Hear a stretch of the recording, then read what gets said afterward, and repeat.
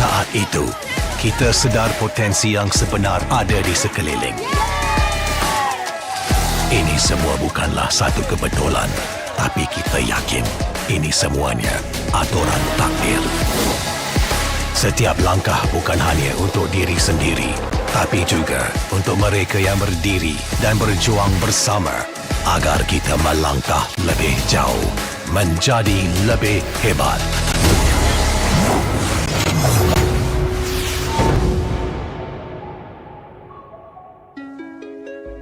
Bangkitlah rakyat Malaysia. Kita bersatu menyokong sepenuh jiwa. Demi jalur gemilang kebanggaan negara. Tiba masanya untuk menjadi greater than ever.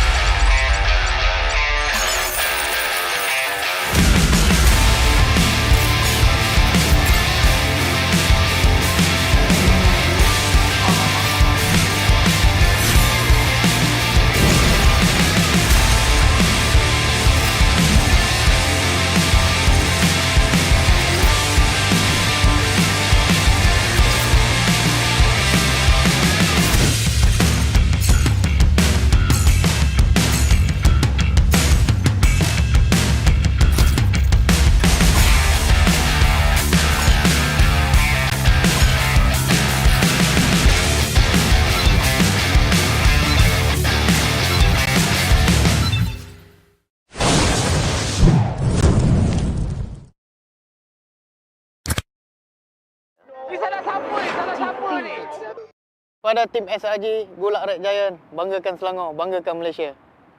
Champion juara wakil Malaysia di time for F6 in Malaysia. Keunggulan ianya tidak hadir dengan mudah. Ia tidak menunggu sesiapa dan ia tidak memilih sesiapa. Keunggulan adalah potensi hebat yang tersembunyi dalam diri. Seperti benih yang menunggu masa untuk bercambah, sedia untuk mekar hingga berkembang indah.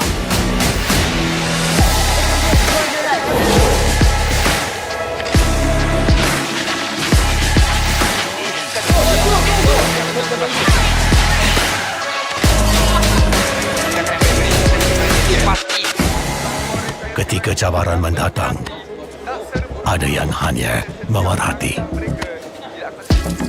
Kekuatan sebenar lahir dari dalam diri. Dibangkitkan oleh jiwa yang menyokong teguh tanpa henti. Kadangkala, saat kita rasa jauh dari apa yang kita impikan, ia muncul dari arah yang tak dijangka. Saat itu, kita sedar potensi yang sebenar ada di sekeliling. Ini semua bukanlah satu kebetulan, tapi kita yakin ini semuanya aturan takdir. Setiap langkah bukan hanya untuk diri sendiri, tapi juga untuk mereka yang berdiri dan berjuang bersama agar kita melangkah lebih jauh, menjadi lebih hebat.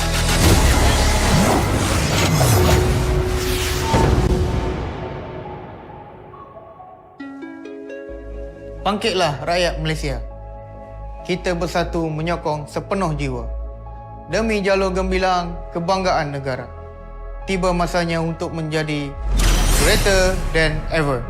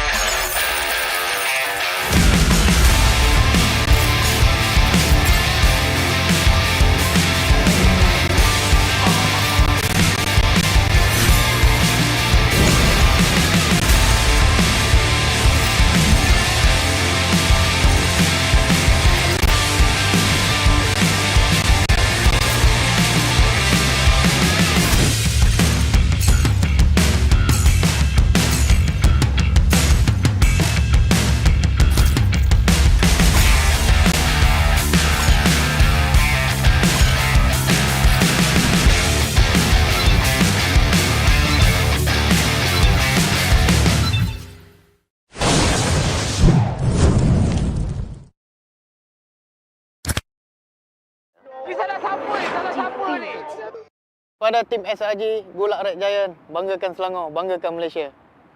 Champion juara wakil Malaysia fight for N6 in Malaysia.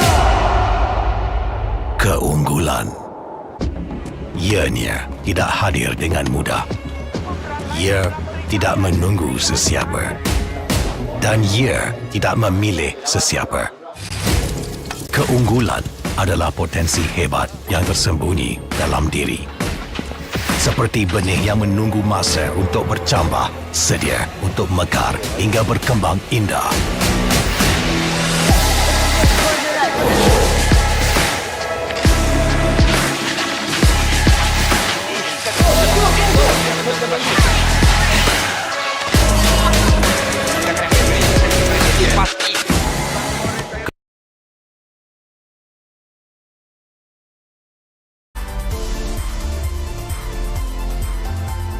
Satharanak Arab Syria Syrian Arab Republic,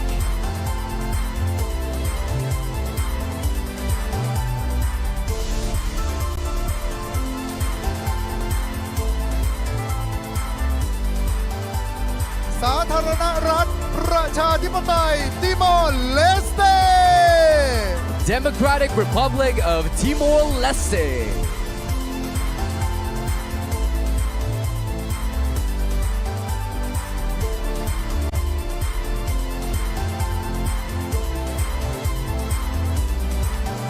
Turkmenistan Turkmenistan,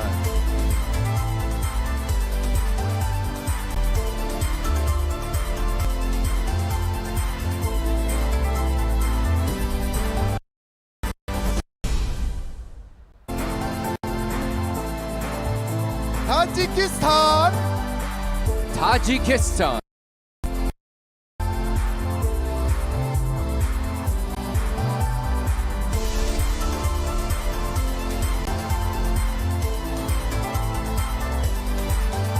Chin Taipei China,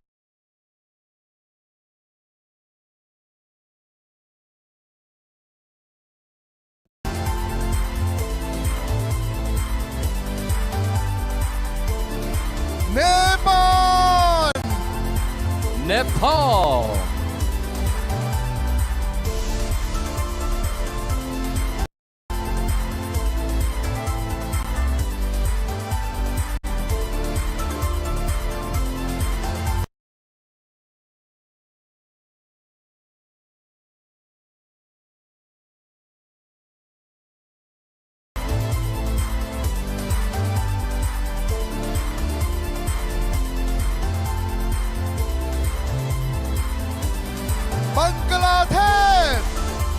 Bangladesh Bangladesh,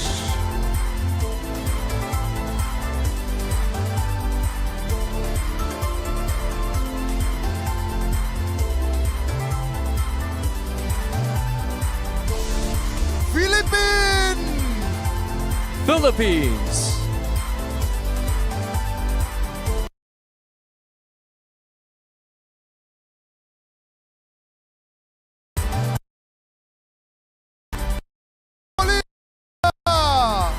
Mongolia,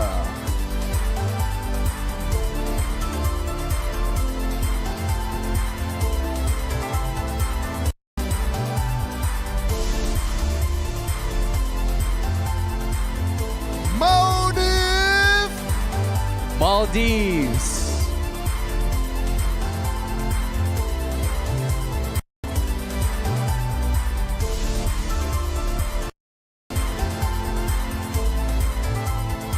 Macau Chin Macau, China,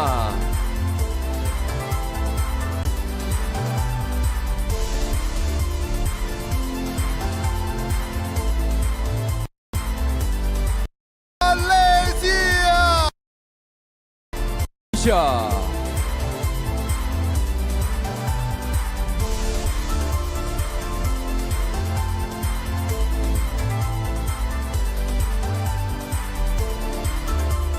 Myanmar Myanmar,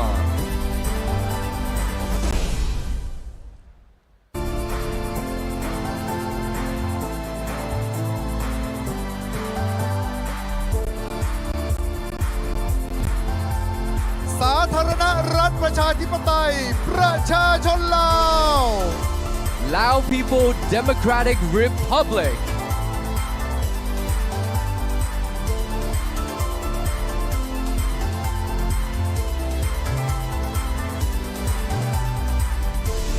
เวียดนาม Vietnam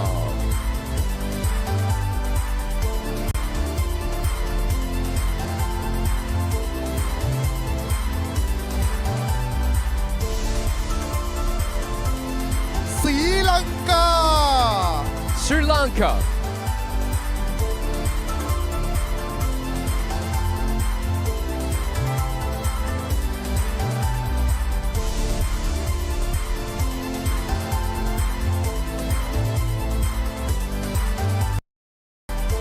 อินเดีย India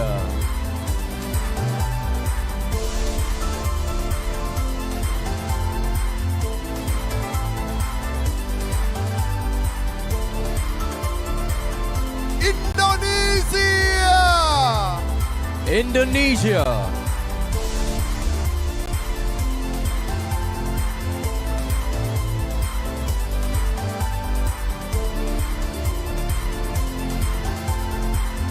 สาธารณรัฐอิสลามอิหร่าน Islamic Republic of Iran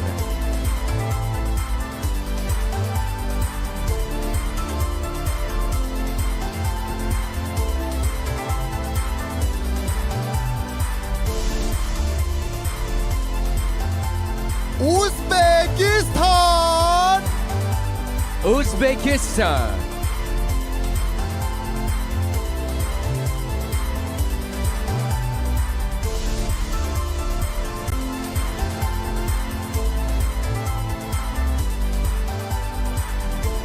ฮ่องกงจีน Hong Kong China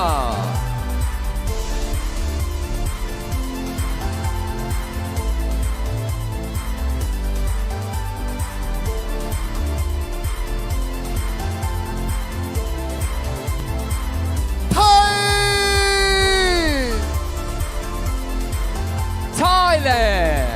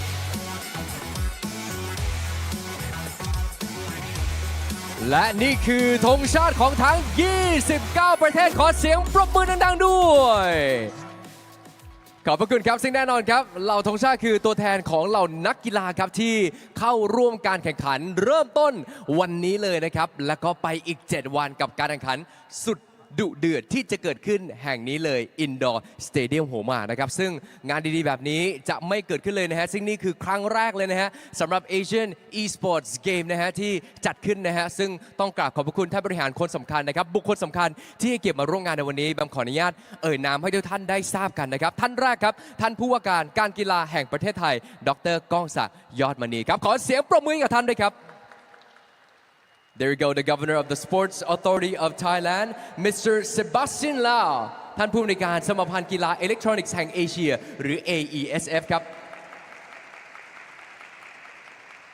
คุณนารีรัตน์อริยประยูนครับท่านบริหารสายงานกลยุทธ์และผลิตภัณฑ์รายย่อยธนาคารกรุงไทยจำกัดมหาชนครับ คุณสันติโหลทองครับท่านนายกสมาคมกีฬา e-sport แห่งประเทศไทยและประธานคณะกรรมการจัดการแข่งขันครับคุณปรีชาลาลุนครับท่านรองผู้ว่าการฝ่ายกีฬาเป็นเลิศและวิทยาศาสตร์การกีฬาคุณยุทธยาจันหีดครับท่านผู้ในวยการฝ่ายธุรกิจกีฬาครับรวมถึงผู้บริหารการกีฬาแห่งประเทศไทยทุกท่านด้วยครับขอเสียงปรบมือด้วยนะฮะพร้อมกับคุณพิจินอภิวันธนาพรครับรองกรรมการผู้จัดการใหญ่บัญชีและการเงินบริษัท IRPC จำกัดมหาชนครับและคุณวราวุฒิเจนธนากุลครับประธานเจ้าหน้าที่บริหารบริษัท Sense Entertainment จำกัดครับขอบพระคุณทุกท่านมากๆเลยจริงๆนะครับและในลำดับแรกนี้ครับผมขอเรียนเชิญนายกสมาคมกีฬา e-sport แห่งประเทศไทยและประธานคณะกรรมการจัดการแข่งขัน Asian Esports Game 2024 ครับได้กล่าวถึงวัตถุประสงค์การจัดงานครับคุณสันติโหลทองขอเสียงปรบมือด้วยครับ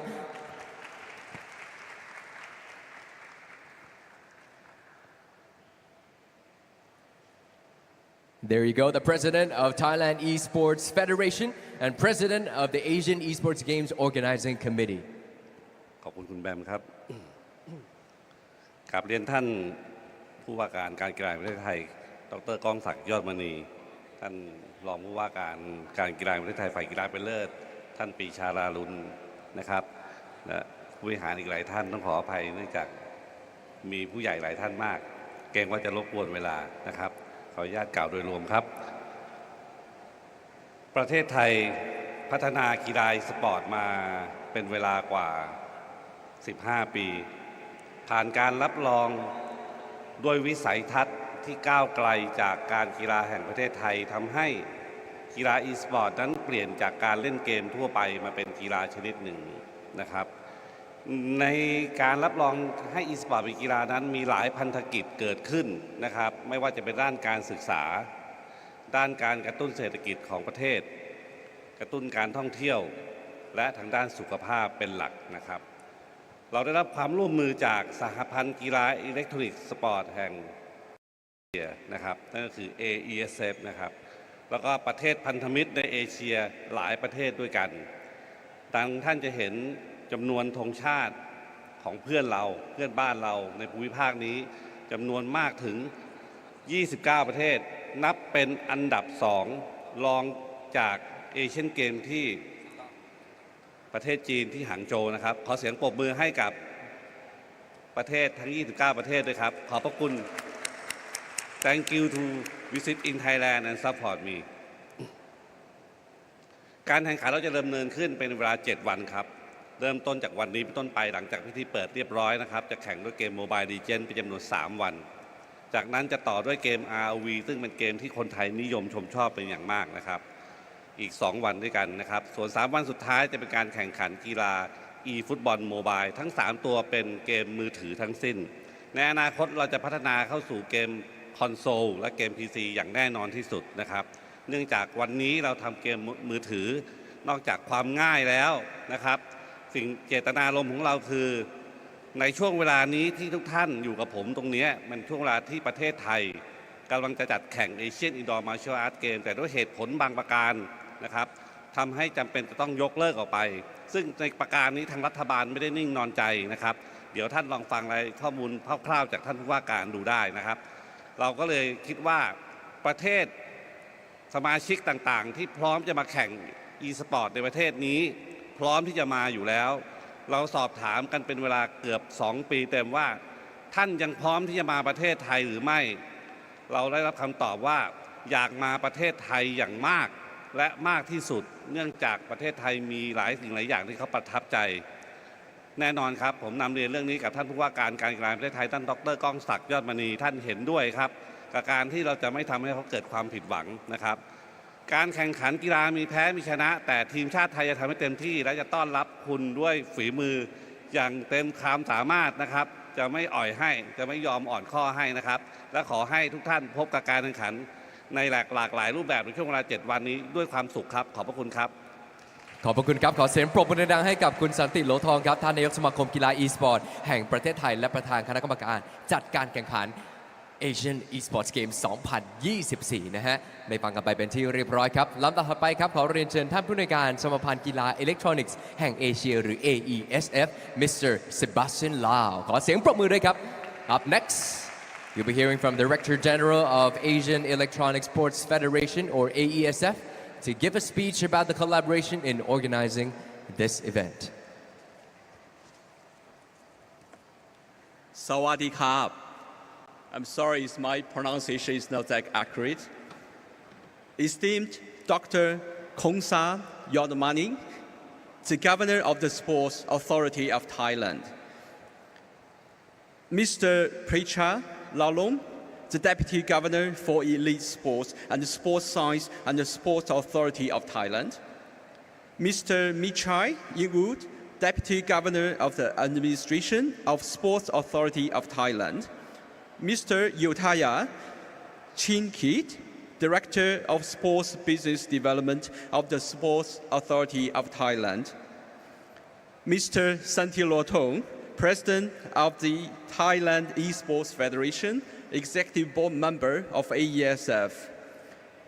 Mr. Azad, Mr. Lokesh, Executive Board Members of the AESF. Distinguished delegates, guests, ladies, gentlemen, Chairman GS of the Asian Electronic Sports Federation Members Associations. A very good morning. On behalf of the President and the Executive Board Member of the Asian Electronic Sports Federation AESF, it is my great pleasure to be here today in Bangkok, the beautiful capital city of Thailand, to witness and celebrate together with all of you another milestone in esports, which is Asian Esports Games AEG. The Asian Esports Games, initiated by the Thailand Esports Federation, THAISIF, with the support from the Ministry of Tourism and Sports and the Sports Authority of Thailand, the National Sports Development Fund of Thailand, and AESF demonstrates Thailand's strong commitment to advancing the growth of esports in Asia. For this, we at AESF are proud to be the partner with THAISIF and support this great event from today for the next 7 days. Thailand's dedication to developing esports strengthens the region's competitive landscape and creates invaluable opportunities for national athletes across Asia to compete in an international stage. This commitment paves the way for sports to promote unity, gender equality, and diversity, while further boosting Thailand esports economy ecosystem ahead of its hosting of the next SEA Games in 2025, where esports will be the official medal events again.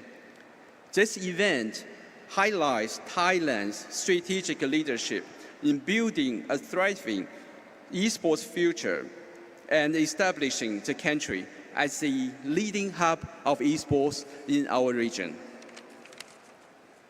Moreover, AESF remains steadfast to its mission to provide opportunities to our member associations across our region. The incredible participation from 29 countries and regions with 179 athletes underscore our collective vision for esports. This includes the historic first, such as the Mobile Legends Bang women's event, featuring 20 teams with debut appearances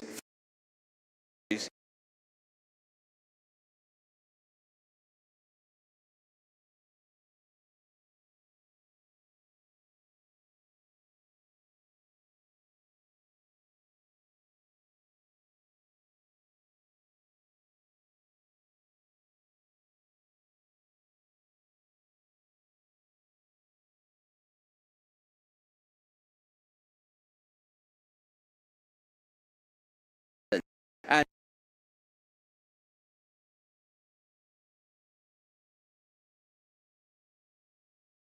esports stage, while others have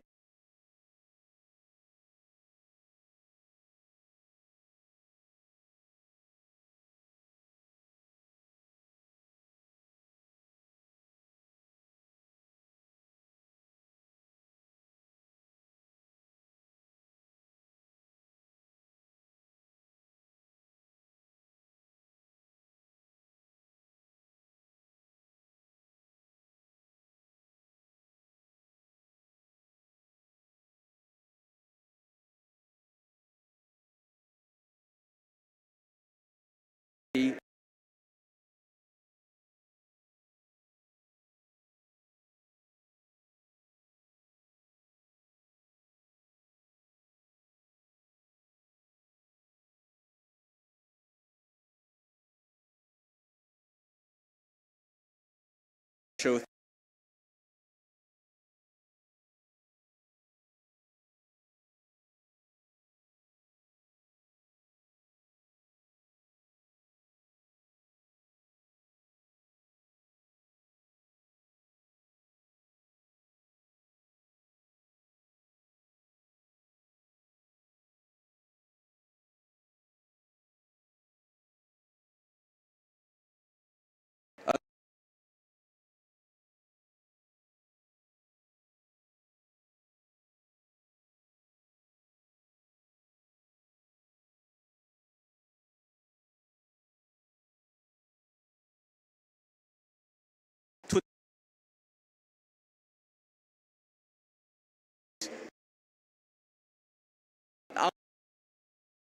in Thailand to try the Thai spicy food, to experience the Thai culture.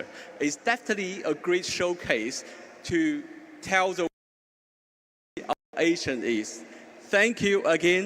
Let's keep the passion, move on. Wish all of you good luck. Carbon Cup. Thank you. Thank you so very much Mr. Sebastian Lau ได้ฟังกันไปเป็นที่เรียบร้อยนะครับตัดท่านผู้อำนวยการสมาพันธ์กีฬาอิเล็กทรอนิกส์แห่งเอเชียหรือ AESF นะโหท่านปิดท้ายด้วยแน่นอนเมื่อกี้เล่าถึงการร่วมมือกันในครั้งนี้นะครับแล้วก็ให้พูดถึงเหล่านักกีฬามาถึงไทยแล้วอย่าลืม explore อาหารอร่อยแล้วก็วัฒนธรรมที่สวยงามของประเทศไทยด้วยนะฮะกราบขอบคุณมากๆนะครับลำดับถัดไปครับทุกท่านกับท่านผู้ว่าการการกีฬาแห่งประเทศไทยครับได้กล่าวเปิดงานอย่างเป็นทางการ So ladies and gentlemen to officially declare the games open please welcome the Governor of the Sports Authority of Thailand ดร.ก้องศักดิ์ยอดมณีขอเสียงปรบมือดังๆด้วยครับ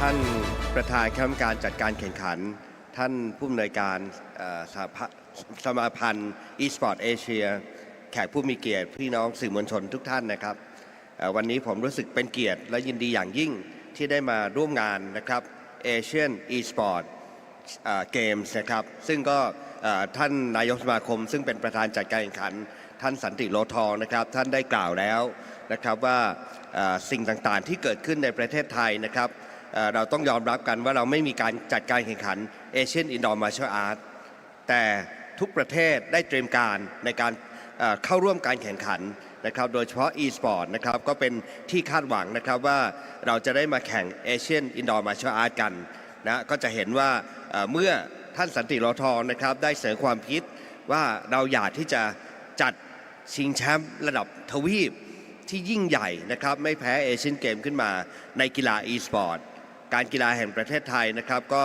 เห็นพ้องแล้วก็เห็นในเจตนานะครับแล้วก็เห็นถึงการคิดริเริ่มที่จะเป็นคุณประโยชน์กับวงการ e-sport ของประเทศไทยอย่างยิ่งเราเดินหน้านะครับพร้อมที่จะสนับสนุนในฐานะเป็นองค์กรภาครัฐในการที่จะส่งเสริมกีฬาทุกชนิดโดยเฉพาะกีฬาที่เป็นความนิยมของวัยรุ่นอย่าง e-sport นะครับเดินหน้าทำให้วันนี้นะครับต้องขอชื่นชมคณะกรรมการจัดการแข่งขันท่านสันติโลทองนะครับและทุกท่านที่มีส่วนเกี่ยวข้องสปอนเซอร์นะครับทุกค่ายนะครับภาคเอกชนที่ได้เห็นความสำคัญของ e-sport และจัด Asian Esports Games ขึ้นมาครั้งแรกนะและผมถือว่าประเทศไทยเป็นผู้ริเริ่มเกมนี้และเราก็อยากที่จะผลักดันนะครับต่อเนื่องต่อไปที่จะมีเป็น Edition 2, 3, 4 ต่อไปในอนาคตนะครับเพราะว่าการริเริ่มครั้งนี้นะครับผมถือว่าเป็นการกำเนิดกีฬาระดับทวีปที่ยิ่งใหญ่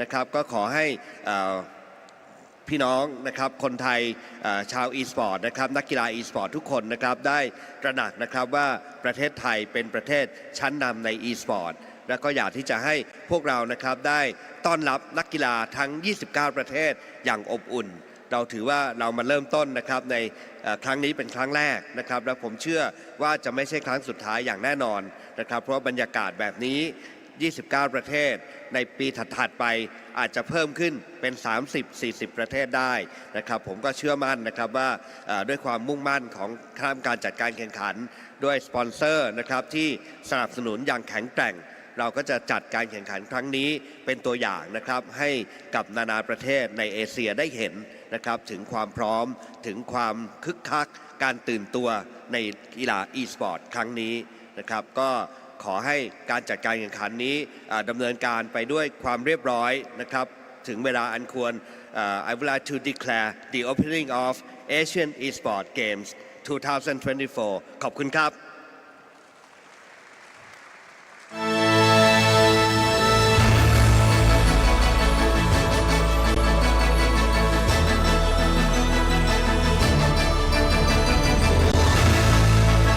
เปิดอย่างเป็นทางการแล้วนะครับขอเสียงปรบมือ Day here ครับ at คือ Asian the Huamak Indoor Stadium in Bangkok, Thailand, as we draw the curtains upon the official opening of the Asian Esports Games Bangkok 2024.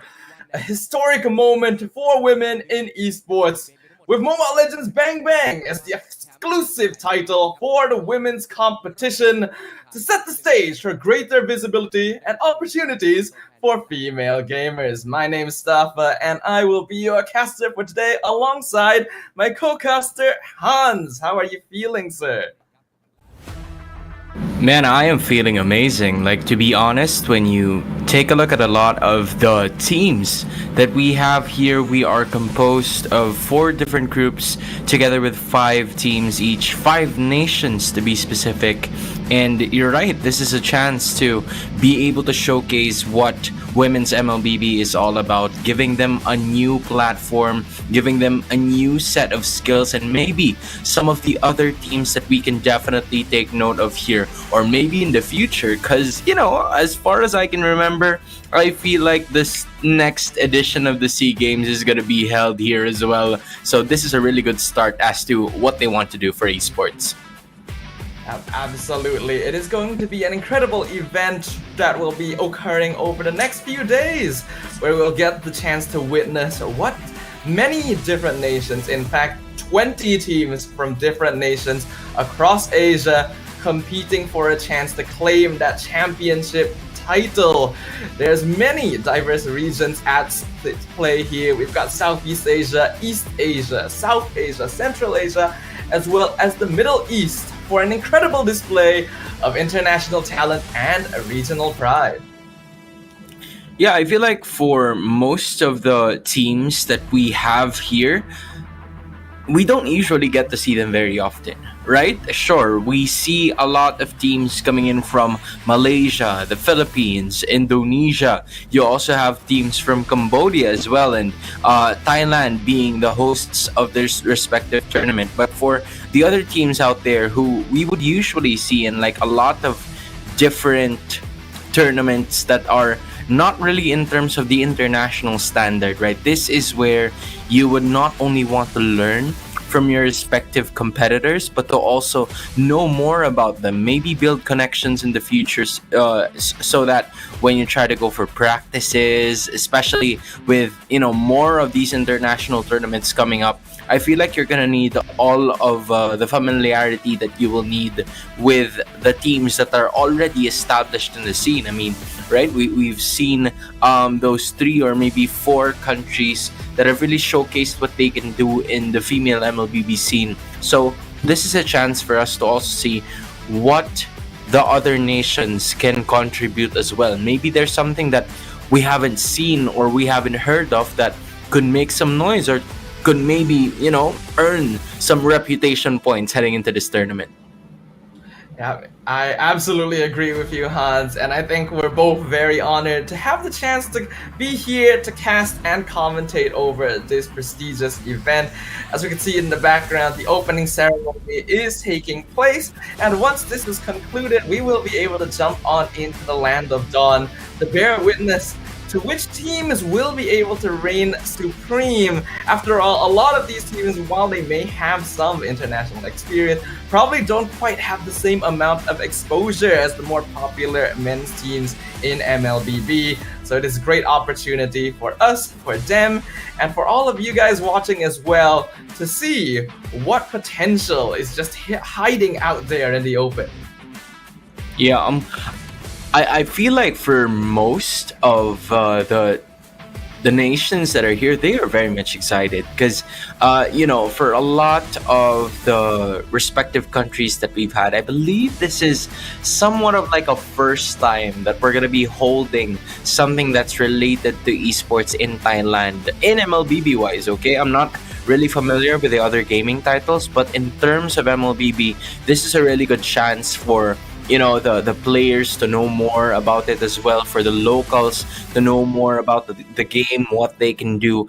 And at the same time, this is also a chance for our respective representatives from the different countries to have another chance to explore another country here, that is Thailand, that is Bangkok, Thailand. I'm sure that there are a lot of delicacies, a lot of they can take note of it. Maybe they've already, roamed for this tournament even started. But I'm sure with all of the festivities that have happened way beforehand, as you see most of the very important people on your screens right now in terms of how we're going to start this off, it wouldn't have been possible without them as well. So yeah, everything really is happening for a reason, and I am sure that it is possible with these guys on your screens.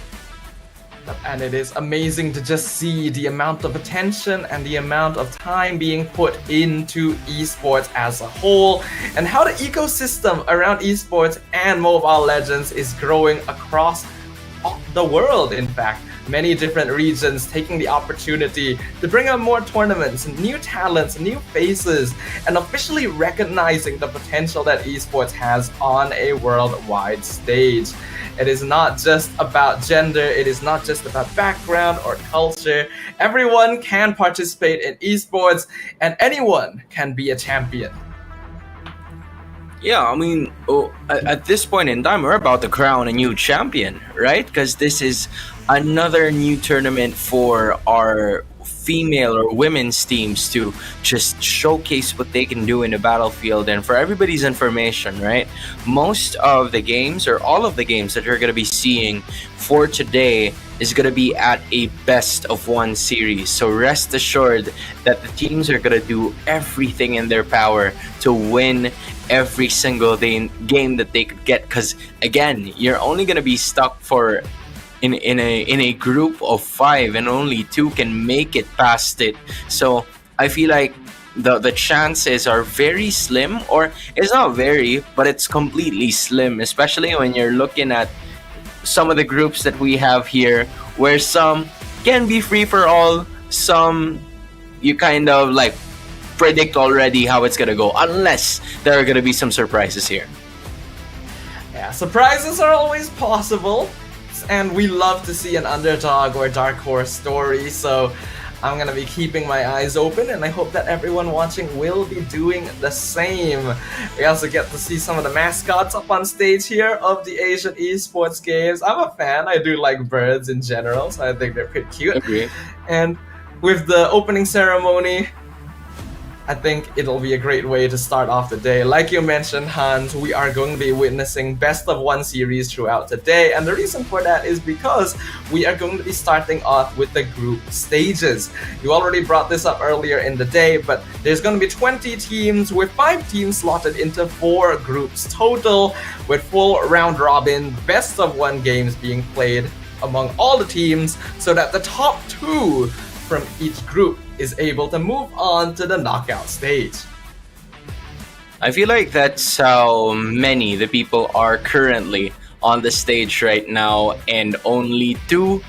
Yeah, that's a bad example. All right, I'm just gonna try to figure something out here on my end, but again, it's nice to see that representatives from different nations are here on stage right now. You see representatives from Indonesia, you see representatives from the Philippines, from Thailand, and also from Vietnam being there as well. So all of them are present, all of them are eager, excited, and very much looking forward to what is about to happen in this specific moment. And you're right, it's really just, you know, a matter of fact on how they would be able to at least maximize on the chances that are given to them, because you only have at least like 4 games to make it into the playoffs, and that is not a lot of games, because usually, right, you'd play more than that if you're practicing or if you're like win streak on ranked games. So I feel like you're really gonna have to make your shots count, and this is the best chance for you to just do that. Yeah, opportunities are plenty, but in best of 1 series, it's gonna be a lot more chaotic, right? The possibility of cheese or surprise picks that you're not quite prepared for are even more possible, which means that a lot of preparation has to be taken going into the tournament, because there are only a few slots to go off into the playoff stage. You don't want to have to go home and the group stage, considering the competition that is at stake here. So I hope that we get to witness some very interesting stuff today.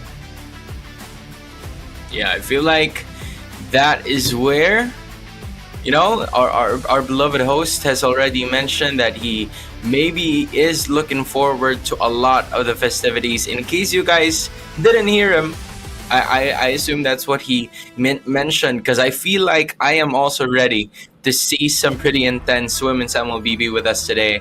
And as of that moment, that's going to be the case here.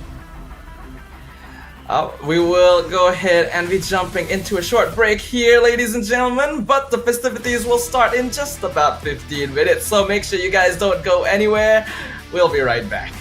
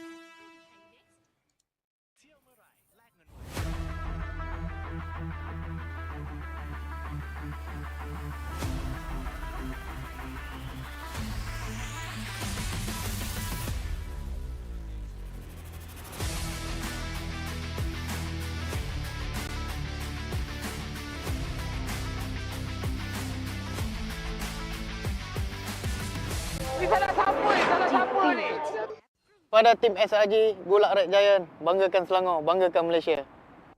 Champion juara wakil Malaysia fight for N6 in Malaysia. Keunggulan. Ianya tidak hadir dengan mudah. Ia tidak menunggu sesiapa. Dan ia tidak memilih sesiapa. Keunggulan adalah potensi hebat yang tersembunyi dalam diri. Seperti benih yang menunggu masa untuk bercambah, sedia untuk mekar hingga berkembang indah.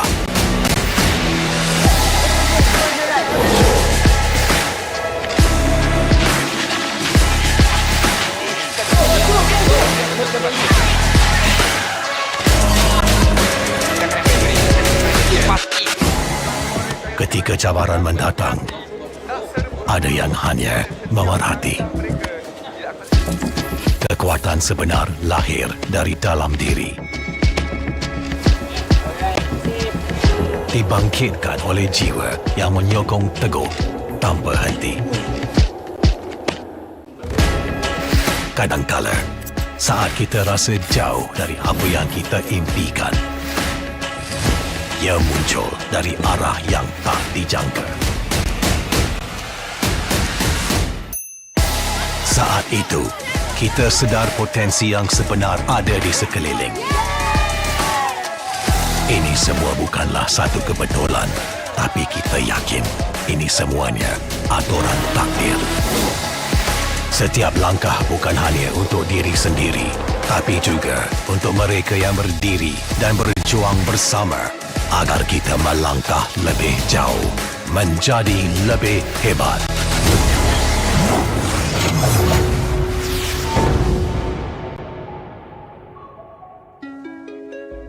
Bangkitlah rakyat Malaysia.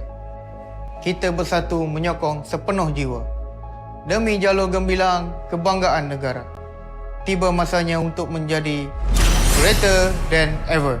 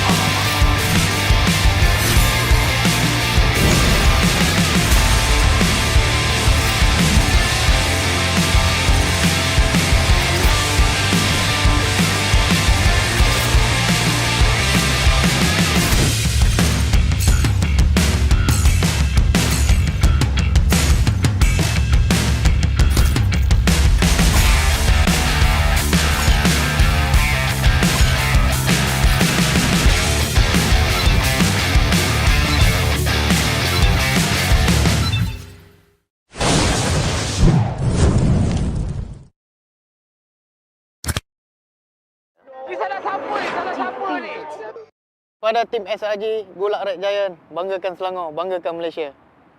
Champion juara wakil Malaysia time for N6 in Malaysia. Keunggulan Ianya tidak hadir dengan mudah. Ia tidak menunggu sesiapa. Dan ia tidak memilih sesiapa. Keunggulan adalah potensi hebat yang tersembunyi dalam diri. Seperti benih yang menunggu masa untuk bercambah, sedia untuk mekar hingga berkembang indah.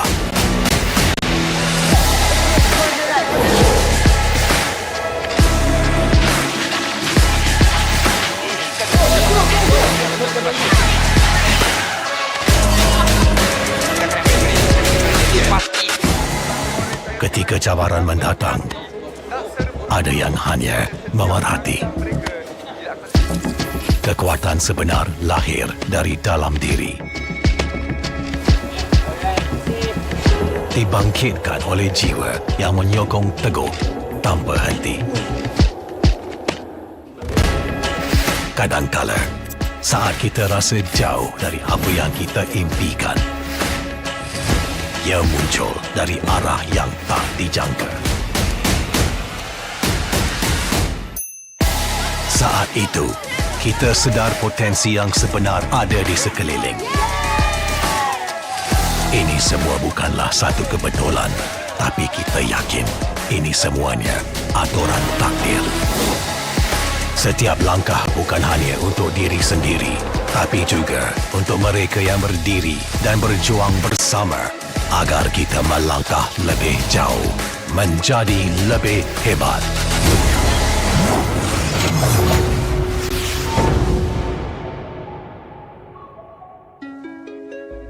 Bangkitlah rakyat Malaysia. Kita bersatu menyokong sepenuh jiwa. Demi jalur gemilang kebanggaan negara. Tiba masanya untuk menjadi greater than ever.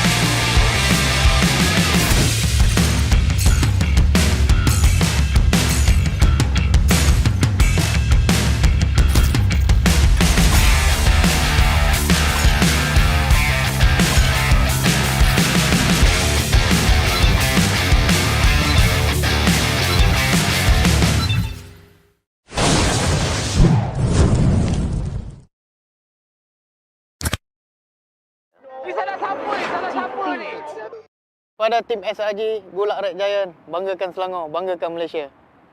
Champion juara wakil Malaysia Time for N6 in Malaysia. Keunggulan.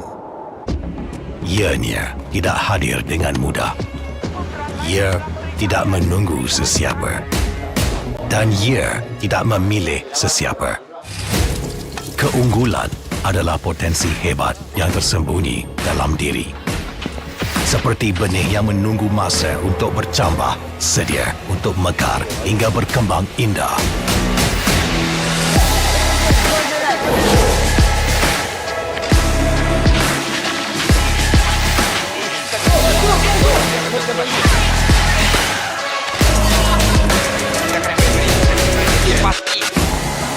Ketika cabaran mendatang, ada yang hanya memerhati. Kekuatan sebenar lahir dari dalam diri. Dibangkitkan oleh jiwa yang menyokong teguh tanpa henti. Kadangkala, saat kita rasa jauh dari apa yang kita impikan, ia muncul dari arah yang tak dijangka. Saat itu, kita sedar potensi yang sebenar ada di sekeliling. Ini semua bukanlah satu kebetulan, tapi kita yakin ini semuanya aturan takdir. Setiap langkah bukan hanya untuk diri sendiri, tapi juga untuk mereka yang berdiri dan berjuang bersama agar kita melangkah lebih jauh, menjadi lebih hebat.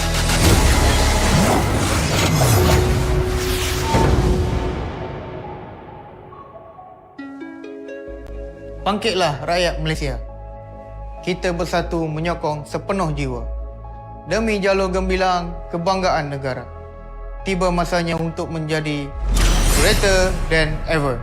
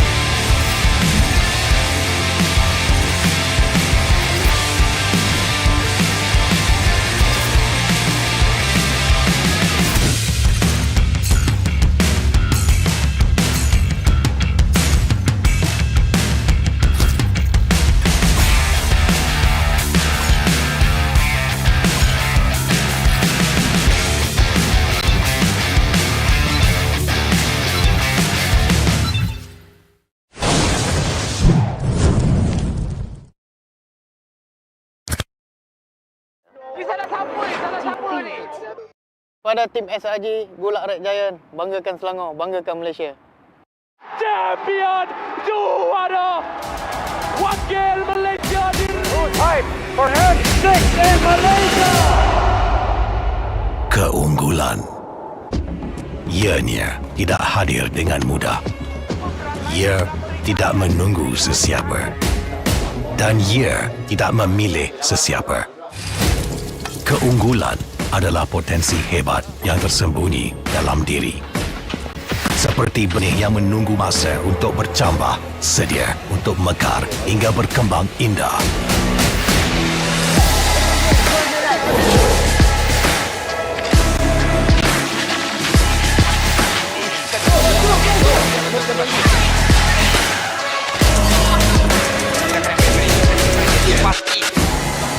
Ketika cabaran mendatang, ada yang hanya memerhati.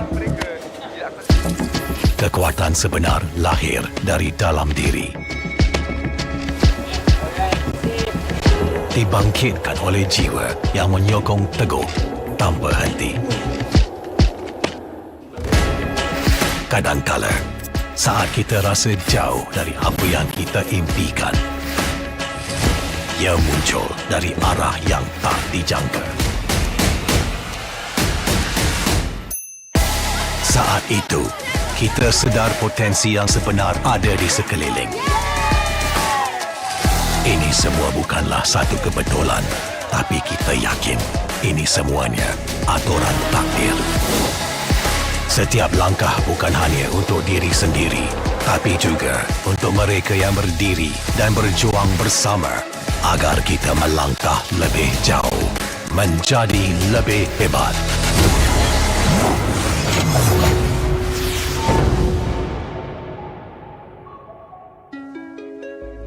Bangkitlah rakyat Malaysia. Kita bersatu menyokong sepenuh jiwa. Demi jalur gemilang kebanggaan negara. Tiba masanya untuk menjadi greater than ever.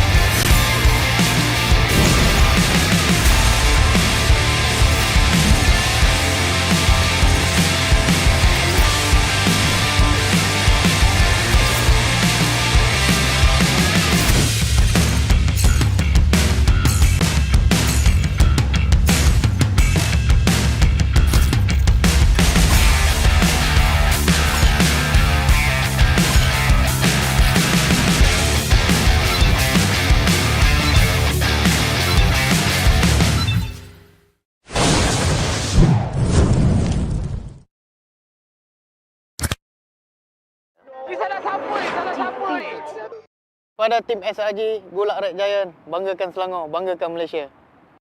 Champion juara wakil Malaysia di time for M6 in Malaysia. Keunggulan. Ianya tidak hadir dengan mudah. Ia tidak menunggu sesiapa. Dan ia tidak memilih sesiapa. Keunggulan adalah potensi hebat yang tersembunyi dalam diri. Seperti benih yang menunggu masa untuk bercambah, sedia untuk mekar hingga berkembang indah.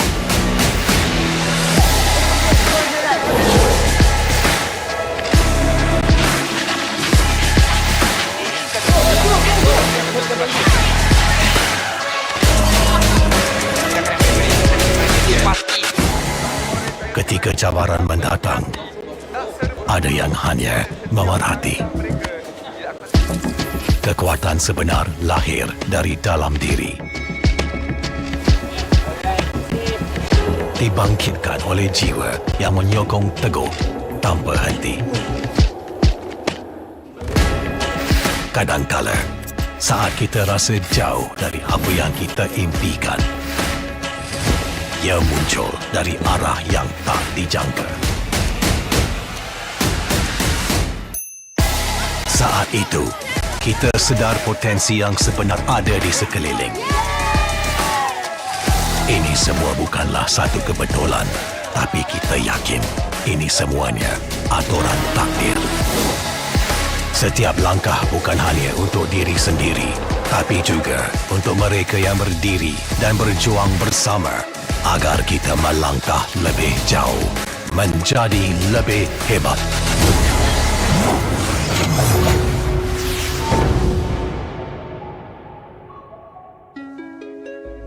Bangkitlah rakyat Malaysia.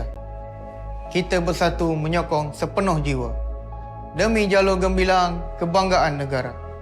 Tiba masanya untuk menjadi greater than ever.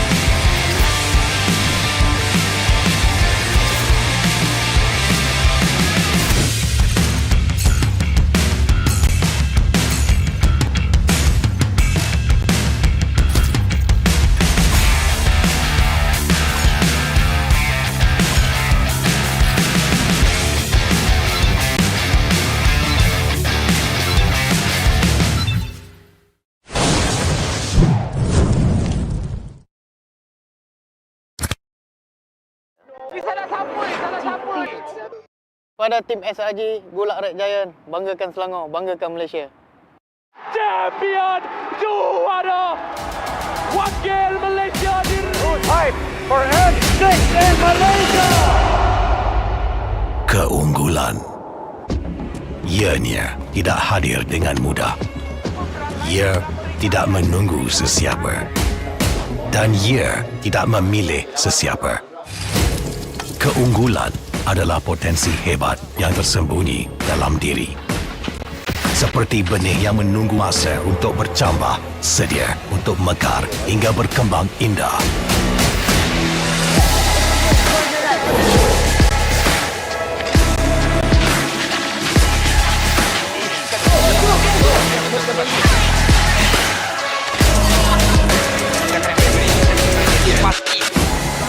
Ketika cabaran mendatang, ada yang hanya memerhati.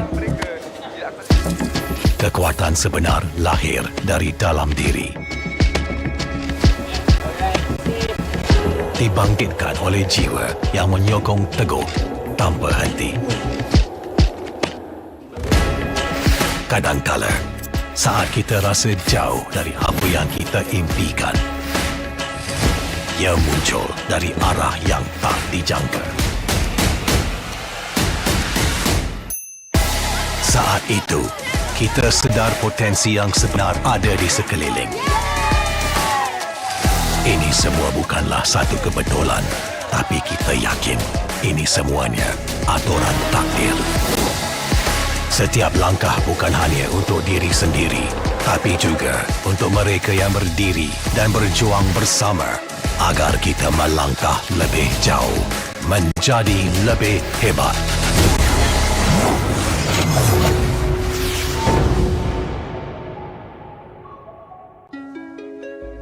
Bangkitlah rakyat Malaysia. Kita bersatu menyokong sepenuh jiwa. Demi jalur gemilang kebanggaan negara.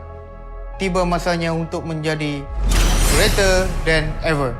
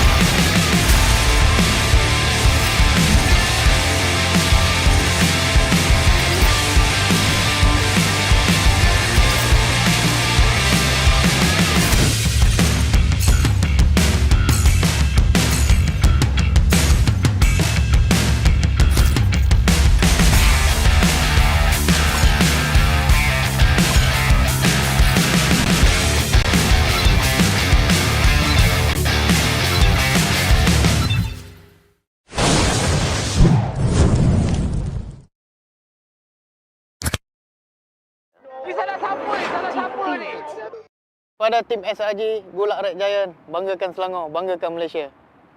Champion juara wakil Malaysia time for N6 in Malaysia. Keunggulan. Ianya tidak hadir dengan mudah. Ia tidak menunggu sesiapa. Dan ia tidak memilih sesiapa. Keunggulan adalah potensi hebat yang tersembunyi dalam diri. Seperti benih yang menunggu masa untuk bercambah, sedia untuk mekar hingga berkembang indah.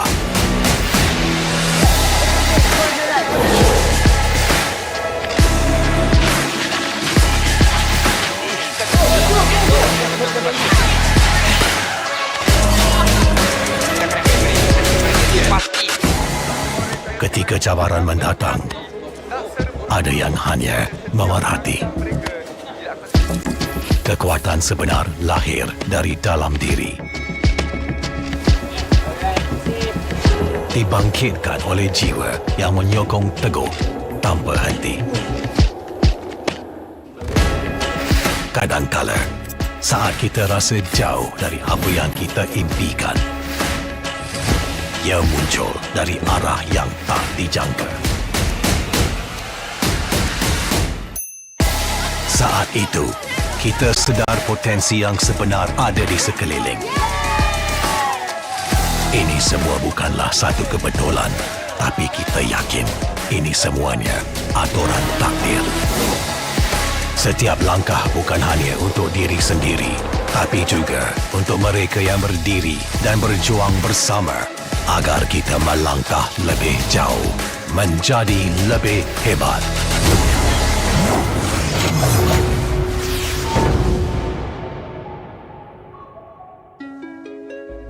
Bangkitlah rakyat Malaysia.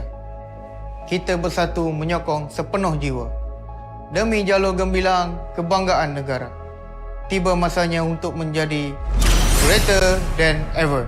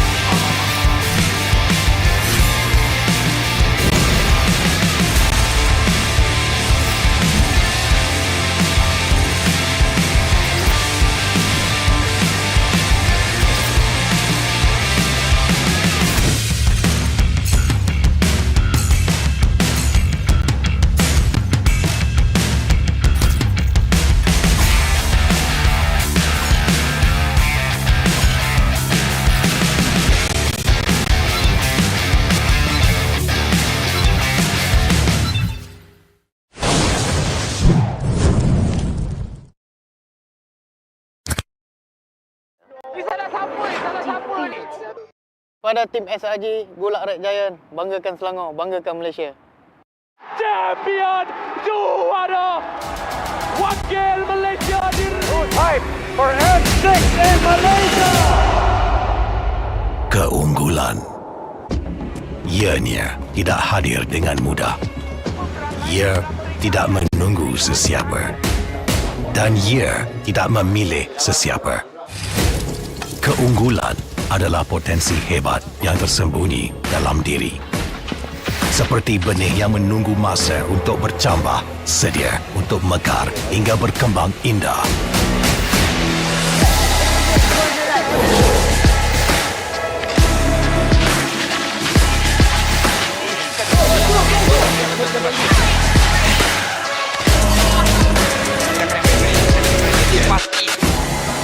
Ketika cabaran mendatang, ada yang hanya memerhati.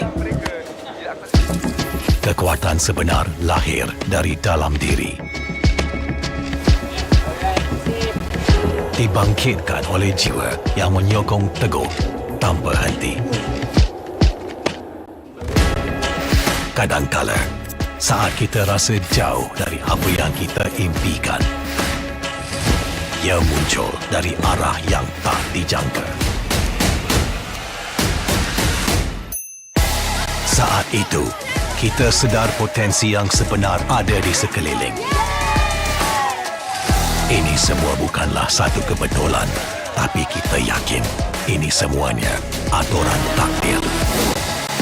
Setiap langkah bukan hanya untuk diri sendiri, tapi juga untuk mereka yang berdiri dan berjuang bersama agar kita melangkah lebih jauh, menjadi lebih hebat.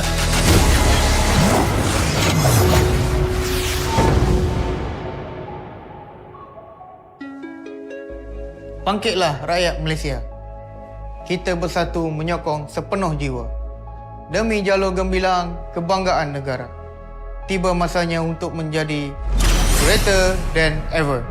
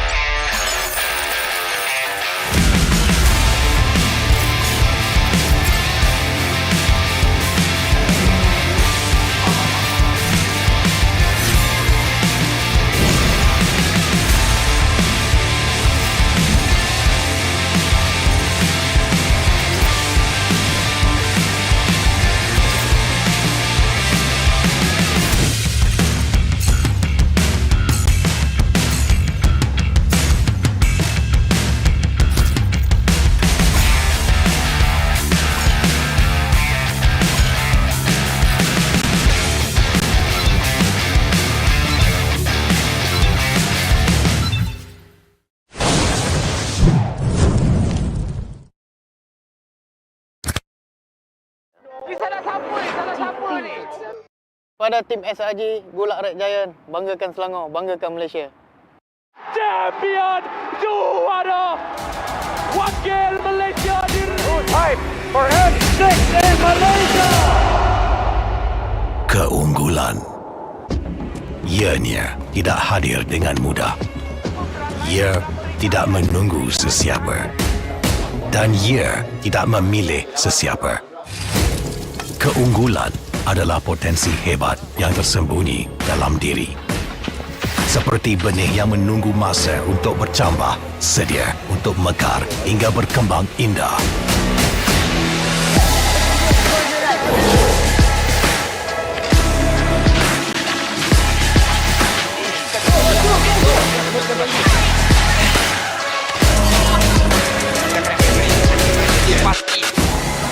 Ketika cabaran mendatang, ada yang hanya memerhati.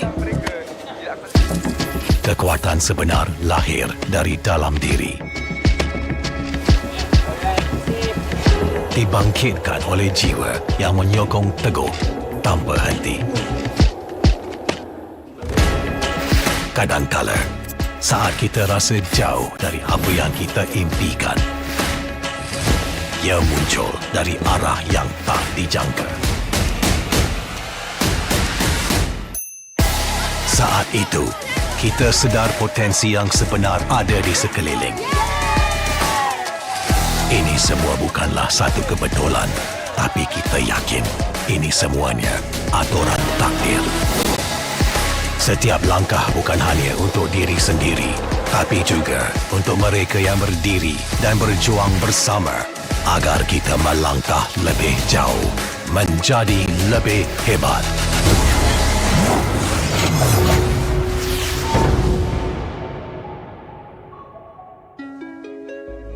Bangkitlah rakyat Malaysia.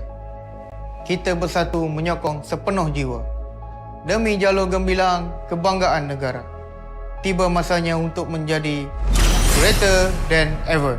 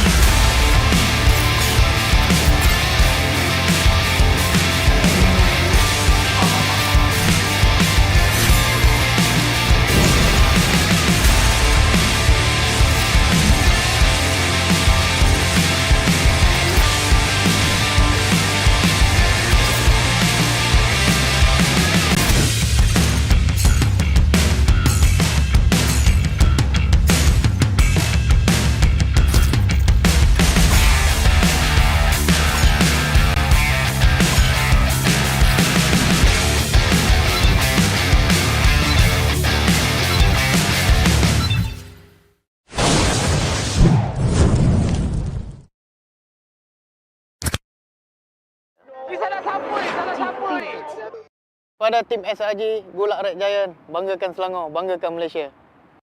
Champion juara wakil Malaysia time for N6 in Malaysia.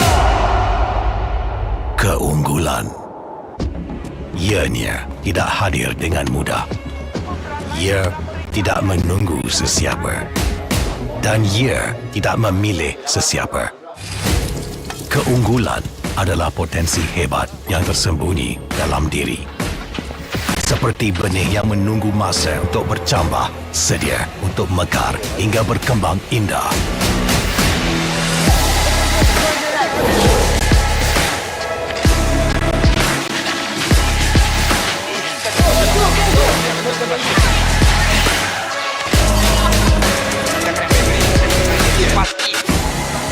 Ketika cabaran mendatang, ada yang hanya memerhati. Kekuatan sebenar lahir dari dalam diri. Dibangkitkan oleh jiwa yang menyokong teguh tanpa henti. Kadangkala, saat kita rasa jauh dari apa yang kita impikan, ia muncul dari arah yang tak dijangka. Saat itu, kita sedar potensi yang sebenar ada di sekeliling. Ini semua bukanlah satu kebetulan, tapi kita yakin ini semuanya aturan takdir. Setiap langkah bukan hanya untuk diri sendiri, tapi juga untuk mereka yang berdiri dan berjuang bersama agar kita melangkah lebih jauh, menjadi lebih hebat.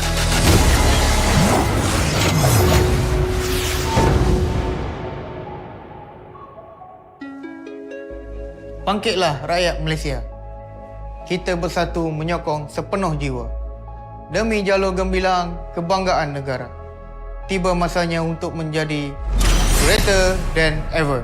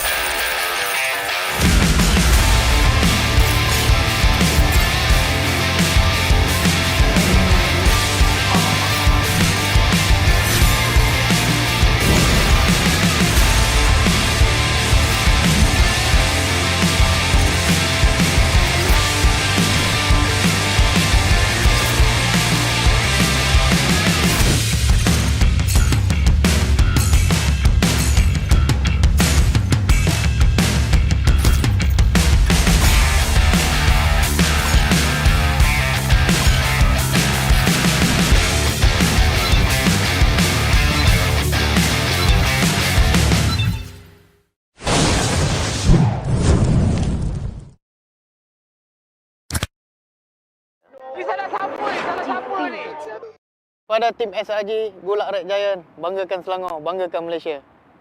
Champion juara wakil Malaysia di time for N6 in Malaysia.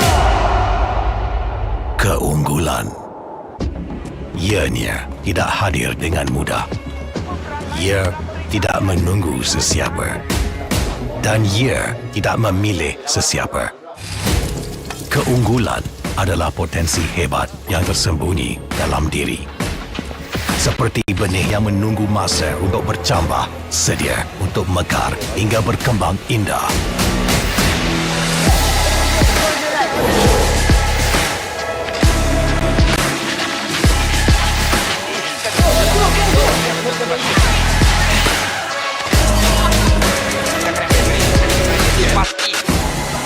Ketika cabaran mendatang, ada yang hanya memerhati. Kekuatan sebenar lahir dari dalam diri. Dibangkitkan oleh jiwa yang menyokong teguh tanpa henti. Kadangkala, saat kita rasa jauh dari apa yang kita impikan, ia muncul dari arah yang tak dijangka. Saat itu, kita sedar potensi yang sebenar ada di sekeliling. Ini semua bukanlah satu kebetulan, tapi kita yakin ini semuanya aturan takdir.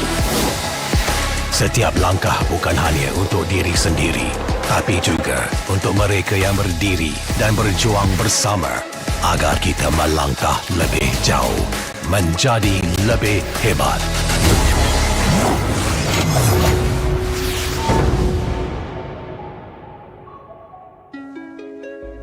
Bangkitlah rakyat Malaysia.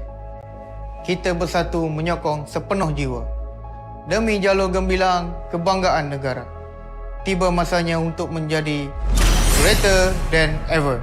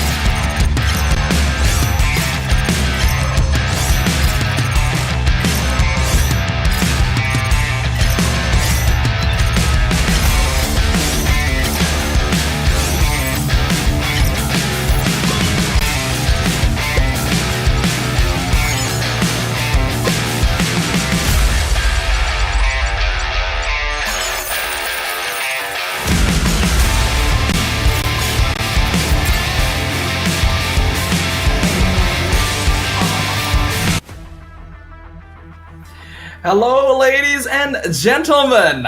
Welcome to the Asian Esports Games Bangkok 2024.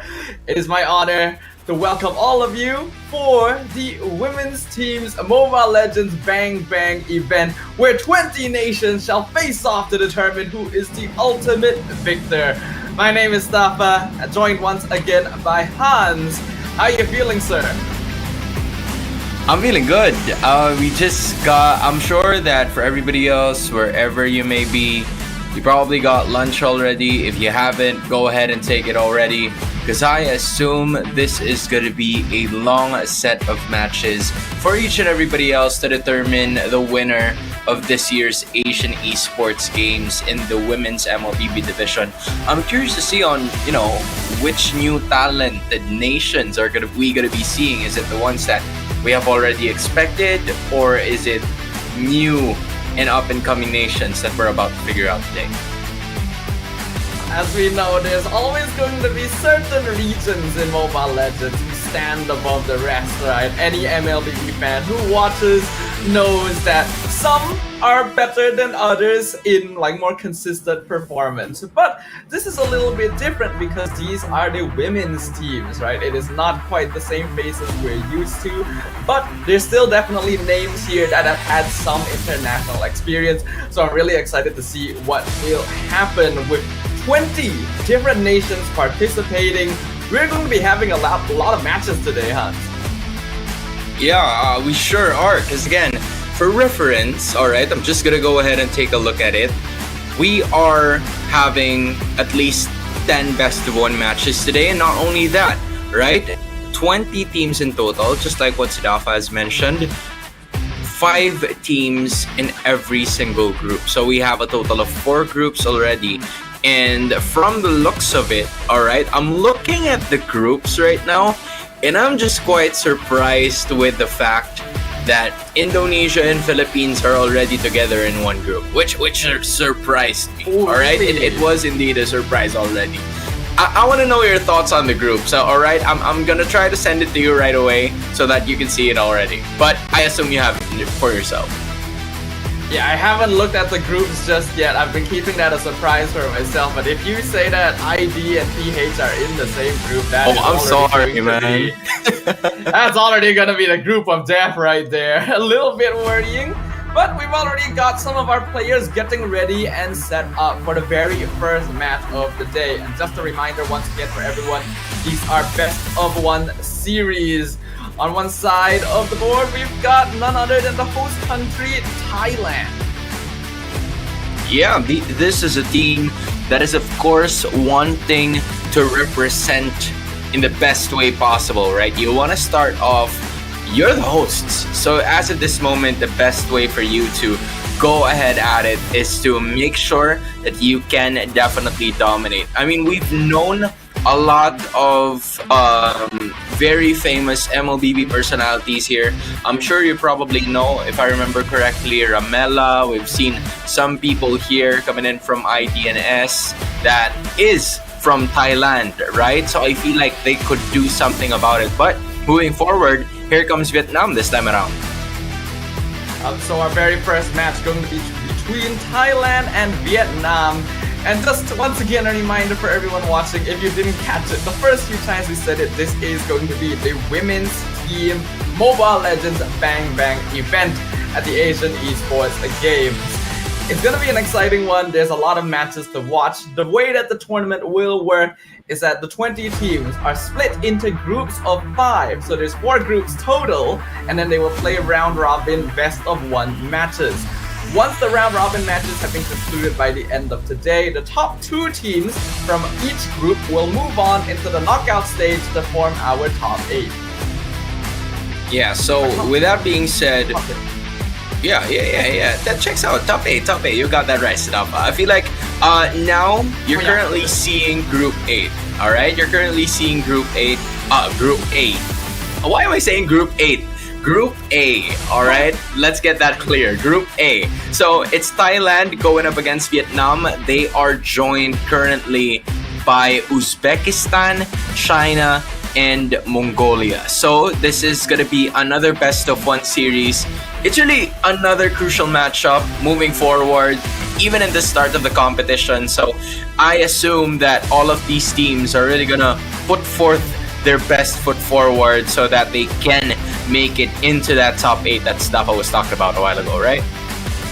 Yeah, top 8 knockouts will be much more comfortable since once we head into the knockout stage, it is going to be the usual double bracket elimination format. So at the very least, they will have that second life if they end up losing a match there. But in the group stages, there's no such thing. Every single match matters. It is all about the points that you are able to earn here so that you can make it to that top-notch group.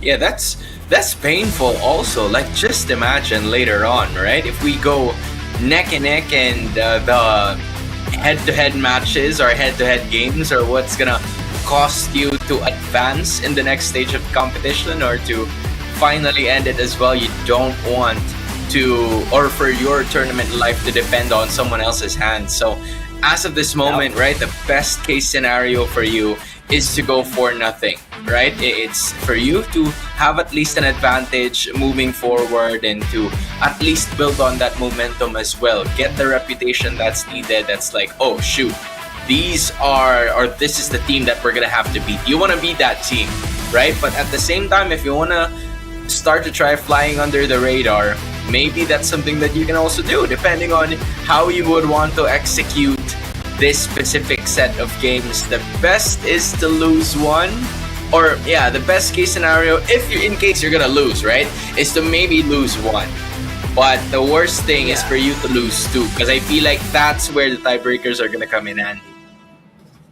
Yeah, I think in the end the safest is of course to win all of them, but you can probably afford to at most lose one game in your group and still feel safe that you could move on forward. But without further ado here, ladies and gentlemen, we are going to be jumping into the draft for game number 1.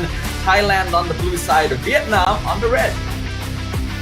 Alright, so for Thailand, we have Mirali, Ri, Leon King, Blitzbeat, and Isu Ace. For Vietnam, we have Daisy, Sa, Chelsea, Kao Cute Ka, and Crystal. Alright, I feel like this is a different set of players from what we're accustomed to see. This is another chance for them also to introduce themselves as well. But as of the moment, pretty similar in terms of that, you know, banning phase as we speak.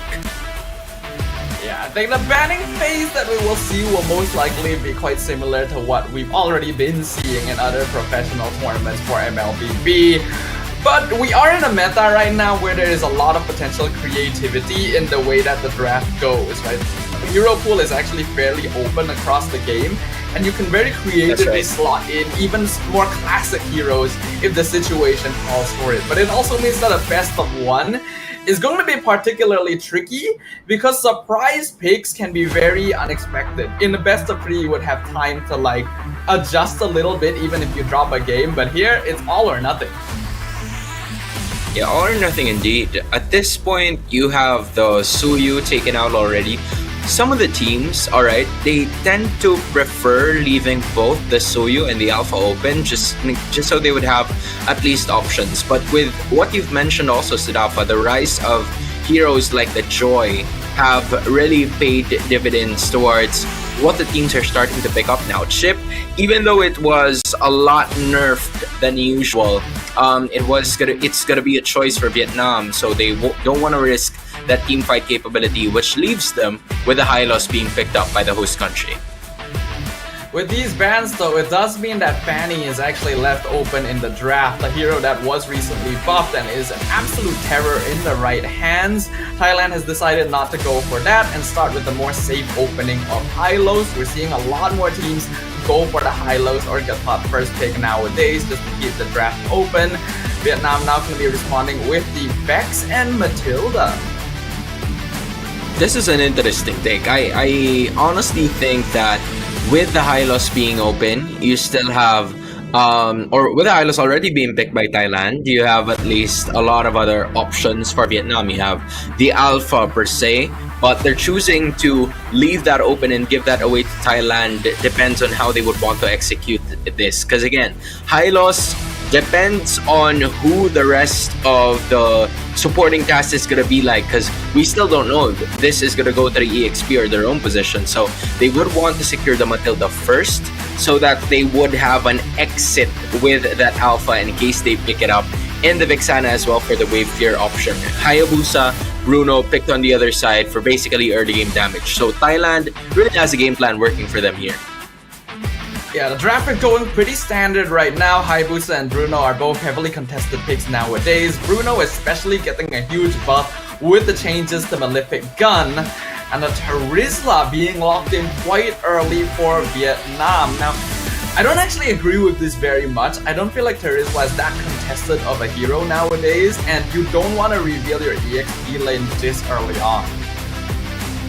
You're absolutely right about that. I feel like in terms of the roles that are given by Vietnam currently, we kind of like already know where each of those heroes are gonna go. Meanwhile, on the other side, right, for Thailand, you're still not completely sure on where that Hylos is gonna be, so it leaves some sort of flexible option here, because I feel like Terizla could do very well against that Hylos in the EXP lane. However, this gives a chance for Thailand to at least adjust on that one. You still have a lot of heroes open for you. You even have Phobius. Maybe if you want something else, you have the Gacha as well, right? A lot of options here that could really go with a full-on engaged tactic that Thailand wants to go for here. But as of the moment, that's the Aurora and the Sicilian taken out by Vietnam. And I was talking about that Alpha a while ago. Thailand's not willing to let it go. Yeah, I actually feel like Vietnam should have considered locking in Alpha instead of Terizla here, because the Alpha Matilda combination is very, very powerful. And then if you combine it with Vexana for counter engage, it would already be a very solid opening while leaving your EXP lane a bit more flexible, since Vietnam does have that last pick, right?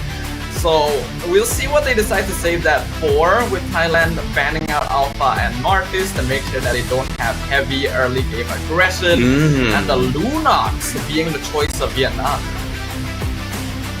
Completely different options here for Vietnam, because again, they're going to be going up, the Lunox is going to be going up against the Bruno, and Bruno is going to have a field day in terms of getting that early game farm just because of the damage that he possesses. So with that being said, the Lunox is going to be assisted here by at least the mid lane trio, and we are still yet to figure out on who that jungler is going to be like. I'm thinking more of like a Nolan, just so there would be enough farming speed that could match up with a Hayabusa as well, especially when you have the Edith and the Valentino on the other side. But instead, they're going with an Export. It's an interesting choice now.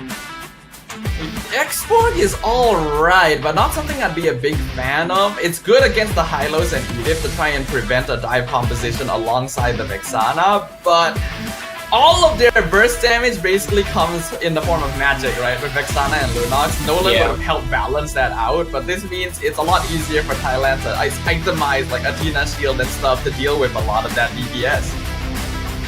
Yeah, at this point, if you are Vietnam, what you would probably do here is to find a way that you can get wave clears as much as possible. You're not supposed to play that early game, which is, the reason why I really think that there's a disconnect with the lineup that Vietnam has showcased to us as we speak. Because again, if you currently saw it, right, of course our friends are right over there already, but in case you guys saw it, the Matilda was picked up together with the Vexana, and then you have a Lunox on your side. So at some point, Matilda's advantage is specifically at the early portions of the game, right? So you would expect that they would have to build on something like, I don't know, maybe a Beatrix. I think a Beatrix would have worked in that composition as well, but unfortunately, again, this is a best of one series, and if you are comfortable with the heroes that you're going to be picking, then why not? You can have a chance to win. Yeah, I think probably the reason they went Lunox anyway is because Bruno is gonna straight up win lane against most other options. Like a lot of teams will pick up heroes like Hari, for example, just to try to match that early game advantage somewhat.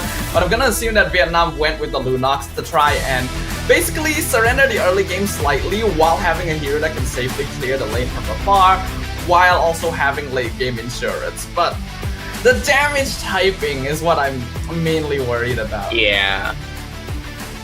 I mean, if you're, you know, at some point the damage output, there's not a lot of DPS, honestly, from Vietnam, right? Now, not a lot of, yeah, you do have an abundance of maybe wave clear and magic damage just because you have the Vexana on your side already. Maybe the export could also help in terms of how they could allocate those team fights. They have a lot of AoE damage, so maybe that's something that they could capitalize on, work on a lot of those other targets. But when you take a look at the other side, right, you have two ways to engage if you are Thailand here. You have the glorious pathway coming in from the Hylos, a red carpet, if I would say, because again, it just propels you to be ultimately aggressive when you would want it. And in addition, you also have the advantage of the onward whenever, so you can get a winning condition as long as that onward tends to hit. So that's some of the things, or one of the many things, that Vietnam needs to at least deny in terms of the composition that they have. Yeah, I completely agree with you, Hans. I do feel like Thailand has a slightly more solid lineup overall, right? Their early to late game scaling is very good with Hayabusa and the Bruno, and they have multiple ways of setting up with the Edith and the Hylos, like you mentioned, while the side of Vietnam needs time to really get off the ground, right? They don't really have early game burst damage that they can rely on outside of Vexana, and even then, that's very conditional. So it's gonna take, they gotta make sure that they don't allow Thailand to get too much of an early game lead. Otherwise, it should be quite an easy curve for them. Because when you think about it, right, the early game advantage will really go to the Bruno in the first few minutes of the game. Because, man, just imagine if that Bruno and Matilda went together. I think that's the thought process of Vietnam in that further draft, right? During that start, they had the option to pick up both the Bruno and Matilda, but instead, they really didn't go for that because maybe they're looking at comfortability for their mid laner. They wanted to pick up a hero that she's going to be able to utilize very well, and to them, that is the Vexana. It's very much respectable.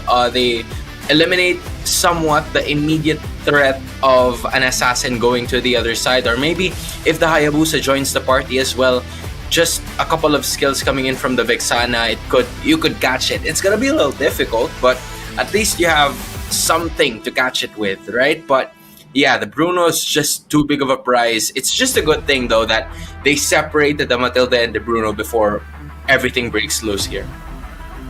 Yeah, that, like, Bruno with any sort of like enchanter support is usually going to be a monster in lane. Though nowadays we don't really see supports babysitting the gold lane as much anymore, so it might be a little less to worry about, but the possibility is always there, right? That's why you gotta avoid that. While the Vexana is like a safe pick and actually a pretty okay solution to Hylos, I still don't really like the fact that it was picked that early on though. Like, yeah. I think they could have kept things open. They could have even started with Matilda Alpha, and that would have been okay to me as well. So we'll see how this ends up working out. Yeah, not only that, right? We also have the Terizla. I feel like that's one of the spicy picks as well. It depends on how they would want to execute it. Because like, for most of the time that I've seen it, we've seen Hilda go first pick, and that's already banned, and then we've also seen a lot of other different heroes, and then those were also banned. So I feel like the Gatot Kacha hasn't even been noticed in this game, you know, which kind of like surprised me, because at some point in time, you're really gonna have to use that guy, you're gonna have to use that hero to just make sure to set up as possible. But the Terizla could maybe do the same, although a lot of people are saying that I think Gatot Kacha is the upgraded version of Terizla. I don't know if you share the same sentiment, but I want to know your thoughts on it too. I think there is definitely a similarity in like the frontlining and the way that their ultimates work, but I feel like they still kind of fulfill separate roles. Every single time I cast and I see a Gatok Hacha, I always say that I believe this hero, even as the roamer, should be the secondary initiation. He should not be the first hero into the fight, because it's very difficult to land Avatar the Guardian without some other form of setup. So in a position, Terizla can very easily start fights with penalty zone. And I think he's generally a little bit more tanky without relying too much on conditions. That's why he can go like Flicker instead of having to use Revitalize. But honestly, they both can fulfill similar roles as long as the team composition is built properly around them. I like it. I like the thought process there. You're right. In terms of like the similarities of their skill sets, I feel like, you know, the first skill of that Terizla can also match well with the first skill of the Gatot Kacha. However, the duration of their ultimates, that's where it kind of like makes a difference, right? It boils down to the second, or maybe just even a millisecond, but it kind of takes a little longer than you would expect coming in from a Gatot Kacha. So even though I would say it's much more durable than the Terizla, if you want to go ahead and land on those team fights immediately, which is, I think, the strength of the lineup that was brought about by Vietnam here, they could definitely stand a chance. Just, you know, at least land 1 to 2 of those penalty zones and have an immediate follow-up damage.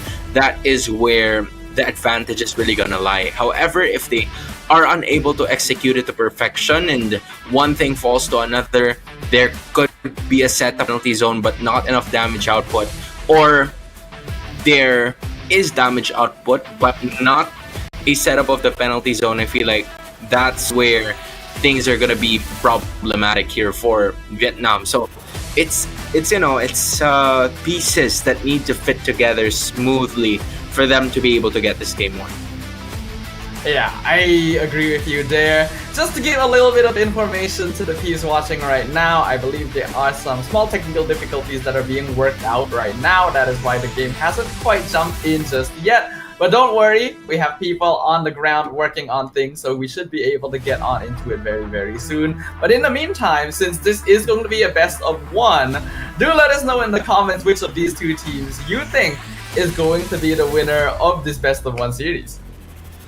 Yeah, I mean, I think from the draft, right? I'm gonna start it off just so our audience could have a little bit of like a deeper understanding towards it. But from the draft, I really do think that the host country is gonna be able to get this one. Just the lineup is much more, easier to execute, and then you also have options here that could go from an early to the late game. The damage output is there, which, you know, really boils the reason as to why I think they're going to be getting this game number 1. What do you think?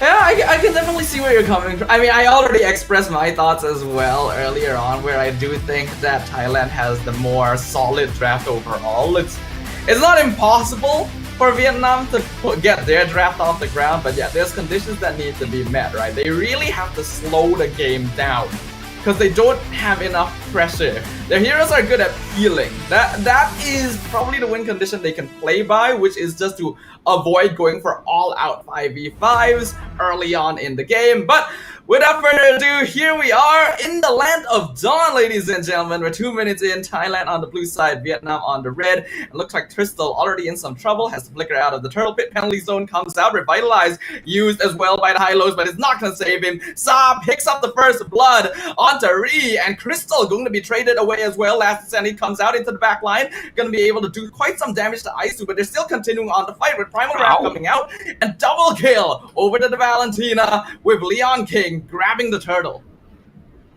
Yo, Stafa, I feel like you got insanely surprised because as soon as we got in, the fight has immediately started, but you got it anyway. And just like what we expected, right? An immediate surge coming in from Thailand, already getting 3 kills in 3 minutes. That's a kill per minute there for the host country as they're doing their best to just maximize every single opportunity here. Once they have someone from Vietnam that is completely overextended in their base, they will make sure that one of those girls are going to be brought down. And as of this moment, 3 minutes in, it is all good, and they are safely securing it for themselves.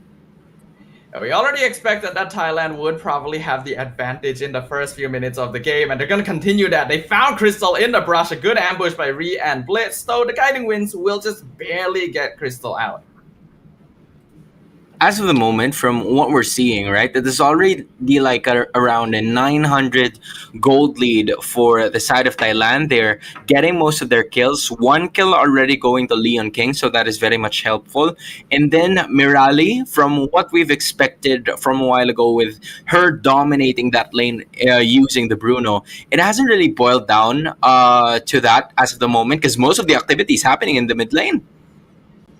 Yeah, it's expected they would have that mid lane dominance. And speaking of, Leon King into the jungle, gets another kill. Just picked up Hunter Strike at 4 minutes in. And we know how dangerous a Hayabusa can be when he has that snowball. So things already not looking good for Vietnam. Just already starting to look grim. I mean, you still have a lot of chances left here if you are Vietnam, because again, you're only separated by 1,000 gold leads. So just a single team fight could really propel not only your morale but also the gold lead that you will be having here. But as of the moment, Leon King already trying to push it in, and there goes the penalty zone. It lands onto 2. The only problem is that there's not a lot of damage output to be left here for the rest of the members in. Surrounded by the rest of the members of Vietnam, they're going to try to push back away. The only problem is that the turtle's still there and everybody's just watching him. Yeah, this is unfortunately the problem with the Vietnam draft that we noticed, right? They just don't have enough early game burst damage to actually apply pressure to Thailand. They really need items on Cow Cute and Daisy before it becomes difficult for Thailand to push in. And by that time, I fear that too much advantage will already have been gained. A lot of advantage here coming in from their side. They're trying to find a way to execute it. The only problem is there's already the Glorious Pathway and the Bruno Ultimate already popped off, landing onto 4 with that Circling Eagle. Although the turtle will go to the side of Thailand. Knockups coming in here for the rest of the members in, but they will try to find a way to get this. But then there's 2 heroes already down for the side of Thailand. Meanwhile, Vietnam with a counter attack make that 3 already, or maybe even 4 as Blitz Beat goes down. It's only Mirali staying alive, and my goodness, we're talking about team fights, Sadafa, and Vietnam is getting it through.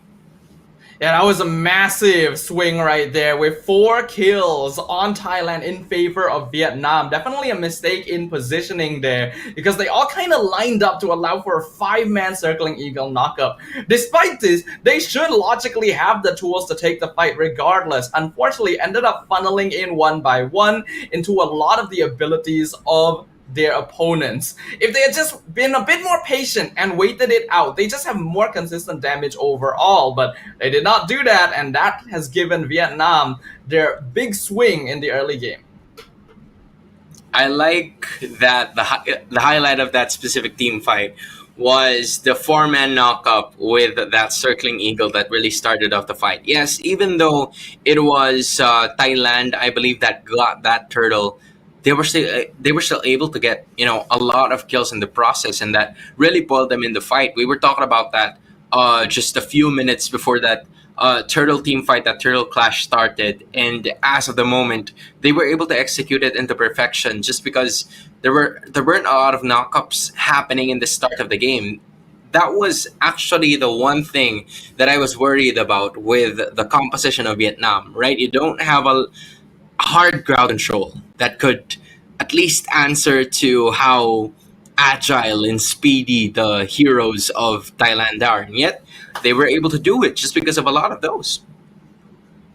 Yeah, they definitely jumped the gun. They could have 100% slowed it down. but they did not, right? And it's understandable that they do that because they do have the advantage in terms of lineup, right? We've already mentioned multiple times Thailand has the better early game lineup, and I think they believe that as well, which is why they decided to go in and try to force the turtle fight, because it has been working so far. But their opponents are burst phase. You literally just have to wait for their cooldowns, right? Once all their abilities are out, you can go in very easily. It's not like the turtle was being hard contested at the time either. Yeah, and you also have to give props to the Terisla too, because I think that's what Thailand was doing right from the start, right? They were trying to wait for the best opportunity to strike, and then all of a sudden there's like a penalty zone all over your face, and you have no choice but to go ahead and fight. And I think that's where Thailand was forced to go ahead and contest most of that objectives, in which they were probably even surprised too. They wanted a bit more time for them to just unleash those, but the only problem is not only were they caught by surprise, but they were also caught by surprise in a single position together, where the AoE of Vietnam, where every single skill can really deal a ton of damage, and that's exactly what happened there. 3-4 heroes already down, and it was only the Bruno staying alive here for Thailand. They're gonna have to do something about this. It didn't seem like they were battle ready. Very, very reactive response coming in here, which is not really what you want to look for with a composition like this. You have a Hylos, you have an Edith. You should be able to start tempo off in your favor during every team fight. There's the Matilda can be difficult to handle, but as long as you keep track of her positioning, there isn't a lot of other tools coming in from Vietnam. So that was definitely a mistake in positioning, and now that the gold has swung a little bit, it should be easier for Vietnam to keep themselves in this game, right? This is a team composition that's very good at holding their side of the map and maybe delaying pushes even with the glorious halfway coming out. So if they keep going in that direction, they could actually take this game away. I agree. At this point in time, the reactive state of the side of Vietnam has worked well for them. All you need to do is to just save up on all of those attributes and save up on all of those skills, because again, they're gonna come out wherever they may come from, right? They're possibly gonna try to contest on most of those objectives as well, because if they don't, then they're gonna be left behind, because their composition really is sticking with that early to mid game damage output. And now that is a crucial thing that Vietnam has managed to take from Thailand, because they won a team fight in the early portions of the game, something that shouldn't have happened if you were Thailand, right? Just because you have the advantage on your side. But I feel like for most of the time, the Bruno wasn't joining the team fights as well, in which that was quite understandable, given that, he hasn't really built, or she hasn't really built up most of her items just yet. But yeah, I feel like that's where it really boiled down, knowing the advantage of when to do the team fights and just allocating a lot of those skills. Yeah, but we can't completely count Thailand out just from that, right? They should still have an advantage somewhat. Yeah. This just evens up the gold lead slightly. And their late game actually is pretty strong too, right? Bruno is basically effective any phase of the game, especially once he has that Malefic gun. So easy for him to like 3-shot the squishier heroes on the opposing side. Then you have Edith as well, with that Primal Wrath able to contribute as a secondary DPS. So even when we get to the later stages of the game, I think Thailand still actually matches up very well against Vietnam. That's why I wasn't a big fan of the draft, because Vietnam only really comes out stronger towards the mid to late, and only if they're somewhat even and have items. Yeah, the advantage was very open onto the side of Thailand in the early game.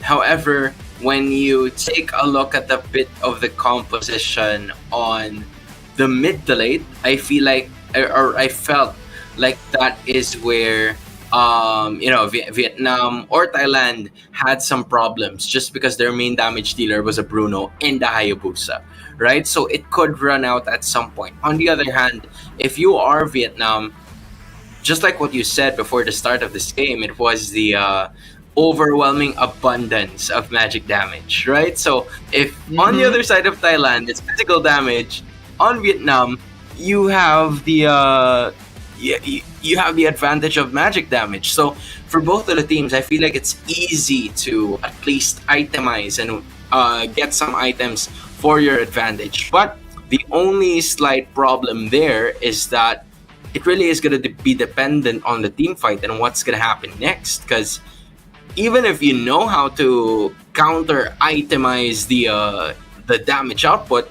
if you don't have enough gold to do it just because you're being left behind, then it's going to be a problem. I mean, isn't that what's always the case, right? If you have less gold, you're Yeah. gonna be less effective, no matter which phase of the game it is. I think what Thailand really needed to do early on is push on their hero advantage, right? Because we know that Vexana and Lunang are the bulk of their burst damage, and they're both magic. So what you would typically want to do is focus down the other heroes, either Terizla or Xborg. I think ideally Xborg, by stealing jungle camps away, because you are going to be jungling a little bit faster on a Hayabusa, and you have a bit more map pressure with a Hylos as well. If you are already starting things off by invading and stealing camps away, then you no longer have to worry about itemizing against the little physical damage that Vietnam actually has, right? Yeah, I feel like in terms of advantages, right, from a specific standpoint, now that we've seen most or some of these team fights already, I feel like the team fights were really something that Vietnam was trying to build upon in that draft. They weren't trying to go for the early game laning phase, because again, of course it's going to matter, right? You'd want to get your farm as much as possible, but it's better to land on the laning phase if you don't have anyone else to lane up against. And that's where the team fights are gonna come in. Like, once you get at least some of them eliminated already, then you're not gonna have a problem whatsoever. So yeah, that's where they are looking forward to it immediately. Alright, yeah, that is true. I can definitely see that. But in the meantime, let us go ahead and inform you guys, right, that MLBB has been nominated for the Best Esport Game at the Game Awards 2024. It is literally the only mobile game to be nominated. It's basically considered as the Oscars of all game award ceremonies, so it's a big achievement for MLBB to be here. Oh, make sure you guys go ahead and vote for our favorite game, right? It's only open until 11th of December. Yeah, so to everybody else who's watching this as well, whether you live in Southeast Asia or whether you don't live or you're completely unfamiliar with the game and this somehow popped up in your FYP or in your feed or wherever you guys may be, go ahead and give us a try, man. I'm sure that you're going to enjoy a lot of these. And for all of those who have already been enjoying the game for quite some time now, don't forget to give us a vote right over there at the Game Awards. What an incredible feat it is, right? To just be lined up and to be introduced together with a lot of different gaming titles out there. Yeah, it is really amazing to see MLBB on a stage such as this, because a lot of the other games that are being nominated have been around for such a long time. So let's show the world that a mobile game is fully capable of standing up as one of the top esports in the entire globe. Thank you very much for doing so. It is, of course, at thegameawards.com, so go on over to the website and vote. We only have a little bit of time to do so. But yeah, in regards to this game right now, I believe we are going to be jumping back in very, very soon, so I'm excited to see what will happen now that Vietnam has gotten that advantage. All right, so giving us a bit of that recap, one thing that happened was that there were 2 or maybe 3 turtles already. Maybe I think it was just around 2, but both of those were taken by Thailand, and right on cue, jumping back into the game we go as expected. Due to that 4-man takedown brought about by Vietnam, they were able to also get a mid lane turret in the process. And it looks like they stole that purple buff away from Leon King as well, so immediately you can tell that that singular turtle fight swung the game heavily in Vietnam's favor. As of the moment, we're already seeing like a significant amount of advantage here for Vietnam. 1.5k or 6k to be specific, and Daisy, usually not even involved in a lot of team fights, already has 2 assists here. That's pretty quick. Yeah, it's really good to have those early on. So at the very least, Daisy can still be a win condition here, even if things go wrong. But on the opposite side, Mirali also has 1 kill under their belt. The Bruno scales really, really well. So Vietnam has to be particularly worried about him. So Crystal gonna get stunned here. Absolutely fine though. Alright, both junglers are a bit away from the team fight. Both nations are looking forward to having some activity here in the bot lane. Crystal, Daisy, here comes Ree, but he immediately gets found by the other members here. So not a lot of bloodshed gonna happen here. Everybody's gonna try to focus on getting that turtle. Yeah, I'm not a big fan of the positioning on both teams. Thailand literally rotated everyone but Leon King to the bottom lane to respond to potential aggression from Vietnam. But that means that they're not only standing there and stealing EXP from the Bruno, they are also not achieving anything else on the map. That's why Leon King has to go and split push top lane now, and Vietnam can quite easily start controlling the turtle pit. And look at that, right? From before this pause happened, we saw a bit more of Leon King trying to get to that point in the top side where he was already at least securing the wave clear right over there. Just because right after the take on the middle side or the middle of the mid lane of Vietnam, the top side was also taken care of by this specific team. So yeah, it was Leon King. He took the responsibility of going to the top side to clear it out, but that was also the time for right on the turtle spawning here and coming into full effect. So I feel like that's another objective that was lost for the side of Thailand, and Vietnam really just, utilizing everything that they can here to perfection.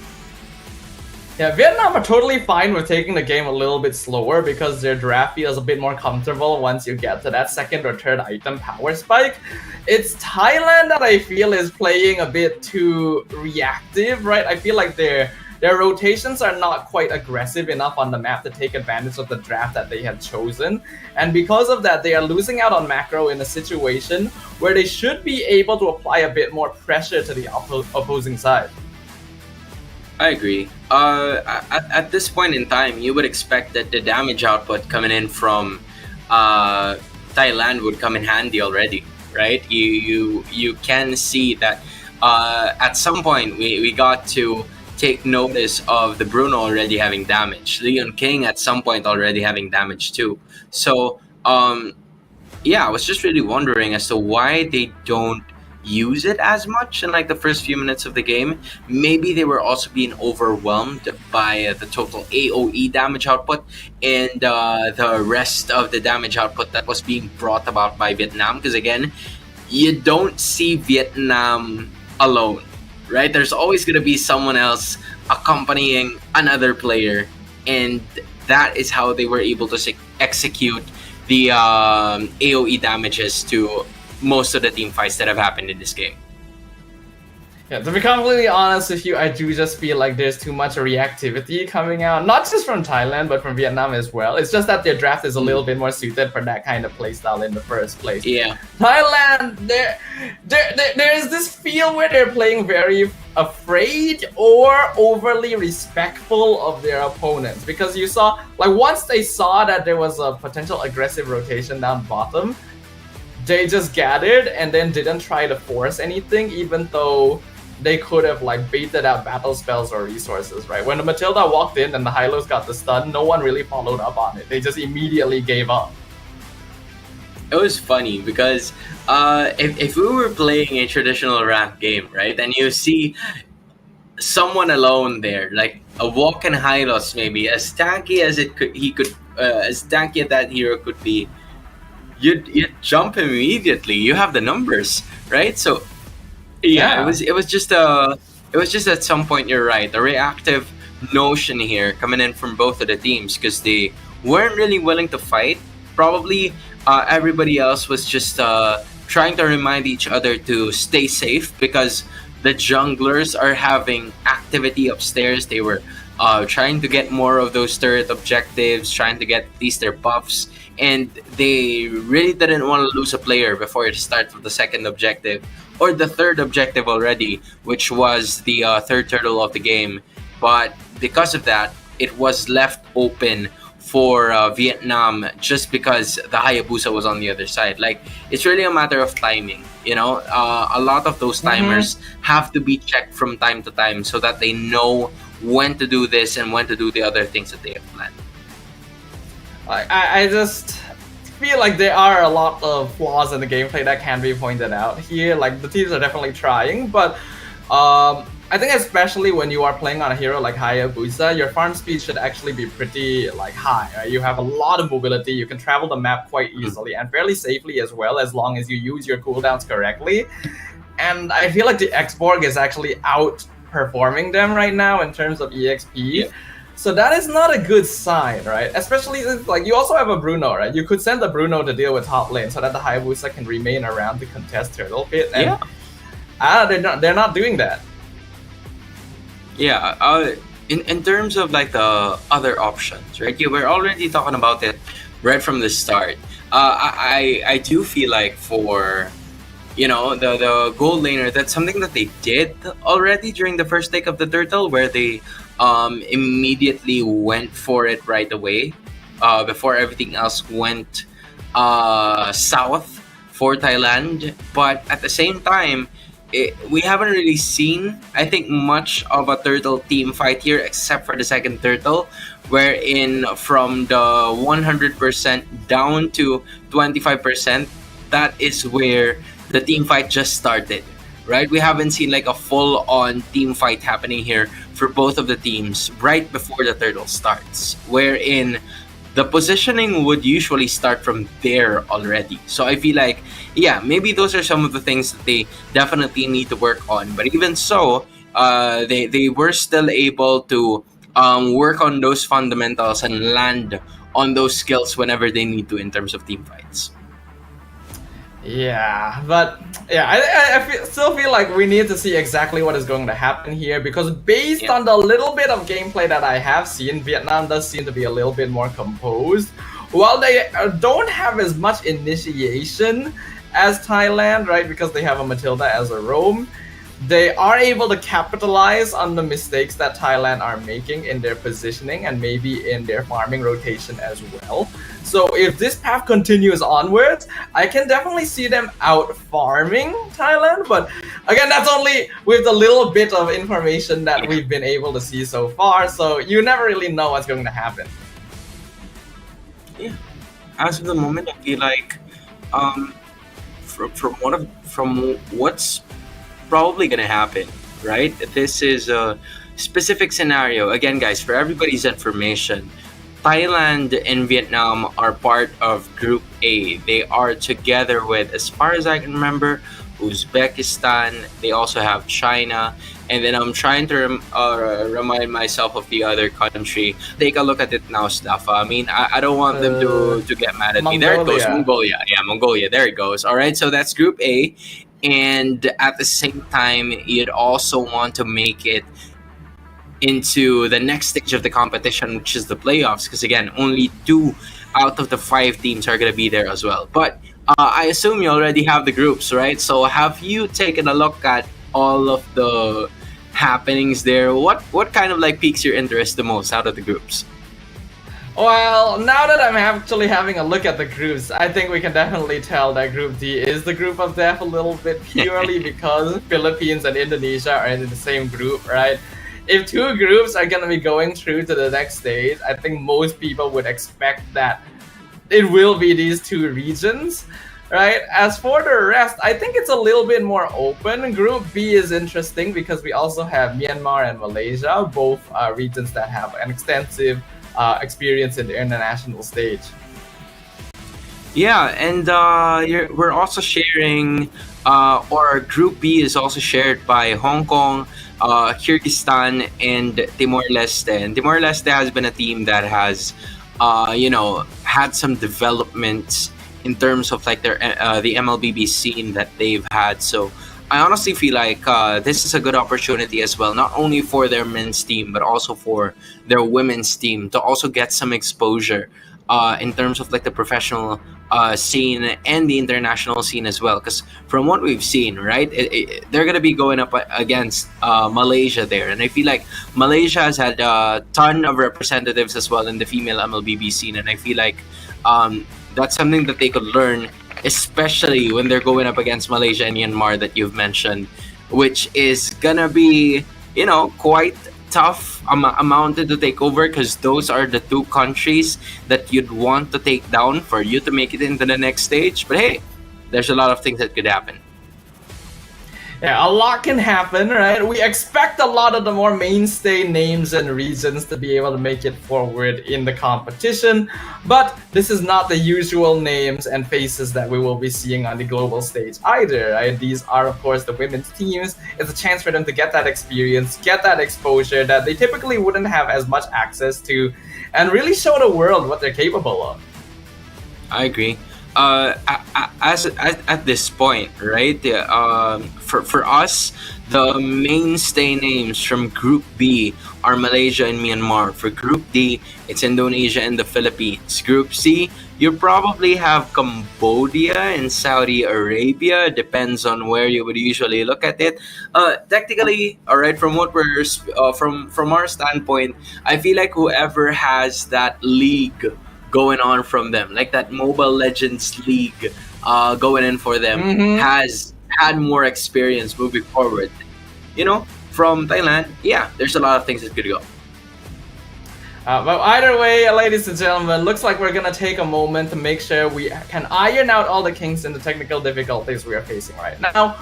So we're gonna go ahead and jump into a short break, but when we come back, we shall witness the conclusion of this first best of one series. So don't go anywhere. We'll see you guys later.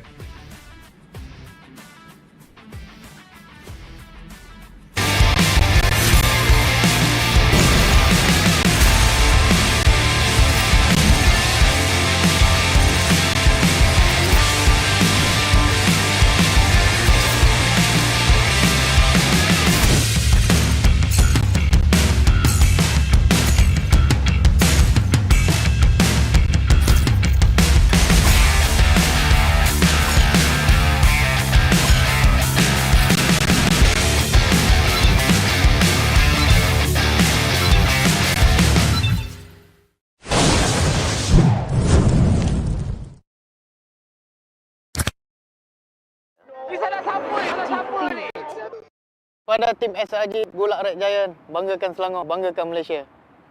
Champion juara wakil Malaysia fight for N6 in Malaysia. Keunggulan ianya tidak hadir dengan mudah. Ia tidak menunggu sesiapa. Dan ia tidak memilih sesiapa. Keunggulan adalah potensi hebat yang tersembunyi dalam diri. Seperti benih yang menunggu masa untuk bercambah, sedia untuk mekar hingga berkembang indah.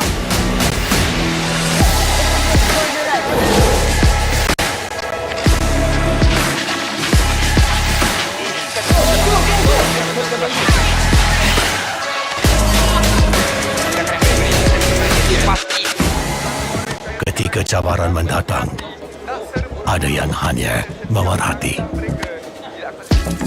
Kekuatan sebenar lahir dari dalam diri.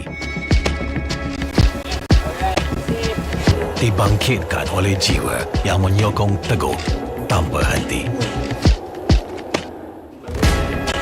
Kadangkala, saat kita rasa jauh dari apa yang kita impikan, ia muncul dari arah yang tak dijangka. Saat itu, kita sedar potensi yang sebenar ada di sekeliling. Ini semua bukanlah satu kebetulan, tapi kita yakin ini semuanya aturan takdir. Setiap langkah bukan hanya untuk diri sendiri, tapi juga untuk mereka yang berdiri dan berjuang bersama agar kita melangkah lebih jauh, menjadi lebih hebat.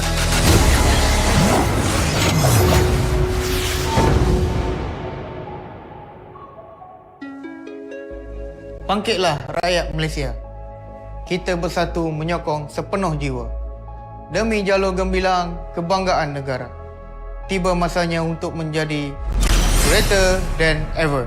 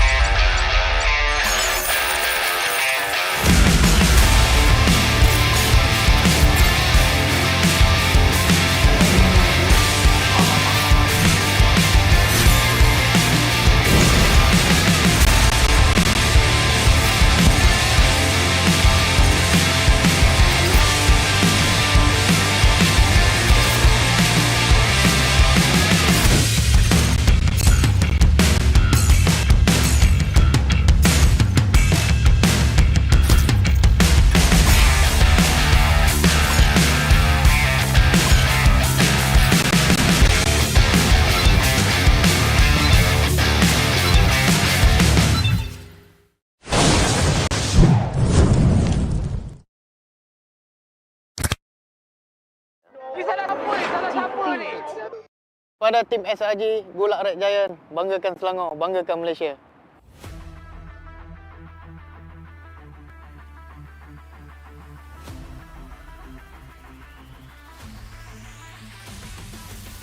The conclusion of our first best of one group stage match between Thailand and Vietnam. And at this point, it's really difficult to tell exactly which way it's gonna go. Yeah, guys, I feel like we are sharing the same sentiments with you. If you guys are waiting for it, we're waiting for it as well. But we're finally here once again, and we're gonna be going off courtesy of a kill, going on to Ray, and it is still Vietnam leading by 1.3k, and they're also leading in terms of those turrets. Are you getting caught out the moment we jump back into the game here? Definitely not looking good for Thailand. But literally mentioned this is a composition that should be more solid early to mid, but they're gonna engage now on Chelsea. Ogi Shadow Kill comes out, bounces the crystal. Guiding Wind is gonna pull Chelsea out to safety. Lord dropping down 20%, and now Vietnam is looking for the re-engage. Kao Q secures the Lord, and Aisu will be the first one taken out by Daisy with the spam on the Shadow Assault. It's gonna be 1 kill and 1 Lord for Vietnam. Safely securing it is Vietnam.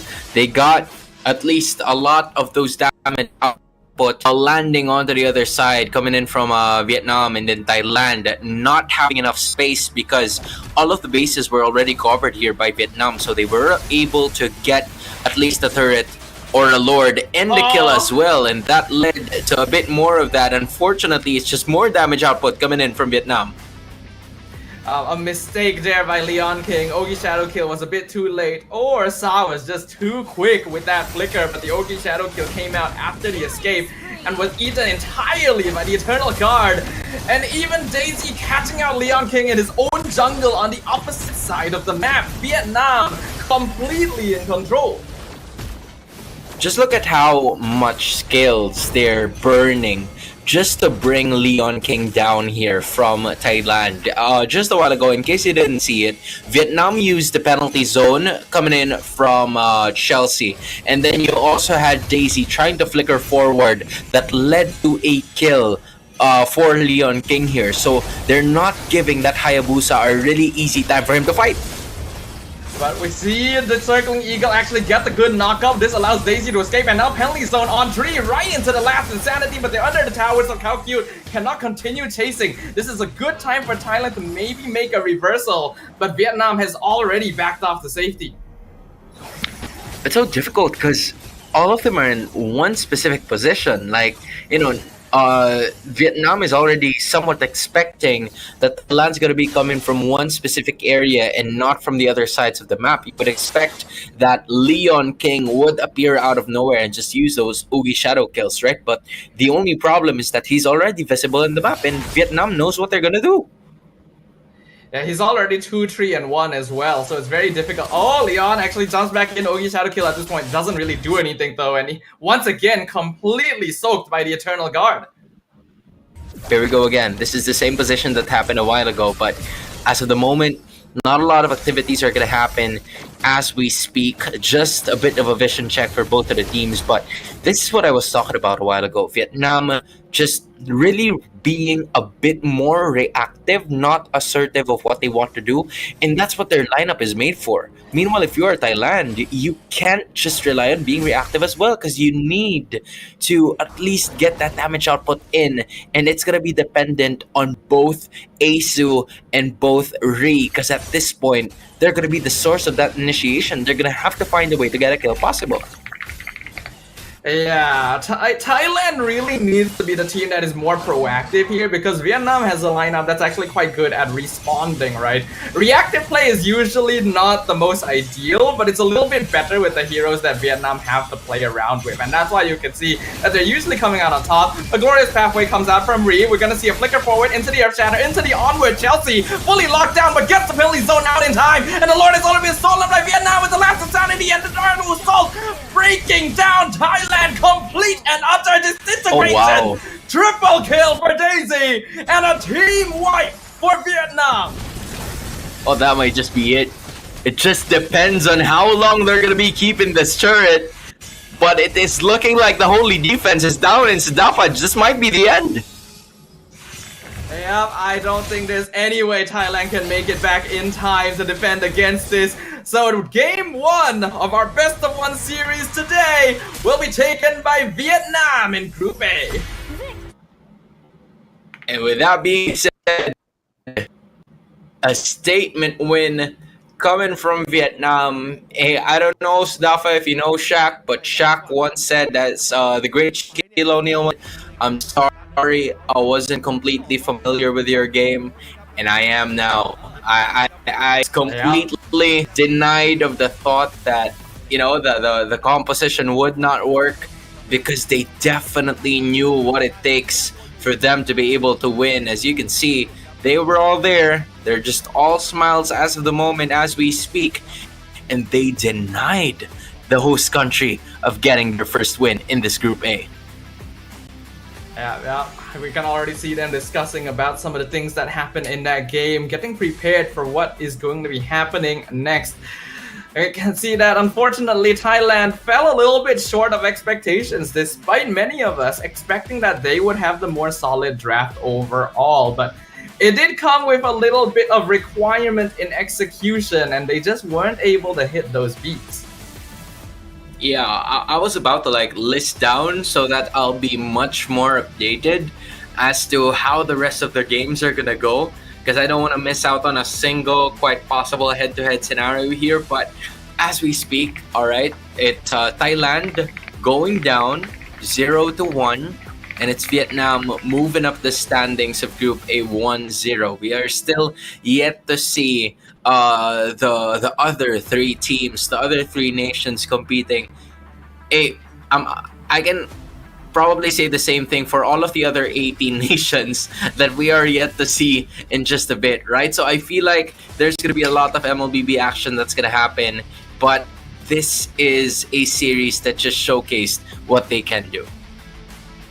Yeah, looks like we're gonna be going over to the stage now to be announcing the winner, but there's definitely some things that Thailand need to work on going into their next game. Remember, this is a round robin, it's still the group stage, so we're not gonna be seeing them knocked out of the competition or anything like that yet. But this is a team that still has some growing to do, I think.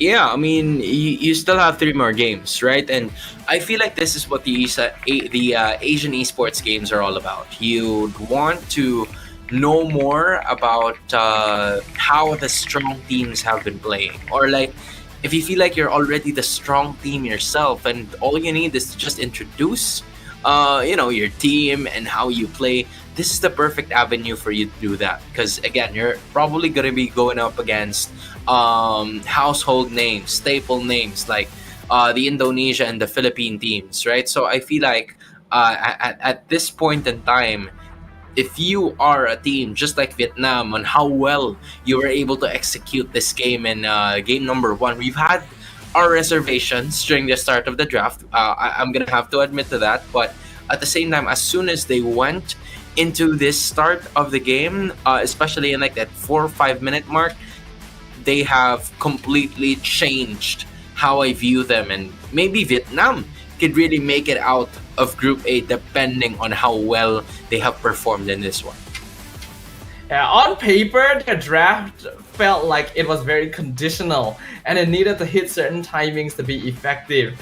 And because some of those timings were particularly weak to the heroes from Thailand, we figured that, okay, their early game phase should be much more effective. However, itemizing against a team, you brought this up, Hans, you can't really itemize against 2 magic DPSs if you don't have enough gold to do so, right? And the game ended up ending really, really quickly due to a notable snowball after that second turtle. So Thailand couldn't even get their items in time. Yeah, we can actually talk about that right now, because from what we're seeing, right? Of course, Leon King is there. He already has the Hunter Strike and the Endless Battle as well. Unfortunately, the problem here is that for most of the teams that they were trying to build up on, Daisy, the Lunox, was so close to already securing a full build in like maybe 11 to 12 minutes of gameplay here for Vietnam, and they were able to do that. Just in case, guys, that you're confused, all right, Thailand is on the right side, Vietnam is on the left side. But as we speak, it was just more on the punish that has happened here for the side of Thailand, because they weren't able to like completely maximize the skill set that was brought about by Mirali here, using that Bruno, because of the point where, there were a lot of just healing coming in from Crystal, those wave clears and passive damage coming in from Sa, and then it was so hard to bring down the X-Borg and even Chelsea right when he was already trying to build this up. You see it, right, Sadafa? He only needed to build like the Dominance Ice and the Anticuras, and everything was all good. Like logically, you would still have a good split of damage, right? Because Edith and Valentina do magic, then you have Bruno and Hayabusa for physical. So I would feel like the damage split was a little bit more balanced in favor of Thailand, but their gameplay was what costed them this. I feel like their approach to a lot of fights was a bit one-dimensional, and there wasn't a lot of like notable strategy being used to wander around the map, which meant that having something like a Matilda gave Vietnam a lot more wiggle room. Yeah, I think I agree with what you mentioned, right? From what you have been saying from a while ago, to the point where it was they had some engages at some point, right? But the only thing that was quite unfortunate for them is that the other really built for it really is in terms of the gameplay, because I was trying to find a way to say that the execution or the composition wasn't really built for the early game, but it was, right? You see the Hylos already building up towards that glorious pathway, and then the Oogie Shadow kill was there also. I think there were a lot of misses coming in from the Hayabusa ultimate as well, where it tends to hit the minions rather than the heroes, or when it hits the heroes, sometimes it lands onto Chelsea, and Chelsea can take that brunt of the damage just because he already has that dominance ice in together with that Antikira. So I feel like they really had a hard time trying to get their damage output out, and Vietnam really having an easy time here to get their victory. The positioning from Vietnam was pretty solid overall, right?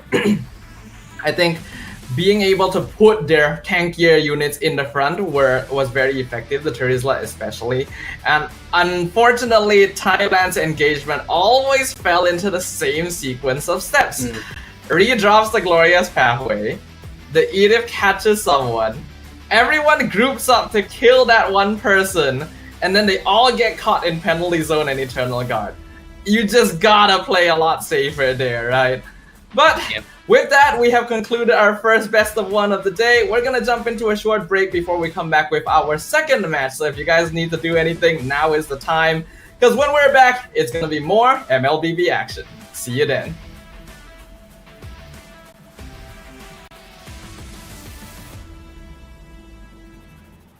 Champion juara wakil Malaysia time for F6 in Malaysia. Keunggulan. Ianya tidak hadir dengan mudah. Ia tidak menunggu sesiapa. Dan ia tidak memilih sesiapa. Keunggulan adalah potensi hebat yang tersembunyi dalam diri. Seperti benih yang menunggu masa untuk bercambah, sedia untuk mekar hingga berkembang indah.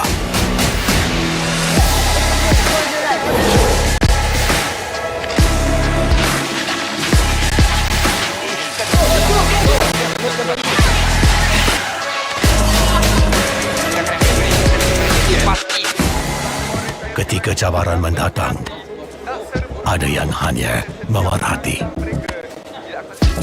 Kekuatan sebenar lahir dari dalam diri. Dibangkitkan oleh jiwa yang menyokong teguh tanpa henti. Kadangkala, saat kita rasa jauh dari apa yang kita impikan, ia muncul dari arah yang tak dijangka. Saat itu, kita sedar potensi yang sebenar ada di sekeliling. Ini semua bukanlah satu kebetulan, tapi kita yakin ini semuanya aturan takdir.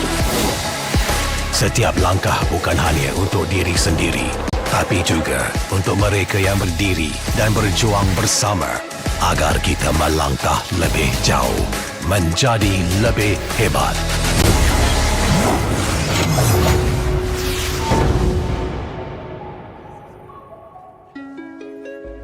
Bangkitlah rakyat Malaysia. Kita bersatu menyokong sepenuh jiwa. Demi jalur gemilang kebanggaan negara. Tiba masanya untuk menjadi greater than ever.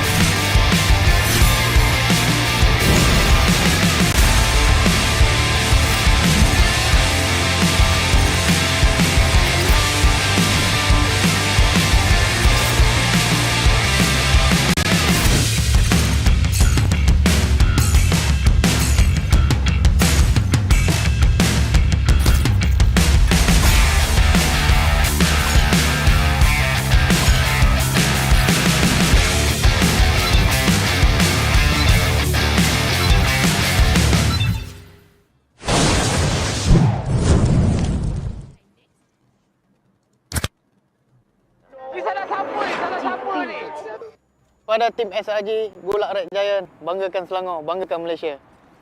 Champion juara wakil Malaysia fight for N6 in Malaysia. Keunggulan. Ianya tidak hadir dengan mudah. Ia tidak menunggu sesiapa. Dan ia tidak memilih sesiapa. Keunggulan adalah potensi hebat yang tersembunyi dalam diri. Seperti benih yang menunggu masa untuk bercambah, sedia untuk mekar hingga berkembang indah.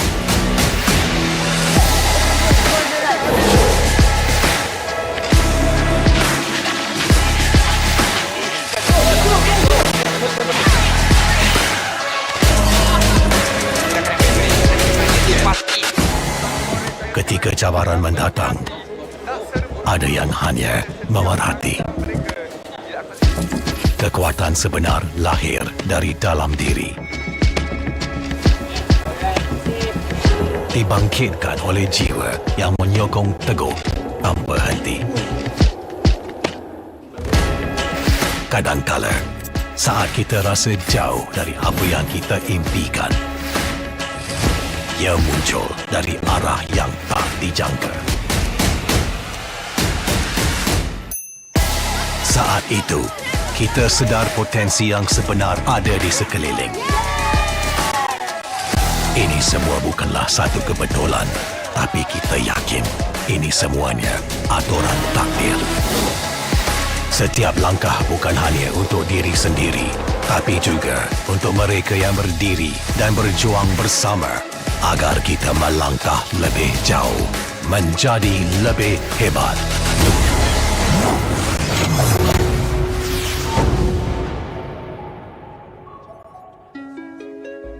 Bangkitlah rakyat Malaysia.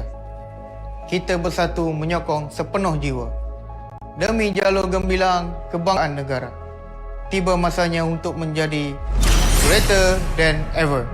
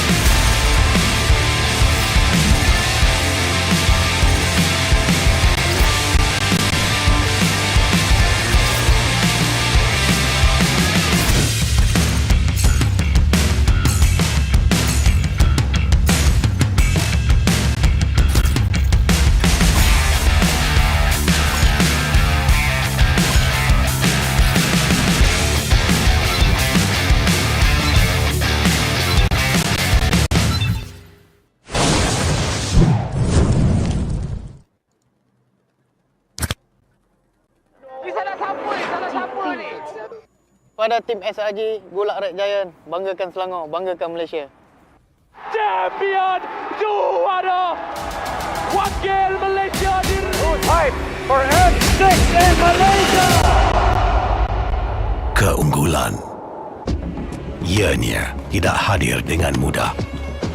Ia tidak menunggu sesiapa dan ia tidak memilih sesiapa. Keunggulan adalah potensi hebat yang tersembunyi dalam diri. Seperti benih yang menunggu masa untuk bercambah, sedia untuk mekar hingga berkembang indah.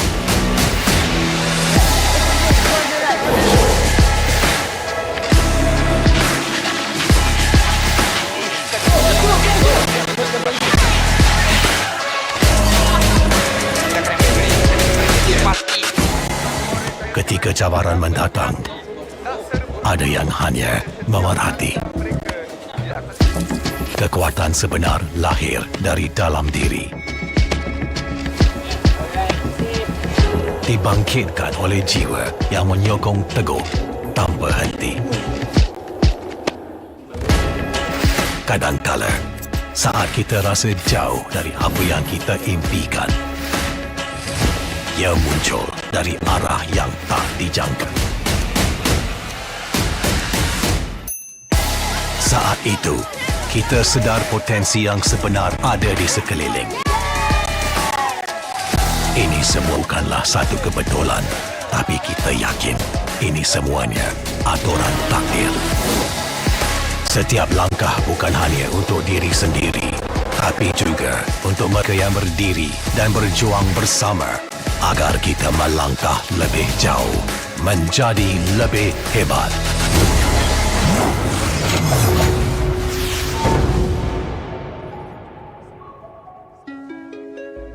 Bangkitlah rakyat Malaysia. Kita bersatu menyokong sepenuh jiwa. Demi jalur gemilang kebanggaan negara. Tiba masanya untuk menjadi greater than ever.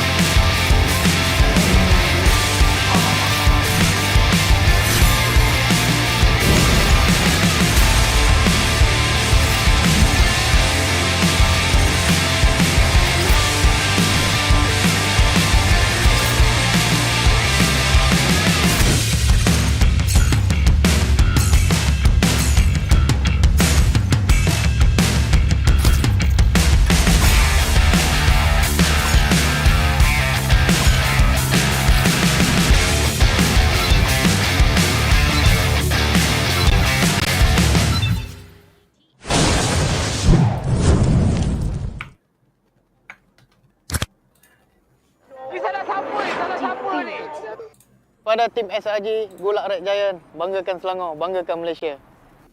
Champion juara wakil Malaysia fight for N6 in Malaysia. Keunggulan. Ianya tidak hadir dengan mudah. Ia tidak menunggu sesiapa. Dan ia tidak memilih sesiapa. Keunggulan adalah potensi hebat yang tersembunyi dalam diri. Seperti benih yang menunggu masa untuk bercambah, sedia untuk mekar hingga berkembang indah.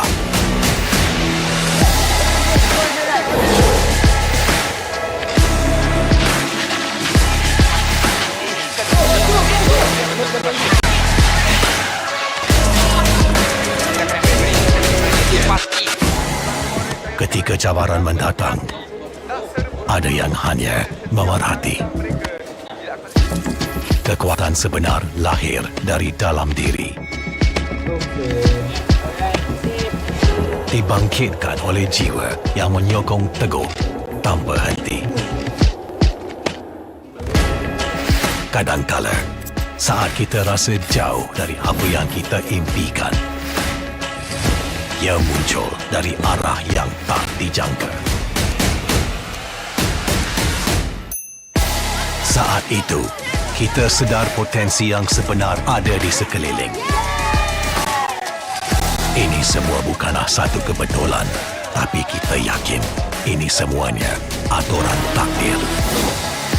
Setiap langkah bukan hanya untuk diri sendiri, tapi juga untuk mereka yang berdiri dan berjuang bersama agar kita melangkah lebih jauh, menjadi lebih hebat.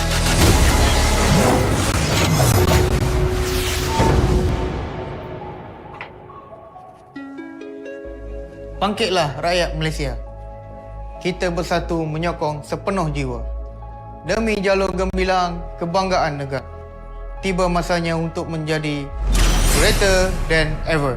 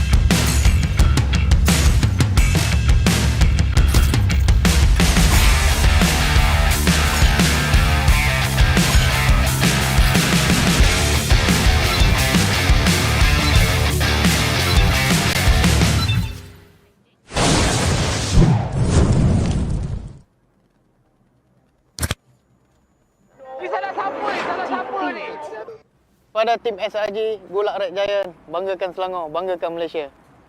Champion juara wakil Malaysia Time for N6 in Malaysia. Keunggulan. Ianya tidak hadir dengan mudah. Ia tidak menunggu sesiapa. Dan ia tidak memilih sesiapa. Keunggulan adalah potensi hebat yang tersembunyi dalam diri. Seperti benih yang menunggu masa untuk bercambah, sedia untuk mekar hingga berkembang indah.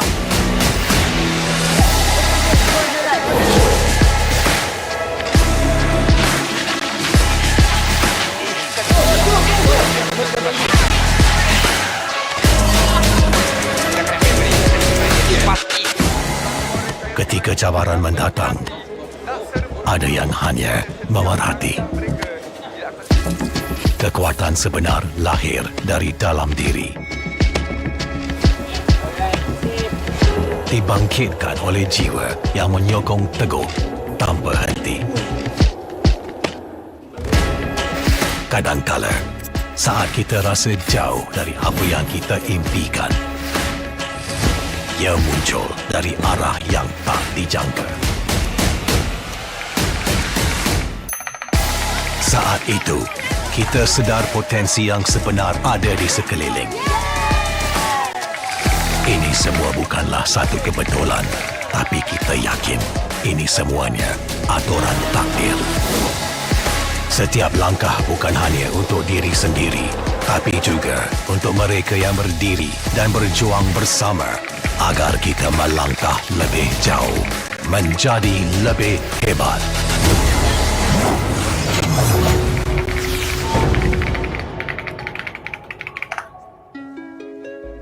Bangkitlah rakyat Malaysia. Kita bersatu menyokong sepenuh jiwa. Demi jalur gemilang kebanggaan negara. Tiba masanya untuk menjadi greater than ever.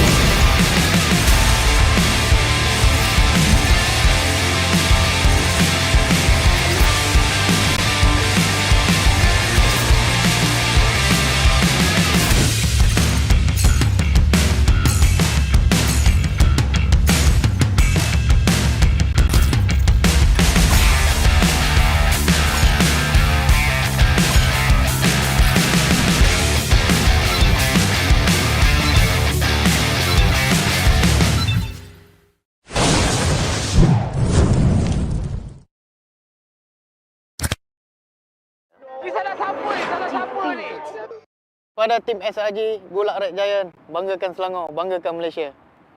Champion juara wakil Malaysia fight for N6 in Malaysia.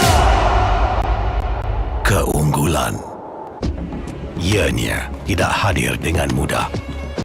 Ia tidak menunggu sesiapa dan ia tidak memilih sesiapa.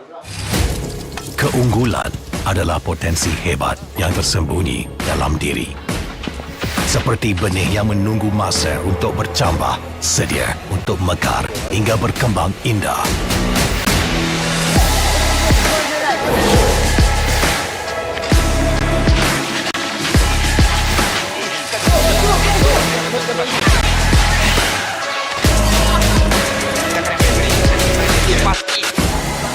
Ketika cabaran mendatang, ada yang hanya memerhati. Kekuatan sebenar lahir dari dalam diri. Dibangkitkan oleh jiwa yang menyokong teguh tanpa henti. Kadangkala, saat kita rasa jauh dari apa yang kita impikan, ia muncul dari arah yang tak dijangka. Saat itu, kita sedar potensi yang sebenar ada di sekeliling. Ini semua bukanlah satu kebetulan, tapi kita yakin ini semuanya aturan takdir. Setiap langkah bukan hanya untuk diri sendiri, tapi juga untuk mereka yang berdiri dan berjuang bersama agar kita melangkah lebih jauh, menjadi lebih hebat.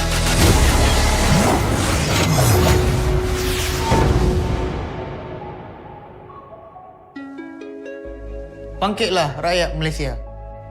Kita bersatu menyokong sepenuh jiwa. Demi jalur gemilang kebanggaan negara. Tiba masanya untuk menjadi greater than ever.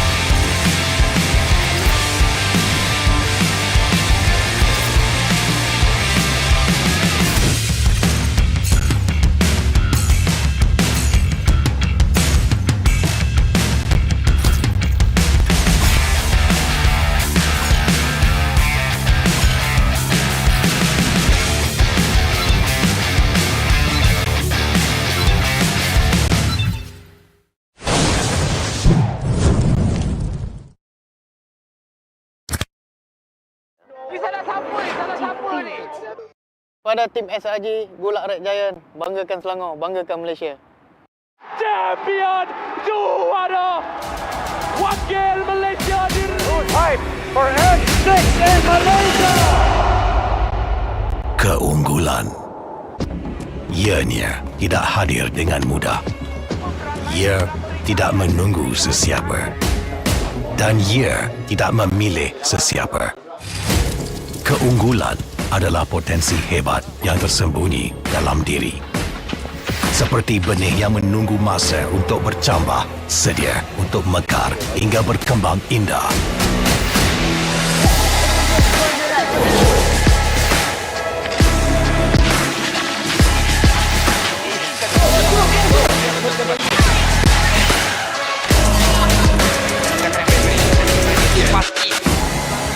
Ketika cabaran mendatang, ada yang hanya memerhati. Kekuatan sebenar lahir dari dalam diri. Dibangkitkan oleh jiwa yang menyokong teguh tanpa henti. Kadangkala, saat kita rasa jauh dari apa yang kita impikan, ia muncul dari arah yang tak dijangka. Saat itu, kita sedar potensi yang sebenar ada di sekeliling. Ini semua bukanlah satu kebetulan, tapi kita yakin ini semuanya aturan takdir. Setiap langkah bukan hanya untuk diri sendiri, tapi juga untuk mereka yang berdiri dan berjuang bersama agar kita melangkah lebih jauh, menjadi lebih hebat.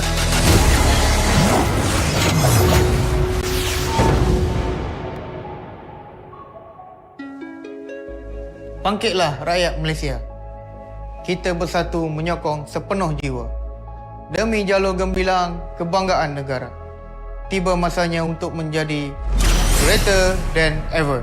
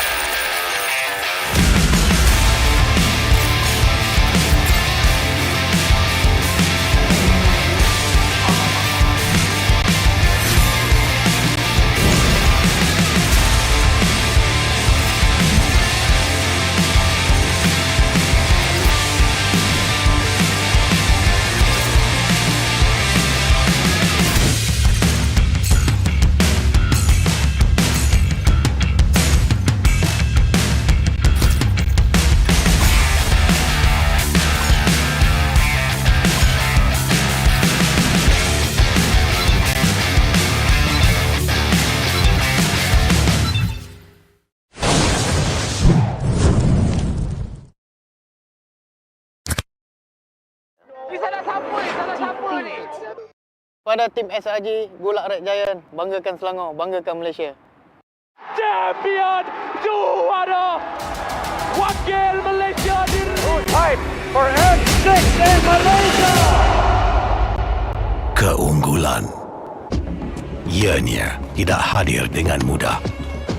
Ia tidak menunggu sesiapa. Dan ia tidak memilih sesiapa. Keunggulan adalah potensi hebat yang tersembunyi dalam diri. Seperti benih yang menunggu masa untuk bercambah, sedia untuk mekar hingga berkembang indah.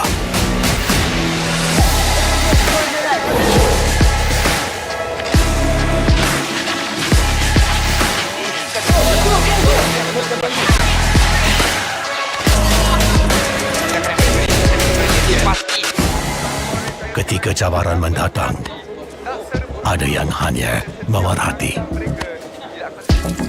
Kekuatan sebenar lahir dari dalam diri. Dibangkitkan oleh jiwa yang menyokong teguh tanpa henti. Kadangkala, saat kita rasa jauh dari apa yang kita impikan, ia muncul dari arah yang tak dijangka. Saat itu, kita sedar potensi yang sebenar ada di sekeliling. Ini semua bukanlah satu kebetulan, tapi kita yakin ini semuanya aturan takdir. Setiap langkah bukan hanya untuk diri sendiri, tapi juga untuk mereka yang berdiri dan berjuang bersama agar kita melangkah lebih jauh, menjadi lebih hebat.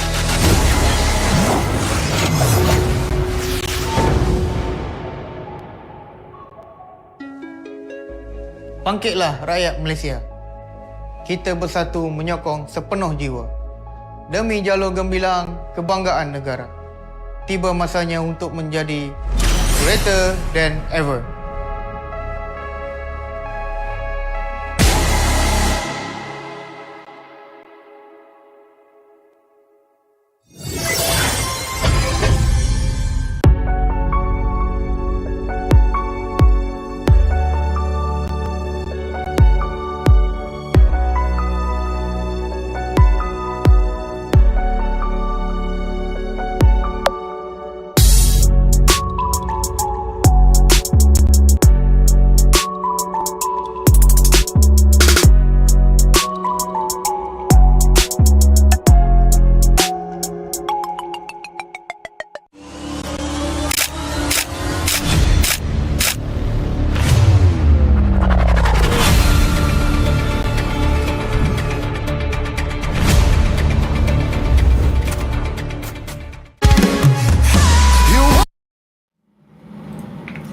Welcome back once again, ladies and gentlemen, to the Asian Esports Games Bangkok 2024 Team Women's MLBB Tournament, in which 20 nations from around the Asian region compete for a chance at the trophy. My name is Stafa, once again joined by Hans, as we prepare to approach our second group stage match of the day. Man, I am sure that we are up for one amazing best of one game here, because what we have up next is are two teams that we have been, saying ever since the start of the tournament. It's Indonesia versus the Philippines. And all throughout the history of these two teams have been huge, and this is just gonna be another addition to that. I'm just wondering how it's gonna go. I'm just very excited for this matchup. Yeah, I can feel it. I can feel everyone else's excitement as well. This is the matchup, right? We cannot deny that these are the two biggest regions in the MLBB ecosystem. So getting to witness what their women's teams are capable of is going to be something that a lot of us want to find out about, right? But for those of you who are just joining us right now, earlier in the day, we witnessed Vietnam take their victory in a best-of-1 series against Thailand. And there's actually multiple matches happening at the same time, right, guys? So just to give you the results of some of the other matches, Mongolia was able to take a victory against Uzbekistan. We have Indonesia winning out against Sri Lanka, and Philippines taking a victory against Brunei.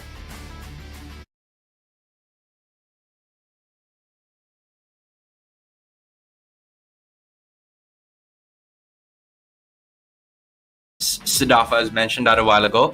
You have it right here. Mongolia and Vietnam sharing the first place respectively after getting their Game 1 win against Uzbekistan and Thailand respectively. China doesn't have a game yet to cover up for Group A. Meanwhile, on the other side, you have Group D as well, with only Nepal not playing a single game just yet. But we're going to be seeing them in action maybe later on. But as of the moment, it's Indonesia and Philippines both sharing that first and second seed for Group D. Meanwhile, Brunei and Sri Lanka are going to be going back to that drawing board.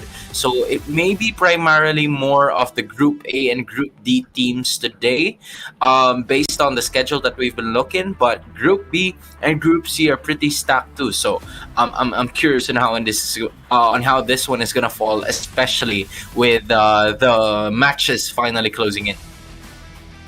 Yeah. It's really quite something to think about when you consider that at the end of today, we will have the group stages concluded, and we will know which are the top 2 teams from each of these groups that are making it into the knockouts. So I cannot wait to see what's going to come up next, right? Especially, like you've already mentioned, Hans, the second match is going to be one to really keep an eye on. Yeah, because I mean, we've been talking about the history, right? Brought about by this Indonesian team, the juggernauts. The confidence level is already there for this specific region. You have, if you are from Indonesia, or even if you're not, you probably know what these players are capable of. And together with them, of course, you probably see him. That is Coach Zaya. And I am sure that Vivian and company are looking forward to bringing the heat. Indonesia's women's MLBB team has been considered as one of the best in the world. So they are definitely one of the competitors to beat in this entire competition. But we certainly cannot count out their competition in this matchup here, because it is none other than the Philippines. And this is going to be a match to remember.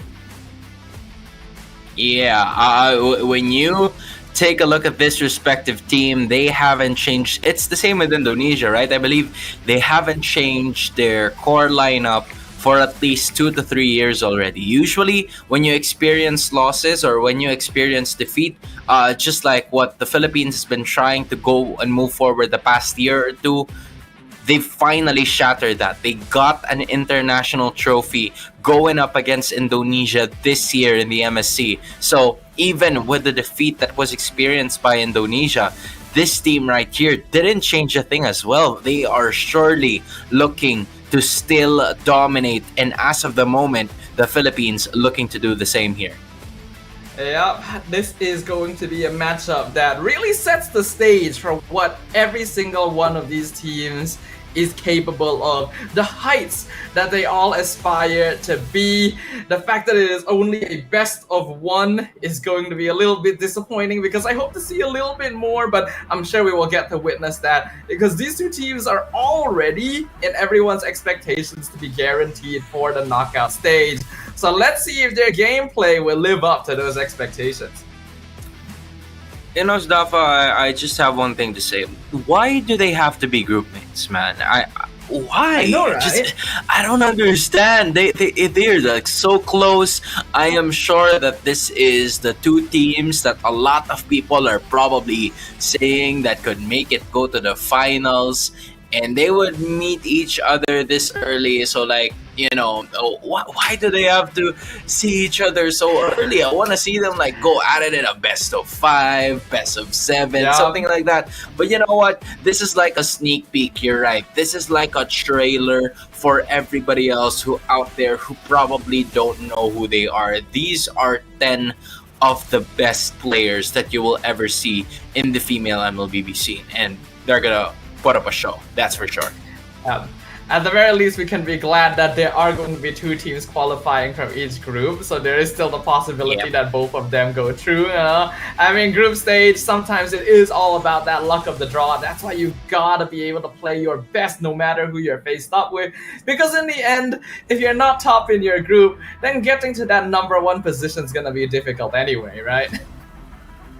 Yeah, I feel like for this game right here, this could be the decider, right? Unless there are surprises in that Group D. So far, we haven't really seen any, but this game could define who goes to the first seed and stay undefeated or not. Because I feel like for a lot of these times, right, we've seen more competitions, more international tournaments being joined around by these 2 teams. Being, I don't know what to say. I don't know how to say it. Like being is farmed. I think I don't know if it's like a valid point, but right? Because they're completely on another level, and it goes to show with a lot of the games that they have been playing so far. So yeah, I feel like if you are a region, you're a developing region, and you want to propel your female MLBB ecosystem in your respective country,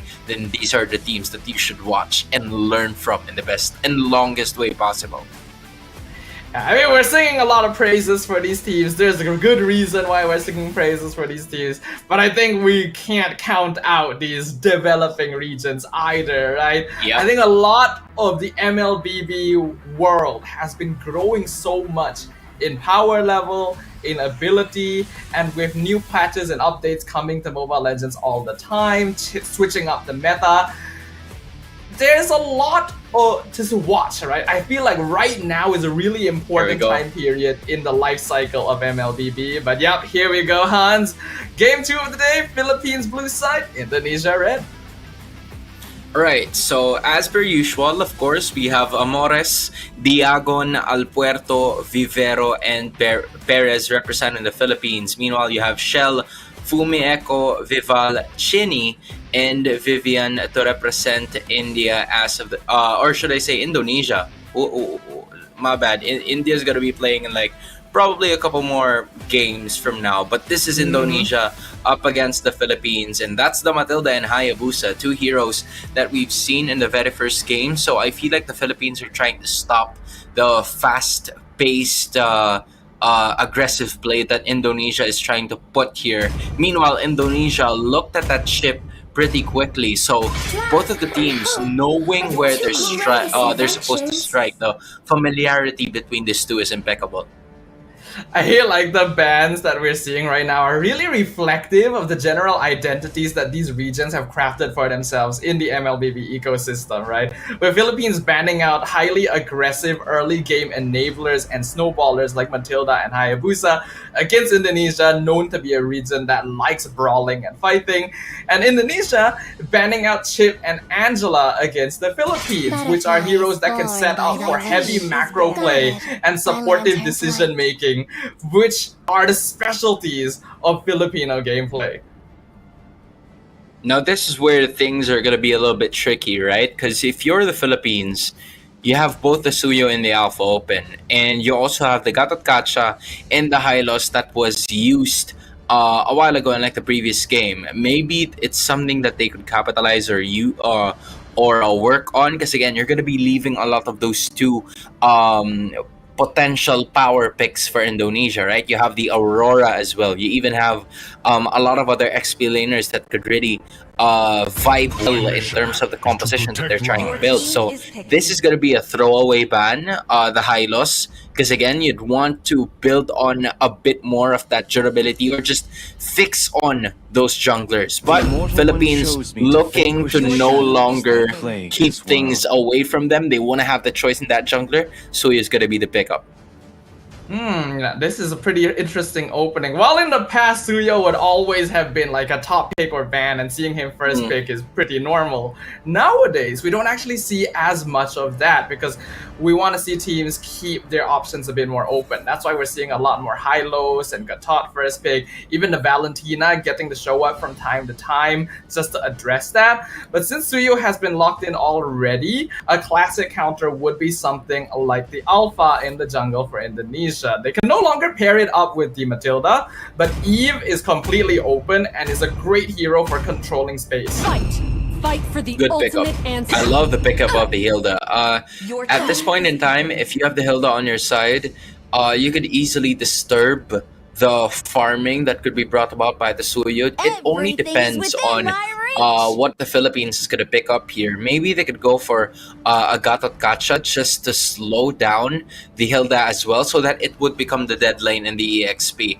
And I feel like with Harith, on the other hand, you Rex Biru is going to be okay to match up with it as well. But the CC might be the answer here. Yes, they get to pick up the Gatot Kacha, but the CC is going to be part of it as well. Basing on how I'm looking at it, I feel like Gatot Kacha will immediately go to that roam position while the CC is going to go XP. Yeah, I agree with you there, Hans. I think it's pretty straightforward that that's where these heroes will go. I'm fine with the Gatot. Gatot is a very classic counter to Harith because the moment you pop down the Zaman Force, you just cover it with the Avatar, the Guardian, and then he can no longer dash around. But I feel like the CC could have been left until a little bit later. If they went like Gatot Eve, it would have been impossible for Harith to play the game.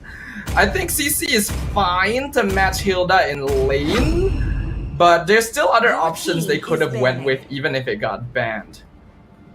Especially with that show picked up, right? In traditional or in most of the MLBB tournaments, I think we've casted a lot gets to, or a lot of the teams pick up both the Gatot Kacha and the Cho in like one specific 2-pick ban, right? So let's say, for example, when you get the first 2 picks, it's an immediate Gatot Kacha and Cho. But in this specific scenario, that's not the case. As Indonesia picks up the Hilda, and then they also pick up the Harith in exchange. But I also see some gameplays where in the Philippines or the CC would usually be placed or would occasionally be placed in that gold lane. I don't know if that's going to be applied today, but depending on how this thing is going to go, considering that the Hilda is there, maybe that Hilda is going to get matched up against the CC just so they could match very well in terms of the agility aspect.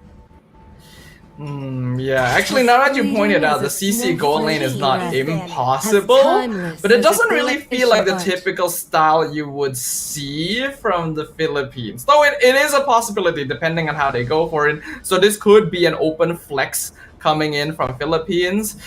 Surprisingly, Eve still being completely left open, with the Aurora being banned out alongside the Bruno. Bruno obviously making sense since Harith, that's one of the few heroes he actually does lose lane to. So if Indonesia wants to maintain lane control so that they can go for aggressive map rotation, then getting rid of heroes that would directly counter them in lane is crucial.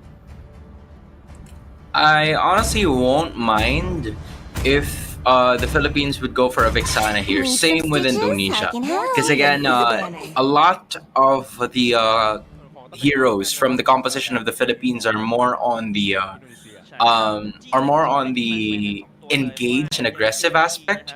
So I feel like that's really going to be a chance for them to just go at it whenever. But I feel like in just a bit, we're about to figure out more, or the continuation of that next set of drafting and banning phases for now. I'm gonna assume that we ran into some kind of technical difficulty that's not allowing us to see the rest of the draft. So for now, we will go ahead and wait until we get some news on that. But I am kind of surprised. Your team is picking. I'm still hearing That was something a though, ban. right? I hear it. I'm trying to remember whose voice line that is, but now I remember I don't play the game in English. So. Oh man, me too. I get you at some point. I'm trying to wonder who that is now, and I assume that's the last ban of the second phase, right? Because this time it's Indonesia's turn to pick up something, and with the heroes that they've had, from what I can remember, that's the Cho, that is the why am I forgetting things so quickly? That's the Harith and that's the Hilda, right? Cho, Harith, Hilda. I'm looking for some sort of really, Okay. really good DPS skill, and there you go, right? The Melissa, it's niche ban towards Shinoa here, towards Paris, the gold laner of the Philippines, because that's what they used to win an MSC. So they're not really taking any sort of chances here, but the Nolan's gonna get picked up here pretty quickly. Yeah, not only that, but the Melissa specifically is a somewhat counter to heroes like Hilda and Cho somewhat. A good Cho can outplay the Melissa ult, but it's just better to not have to deal with it in the first place. The Nolan is also fine, but I worry if the enemy heroes will be squishy enough for him to take out, because Suyo, CC, and Gatot would all be quite difficult to burst. But Vexana and this final gold laner should be good targets for him. I think Moskov would make a little bit more sense to me than Carry, and yeah, looks like the Filipinos do agree. This wretched world.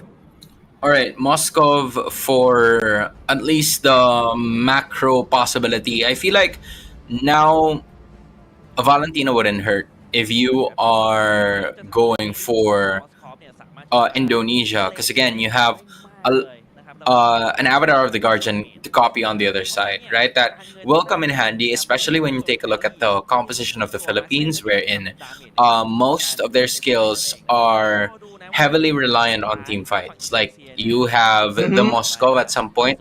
It's going to be very good towards the laning, going up against the Harith to just, provide the distance for it to potentially get away.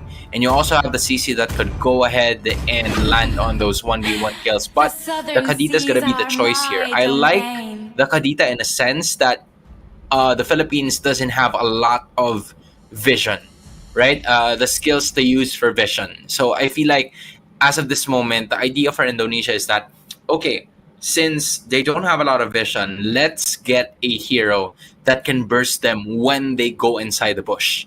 And that is where the Kadita can definitely capitalize on getting a -1 to possibly win this game. Yeah, potentially, but I still feel like it's weird that heroes like Eve or Lo Yi weren't even considered. Kadita can be good. We do see Kadita from time to time, especially being used against Eve. But in this case, I'm not too sure how effective she's going to be. You will require very, very aggressive early play. And I think that is what Indonesia is going for, right? With Nolan, Hilda, Kadita, and Cho, they're very heavily scaled towards early to mid game. Whereas the Philippines do have a pretty solid scaling curve and can play for most sections of the game.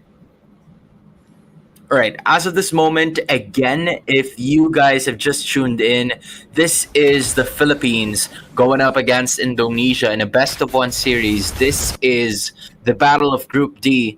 Both of the teams are still undefeated as we speak, and they are looking to stay that way, but one of them has to give things up quite quickly, as Vivian immediately checking on where the other members are going to be from. But from what we're seeing, Fumi Echo immediately joining the party here as Vivian getting to the brunt of the damage, still showcasing that she can be able to dish a ton of damage here for their side. However, Alpuerto safely secures that orange objective, and they might go for a retreat unless Vivero lands on one here.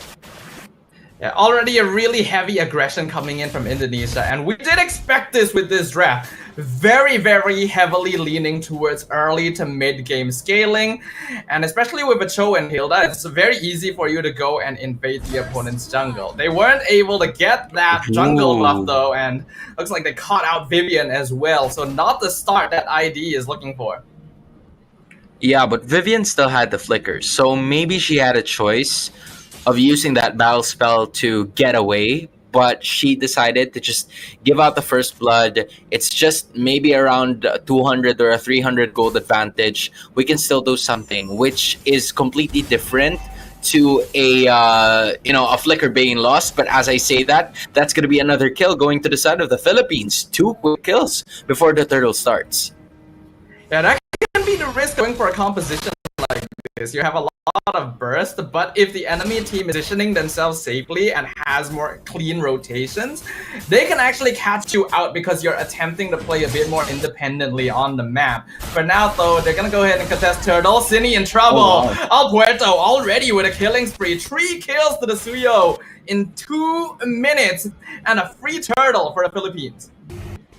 Great positioning coming in from Amores there, already having 3 assists to the total kills of the Philippines so far.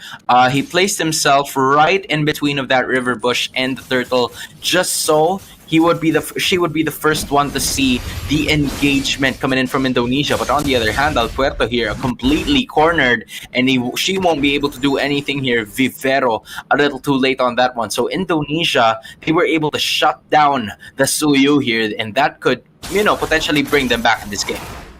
Yeah, that shutdown is really important. The Suyo with 3 kills this early is huge. Looks like Amores was able to steal away that purple buff as well. And here comes Vival to get the gank onto Perez up top. A 4-man dive in the top lane.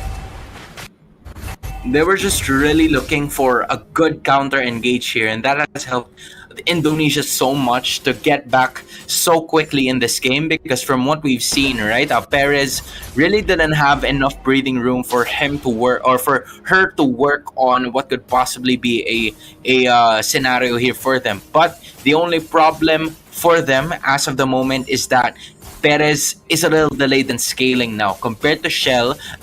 Shell already has that level 5, and she also has that assist that could potentially help her to propel even in this game. Oh, Vival coming down for another gank onto Diagon. Vengeance popped, able to jump away in time, so Indonesia does not get that, but they're able to find Perez up top with a gank from Cine. Cine gonna get punished a little bit as Vivero and El Puerto are here. Vivian able to Shunpo away from the Eternal Guard, picks up the Cyclone Eye, should be able to get out with the tiniest bit of HP. Wow, she almost went out with that one, but he still got it to go. Oh my goodness, just knowing it was just too much, man.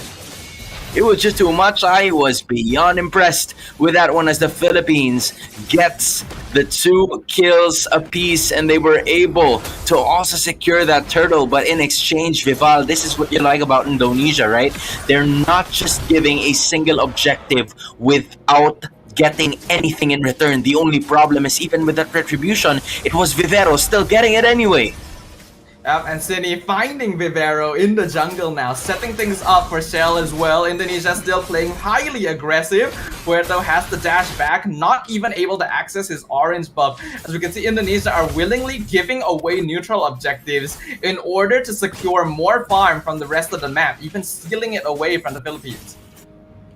Not only that, Staffa, but they are already at advantage of the neutral objectives, or should I say the turrets already, right? And when you take a look at it, it's already around 2.8k only for Perez, only getting that corrosion sight. Meanwhile, he's already 1k gold lead behind compared to Shell, who already has 3 assists. So even though she hasn't gotten a kill yet, those assists have really been crucial towards her building up towards the momentum that she needs. Although Vivero again, could be in some trouble. Way of the Dragon though misses, wrong direction from Vivian, and now being cut off by the Avatar the Guardian. He's not going to be able to escape from 4 members of the Philippines. So a bit of a punish here, good positioning and escape to make sure that Vivian was caught instead.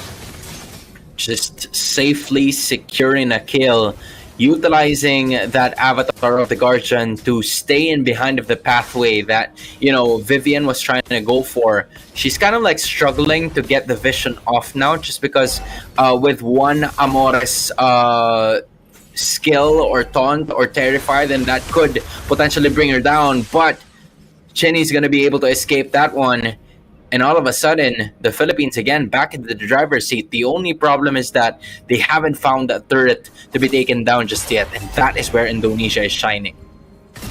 Indonesia have been able to play very aggressive and find a little bit of macro on the map with their lineup, but the Philippines are actually still farming very well. They're actually slightly ahead in gold, so Indonesia now trying to put a stop to that. Amore is already caught out. Avatar the Guardian to try and delay. Purify use, but not going to be able to save the Vexana, and now Vivero caught out between 4 members of Indonesia. Diagon a bit too late to join the party as Zaman Force secures it, but he jumps back in. Vengeance Hughes on top of Shell. Shell picks up the turtle, and a knock-up on Diagon makes sure he can no longer chase. They lose Vivian for it, but it's still a huge trade for Indonesia.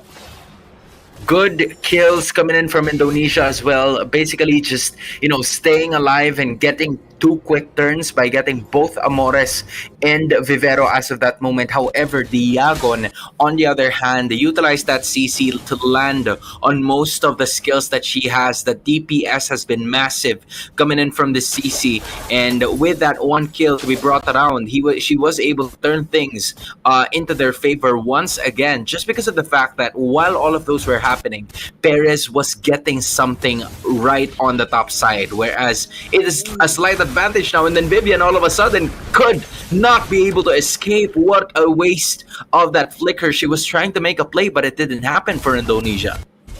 That was overly desperate from Vivian. The moment that Diagon had positioned himself in the bush against the wall, Vivian needed to just give up the chase. That flicker would not have found the right direction, and now Vivero comes in, gets the taunt on Cine. Spear of Destruction actually connects, but Cine's able to get away with the Ocean Oddity. Perez gonna jump in as well. No kills down in bot lane.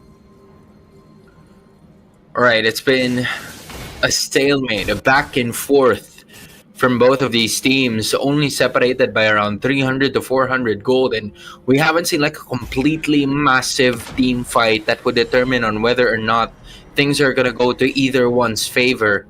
But it's at least around 1 to 2 heroes down, maybe 2 to 3, but still, it really is a matter of point on where the neutral objectives are going to be like, and a solo kill is going to happen upstairs as Vival is going to get a kill towards Al Puerto, and now Indonesia's on the go zone. Yeah, really good information scouting. The rest of Indonesia noting that most of the Filipino team is in the bottom half of the map and saying okay to Vival that Al Puerto is by himself. Vivero now being caught out by Fumi. He is still delaying their entrance. Shell gonna drop the Zaman Force right in the funnel to allow Vival to continue on the Lord. Avatar Guardian dodged by Shell, lands on Fumi, but Vivero taking a lot of damage, has to dash back out. In the meantime, Cine and Vivian gonna be double teaming Perez and bottom lane, picking up the Moskov, and the Hilda is already gone as well. The Lord gonna be secured by Vival, and the rest of Indonesia now gonna be looking to make their grand escape. Philippines a bit too scattered to chase them down. Yeah, they were trying to gamble on the fact that Al Puerto is gonna have enough more time for her to get to that Lord Pit. The only problem was that Perez was already down. Indonesia had a really good notion, or had a really good idea of putting the pressure towards Perez so that the main damage dealer of the Philippines will not be there right before the fight even starts. And as of this moment, they're gonna try to do it again. Yeah, they found Amores and Al Puerto, and despite the Purify, not going to be able to get away from the rough wave. Shell now very deep, but still continues the fight with Fumi taking up the front. Going to be zoning Diagon and Al Puerto off of their own orange buff, while the Lord is pushing up top lane. At least Perez is already there.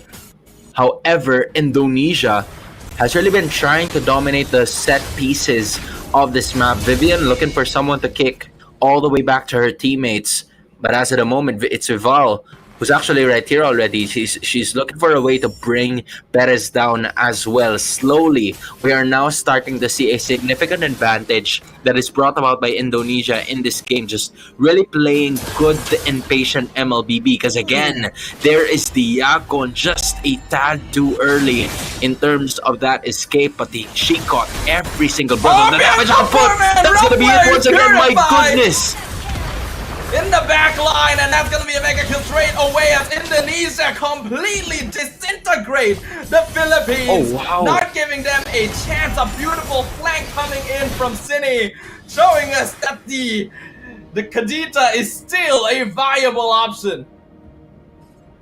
Oh wow, what an incredible initiation coming in from Cine. She literally went all the way out of nowhere, and this is the advantage of just having a pretty agile roam and a pretty agile mid laner as well. You'll never know when they're coming, and as of that moment, Cine just capitalizing on the fact that most of the Filipino players have already utilized their skills, and there really isn't a lot left. And when you think about it, at least all of them still had purifies before the start of the fight. The only problem was that one of them weren't able to escape. So it was an advantage for Indonesia, and that's something that could potentially be a threat moving forward. You can see Indonesia doing a great job of utilizing every single tool in their composition, the zoning to make sure they're able to safely take objectives, and the patience to wait for the Philippines to misposition themselves so that they can go for huge engages. The Filipino team has not been able to safely claim even their half of the map the entire game. Just not having a lot of openings here, and that could add salt to the wound, even as Indonesia is now going to go for it. Salmon Force is going to be utilized already, but Vivero is going to be right there using the avatar of the Guardian to be able to escape it. She will be able to. The only problem is that the Lord is already in the hands of Indonesia, and they can't secure any more objectives as we speak. 4 are safe from the Philippines, but Indonesia is going to be adding +1 to their party. Things are looking up. Now a 6k goal lead in favor of Indonesia at the 13-minute mark. Only inhibitors left standing for PH. El Puerto just finished their BOD, but it is Perez that we need to keep an eye on. This Moskov, meant to be the late game insurance for PH, but getting caught by Cine at every turn. Unless she has the Trinity speed build here, I don't think they will be able to defend unless that is already in, because like it's already 13 minutes in this game. Maybe they could do something about it, but Indonesia is knocking on their door as we speak. Avatar the Guardian comes in, knocks up one, and the CC chain on Fumi Echo, not allowing her to even move.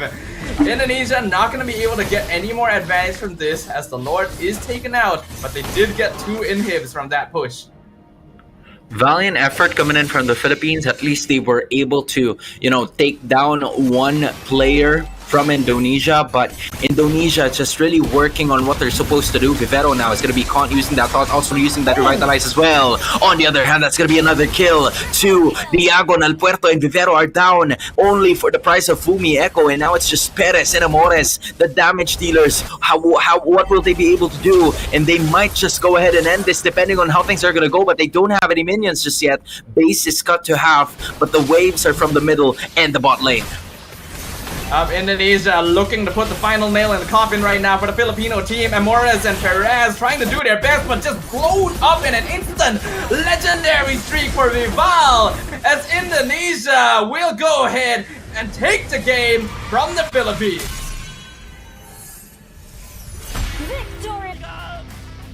Now that is what we would call I don't know what that's called. It's the way MLBB should be played. My goodness, the aggression coming in from Indonesia. Just how well they have continuously executed their game into perfection. And, they just came from Riyadh, man. They just came from Saudi Arabia, and now they're in Thailand. They're roaming in different parts of the world and just dominating every single MLBB tournament there. Heck, if I had like a mini tournament here in the Philippines, I don't know if they'll also fly in and just dominate every single person here, but that's what they've been doing all throughout, man. Incredible performance. Yeah, this was a game on a different level than the first series we saw today, where there was much more effective decision making and strategy going into the gameplay compared to what we saw before.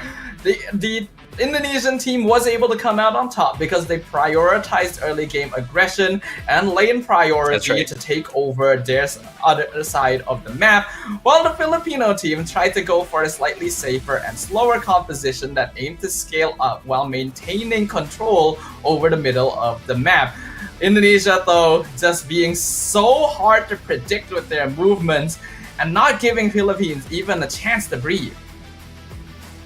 Yeah, I mean when we noticed like the first few minutes of the matchup, right? It's the Philippines getting at least the first two kills in terms of this game. The only problem for them was they weren't able to sustain it because of how Indonesia has reacted into the game that we have noticed from them so far. Indonesia's movements are not to react but to force a reaction out of the Philippines. And that's what they really were doing all throughout. And that's the reason why they have really dominated the women's MLBB scene, because of how they think, how they execute their plans into perfection, and just with how well they have managed to take control of every single scenario that there is. This is a meta right now that really emphasizes the importance of proactive play and early aggression, because snowballing can happen so quickly. The Filipino team, despite getting a really good start, starting the game with 3-0 on the Suyo, instantly had their momentum stifled once that Suyo was caught out once and the shutdown goal was given over, allowing ID to start playing the game they wanted to instead. I mean, just imagine, right? When you take a look at the highlights, there were some scenarios wherein the Philippines were already in the lead. But the problem about it is that Vivian never gave up. Just imagine, right? 3 deaths already for the show that was used by Vivian. But Vivian stick to the role that she had. All Indonesia needed was a lot more of that information so that, Vival would be able to easily take most of those objectives pretty quickly. And she was willing to also do these risky plays so that even though she dies or she goes out or goes back to base, the rest of the members of the Philippines won't have a lot of those skills for them to use when the major objectives are starting to come into the map. And that has really propelled them to getting this win and staying undefeated 2-0 in Group D. But the star of the show, I think, this game definitely has to be Cine and Vival. The positioning of the Nolan and Kadita was so effective throughout the entire game. They were cutting off rotations, they were catching Perez on their own. Cine getting that mid lane 4-man Petrify Rough Waves combo to completely dismantle the Filipino team, using the flanks and angles and controlling the map in such a way that forces the Filipino team to make mistakes just to try and get farm. Yeah, honestly, it was so difficult for the Philippines to not only make a comeback, but to also try to hold someone down on their side. Because when you take a look at it, right, you have the CC, of course, but the CC doesn't have a lot of crowd control except for that ultimate, which can only last for like maybe 2 to 3 seconds, right? And then in addition, you can also take a look at the pressure that Indonesia has given Perez, knowing that Perez is gonna be that that person, that player that they're probably gonna have problems with in the later portions of the game. Yes, in like for a minute they had a problem there just because Amores and Perez were able to land on that Vixana and Moskov combo. However, it didn't work well for them still, just because the Moskov was delayed a little too much because of the pressure that she got in the first few minutes of the game. Yeah, I think unfortunately the PH team wasn't quite able to play fast enough in this game, and while they tried to do so early on, the speed at which the Indonesian team was coming at them was a little bit unpredictable. Unfortunately, in the draft, I do feel like they could have switched up some things to maybe have more control over their map, like maybe the Yves Gatot combo that I mentioned earlier on would have been a little bit more effective. But that's that for this matchup. We still got more matchups coming up for the rest of the day though. So for now, we're gonna once again jump into a short break, and when we come back, it's gonna be our third group stage match of the day. See you guys there.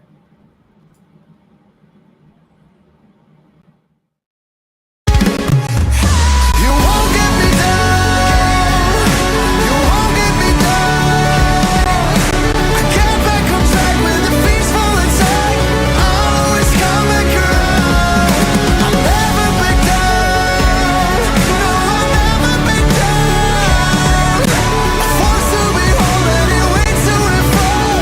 Always coming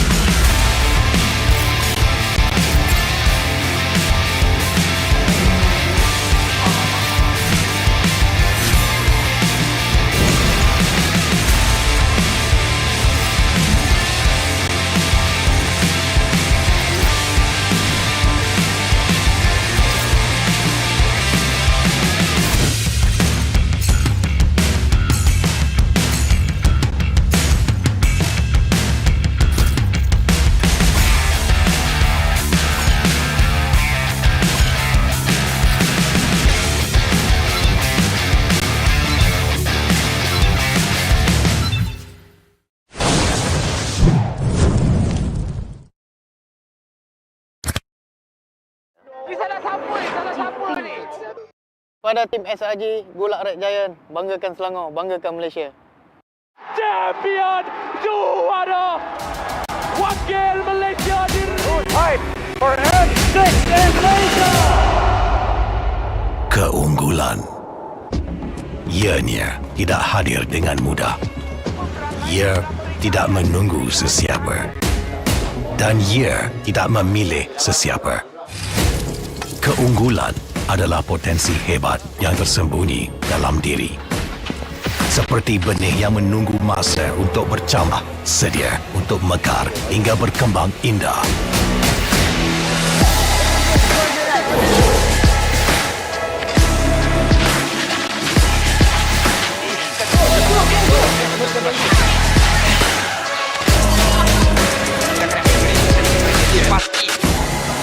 Ketika cabaran mendatang, ada yang hanya memerhati. Kekuatan sebenar lahir dari dalam diri.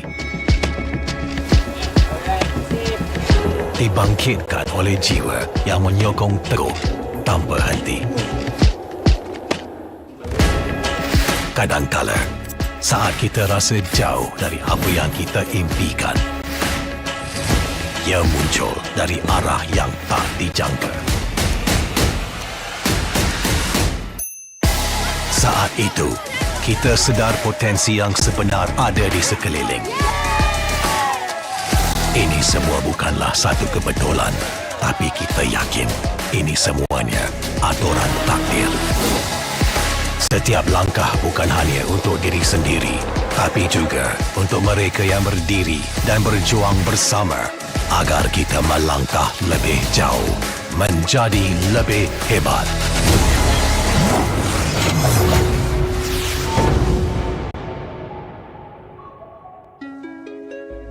Bangkitlah rakyat Malaysia. Kita bersatu menyokong sepenuh jiwa. Demi jalur gemilang kebanggaan negara. Tiba masanya untuk menjadi greater than ever.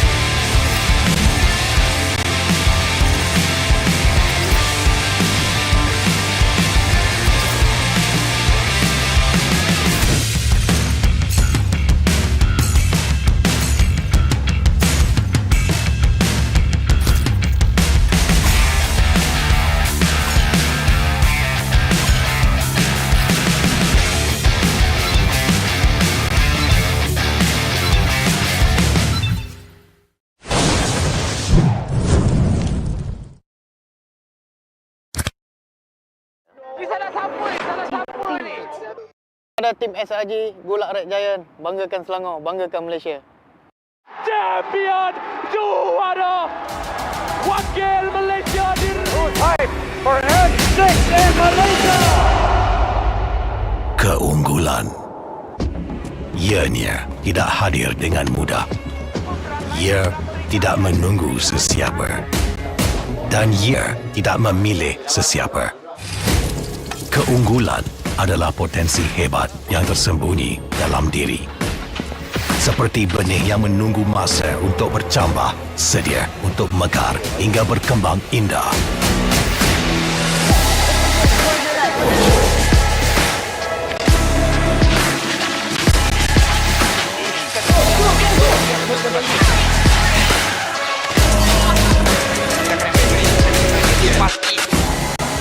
Ketika cabaran mendatang, ada yang hanya memerhati. Kekuatan sebenar lahir dari dalam diri. Dibangkitkan oleh jiwa yang menyokong teguh tanpa henti. Kadangkala, saat kita rasa jauh dari apa yang kita impikan, ia muncul dari arah yang tak dijangka. Saat itu, kita sedar potensi yang sebenar ada di sekeliling. Ini semua bukanlah satu kebetulan, tapi kita yakin ini semuanya aturan takdir. Setiap langkah bukan hanya untuk diri sendiri, tapi juga untuk mereka yang berdiri dan berjuang bersama agar kita melangkah lebih jauh, menjadi lebih hebat.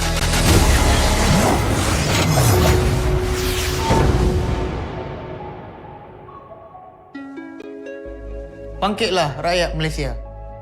Kita bersatu menyokong sepenuh jiwa. Demi jalur gemilang kebanggaan negara. Tiba masanya untuk menjadi greater than ever.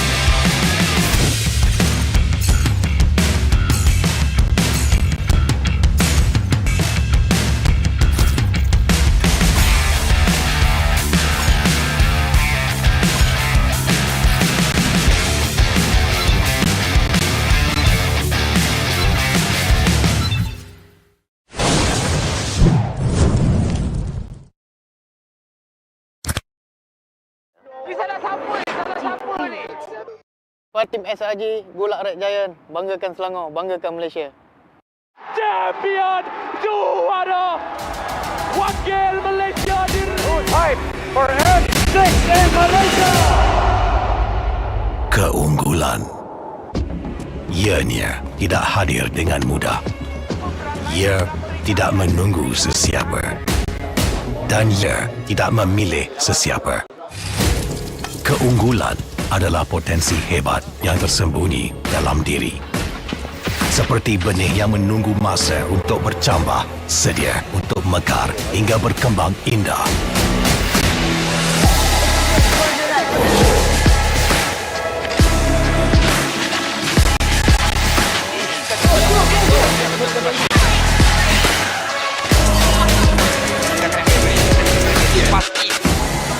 Ketika cabaran mendatang, ada yang hanya memerhati.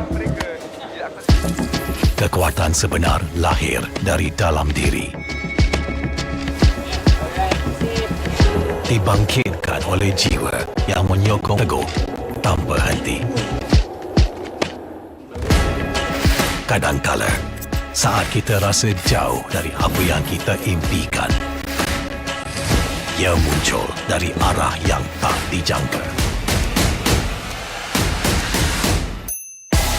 Saat itu, kita sedar potensi yang sebenar ada di sekeliling.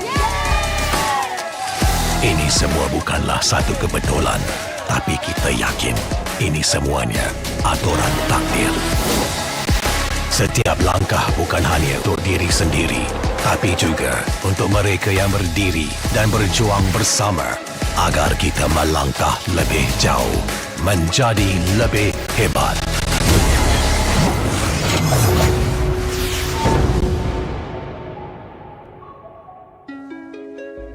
Bangkitlah rakyat Malaysia. Kita bersatu menyokong sepenuh jiwa. Demi jalur gemilang kebanggaan negara. Tiba masanya untuk menjadi greater than ever.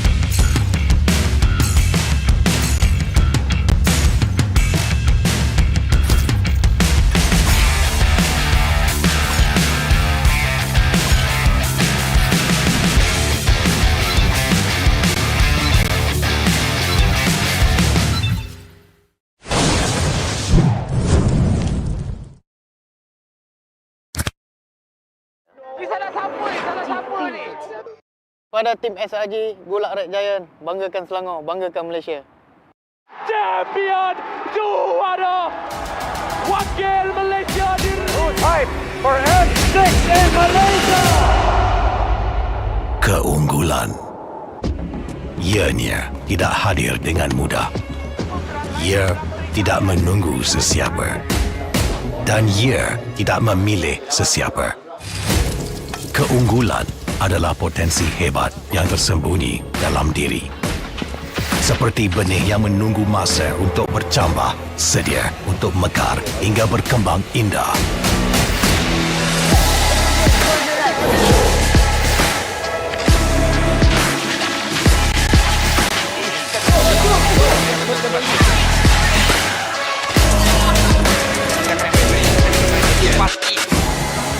Ketika cabaran mendatang, ada yang hanya memerhati.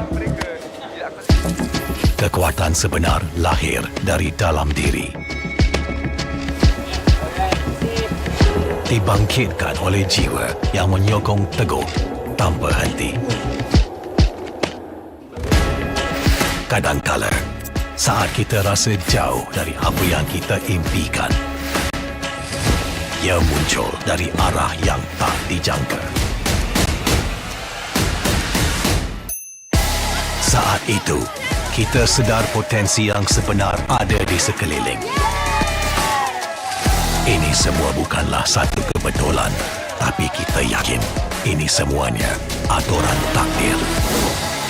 Setiap langkah bukan hanya untuk diri sendiri, tapi juga untuk mereka yang berdiri dan berjuang bersama agar kita melangkah lebih jauh, menjadi lebih hebat.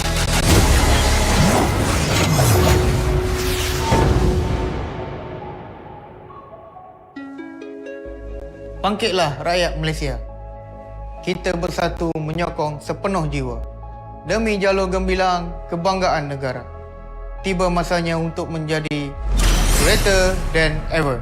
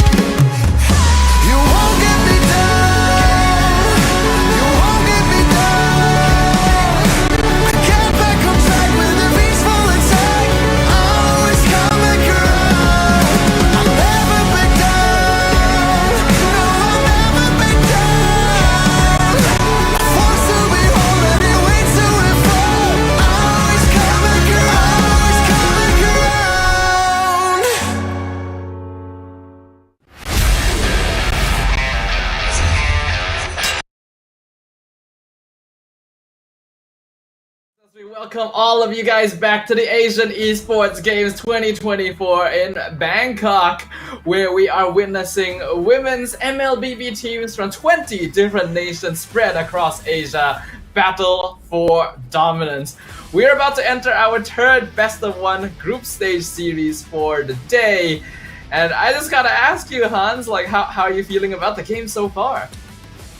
I mean, at some point in time, in case you guys are wondering, it's been a really good series of matches that we've seen, right? One that has somewhat been a little dominating, and another that went toe-to-toe and it was stopped until the final few moments of the clash, wherein it was Indonesia versus Philippines, and I cannot wait to see more of it, given that we still have a lot to take note of, a lot of women's MLBB to catch up on, and I am sure that a lot of our viewers as well are very ready for what's about to happen.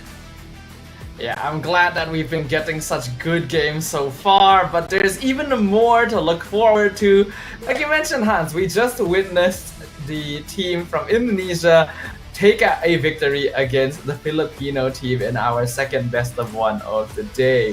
For the third match, we're going to be witnessing the team from China go up against Mongolia.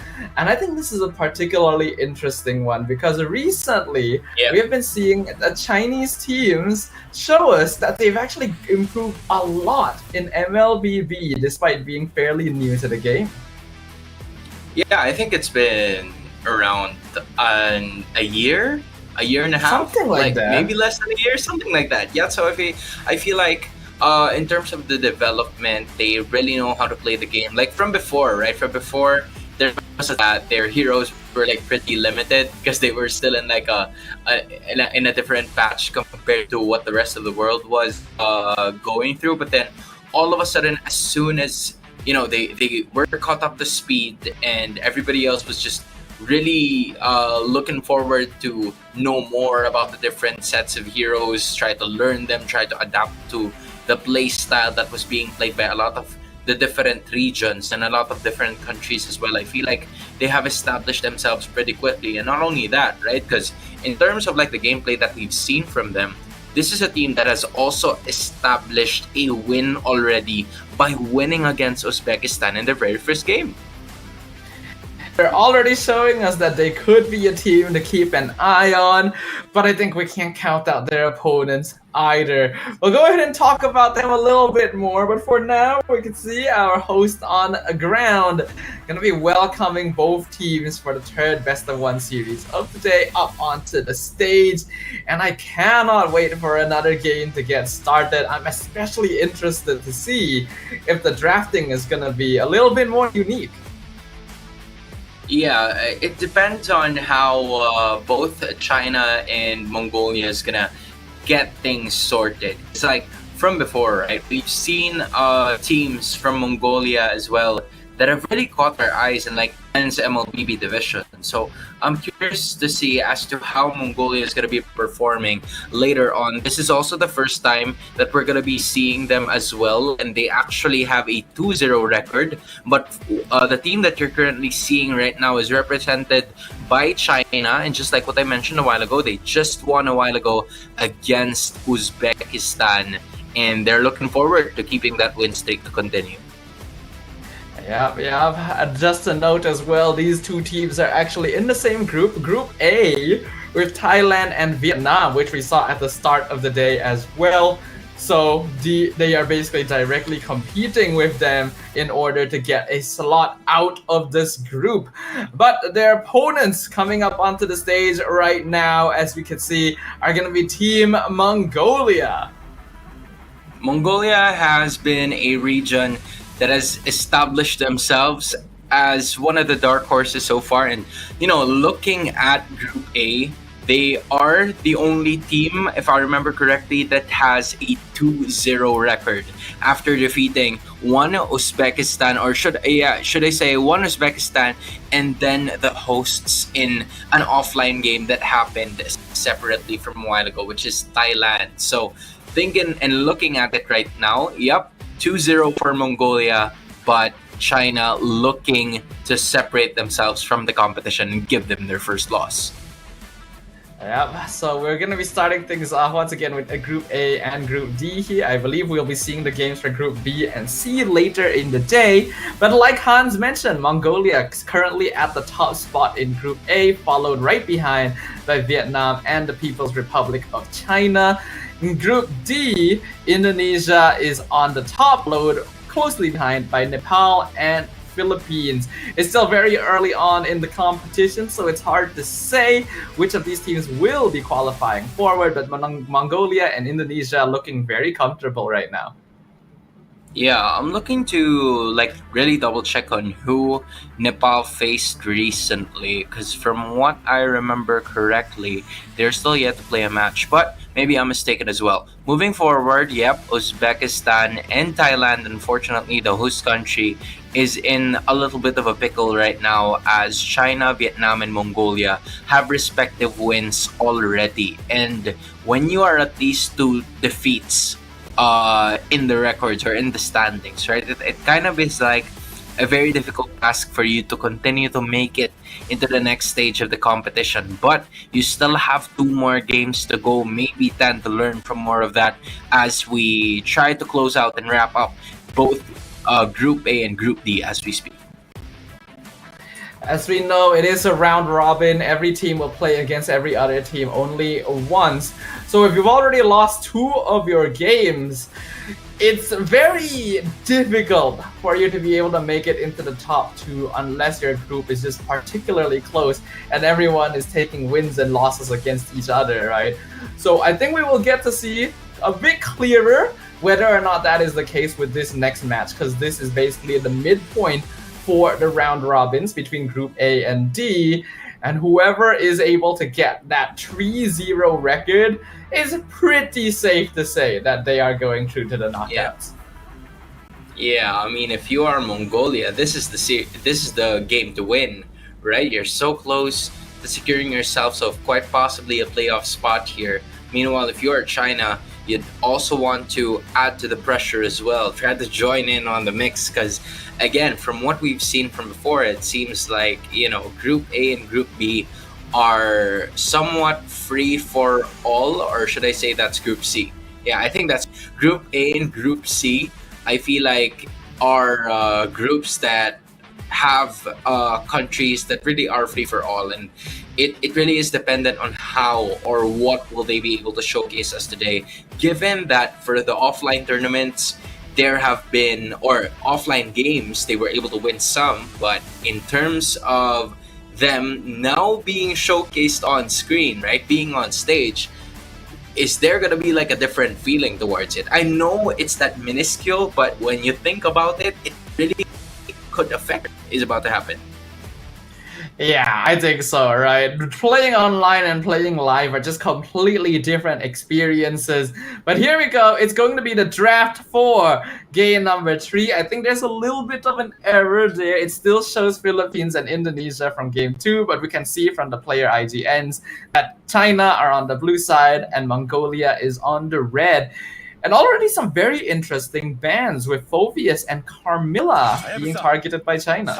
Your team is Yeah, I mean, that's what, most of them are trying to really pull off here. Now I'm wondering for China if there is like a certain amount of, because this is a best of 1, right? So at some point in time, you're gonna have to use like cheese strats every now and then. So maybe this is like a something that they've seen from like different games that they've already played, and they don't want to match up against these kinds of heroes. But from what we've seen, I think that was like a Hilda first pick, right? So Yes. they've really got up to speed. They do know the meta, and again, another set of voices that we have heard as of this moment, and I'm still trying to guess who those heroes are, but those are going to be Mongolia's picks.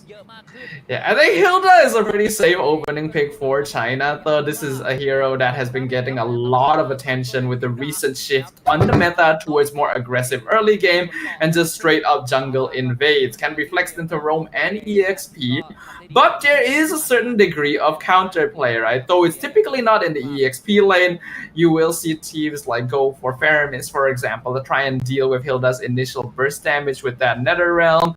But we'll see whether or not they go for that.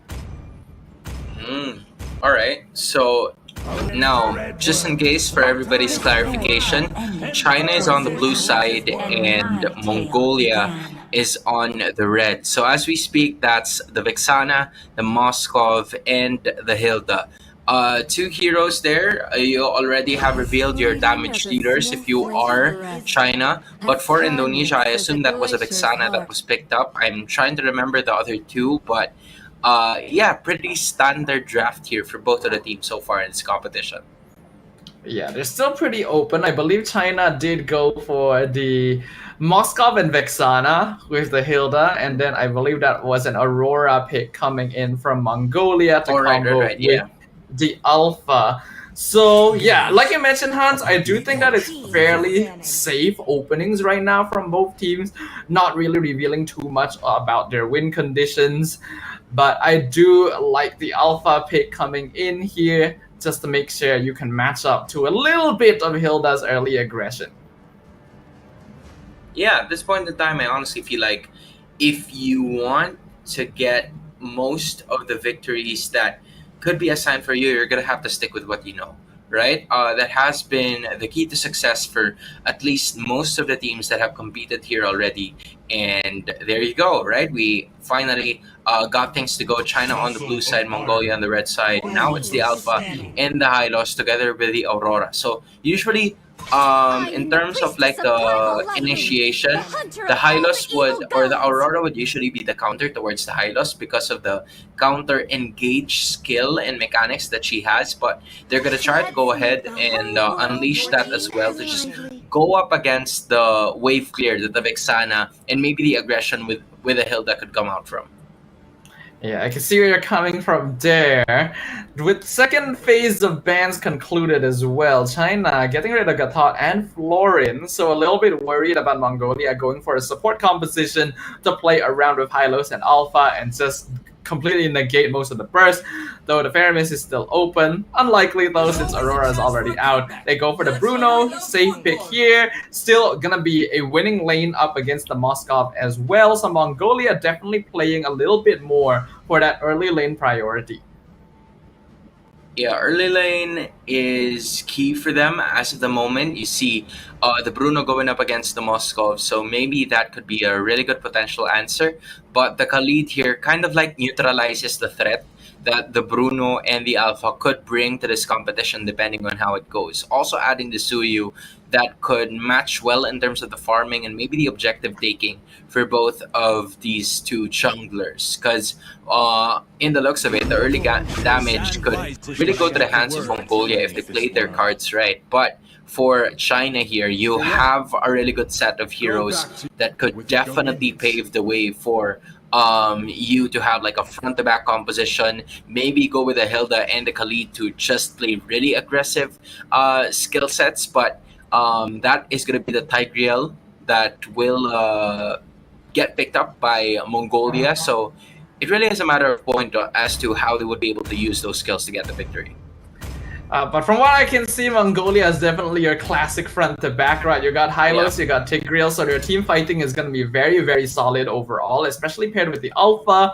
So they're already going to be able to play fairly aggro early on, which I think is very important because you are playing against a Hilda Khalid, which if they decide to go for a very cheesy strat, can immediately start invading and messing with you right from like the first second of the game. I mean, at this point in time, we're about to figure out how both of these teams are going to utilize these skills to get it through. You're seeing Vermouth, Jessica, Fanhua, Yinhuai, and Chokes on the other side for China. But then on the other side, you have Nika, Non-AXN, Zolana, Mob Psycho, and Deja Vu representing Mongolia. Both of these teams still undefeated, and they are looking forward to getting a win here. Mongolia currently on 2 wins already, so a victory here would almost guarantee that they make it all the way to the knockouts. So we can already see a little bit of harassment going on early here. China has the advantage in EXP lane priority, but Mongolia has gold lane priority. So the junglers shifting towards the bottom side of the map is going to be interesting. Yeah, they're just, slowly getting most of the objectives. Not really a lot of activity happening. EXP lane trying to at least showcase themselves to one another given the rotation that they're both planning to do. I'm curious to see who is going to go first towards that gold lane matchup to try to give a possible impact there, because I feel like Mob Psycho has the advantage. So with that, Fanhua going to the bot lane, just making sure that Yinhuai here is going to have a pretty decent or good time upon getting those minion waves, just because the threat of Mongolia in attacking him has been evaded. I think it makes more sense for China to focus a bit more towards the EXP lane though, because even with some help, it's going to be hard for the Moscow to get the kill on Bruno. So assisting Hilda in really messing with Hylos to unlock your EXP laner from the lane as early as possible may bring more benefit to them. Now they're going to try to go ahead and unleash most of the damage outputs here so that they will be able to take care of business. Turtle already got into half health here, but it seems like that's going to be safely secured unless... Ooh. Whoa, hold on a second here. Actually able... Ooh. Okay, from what we've heard, there is apparently a pause ongoing, so we're taking a moment to resolve some technical issues, but that is certainly quite the timing for it to happen. An excellent steal by Nonaxon, I'm not too sure how their name is pronounced, but I'm gonna assume that's it, on the turtle when it was literally 1v4 in the turtle pit. The retreat timing was perfect. And then the glorious pathway came out, and now Mongolia attempting to chase down China. Yeah, that was exactly what was happening during that time. It was a good stellar play, just, you know, the lack of vision coming in from China and Mongolia arriving as to where China least expected them to arrive. So with that, they were able to get the very first turtle of this game in a best of one series, and advantage now goes into the alpha, already achieving that level 4, but because of him using, or because of her using her ultimate to get to that next point, which is securing that turtle, she was able to give a certain amount of advantage to the rest of the teams. Because like from the first few minutes, right, it was pretty neutral. We really haven't seen a lot of movement and activity from both of these teams except during that turtle fight, and I feel and for Mongolia, they felt like it was the right time to strike. Personally speaking though, I feel like if the game state is neutral in the earlier stages, then it is actually China who will find themselves behind. Because when you have Hilda and Khalid, these are two heroes that are both meant to be flexible and both meant to be able to bully the enemy jungle out of their camps. It's obviously harder to do this since you're up against an alpha, right? He actually does have damage at levels 1 and 2, but I feel like it's a little bit too passive, right? They needed to play a little bit more for lane priority and map control, because once you get into the mid game and you try to commit for bigger team fights, Mongolia just has the better draft. Yeah, I think with the understanding that Mongolia has with how they wanted their fights to go, as I'm sure you're probably hearing it also, that we're trying to figure it out on our end as well. But as we speak, right, in terms of like the counter engage, the Aurora is like such a problem to that. And you also have the Hylos on your side. So I feel like those are some engage or like counter engage to engage coming in from Mongolia that they would really use to win most of their fights. Meanwhile, if you have China, of course they have a really good set of skills as well. The only problem is that when those skills miss, I feel like that's where the problems are gonna arise here for the respective group. Because yeah, Mongolia can fight toe-to-toe with them if their skills have missed, but if they actually land on it, it's gonna be a problem for Mongolia moving forward. Yeah, but it's still a lot easier to play around their team composition overall compared to China. Like, I feel like the draft could have been revisited just a little bit, right? Because while the Hilda, I'm okay with first picking the Hilda. I feel like once you saw like the Hylos and the Tigreal and the Alpha, maybe going for the Khalid roam wouldn't have been the best idea anymore at that point, because it's highly unlikely that he's going to be able to create too much of an impact. I feel like they could have maybe considered going for like a Cho roam instead to separate the frontliners and maybe scatter the team fight a little bit against Mongolia. Yeah, I think the game plan here coming in from China was to try and disrupt the farming as early as possible from non-AXN or non-AXN. I feel like during those moments, they were also unable to capitalize on it, given that there were a lot of people surrounding the Alpha as well. So at some point in time, they were able to take advantage of it, and not only that, also get the turtle in the process. So it's not AXN already at level 6, but when you take a look at that showcase, he's somewhat already there as well. But yeah, still a stalemate, not a lot of kills happening here, except for the fact that everybody's trying to surround that bot lane. Yeah, this bot lane gonna be important. They already scout out Nonaxon in the brush. He has to use the Spear of Alpha to get away. We see Chokis in the back line, gonna be scouted out by Zulana and gonna back away before Nika is able to catch them as well. Unfortunately, China not gonna be able to make an attempt down here. Sacred Hammer into the implosion, onto the Khalid. Raging Sandstorm, will they be able to get him out in time? No, Spear of Alpha connects. First blood over to Nonaxon on the Mongolia team. Good presence of mind coming in from Nika. She probably knows that China's not gonna try to force a team fight when they want to, just because they're waiting for the Moskov. So for Nika, in her perspective, she was like, you know what, let's just take something so that we have an advantage. Just utilizing that push and the extra implosion play onto one, so that even though it was Fanhua, right? Even though it was the roamer of China here, it's something that they were very much willing to take as long as the kill goes to non-accent, to also propel him a little bit further than Showcase here upon getting those objectives and getting her items here.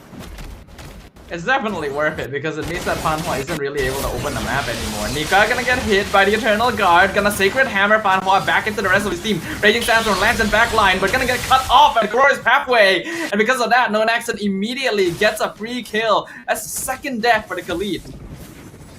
What you were saying a while ago is finally coming into life. The Khalid somewhat already struggling to find his position here in the composition of Mongolia, and now it might be Jessica's turn to go after that. But because of it, right, the Fanhua in China is struggling to get the information that's needed for them to make their rotations. They're somewhat reacting to what Mongolia is doing here, looking or just looking for a way to actually strike. But as soon as Fanhua sees one or two members, they can't do anything about it. But this is a good sign. Showcase and the kill goes to Yinhua Year of China. Yeah.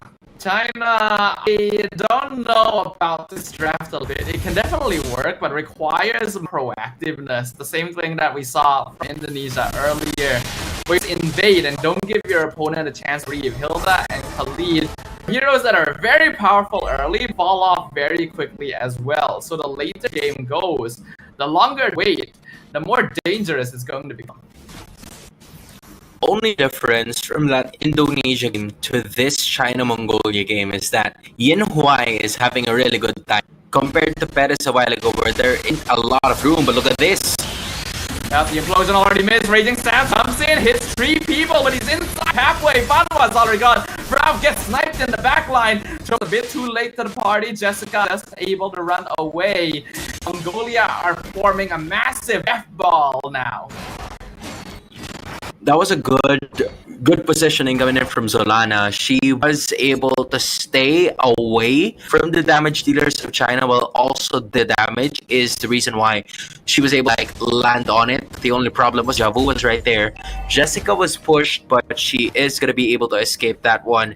It was just a matter of fact as to how Mongolia is going to be able to use most of their skills. They were able to use it just because Yin Huai was too busy trying to farm up most of her minion waves and objectives. So this is a really good chance for Mongolia to assert their dominance as early as possible, while Yin Huai hasn't really gotten her items just yet. Yeah, I think that's exactly what they're doing as well, Hans. The dominance that Mongolia is showing. Flicker Raging Sandstorm, I'm not sure if it landed. Looks like it did. Zulana gonna get picked off in the mid lane. Eternal Guard onto Nika, scouting him out. Not gonna allow him to get a free implosion. A good blade surge, but now Glorious Pathway stopping them all in their tracks. And implosion gonna find 2 with the Sacred Hammer. Knock out Chokis. Already down. Fanhua gonna be comboed alongside him. The Naxon jumps on top of Yin Huai, but he gets traded. Killing spree over to Yin Huai on the Moskov, while Jessica chases down and 1v1's Mob Psycho. China coming out on top. love the positioning coming in from Jessica there. Just, not really giving up on the play. She understood that two of her teammates are actually down already just because of that implosion play. That was also well played coming in from Nika. The only problem was that most of the damage dealers coming in from Mongolia were already at low HP, so they couldn't really assist or do the follow-up damage that would be necessary for Mongolia to take control of this game. And because of it, knowing that Jessica has that passive already, she went past those bushes in the river while waiting for at least 1 second or two, and then all of a sudden just landing those hammer shots towards her opponents who are already at low HP. And now China having an advantage and propelling themselves even further away from Mongolia. The way you play around a front-to-back composition is to scatter their lines, and China was able to off-tempo that previous team fight so that Mongolia wasn't quite grouped up in the position they wanted before it actually started. Even though Nika tried to re-engage and got a pretty good catch-up, at that point they'd already lost most of their damage with Mob Psycho being chased down by Jessica. So because of that, China were able to outlast them.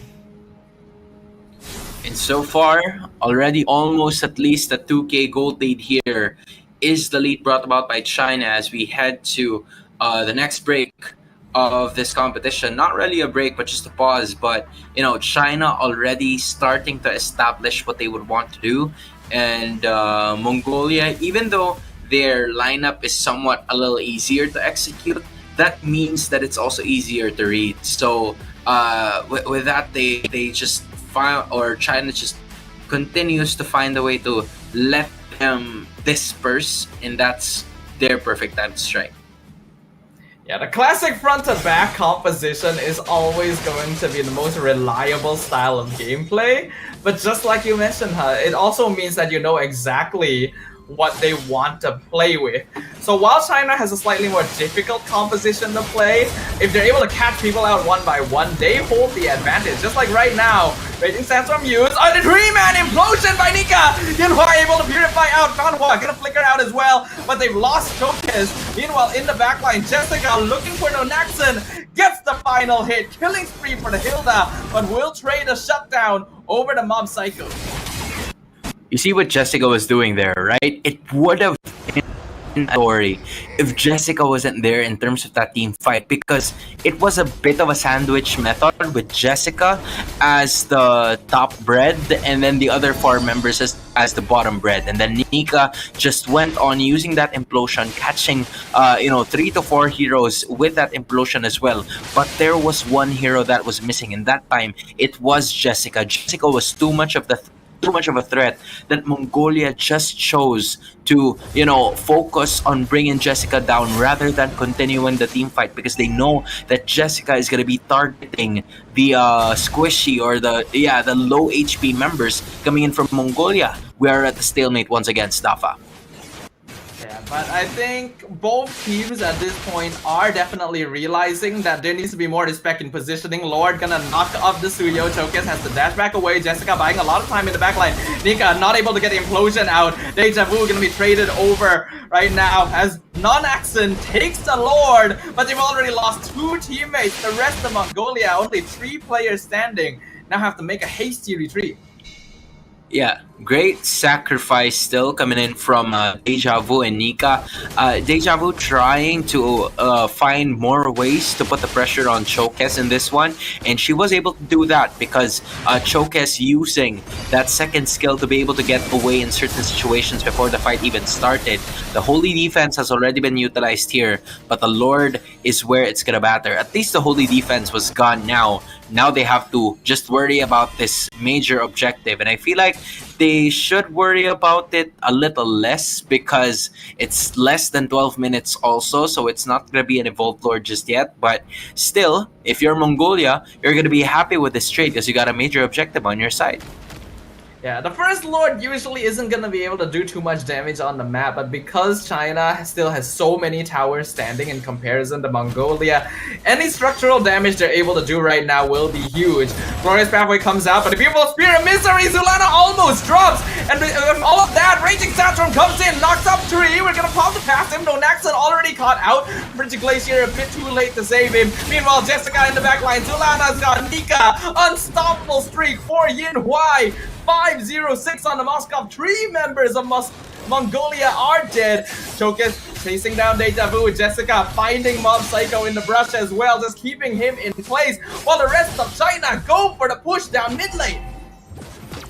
They're not even letting Mob Psycho go home, and they're right there at the base of the enemy. Yup, they knew it, they planned it. Jessica just being a pain in their side until the end, as China gonna go ahead and take a game off of Mongolia in our third group stage match of the day. Oh wow, I am quite impressed with how China showcased their skill in this specific game. What an incredible performance to go up against Mongolia. But I have to say, Staffa, that was a rookie mistake right there from Mongolia, man. It's the First Lord. You don't really invest too much of your power on that First Lord, especially with the the lack of vision that you guys had. Because before everything was happening, right, as soon as they were there at the Lord pit, they were trying to assist the Lord in the top side of the map. It was already Jessica looming around the corner. She was right there at the river bush. She saw what was gonna happen before that fight even started, and then all of a sudden she saw Mob Psycho, she saw Bruno as well, and she just told her other teammates that, guys, I found my target. And that's exactly what she did. Waited for the right time, and then there was an incredible, all right, and should I say incredible, because Fanhua landed on that Raging Sandstorm. Everybody was caught inside the turret area where it was just free hit coming in from that defensive objective.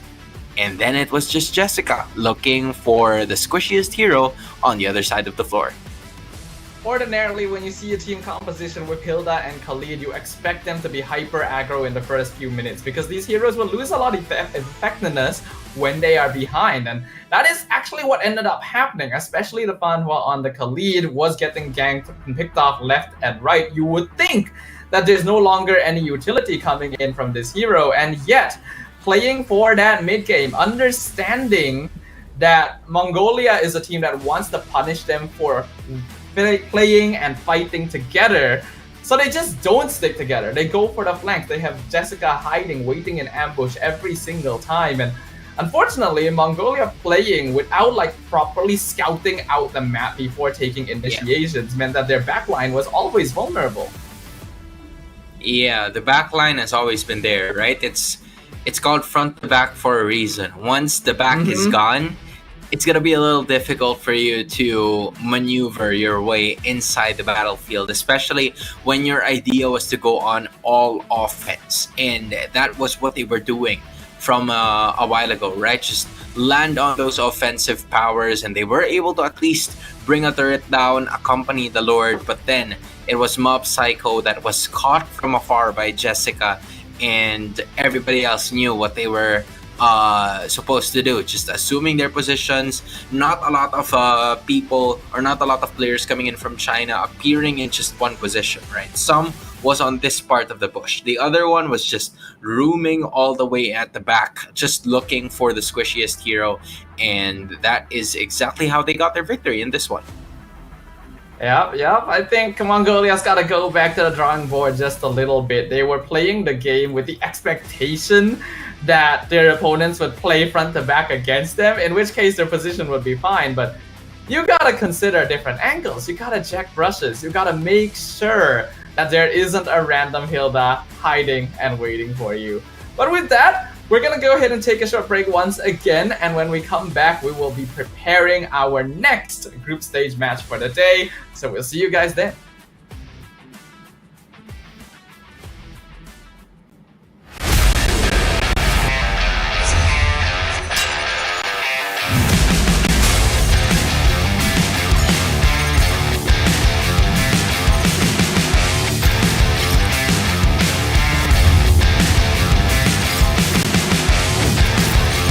first, hopefully.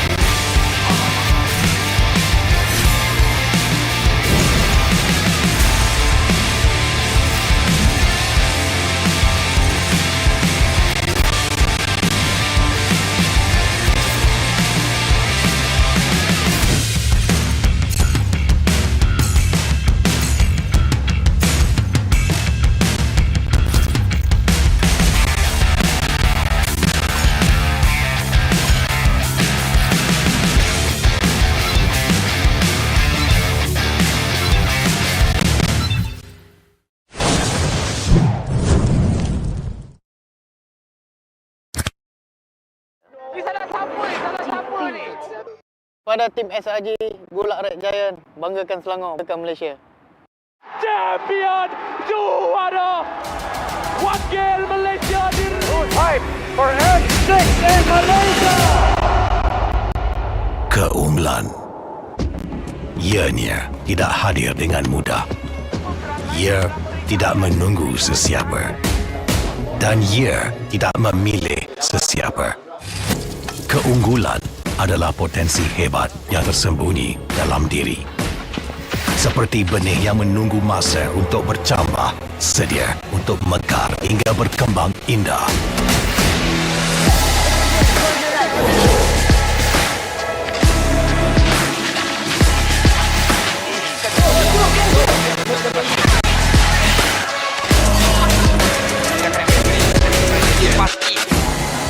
Ketika cabaran mendatang, ada yang hanya memerhati. Kekuatan sebenar lahir dari dalam diri. Dibangkitkan oleh jiwa yang menyokong teguh tanpa henti. Kadangkala, saat kita rasa jauh dari apa yang kita impikan, ia muncul dari arah yang tak dijangka. Saat itu, kita sedar potensi yang sebenar ada di sekeliling. Ini semuakanlah satu kebetulan, tapi kita yakin ini semuanya aturan takdir. Setiap langkah bukan hanya untuk diri sendiri, tapi juga untuk mereka yang berdiri dan berjuang bersama agar kita melangkah lebih jauh, menjadi lebih hebat.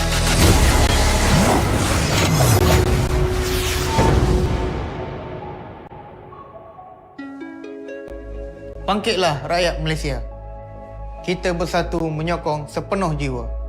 Demi jalur gemilang kebanggaan negara.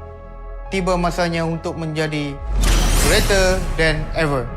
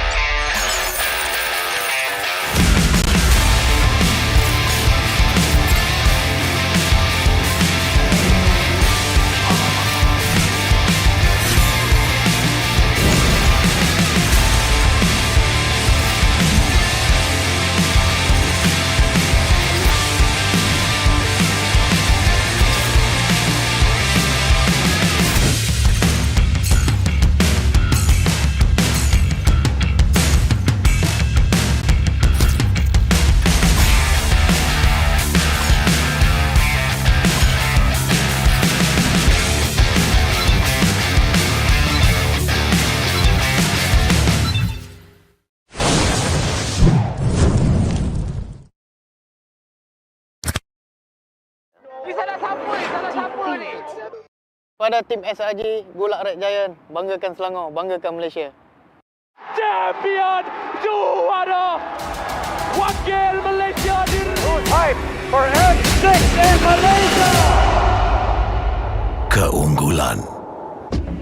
Ianya tidak hadir dengan mudah. Ia tidak menunggu sesiapa. Dan ia tidak memilih sesiapa. Keunggulan adalah potensi hebat yang tersembunyi dalam diri.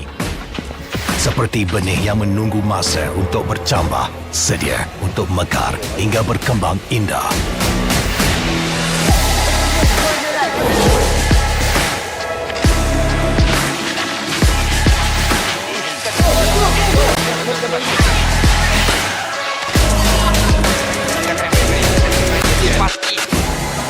Ketika cabaran mendatang, ada yang hanya memerhati.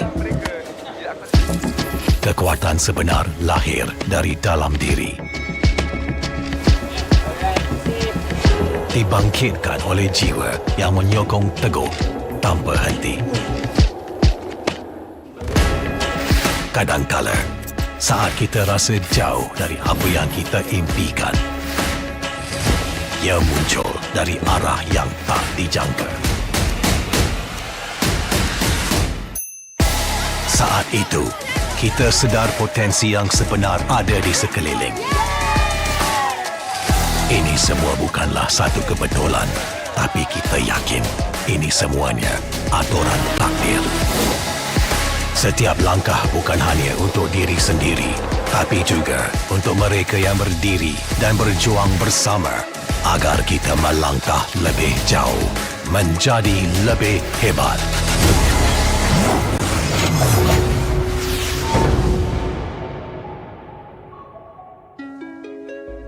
Bangkitlah rakyat Malaysia. Kita bersatu menyokong sepenuh jiwa. Demi jalur gemilang kebanggaan negara. Tiba masanya untuk menjadi greater than ever.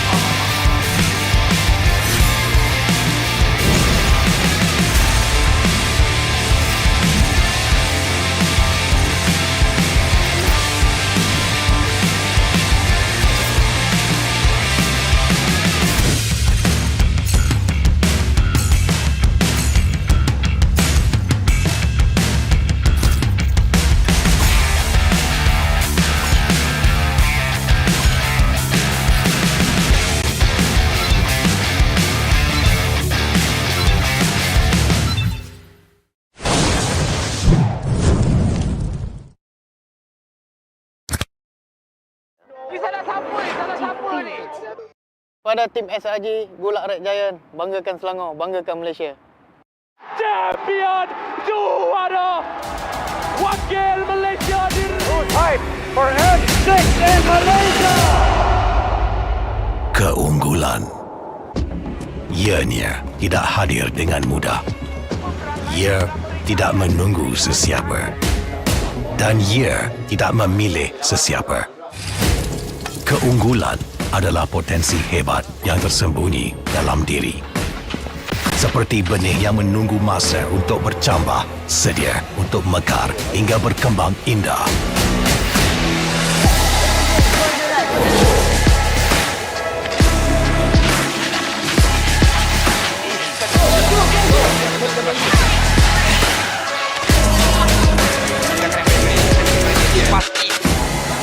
Ketika cabaran mendatang, ada yang hanya memerhati. Kekuatan sebenar lahir dari dalam diri. Dibangkitkan oleh jiwa yang menyokong teguh tanpa henti. Kadangkala, saat kita rasa jauh dari apa yang kita impikan, ia muncul dari arah yang tak dijangka. Saat itu, kita sedar potensi yang sebenar ada di sekeliling. Ini semua bukanlah satu kebetulan, tapi kita yakin ini semuanya aturan takdir. Setiap langkah bukan hanya untuk diri sendiri, tapi juga untuk mereka yang berdiri dan berjuang bersama agar kita melangkah lebih jauh, menjadi lebih hebat.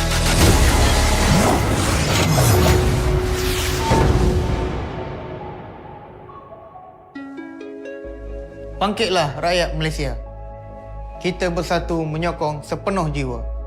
Demi jalur gemilang kebanggaan negara. Tiba masanya untuk menjadi greater than ever.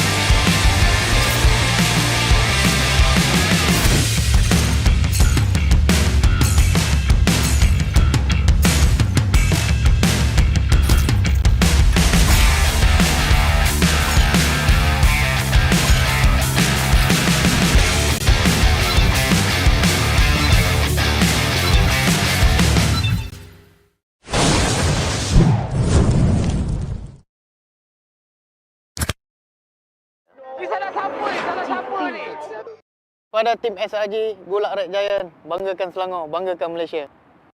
Champion juara wakil Malaysia time for F6 in Malaysia. Keunggulan.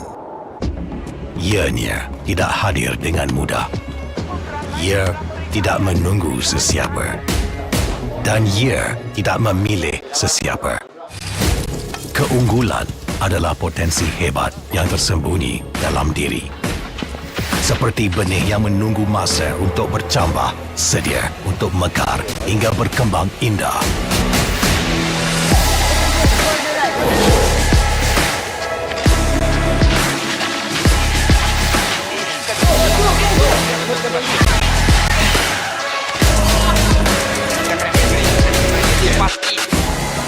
Ketika cabaran mendatang, ada yang hanya memerhati. Kekuatan sebenar lahir dari dalam diri. Dibangkitkan oleh jiwa yang menyokong teguh tanpa henti. Kadangkala, saat kita rasa jauh dari apa yang kita impikan, ia muncul dari arah yang tak dijangka. Saat itu, kita sedar potensi yang sebenar ada di sekeliling. Ini semua bukanlah satu kebetulan, tapi kita yakin ini semuanya aturan takdir. Setiap langkah bukan hanya untuk diri sendiri, tapi juga untuk mereka yang berdiri dan berjuang bersama agar kita melangkah lebih jauh, menjadi lebih hebat.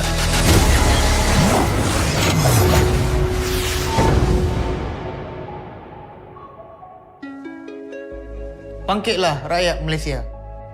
Kita bersatu menyokong sepenuh jiwa. Demi jalur gemilang kebanggaan negara. Tiba masanya untuk menjadi greater than ever.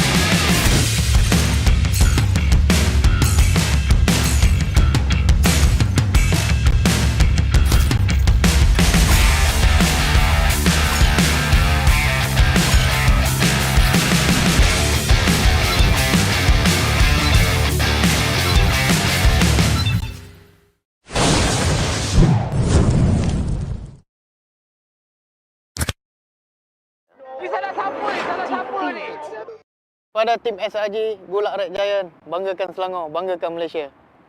Champion juara wakil Malaysia time for N6 in Malaysia. Keunggulan. Ianya tidak hadir dengan mudah. Ia tidak menunggu sesiapa. Dan ia tidak memilih sesiapa. Keunggulan adalah potensi hebat yang tersembunyi dalam diri. Seperti benih yang menunggu masa untuk bercambah, sedia untuk mekar hingga berkembang indah.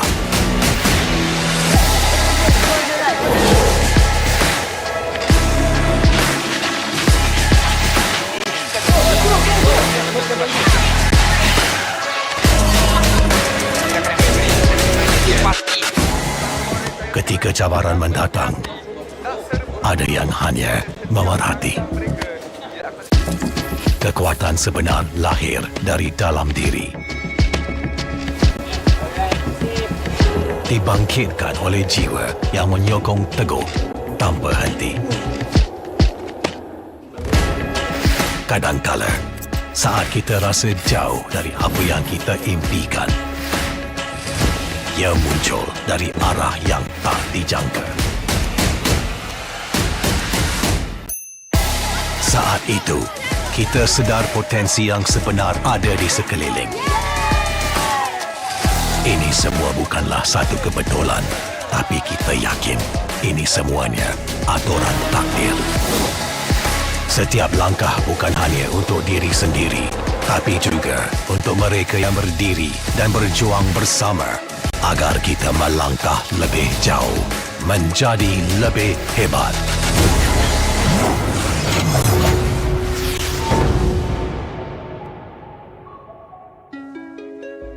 Bangkitlah rakyat Malaysia. Kita bersatu menyokong sepenuh jiwa. Demi jalur gemilang kebanggaan negara. Tiba masanya untuk menjadi greater than ever.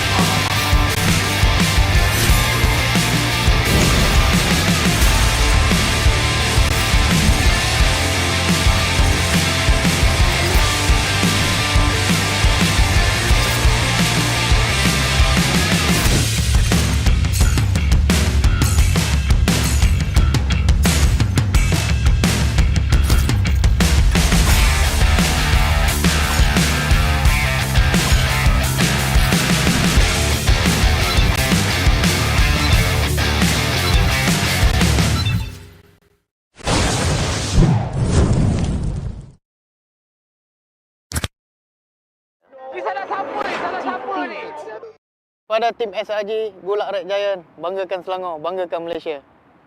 Champion juara wakil Malaysia Time for N6 in Malaysia. Keunggulan. Ianya tidak hadir dengan mudah. Ia tidak menunggu sesiapa. Dan ia tidak memilih sesiapa. Keunggulan adalah potensi hebat yang tersembunyi dalam diri. Seperti benih yang menunggu masa untuk bercambah, sedia untuk mekar hingga berkembang indah.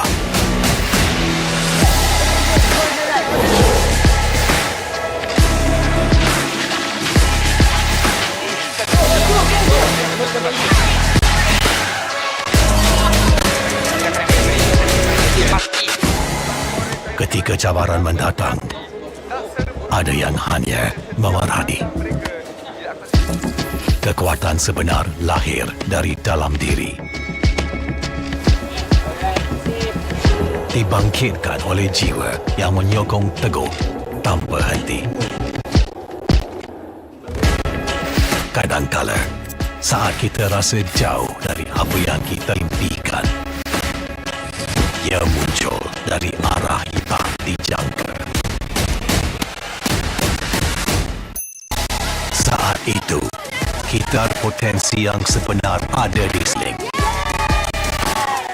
Ini semua bukanlah satu kebetulan, tapi kita yakin semuanya aturan takdir. Setiap langkah bukan hanya untuk diri sendiri, juga untuk mereka yang berdiri berjuang bersama agar kita melangkah lebih jauh, menjadi lebih hebat.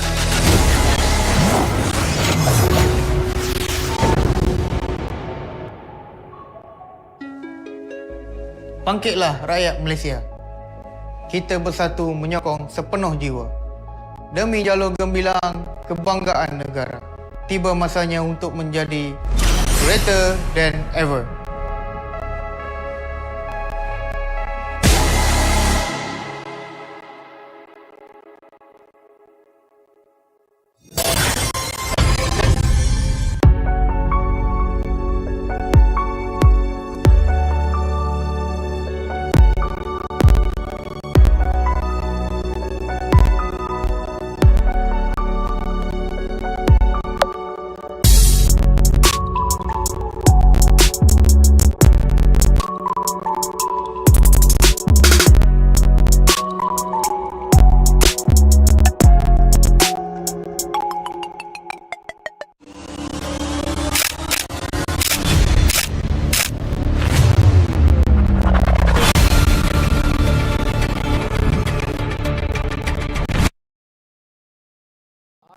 You guys know the drill by now. Time for yet another match of stages here at the Asian East Game Bangkok Women's Team MLBB. We have had some very interesting so far, and we have yet another coming up. My name is Stafa, and I'm joined by Hans. Yeah, I'm sure that for a lot of you guys who've been tuned in us for a while, you've seen a lot of games already. And don't you guys worry, because we have a lot more store for all of you heading forward into today. And I feel like now is the time for retribution, especially for the next set of games we will be having here. It leaves Brunei against Sri Lanka, and they're really looking forward to their very first win in this competition.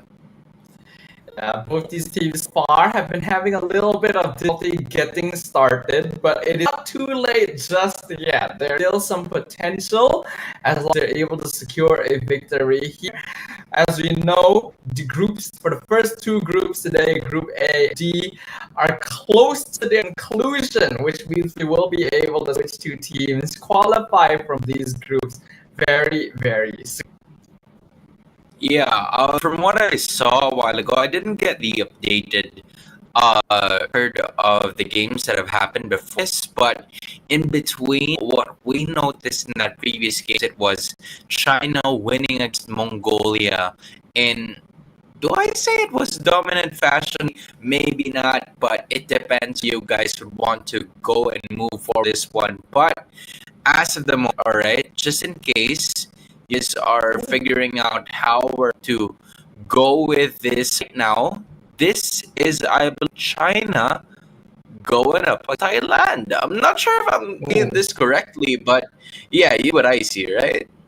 Yeah, I do. It is indeed China versus Thailand. It's not like a visual glitch from earlier. The players are indeed the players from China and Thailand. So I guess that's the match we're going to be witnessing, which is very interesting. We did just see China get away in Mongolia, and Thailand, I think, so far has lost of their matchup, so they really need a victory here. Yeah, so with China, if China gets a win here, they could potentially come out as one of the two representatives in Group A that can make it into the playoffs. Meanwhile, Thailand has a chance to, somewhat put a stop to that. And I honestly feel like this is what I was looking for from Thailand from a while ago. They let Gatot Kacha go the first time that we've seen them when they went up against Vietnam. Now they're not willing to do that. But on the other hand, you have the Hilda again. You know what Jess can do with that Hilda, bro. She menace. Just very comfortable on it, and is willing to go for the back line and hide for the perfect timing to ambush as well. I think that's the scariest Hilda as well. It's not the ones that just run straight at you. It's the ones that you don't even realize are already right behind you, right? But they're gonna follow with pretty safe options. We got the Vex and Moskov. With Bruno already banned, they don't have to worry about losing too much priority there. And Thailand with Gatot and Khalid does them some good initiation, but I want to see a little bit more utility from them. At this point, they're going to be going for a Nolan, alright? The last time we saw them, right, they were Pahayabusa, and that's not going to be the choice now. Instead, it's going to be part of that banning phase for Leon to use, and not only that, also have two other heroes to choose from here if you are both of the squad. Meanwhile, from what we're seeing, it is Yin Huai going to be using that Moskov. I believe it was Vermouth or Fan Hua. I'm not sure who was the middle from a while ago. But one thing is for that is Jessica who'll be holding the Hilda. I feel like they're getting comfortable as the tournament goes for long, and this is exactly what you would want because a lot of things are happening really smoothly for the side of China. Yeah, I agree there. Well, I think what China needs right now is a secondary form initiation, because if we want to enable Jessica to go for those backline actions again, then you need someone to be holding the front line instead. I think the Cho still could be a solid option, but there are a pretty good number of heroes still available in the pool. Tigreal also up there, not too bad, but they will ban the Eve. Very surprised to see more of this hero. It's a good place to get rid of it because manipulation with Avatar of Guardian would be a lot to deal with. Yeah, that's a lot of E there. So they don't worry about that kind of tactic coming in from Thailand. So Thailand, given that they have a lot of heroes here, maybe they could go for a Valentine if they want to go that route. Maybe, I don't know, this is a conventional, but you can maybe go if you would want just towards the Hilda, but most conventional answer would be the Valentina here, unless they have other things in mind. And yep, they do have some other things in mind. It's going to be the Melissa, picked up pretty quickly to answer towards the Hilda. Now I'm about to find out whether or not the hammer reaches Melissa's force field when it procs. We're about to find out. Yep. Melissa is a good counter to Hilda because Hilda can't quite get close enough to her. So if Jessica goes for the back line again, there is at least some defense for Thailand to play around with. but I believe that a well-placed implosion can potentially catch her out. So the Tigreal is a good option for China. I literally suggested it earlier, so I'd be very happy if they went for it. I think besides Valentina, Thailand can still consider going for Faramis as well. It's a pretty common solution to Hilda to avoid some of that burst damage, but it is also vulnerable to Tigreal. So we'll see who they decide to grab. So the Tigreal is already there. Ooh, I like this pick. Coming in actually from Thailand. Although now from a different perspective, I feel like this has been the same story that they got when they were facing Melissa and Sicilian are two heroes that are really activated in the other portions of the game. So I feel like the struggle is really gonna happen in the early first few minutes of game number 4. And on hand, you have the Julian, you have the Tigreal, you even have the Hills well. So those are 3 heroes that you're gonna have to worry about and have to evade continuously for you to even have a chance to fight back when you got the scale that you need. And we've already seen that China is quite smart the way they take different angles in the fight as well. So having a Melissa and Cecilion standing all the way in the back line might make them surprisingly vulnerable, though Cecilion at the very least with his ult actually stands a good chance of being able to maybe zone out Jessica, but it's gonna require some skill. Yeah, the skill that was necessary for them to at least get their very first win in this one. Because again, China is just 1 win away from possibly securing themselves of a playoff spot in Group A. And both of these teams are on 2 different ends of the spectrum, right? One that is undefeated and one that is looking forward to getting out of the zone of heat. And for Thailand, you'd also want to at least give some recognition because you are indeed the host country and you don't want to go down swinging and ending the tournament with just, all defeats in your name. You'd want to make sure that you can get something. And going up against China, that is a team that already established themselves as, a powerhouse in Group A, they could if they could even give them a run for their money, then there might be a good shot for them doing this. Yeah, I mean, home ground advantage is always something that people will discuss, right? So it would feel really bad if, despite a home ground advantage, you weren't able to get through or even get a victory. I definitely want to see if Thailand can show their stuff here because Cecilion is a hero that, as long as the game goes long enough, really becomes a problem. Like, the damage output from this hero gets uncontrollable at a certain stage, and he got plenty of frontline to work with as well. So yeah, as long as they can outplay China and avoid the Hilda or anyone else jumping into the back line, I do like Thailand's draft.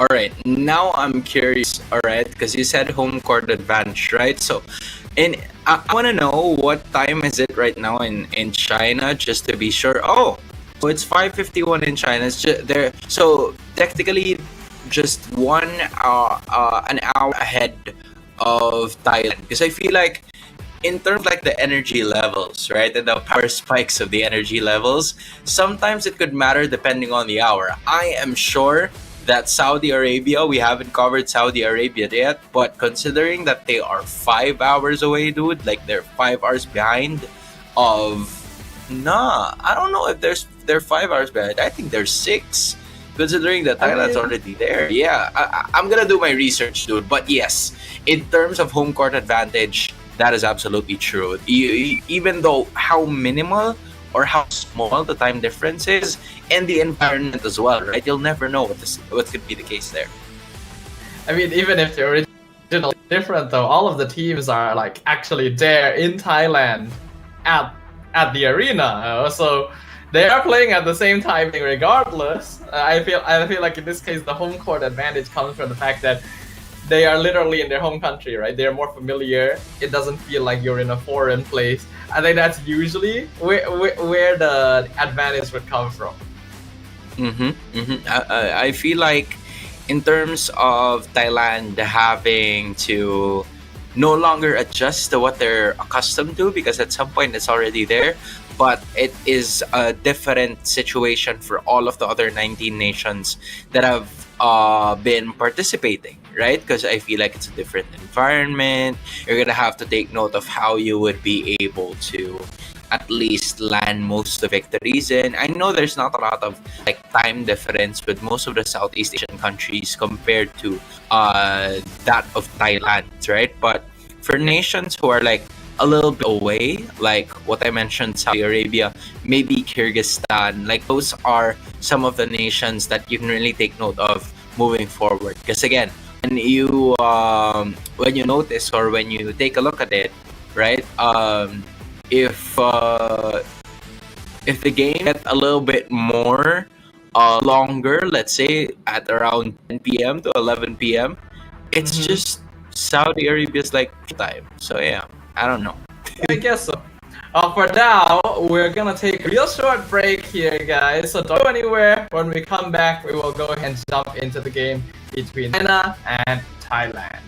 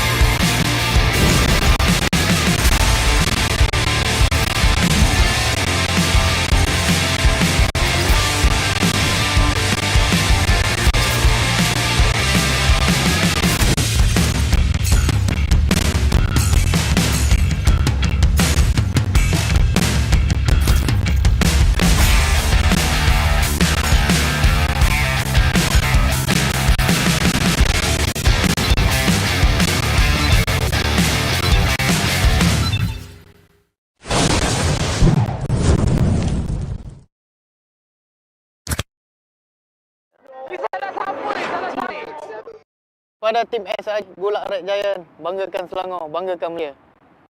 Champion juara Wakil Malaysia Thailand and 6 in Malaysia.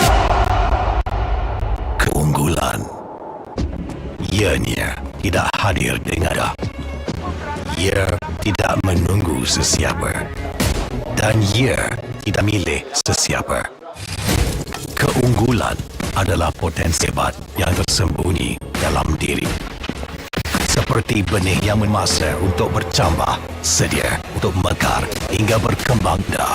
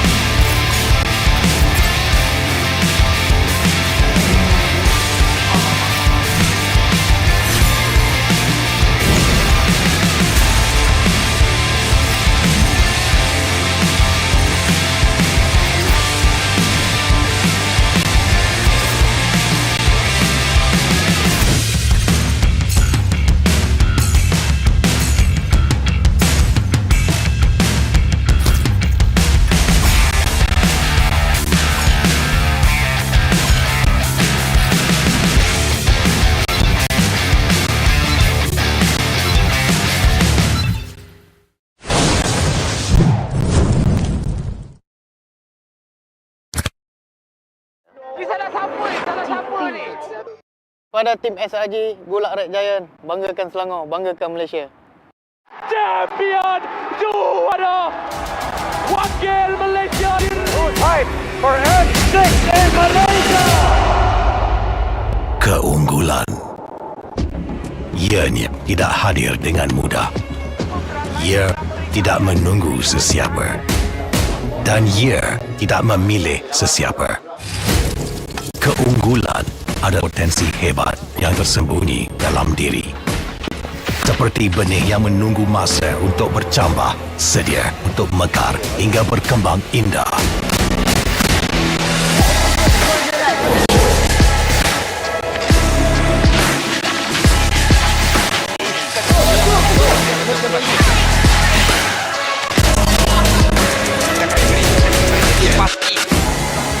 Ketika cabaran mendatang, ada yang hanya memerhati. Kekuatan sebenar lahir dari dalam diri. Dibangkitkan oleh jiwa yang menyokong teguh tanpa henti. Kadangkala, saat kita rasa jauh dari apa yang kita impikan, ia muncul dari arah yang tak dijangka. Saat itu, kita sedar potensi yang sebenar ada di sekeliling. Ini semua bukanlah kebetulan, tapi kita yakin ini semuanya aturan takdir. Setiap langkah bukan hanya untuk diri sendiri, tapi juga untuk mereka yang berdiri dan berjuang bersama agar kita melangkah lebih jauh, menjadi lebih hebat.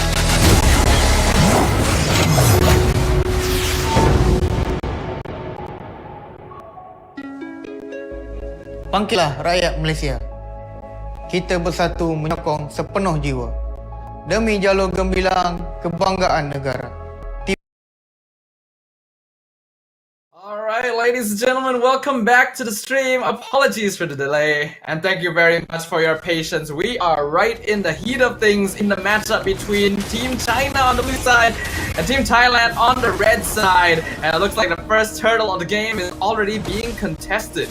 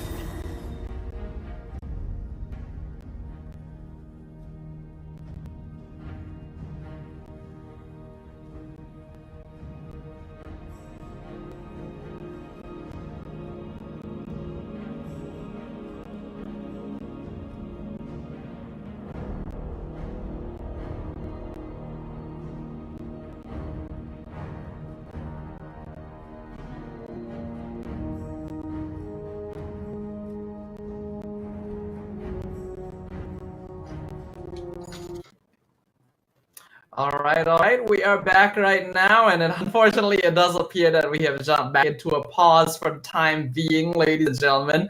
So we hope that you are willing to be just a little bit patient with us for a little while longer. I'm not too sure where Hans has gone off to as well, but no worries, we're still here, we're still good. So, welcome back everyone to the stream. You're currently watching the Asian Esports Games Bangkok 2024. And yeah, apologies for all the delays and stuff that have happened throughout the day. We are working our hardest to make sure that everything is resolved so that we can continue on with our group stage matches for day number 1. There's still plenty of MLBB action to look forward to for the rest of the day. So hopefully you guys will continue tuning in with us. Unfortunately, we weren't quite in the game long enough for me to tell exactly what the game state was. But oh, hold on. Okay, we're back. I just noticed we are jumping back in. Thank you very much to our team for making sure that pause didn't last quite as long. And it does seem like the game state is currently 1-1. Oh, here comes the Nolan. Vermouth not able to flick over the wall, but Leon King not able to chase, and now they're trying to go for Mirali, able to jump in. Raging Sandstorm Flicker completely whiffs into the back line, which means that Ree is now in a lot of trouble. A great Sanguine Claws catches out the rest of Team China, though. They can't really follow up on that. They are being CC chained too hard, and that means that Fanhua will get traded for the life of Ree. Now Jessica trying to get away from Aisu. Not too sure if they're going to be able to do so. The rest of Team China a little bit deep inside Thailand's half of the map, but they are still able to get the tower in the end.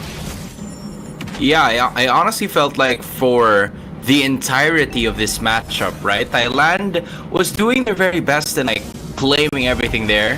Thanks for catching that for a bit for me, Sudafa. I got you this time around because I feel like I've missed out on a lot of the action here for a lot of the things that are currently going on. So for Thailand, from what I'm seeing, right, they are doing a good job in like making sure that Beat is not getting scathed here, because that is going to be their main winning condition in this one. So what China has been doing all throughout is to try and give a bit more pressure onto Mirali, just because of the fact that she is also going to be under one of those damage dealers moving forward into this matchup. And a problem that is going to continue to ensue is how China is going to try to stop Thailand from getting that scaling possible, because as of the moment, 7 minutes in, the goal gap isn't even that big as of the moment.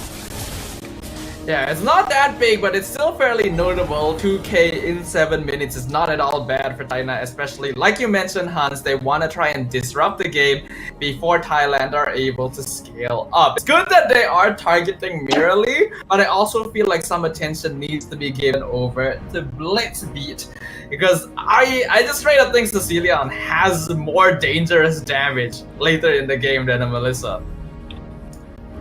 Yeah, the Sicilian and Melissa actually are going to be crucial pieces as to what the team fight is all about. Also, take a look at the composition of the other side of China here. You have the Hilda, and you also have the Tigreal on your other side. I honestly felt like, in terms of the entire composition that the side of China would want to instill here, it will start to become a huge problem later on when, either Fanhua is unable to secure most of that implosion takes now, because there is a lot of AoE damage that is gonna come from Thailand as we speak. Honestly, like for the first 3 to 4 minutes, I was very surprised that the lead hasn't really ballooned to like at least 4,000 to 5,000 in terms of gold, which, you know, surprised me at some extent. Yeah, I think that is actually a little less surprising now that we've already watched one of China's games, though, because earlier, even with a Hilda and Khalid, they didn't actually try to press the advantage too hard in the first few minutes, and slowly eked out a victory by possessing superior team fight angles towards the mid-game. I think the timing right now is the same timing, roughly, where China was able to start snowballing that lead. So whether or not we'll see a repeat of that game will be around this time.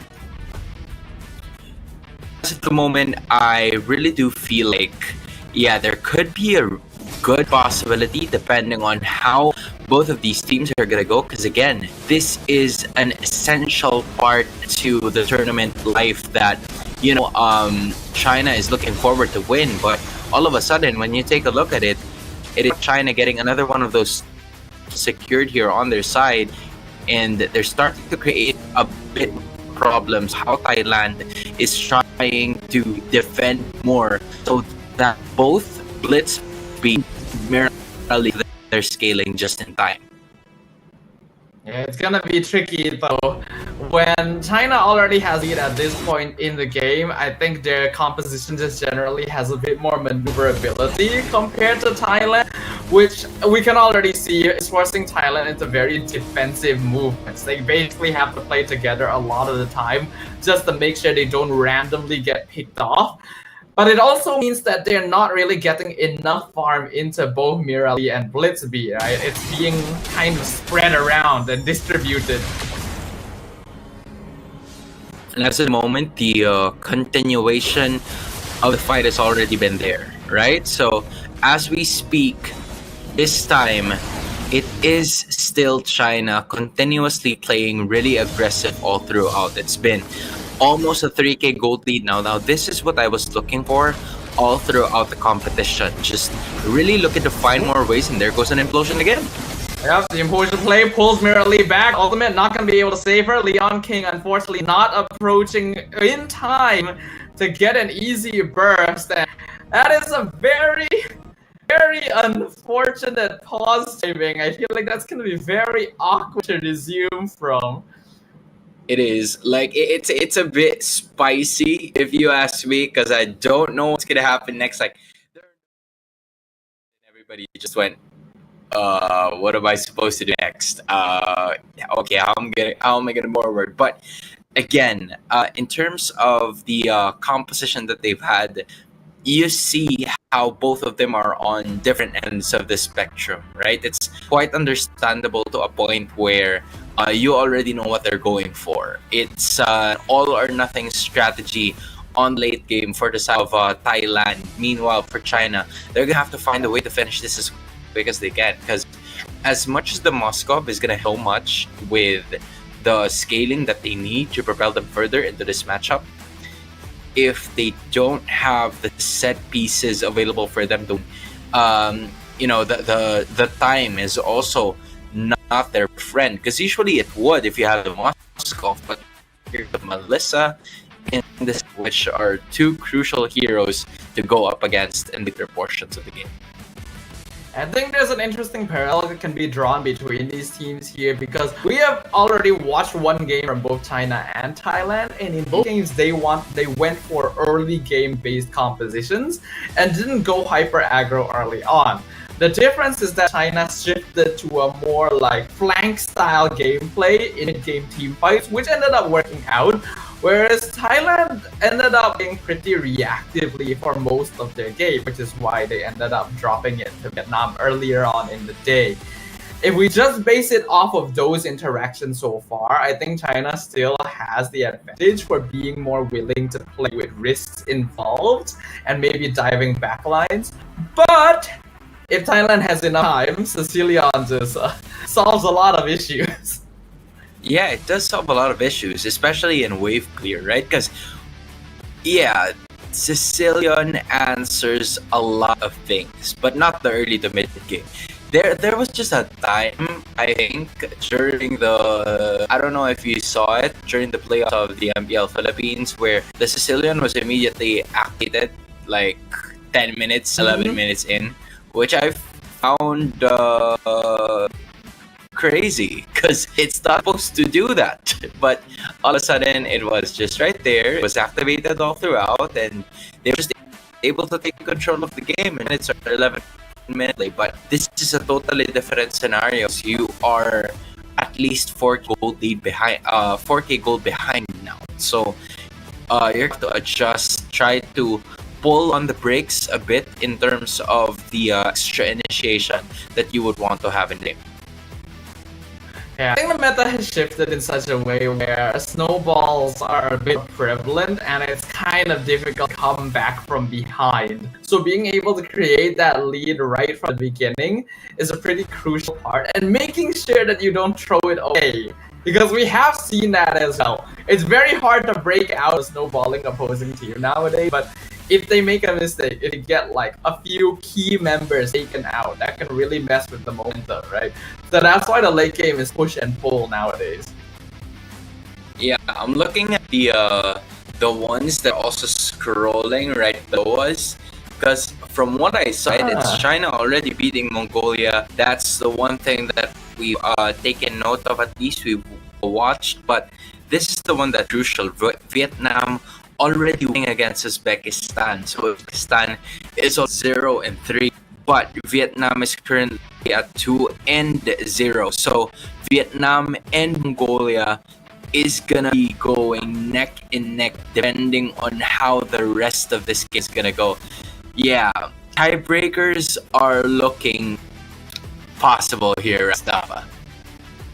That would be an interesting thing, right? Because It's technically still early on in the group matches. There's still quite a few games that we have to play before we know exactly how things are going to line up. But yeah, if the teams do end up matching in score towards the end, especially around second and third place, then we could be looking at potential tiebreakers to see who does end up going into the knockout stage after all. For now, though, we still gotta conclude the actual group stage matches, so hopefully we're able to get all of our technical issues resolved as soon as possible so that we can jump back into the land of fun. I'm sure that, you know, a lot of these teams are really geared up, really far as to showing what they can do in the game, and of course, knowing that they're already there, representing respective countries, respective nations. They are really looking for, they would want to continue to represent their respective country in this specific game. So I feel like as of the moment, this is really a good chance for them to do so, because as of the moment, right now, this is a chance for them to do it. And I feel like this is that specific game, and we are jumping back into it right away. Yeah, looks like it. Currently, it is 9 minutes. Team China having a 4K goal lead and 5 kills to 2 on the side of Thailand. Thailand does have late game win conditions, but they're being slowed down very heavily at this point, with Blitzbeat only at level 9. Now it is China at least taking a really good advantage of the 4K gold lead that we have as of the moment. 9 minutes in, and you're also going to have to take a look at all of the other possibilities that China could possibly go for here in this game. And considering that, you know, Thailand has had the same kind of scenario here, they're going to have to find a way to continue to at least move forward and create more possibilities with the Melissa and the Sicilian being activated as we speak. Indeed, indeed. Thailand, it's a bit hard for them to really execute on anything at this stage, because they have to group up together due to China having a lot of crowd control and pick off if anyone is caught isolated. But by sticking together, they are reducing the amount of total farm their cores can be getting. And that means that it takes even longer for them to potentially come online. If this trend keeps up, then China will probably just be able to eventually just slowly whittle down the map control and take the game. So Thailand needs to figure out a way to break out of this stupor.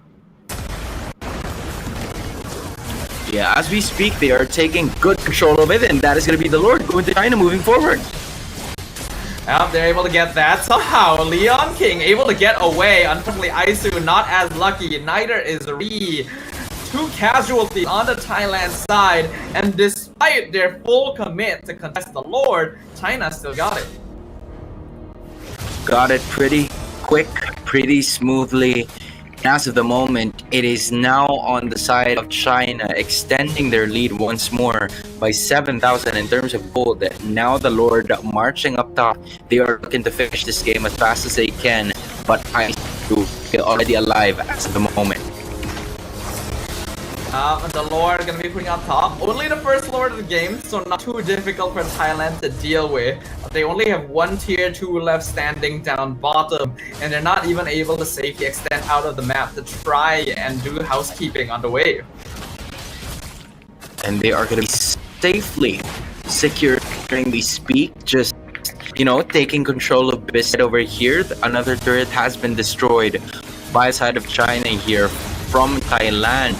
They're slowly getting much more in terms of real estate here, trying to get things done as quick as possible. And we see Blitzbeat still alive, right? The Sicilian is still a-okay. Meanwhile, for the Melissa, already suffering 2 deaths here, so she's gonna have to be a little bit more careful. Although you are gonna take note of the Melissa, just the damage output is already gonna be there, courtesy of the golden staff as well, for those extra attack speed bonus.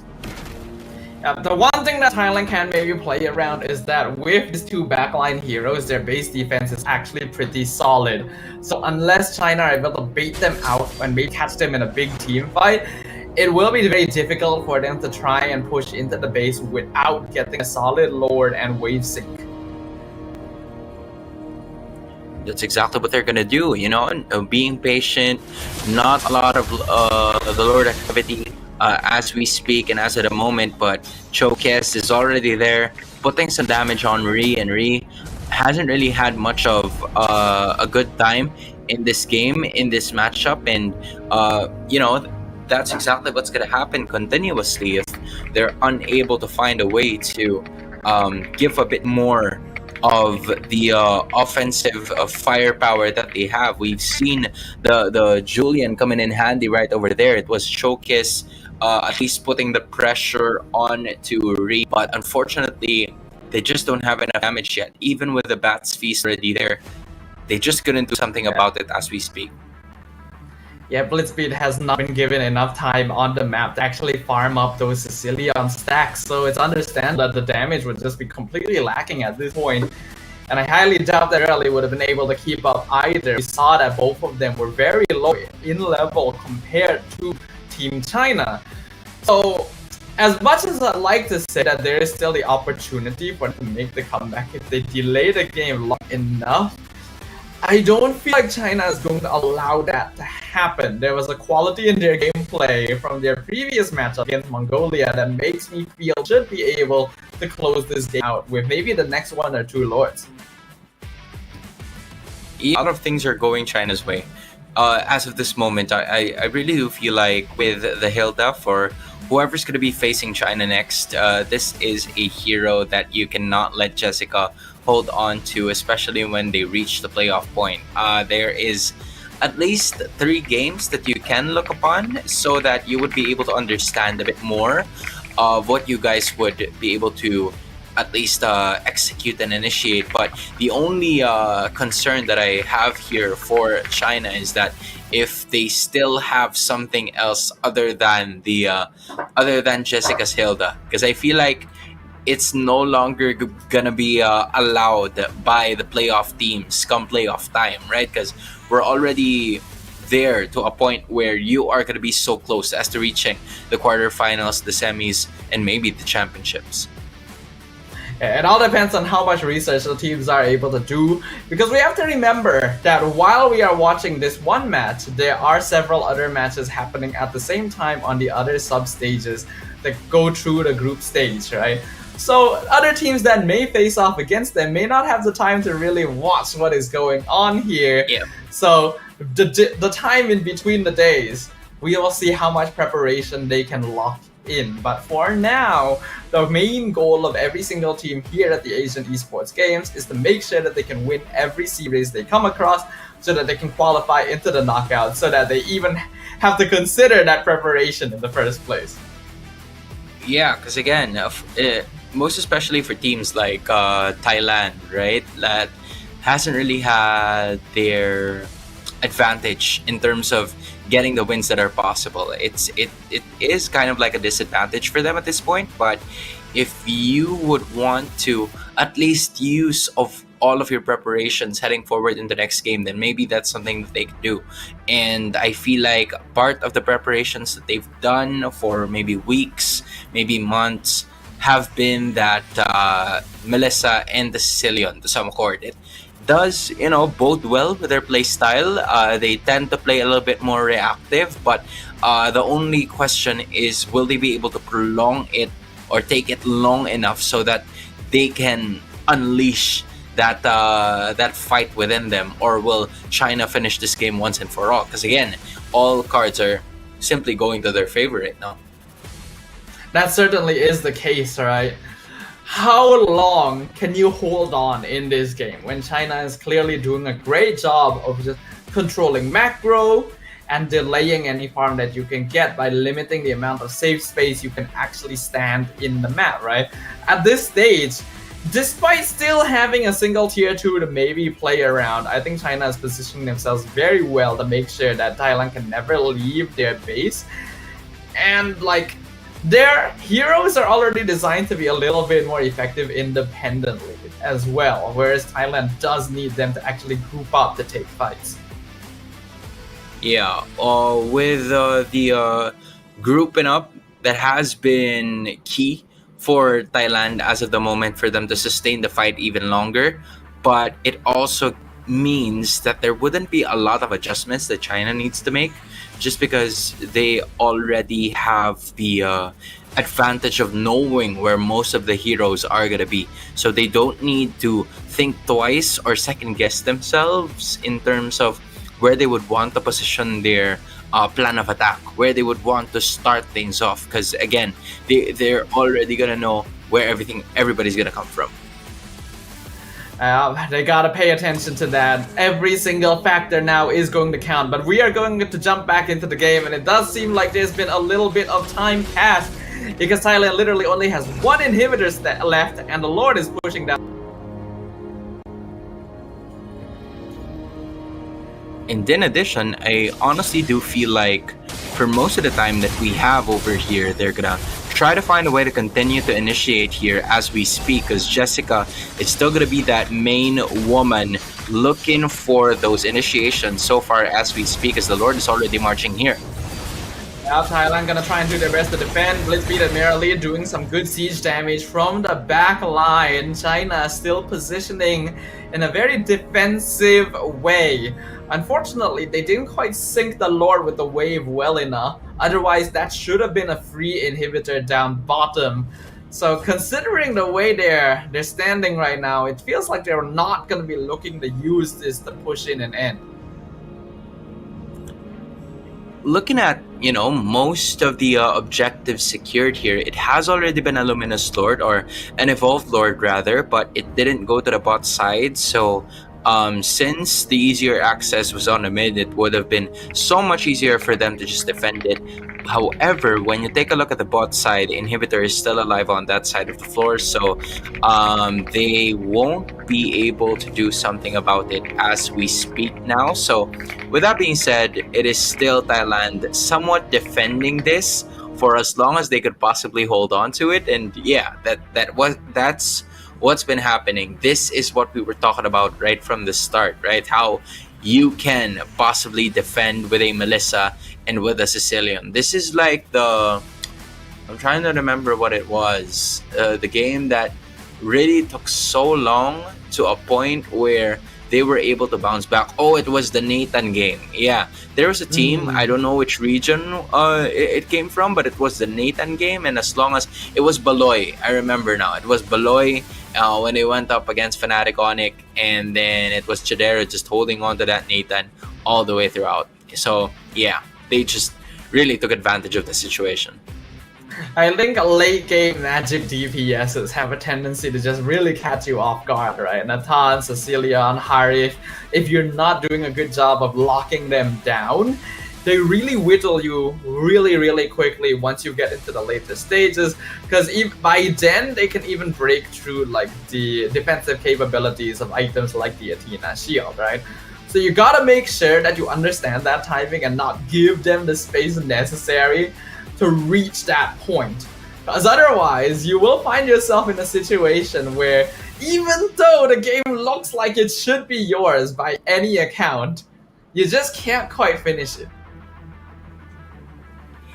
Because for some reason, the wave clear has been an integral part of MLBB with how well they have executed most of these. So Melissa is a hero that doesn't really get picked up as often now compared to like the times where it was maybe around season 8, season 9, or maybe around 2022, something like that, just because of the force field that it provides. And then to the point that we'll go there immediately and the Beatrix is activated again. Right, there has been that kind of story once more. So, case here. I see. I can definitely see where you're coming from. It is unfortunate that there are quite a number of pauses in this game, though, in particular. Yeah. So that can definitely stifle the momentum just a little bit. From what we have seen, definitely it doesn't seem like China could quite end with this Lord yet. They don't have enough minions to continue to push down. But if Thailand are not able to contest the next Lord away, I feel like that will probably be the finisher, because there just isn't enough left for them to hold on to. Yeah. from what I can honestly understand here is that there could be a point as to Jessica trying to go with the flanks, because other than the base, you can't have anywhere else to flank to, right? That's the game plan of Jessica all throughout, is to go the opposite route all the time, and until it reached a point where the wipeout has happened. But now that now that all of the bases have been destroyed, all of the turrets have been taken down, I'm starting to wonder now on whether or not the defense or the approach of Jessica is going to be different towards her utilizing this Hilda, because again, you don't have a lot of room to move anymore. You have done your job, right? So yeah, I'm curious to see what the next step of Jessica is going to be here. The ideal would be to somehow bait out Thailand from their base so that Jessica can continue going for those backline invasions. But if I were in Thailand's position, I feel like the best play is actually to just fully turtle up, right? You are going to be the most vulnerable if you try to leave the base, and that does seem to be what's happening. The Lord will be cleared up. China gonna try and go for another push. Minions being cleared up. The crystal is exposed. Fanhua not able to get the CC. Implosion on 2, but the get away from me. Gonna be zoning them off. Merely will sacrifice their life for this. No minions left for China. They'll get another wave, but is it going to be enough? Because they got the taunt on the chokes way too deep in. Raging Sandstorm on the minion wave. China just gonna be focusing down on the crystal. But do they have enough? Moskov is already gone. China still holding on the defense. And Jessica back. Gonna get taken out by the base itself. Thailand still holding on to their lives. What did just happen? I honestly have no idea how to explain that certain situation, but I feel like that is the reason behind that pause. But man, we were so close to getting that game done. Yeah. And yet, I felt like there was something that went wrong towards Jessica's connection. I don't know, or maybe she's taunting. I don't know. Like I don't know what's going on. Like, but as that, right at that point when you're in the base, like I get the feeling even if you didn't walk into the base, it's very unlikely that you're walking out anyway. So I'm not too sure if that was the issue, but yeah. It's so difficult to determine, bro. You're like so close, but even so, it's Thailand staying alive in the competition, not really wanting to give up this game, and they still have a really good, moment, a chance to actually get the victory moving forward. But that has been the story of this game so far. It's been Thailand struggling to really group up all together, but even so, they were able to take control of the situation, or depending on how the next wave is gonna go, because again, that's another story on its own. But I really have no idea how this is gonna go, because now China has actually thrown a lot of bodies to try and break down this crystal, and they unfortunately were not able to do so. In fact, I feel like they actually could have done it, but they only started focusing the crystal down hard when the second minion wave came in. If they already started whittling it down with the first minion wave, I think the game would already be over, but they didn't do that. When the second wave came in, they got a bit more desperate, decided, you know what, let's just throw ourselves in and take this out, but the crystal's still alive at a tiny bit of HP. So that could be the momentum shift that Thailand has been waiting for. Most especially because it's the it's the late game, right? You don't really expect it to come from anywhere else. It's the late game already, and momentum. I think we've been saying that for like the entirety of this game, that it has always went to the side of China, right? For the longest time, it has always been there, and they seem to struggle in like finding a way for them to just get on with it and like finish the game once and for all.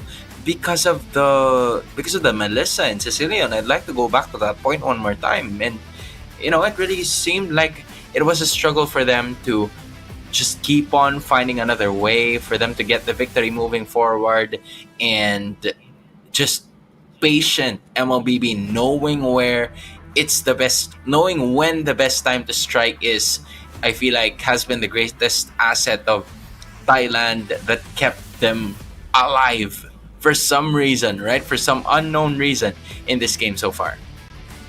I think I will definitely grant that Thailand is tenacious, but it also comes down to the fact that China doesn't actually have the best siege comp overall, right? They're much better at like flanking plays towards the mid to late game. So now that we are seeing a turtle in the base of Thailand, they actually need to try and find a way to bait them outside the base, ideally. I think trying to push in straight with another lord isn't actually going to work.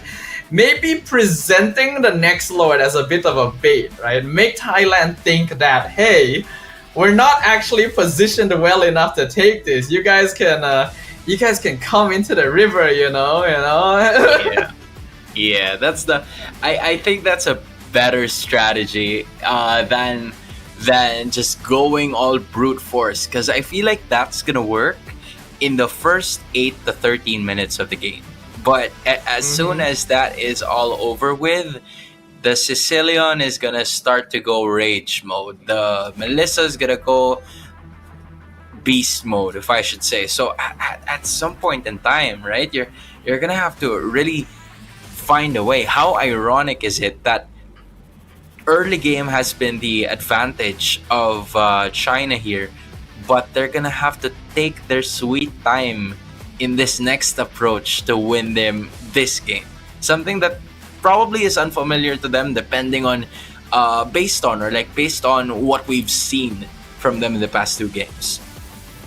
Yeah, there definitely needs to be a bit of a shift, because I feel like it is very dependent on this kind of gameplay, then it's probably going to be a bit rough, because this current meta really promotes having a bit more early game aggression.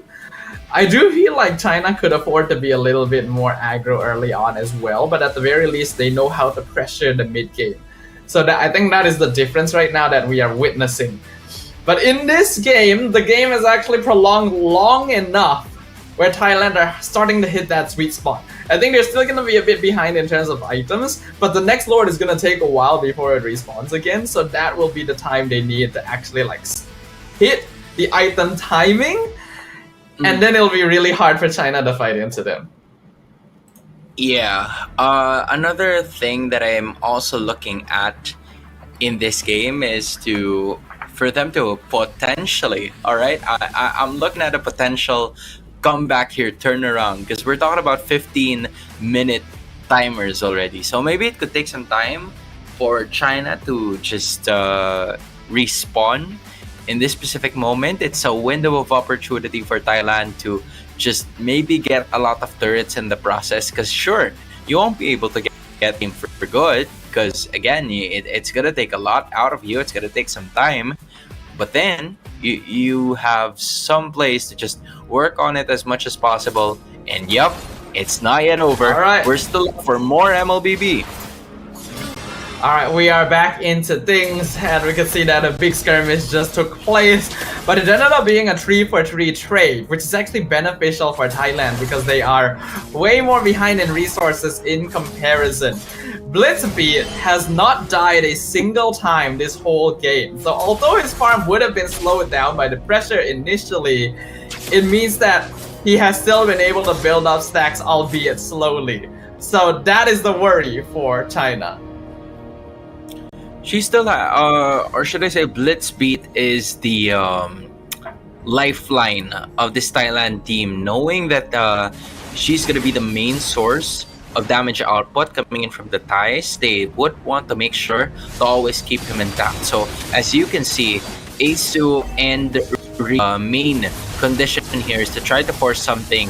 They already know, or they already understand to a level, to a point that they can't fight this right away, but here comes the Lord fight trying to initiate now.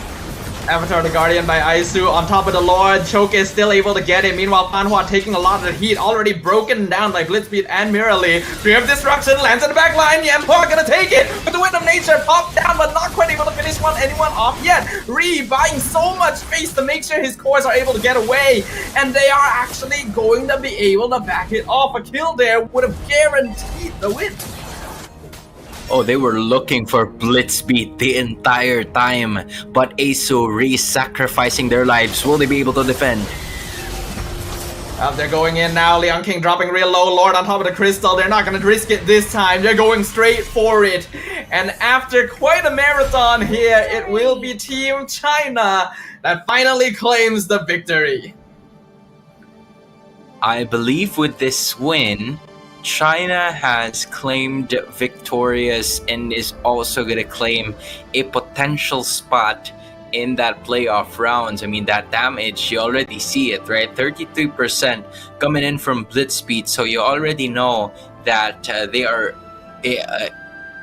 just depending on her as of this moment in the later portions of the game. But you know, a really good job coming in from Jessica, from Yuhuai, to the Vexana and the Nolan as well. Just, you know, simply taking care of the process as well, knowing when to make sure to at least put the pressure on the others. And as soon as they saw Blitzbeat, in which it's a hero that they haven't seen in a very long time up close and personal, they wanted to go ahead and get his head as quick as possible.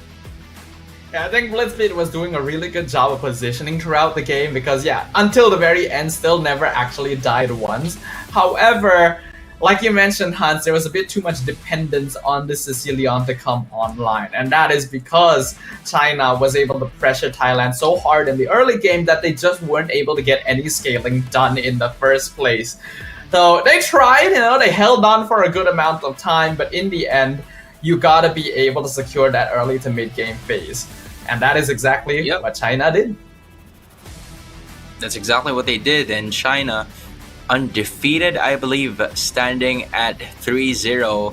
Staffa was talking about the developing countries right from the start, and I honestly feel like this is exactly what we're looking for, or this is exactly what we've expected coming in from China. They could potentially come out as the top seed of Group A, but now I'm wondering, right? I'm wondering who among Mongolia and Vietnam is going to make it as the second seed, because from what I'm seeing, Vietnam, I believe, is still undefeated. Meanwhile, Mongolia has had a defeat already after they went up against China.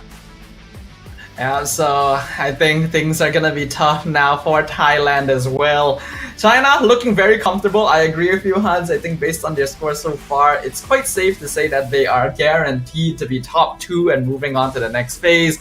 But I believe this has been Thailand's third defeat in a row as well. And that means it's very likely they're gonna be eliminated at this stage. And that is quite a big blow for the team representing the home country.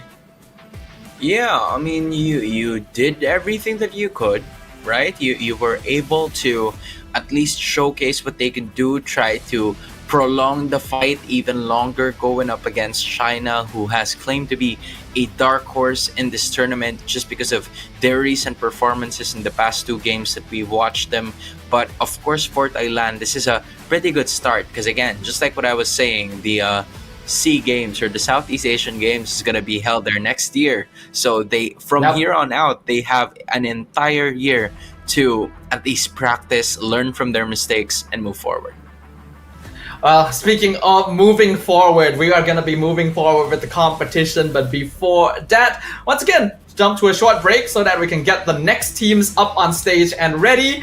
And we will see you guys right after this.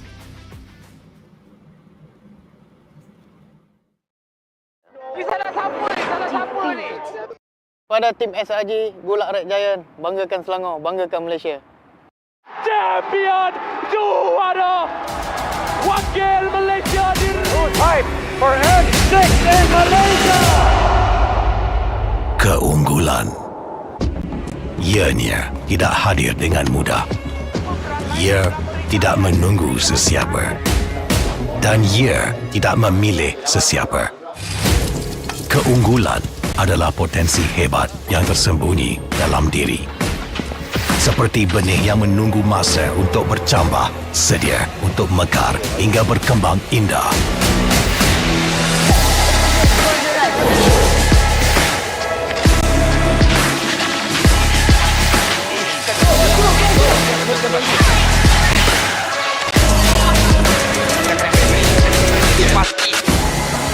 Ketika cabaran mendatang, ada yang hanya memerhati.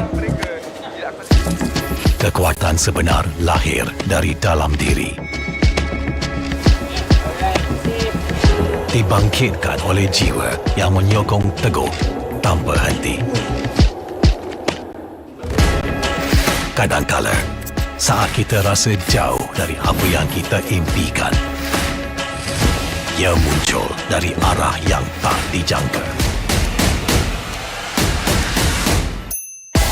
Saat itu, kita sedar potensi yang sebenar ada di sekeliling. Ini semua bukanlah satu kebetulan, tapi kita yakin ini semuanya aturan takdir.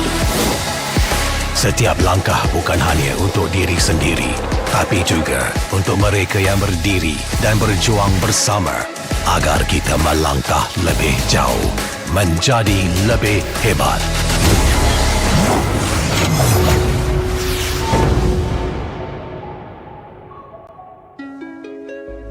Bangkitlah rakyat Malaysia. Kita bersatu menyokong sepenuh jiwa. Demi jalur gemilang kebanggaan negara. Tiba masanya untuk menjadi greater than ever.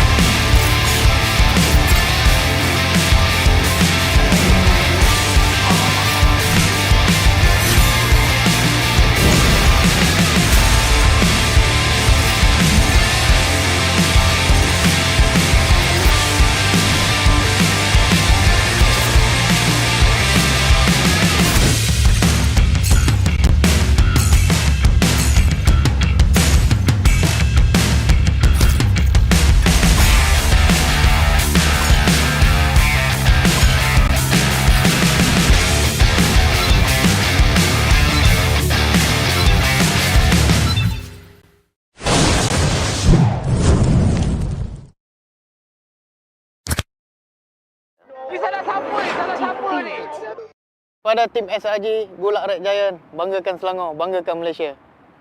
Champion juara wakil Malaysia Fight for N6 in Malaysia.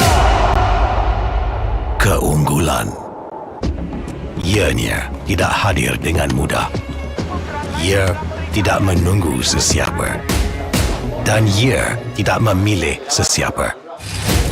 Keunggulan adalah potensi hebat yang tersembunyi dalam diri. Seperti benih yang menunggu masa untuk bercambah, sedia untuk mekar hingga berkembang indah.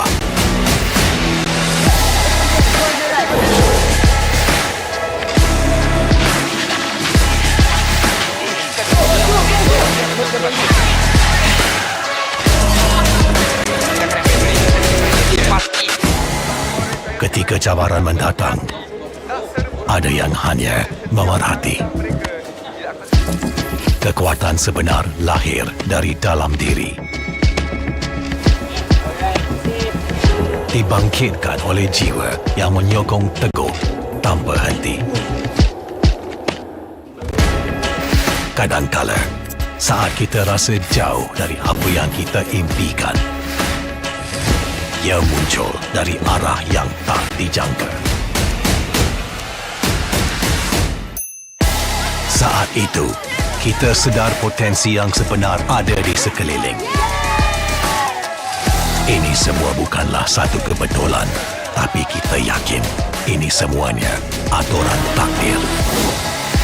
Setiap langkah bukan hanya untuk diri sendiri, tapi juga untuk mereka yang berdiri dan berjuang bersama agar kita melangkah lebih jauh, menjadi lebih hebat.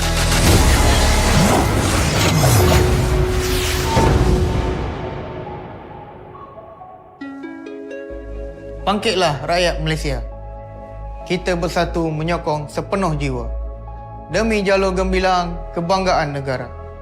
Tiba masanya untuk menjadi greater than ever.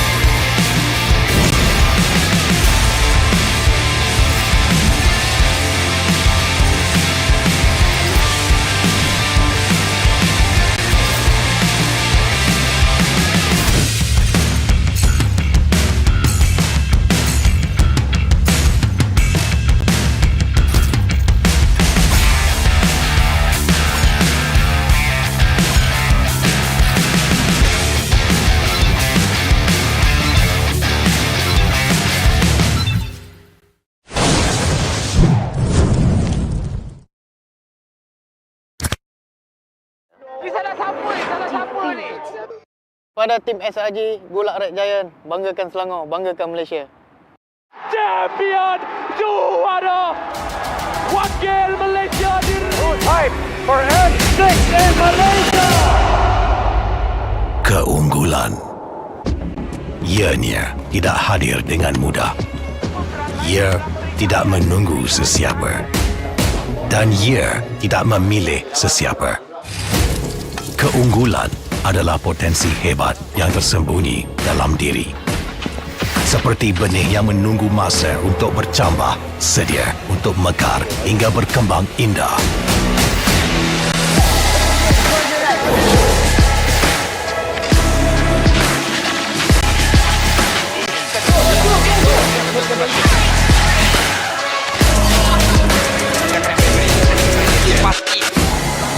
Ketika cabaran mendatang, ada yang hanya memerhati. Kekuatan sebenar lahir dari dalam diri. Dibangkitkan oleh jiwa yang menyokong teguh tanpa henti. Kadangkala, saat kita rasa jauh dari apa yang kita impikan, ia muncul dari arah yang tak dijangka. Saat itu, kita sedar potensi yang sebenar ada di sekeliling. Ini semua bukanlah satu kebetulan, tapi kita yakin ini semuanya aturan takdir. Setiap langkah bukan hanya untuk diri sendiri, tapi juga untuk mereka yang berdiri dan berjuang bersama agar kita melangkah lebih jauh, menjadi lebih hebat.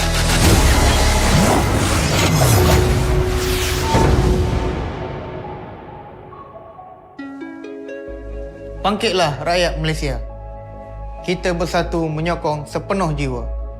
Demi jalur gemilang kebanggaan negara. Tiba masanya untuk menjadi greater than ever.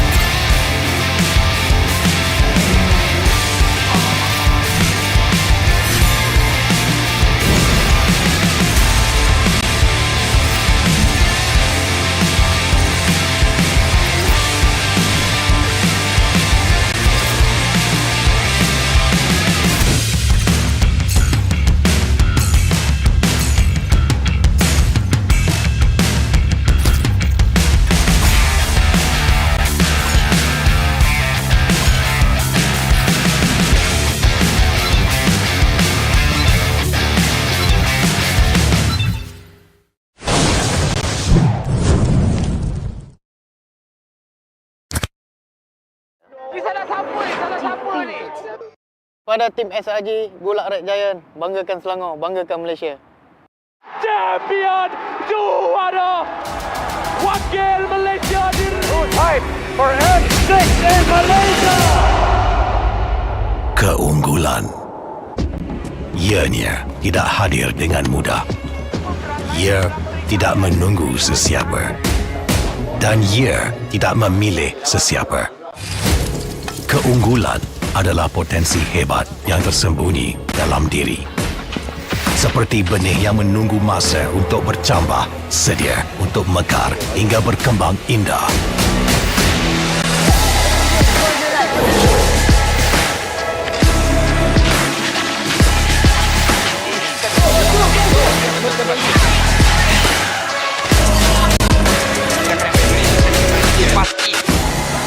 Ketika cabaran mendatang, ada yang hanya memerhati.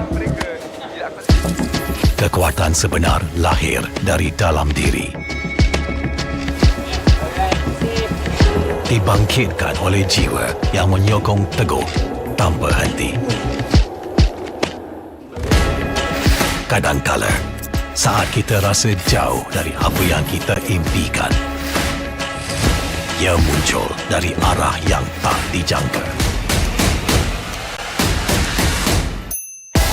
Saat itu, kita sedar potensi yang sebenar ada di sekeliling. Ini semua bukanlah satu kebetulan, tapi kita yakin ini semuanya aturan takdir.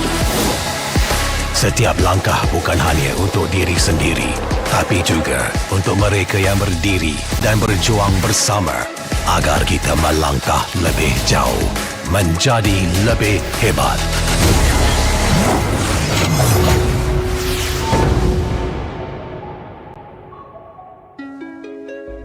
Bangkitlah rakyat Malaysia. Kita bersatu menyokong sepenuh jiwa. Demi jalur gemilang kebanggaan negara. Tiba masanya untuk menjadi greater than ever.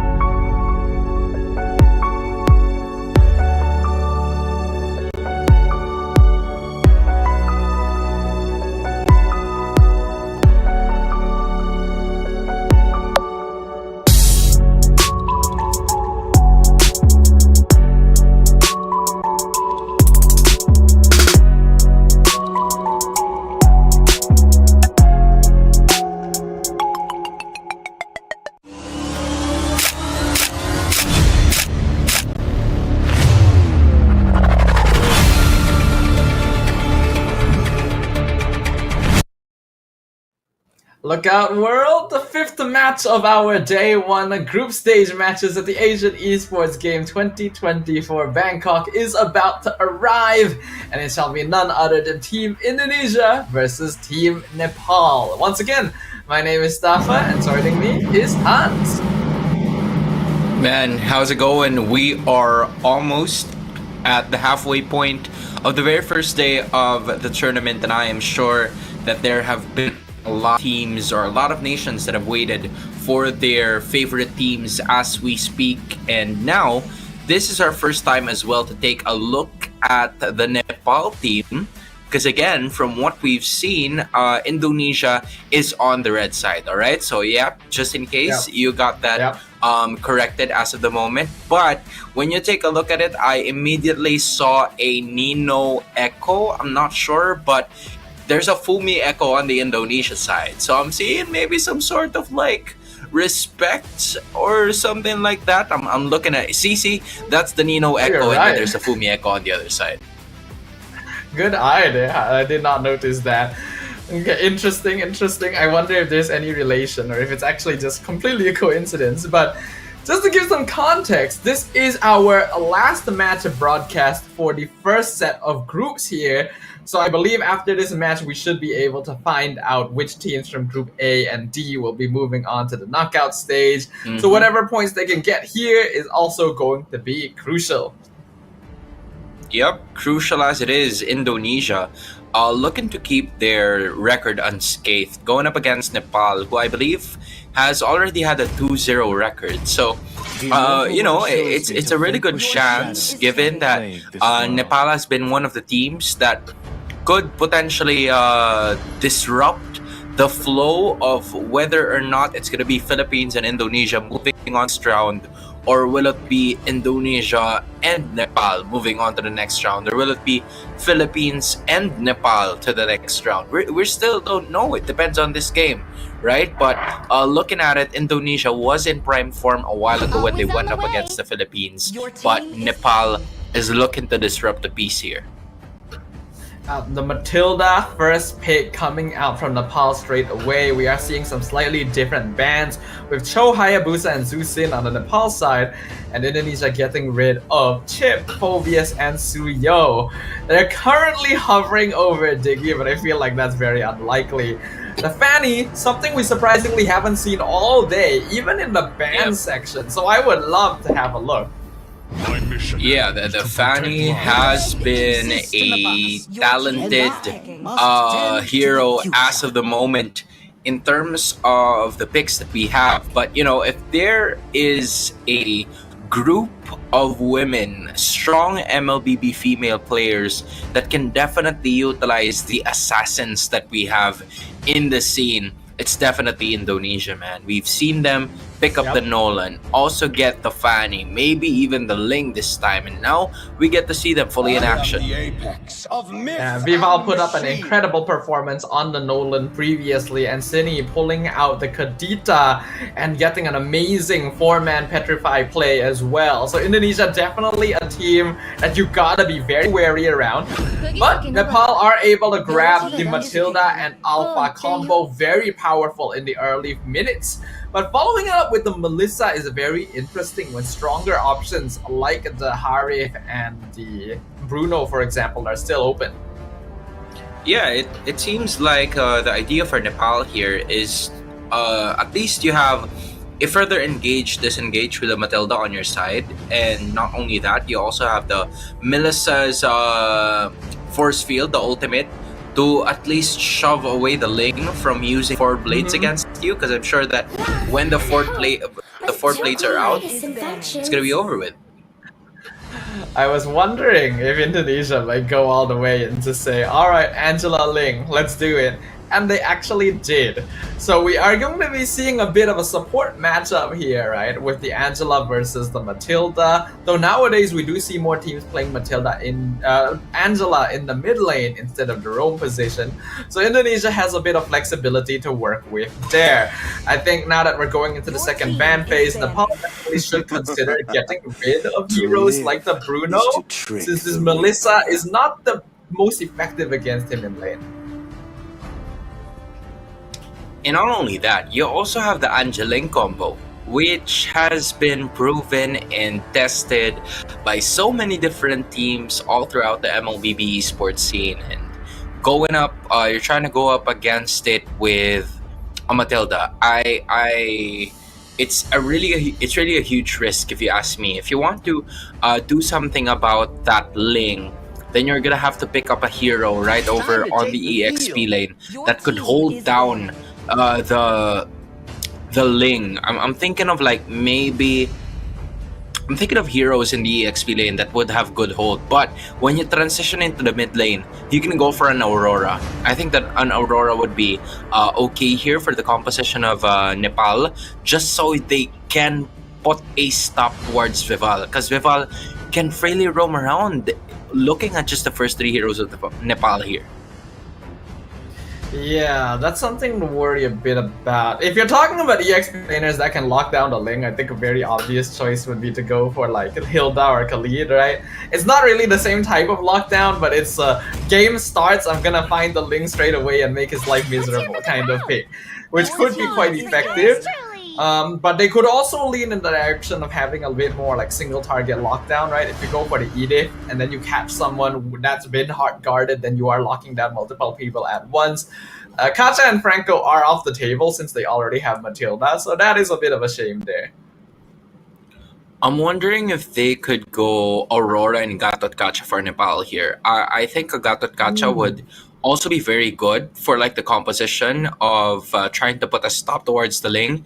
The taunt, the second skill of the Gatot, is okay in terms of like trying to put a stop towards the jungler of Indonesia right over here. But when I'm talking about the red side, one thing that they could utilize here could actually be the Vexana again, just because they love grouping up against one another, and it creates at least another +1 towards you. But the Edith is going to be the choice here first, immediately denying it from Nepal a while ago, and that could be a stopper towards that lane.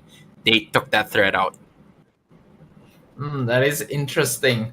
I mentioned the Edith would be good because of how it can lock down a single target, and if Hard Guard comes out, then it's technically 2. But for Indonesia, I don't really feel like they need to go all out for it. Right? Oh, but the Loi comes in here. That's very interesting. A hero that is very popular in the meta right now, and yet we haven't seen it all day. Good diversion gameplay can really mess with Indonesia's macro. This is the first time that we're going to be seeing the Lui in this broadcast. And when you take a look at it, there are some teams that would use the strategy wherein they would just put the Terizla on that diversion play and hit it and hide it from the backside. He's going to be the only one adjusting, putting the flank, and then putting that sandwich play by landing that penalty zone from the back. And it's going to be all of the others putting it in front. All right. So I feel like that's a strategy that Nepal is going to go for. So now the idea here for Indonesia is that they need to find someone that is really good in terms of vision. All right. The Popol and Kupa is there. But since they already have the Edith, the Angela is definitely going to go to the mid lane. So Irithel is going to be their choice so that they don't have to worry as much about their gold laner being stationary, because going up against a Lui, that's going to be most certainly a problem if you can't evade those dispersion and rotation plays. Yeah, I think Irithel is an excellent pick here because we do see a lot of slower, more stationary heroes coming in from the Nepal side. So having a marksman that has high mobility to be able to take advantage of that and reposition safely is great.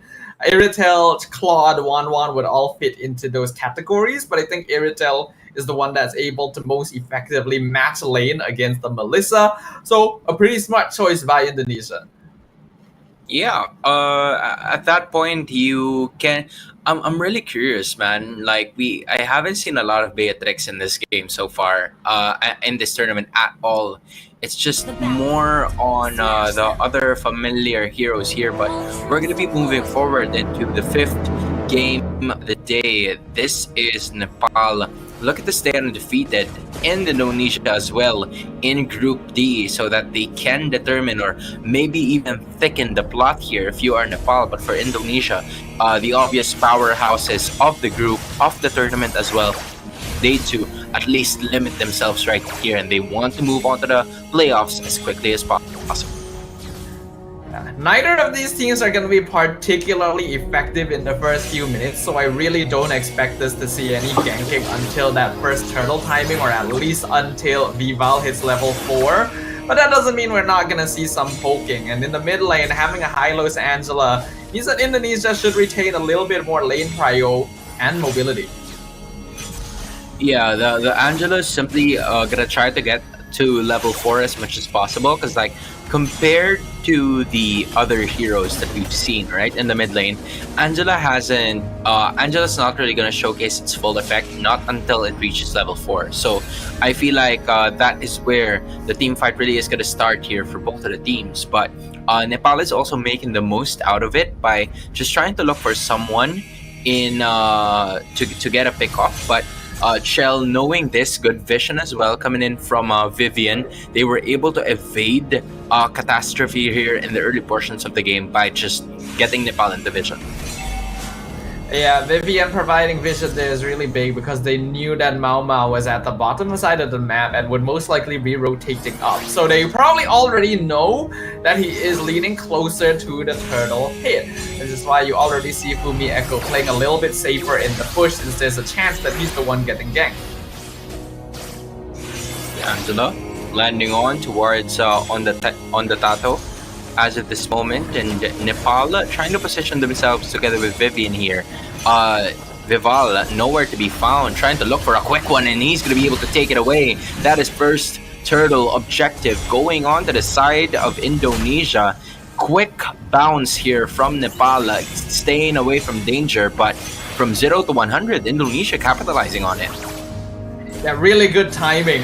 Vival perfectly knew when they needed to enter that fight to get the retry in, and even immediately popped the Tempest of Blades right after, because he was already expecting the opponent to respond to his presence. So being able to get that safely is a really nice start. Uh-oh, mini control in some trouble, but Guiding Winds gets them out. Yeah, it's just a nice thing that you have like the emergency button to press, right? You don't have to worry about further engages in the early game just because you have an extra shield and you also have extra mobility. But here's the next problem. You're going to have to worry about Vival because he's going to go down, landing onto that one. And of course, First Blood lands towards the rest of the members of Nepal here. That's going to be the end of the team fight maybe, as Indonesia got more than what they wanted. It's perhaps not so ideal that Cine was the one to get that kill, since D'Angela would prefer to give the gold over to someone like Vival instead, but still a pretty nice start and very good layering of pressure by delaying the entrance and basically keeping mini controls in lane long enough so that Vival can eventually come over and secure the kill. This is going to be the first diversion play, just taking a look at what is about to happen in that mid lane side, and there it goes again, onward together with Cine, trying to land more of those waves. It's still gonna hit, but you know, at some point in time, that's gonna be more damage in the future. So Nepal needs to worry about that as the turtle already is approaching. Yeah, I feel like when they planned for that diversion ambush, they should have waited just a little bit longer. If they didn't reveal themselves, there's a chance that Indonesia would have tried to initiate and then they could counterattack. But because they revealed themselves, obviously Indonesia's not going to do that. And now even a flicker forced out on Cine. Burning a flicker already, at least you still have the ultimate here coming in from the Angela, so they will obviously try to go for more engages. Here goes Vival again. This time it's going to be Nepal taking it all the way for the turtle going onto the side of Nepal. Meanwhile, Nino Echo stuck in a lot of those Indonesian players, and that is going to be -1 coming in for Nepal, so that's a life taken for the press of the turtle. A kill onto Nino Echo at this point is actually very good as well, because the more advantage they're able to give Fumi Echo in the EXP lane, the more comfortable it'll be for Indonesia to initiate fights, since Nepal is completely relying on Nino on the turret slot to actually be their front line. So if he's not tanky enough, it's very difficult for him to actually team fight come mid-game. And it seems like they're going to try to do it again. Looking at another ambush. Will they take your advice? I'm about to figure out if that's going to be the case here, as two heroes already appeared. Now they wanted to go for Chell, but instead they wanted to go for Vivian, and they immediately take her down. Chell might be up here next, but because of that glorious pathway, Essence has been evaded already. Cine finally joining the party here, and everybody else just decides to back away from that motorcycle. And as of this moment, it is Nepal trying their best to fight back, but there is already a turret brought down by Indonesia at the bottom.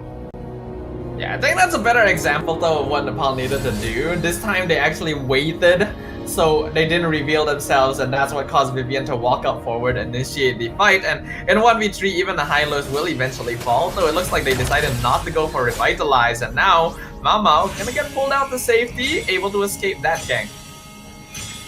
It's like Onda Tato has been on the case here, man. Literally just making sure that every single member, whenever they try to be put up in danger, he has them all under control. Now, Mini Control, rather, is just right over there trying to save her lane as we speak, because they don't want any sort of troubles moving forward in this opposite lane, because the turtle is already appearing.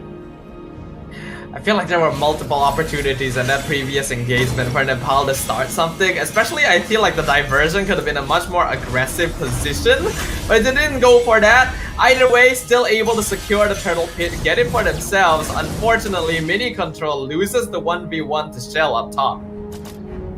That was again a price for a life here. I think Nepal is starting to win some of these trades in terms of the neutral objectives just because they're willing to sacrifice, right?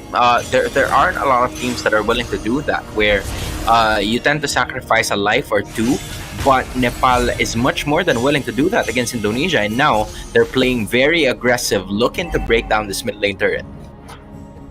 If you ask me, Nepal needs to be playing even more aggressive because Indonesia's late game scaling is really insane actually with Shell, Vival, and Fumi Echo. Oh, on the Tato trying to start a fight here. They're gonna go for it. It's on the Tato na naman.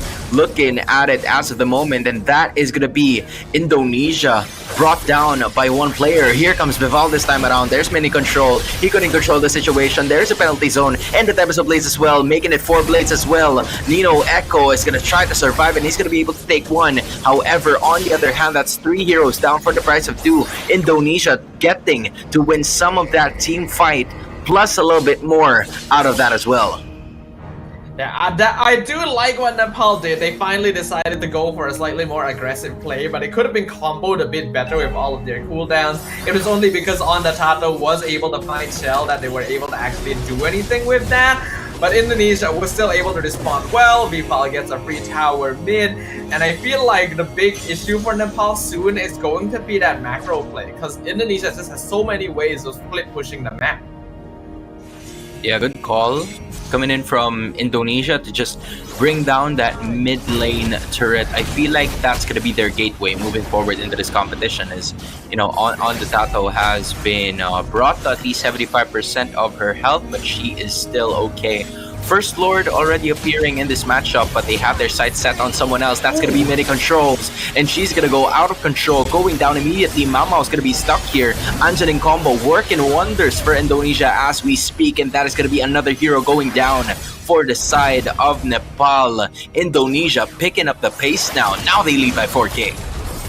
Yeah, they've hit the power spike on Vival. The Ling is currently 4-0, and because of that, they're able to up the ante and increase the tempo of their gameplay. This is what I was worried about. This is why I said Nepal needed to be way more aggressive in the early stages, because if they let Indonesia have the time and space they need to farm up to the second or third item power spike on their cores, they just completely take over the game.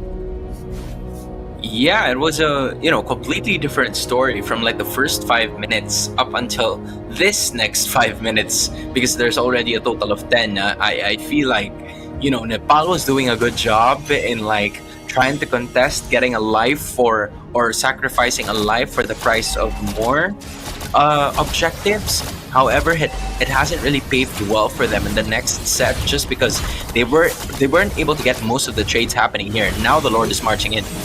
Oh, but wait up. Diversion play into the back line. Hard guard on top of Shell. They're gonna try and go for the blast here. Heavy crossbow doing a lot of damage. And Fumi Echo buying time, and they've already been able to juggle out the front line with Vivian able to get away quite safely. Vival jumps back in, but there's no hard guard on him this time, so he's not gonna be able to full commit. But they are able to chase Nepal back and get a free tier 2 up top. Oh wow, that's interesting. You know, there hasn't really been a lot of adjustments, or should I say there hasn't really been a lot of deaths happening in this next this very first Lord take. I was expecting more of like maybe 2 or 3 heroes going down from both sides. However, it was Nepal safely securing it just because of Madaleona being around the team fights more often. So you like to see that as well, putting the pressure immediately on Vival as soon as she went down from that Cloud Walker of hers. So at some point in time, there is a chance for Nepal to, you know, maybe put the brakes on Indonesia's train here, as they are still in momentum, but we see some signs of life, but it's only dependent on how long can they hold on to their inhibitors. Yeah, especially with Nepal as well. Most of their damage, especially towards the late game, is built into mini controls, right? This Melissa is the only consistent DPS they have, unless Mao Mao is able to build like a snowball for herself, and so far that has not really happened.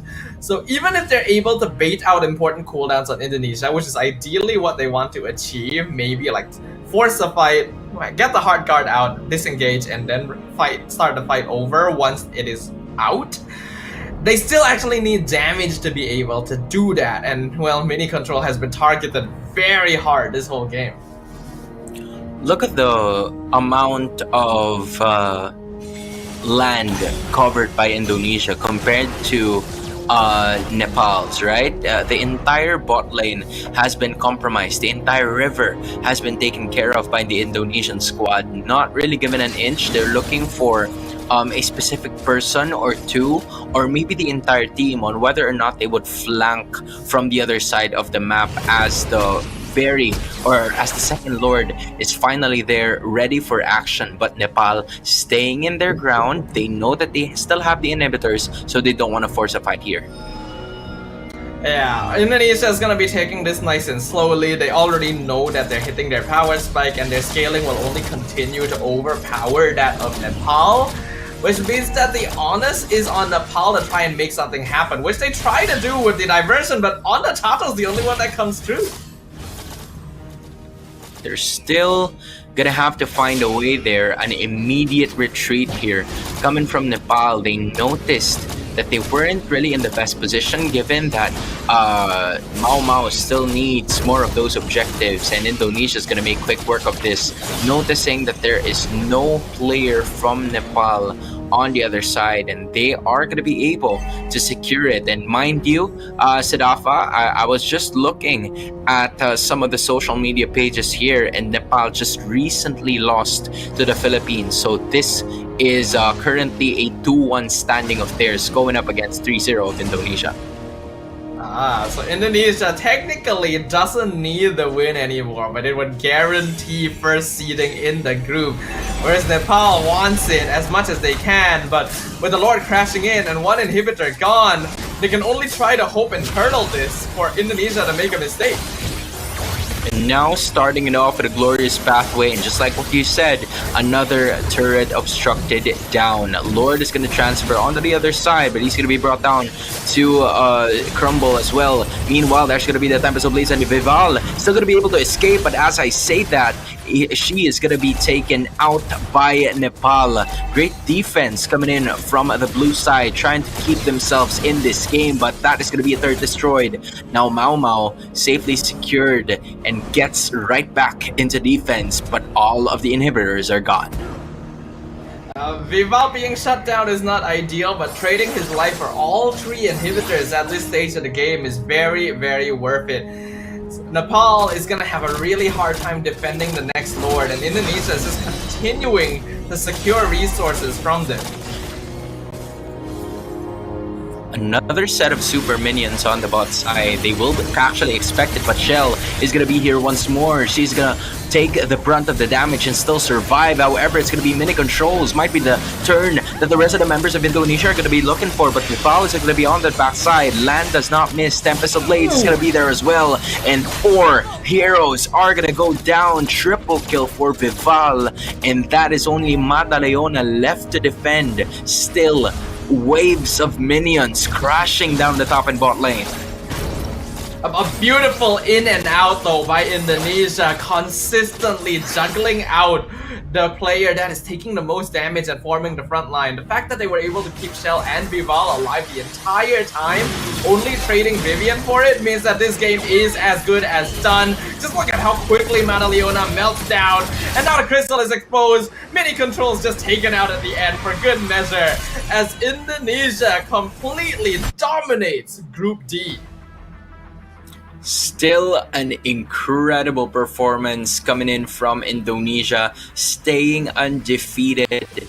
Asian Esports Games Bangkok, man, I am telling you, this team right here, they're the ones that a lot of teams, every team possibly is watching out for, just because of their tremendous performances. There were probably questions on whether or not they would be the team that could come out on top of Group D.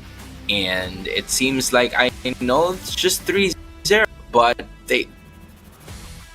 that's what they're able to do.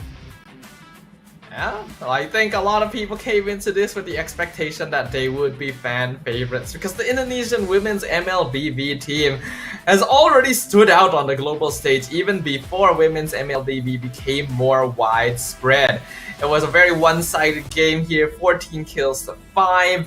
Angeling, very classic combo for this specific region. Once you get this snowball going, it's very hard to stop it, especially without a form of solid and reliable lockdown. They were looking for like extra chances here. I feel like you were right all along, right?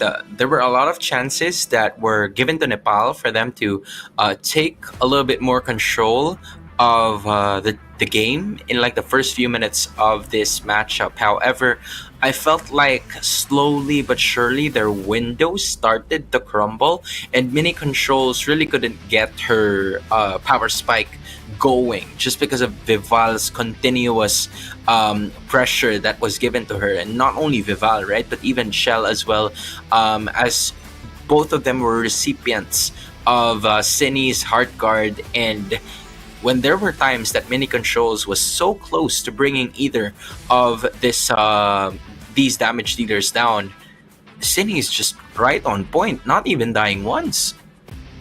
Yeah, I'm really liking what I'm seeing from Cini so far. Being able to play both set up mid laners and support mid laners is an impressive hero pool to have.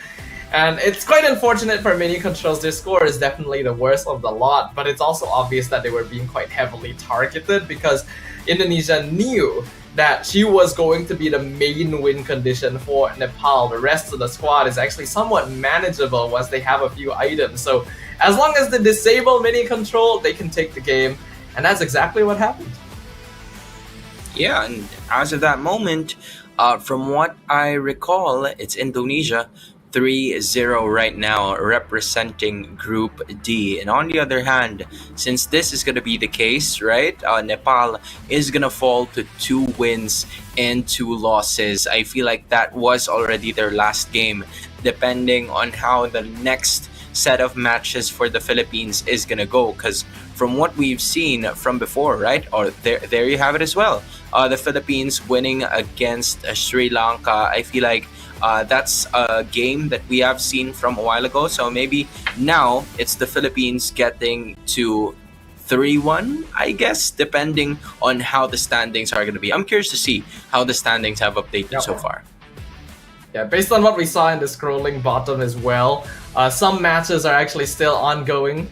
So we don't know for sure yet which teams are already qualified to the knockout stage, but we should be able to tell you guys that after this break. So don't go anywhere. When we're back, even more MLBB at the Asian Esports Games. See you guys.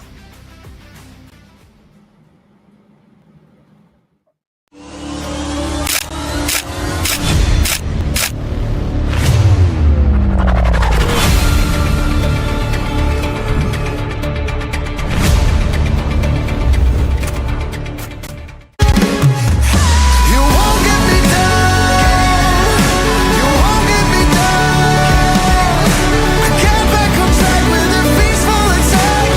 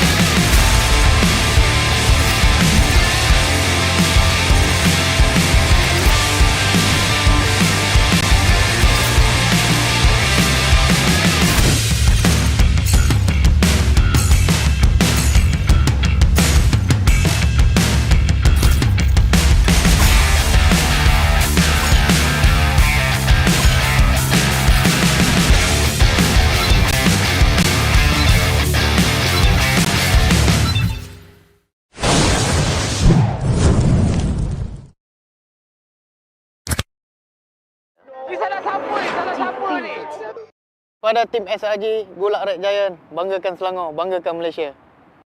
Champion juara wakil Malaysia Time for M6 in Malaysia. Keunggulan. Ianya tidak hadir dengan mudah. Ia tidak menunggu sesiapa. Dan ia tidak memilih sesiapa. Keunggulan adalah potensi hebat yang tersembunyi dalam diri. Seperti benih yang menunggu masa untuk bercambah, sedia untuk mekar hingga berkembang indah.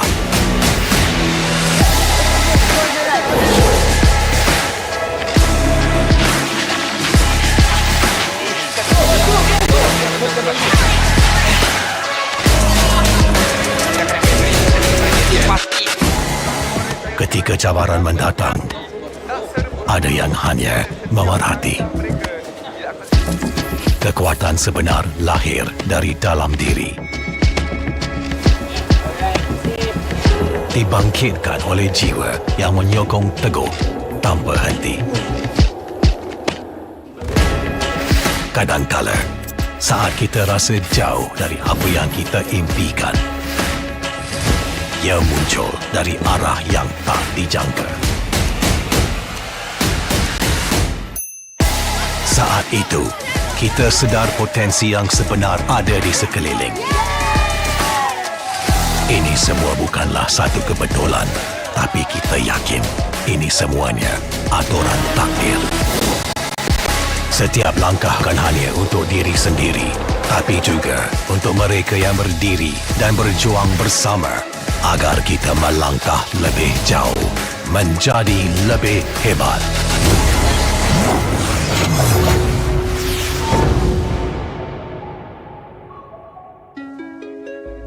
Bangkitlah rakyat Malaysia.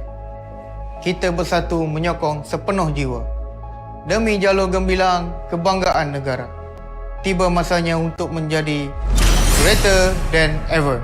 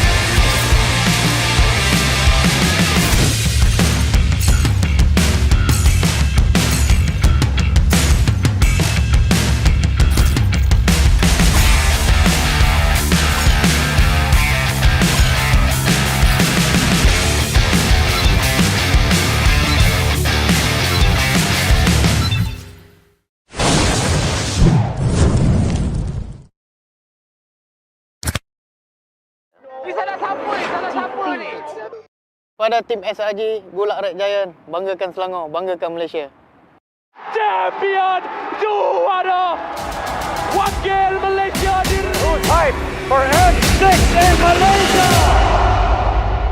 Keunggulan. Ianya tidak hadir dengan mudah. Ia tidak menunggu sesiapa. Dan ia tidak memilih sesiapa.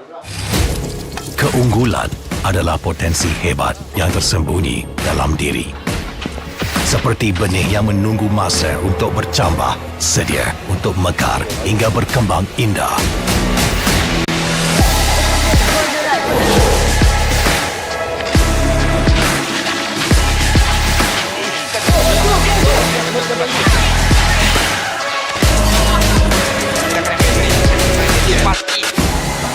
Ketika cabaran mendatang, ada yang hanya memerhati. Kekuatan sebenar lahir dari dalam diri. Dibangkitkan oleh jiwa yang menyokong teguh tanpa henti. Kadangkala, saat kita rasa jauh dari apa yang kita impikan, ia muncul dari arah yang tak dijangka. Saat itu, kita sedar potensi yang sebenar ada di sekeliling. Ini semua bukanlah satu kebetulan, tapi kita yakin ini semuanya aturan takdir. Setiap langkah bukan hanya untuk diri sendiri, tapi juga untuk mereka yang berdiri dan berjuang bersama agar kita melangkah lebih jauh, menjadi lebih hebat.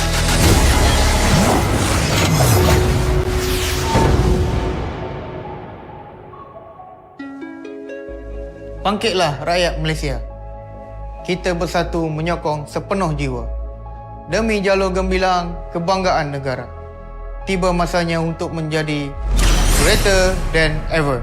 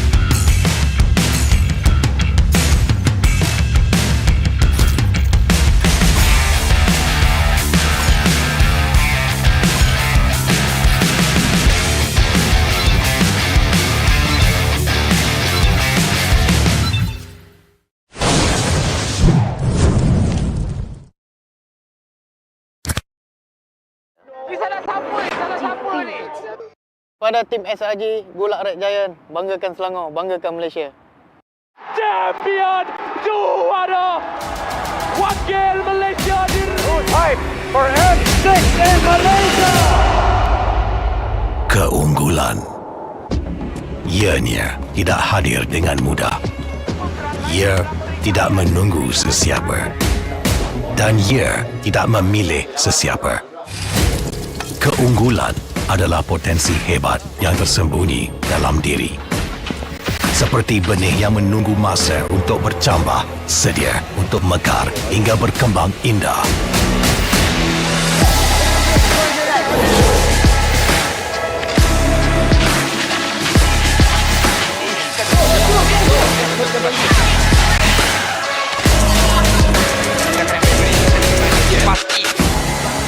Ketika cabaran mendatang, ada yang hanya memerhati.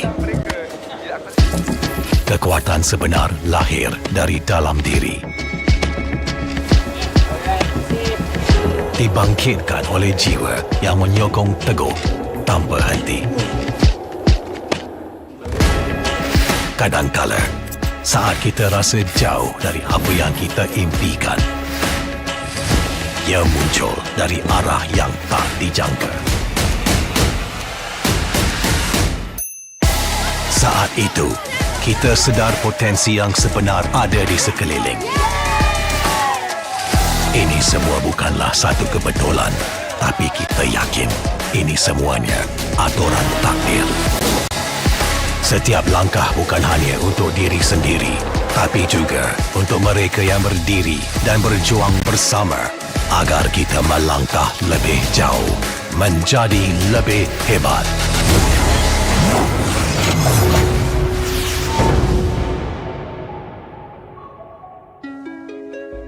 Bangkitlah rakyat Malaysia.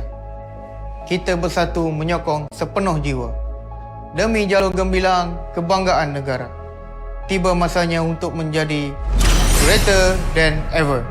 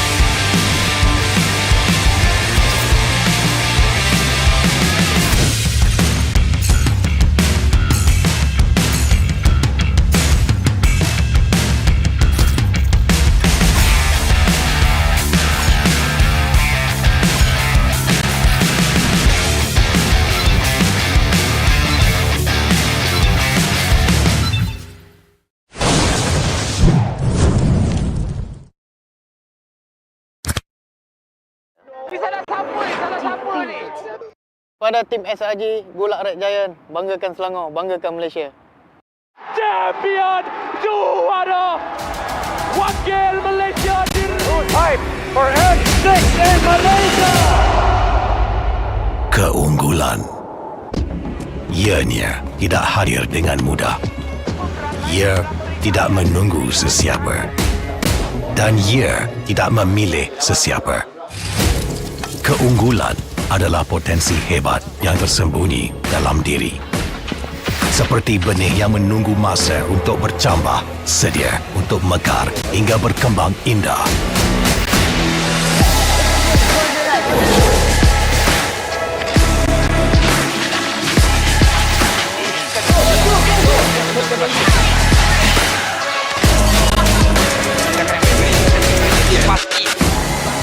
Ketika cabaran mendatang, ada yang hanya memerhati. Kekuatan sebenar lahir dari dalam diri. Dibangkitkan oleh jiwa yang menyokong teguh tanpa henti. Kadangkala, saat kita rasa jauh dari apa yang kita impikan, ia muncul dari arah yang tak dijangka. Saat itu, kita sedar potensi yang sebenar ada di sekeliling. Ini semua bukanlah satu kebetulan, tapi kita yakin ini semuanya aturan takdir. Setiap langkah bukan hanya untuk diri sendiri, tapi juga untuk mereka yang berdiri dan berjuang bersama agar kita melangkah lebih jauh, menjadi lebih hebat.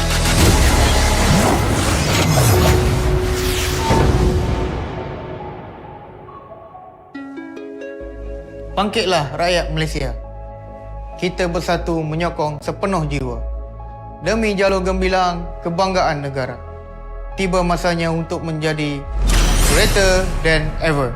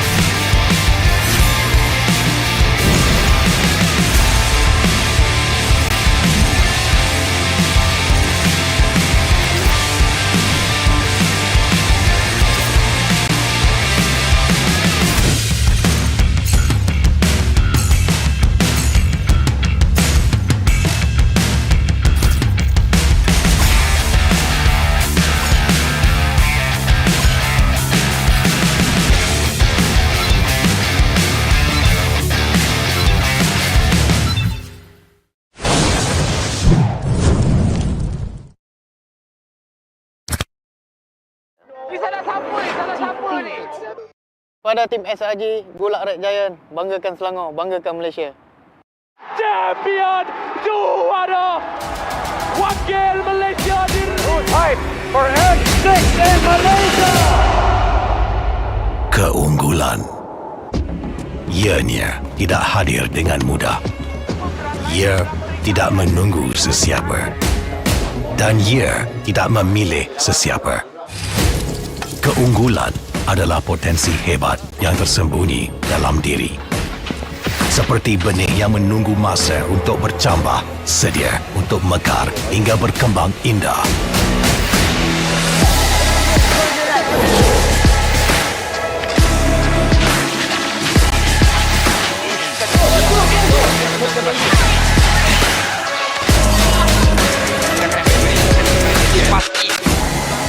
Ketika cabaran mendatang, ada yang hanya memerhati. Kekuatan sebenar lahir dari dalam diri. Dibangkitkan oleh jiwa yang menyokong teguh tanpa henti.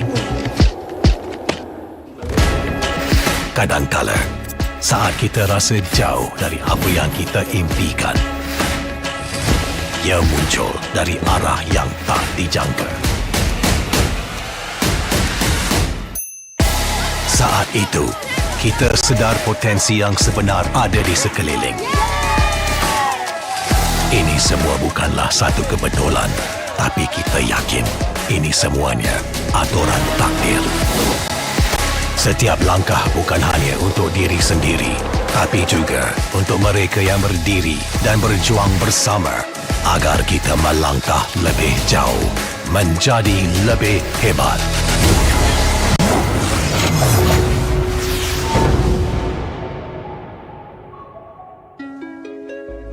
Bangkitlah rakyat Malaysia. Kita bersatu menyokong sepenuh jiwa. Demi jalur gemilang kebanggaan negara. Tiba masanya untuk menjadi greater than ever.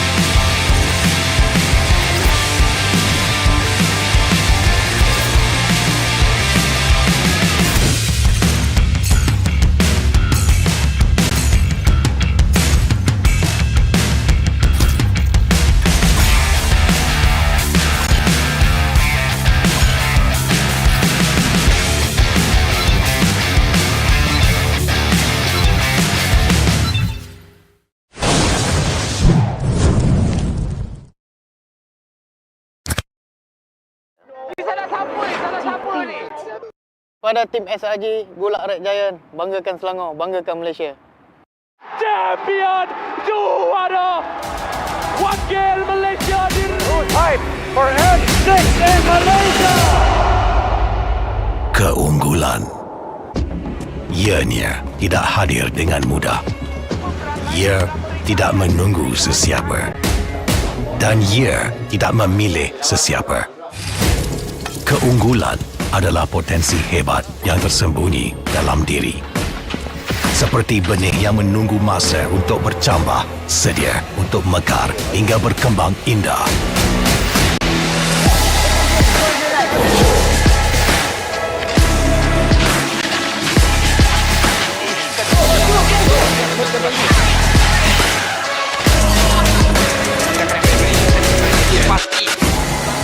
Ketika cabaran mendatang, ada yang hanya memerhati. Kekuatan sebenar lahir dari dalam diri.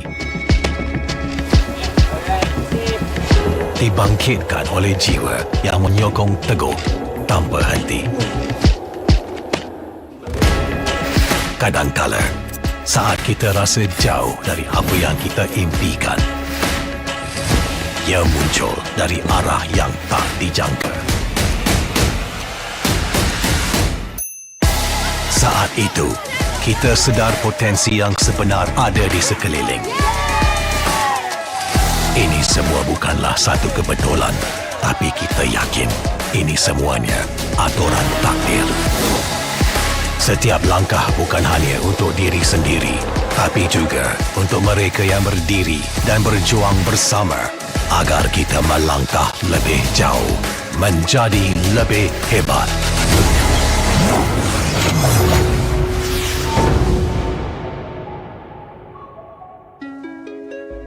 Bangkitlah rakyat Malaysia.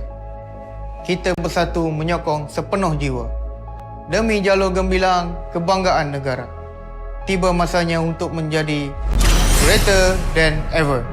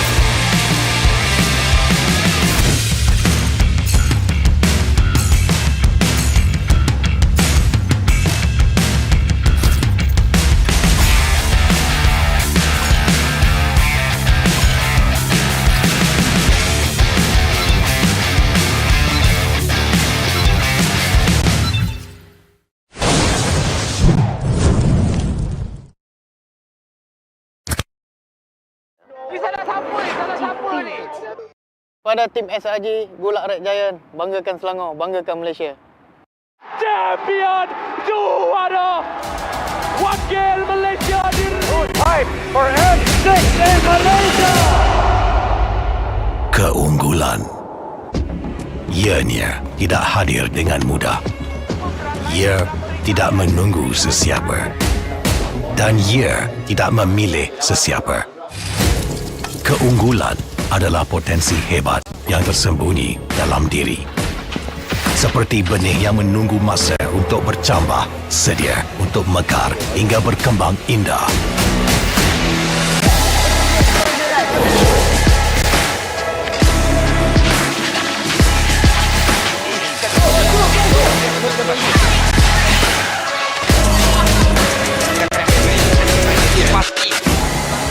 Ketika cabaran mendatang, ada yang hanya memerhati.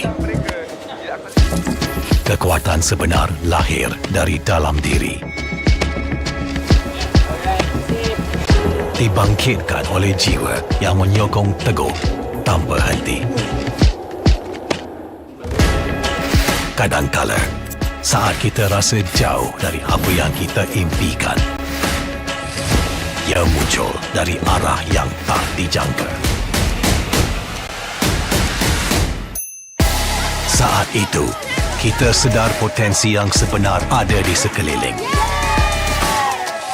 Ini semua bukanlah satu kebetulan, tapi kita yakin ini semuanya aturan takdir. Setiap langkah bukan hanya untuk diri sendiri, tapi juga untuk mereka yang berdiri dan berjuang bersama agar kita melangkah lebih jauh, menjadi lebih hebat.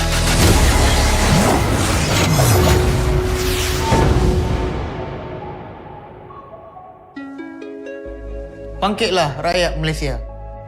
Kita bersatu menyokong sepenuh jiwa. Demi jalur gemilang kebanggaan negara. Tiba masanya untuk menjadi greater than ever.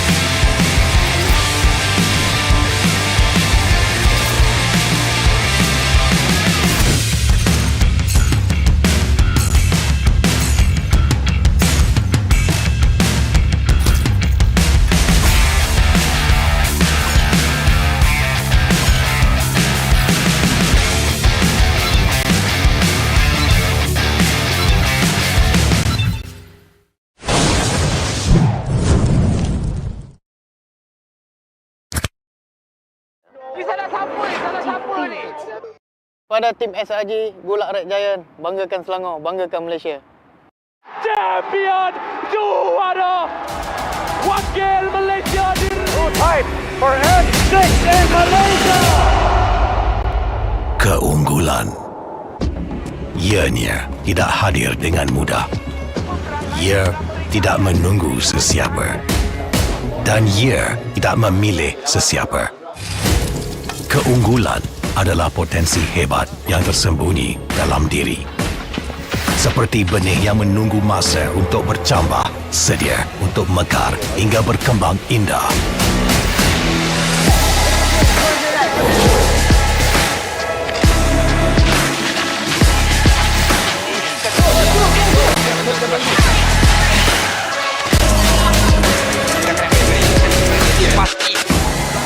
Ketika cabaran mendatang, ada yang hanya memerhati. Kekuatan sebenar lahir dari dalam diri. Dibangkitkan oleh jiwa yang menyokong teguh tanpa henti. Kadangkala, saat kita rasa jauh dari apa yang kita impikan, ia muncul dari arah yang tak dijangka. Saat itu, kita sedar potensi yang sebenar ada di sekeliling. Ini semua bukanlah satu kebetulan, tapi kita yakin ini semuanya aturan takdir. Setiap langkah bukan hanya untuk diri sendiri, tapi juga untuk mereka yang berdiri dan berjuang bersama agar kita melangkah lebih jauh, menjadi lebih hebat.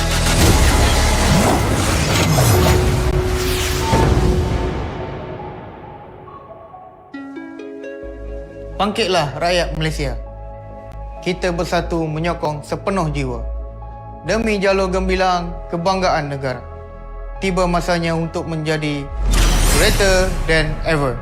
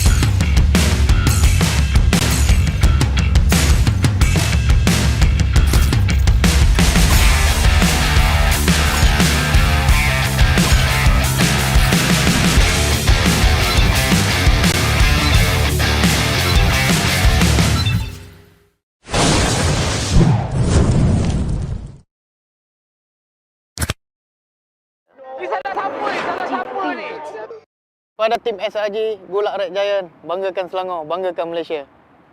Champion juara wakil Malaysia time for N6 in Malaysia. Keunggulan ianya tidak hadir dengan mudah. Ia tidak menunggu sesiapa dan ia tidak memilih sesiapa. Keunggulan adalah potensi hebat yang tersembunyi dalam diri. Seperti benih yang menunggu masa untuk bercambah, sedia untuk mekar hingga berkembang indah.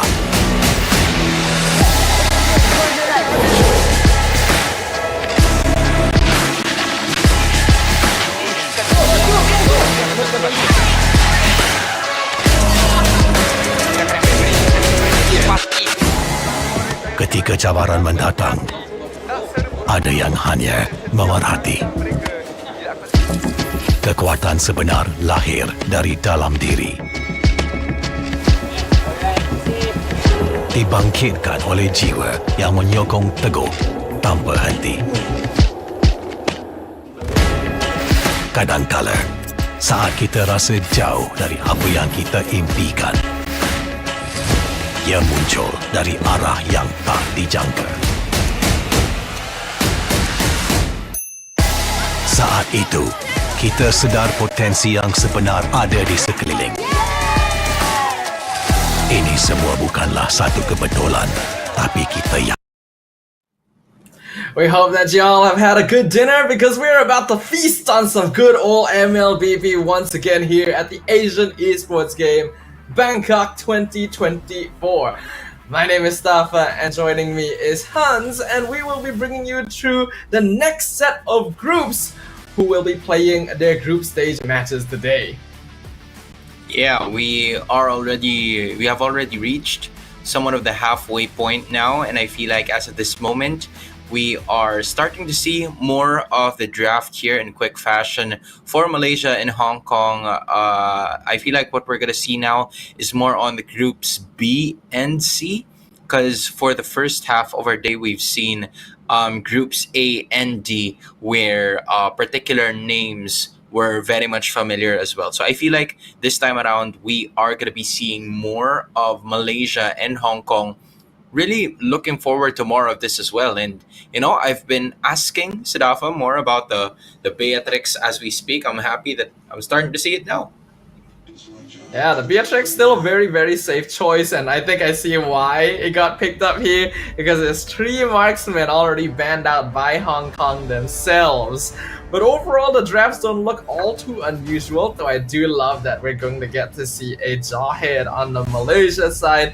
Definitely promotes slightly more aggressive play, and I think this is going to be a very interesting match, actually. I see some interesting heroes over there. Yeah, and also with the Luna to it as well. I feel like there's a lot of possible ways that this game could go. I'm trying to like wrap my head around the specific draft as well for me to like understand it a bit. But there you have it, in case you don't know it yet. For if you guys see at the bottom of the screen right now, a new era is here, MLBB fans. The M6 World Championship kicks off from November 21st to December 15th, and it is time to witness the rise of new teams and players ready to make their mark on history. With fresh talent and fierce competition, the battlefield has never been more unpredictable. Who will emerge as the next champion and claim the ultimate glory? Don't miss out on the action and drama as the journey to greatness unfolds. This is the M6 World Championship, greater than ever.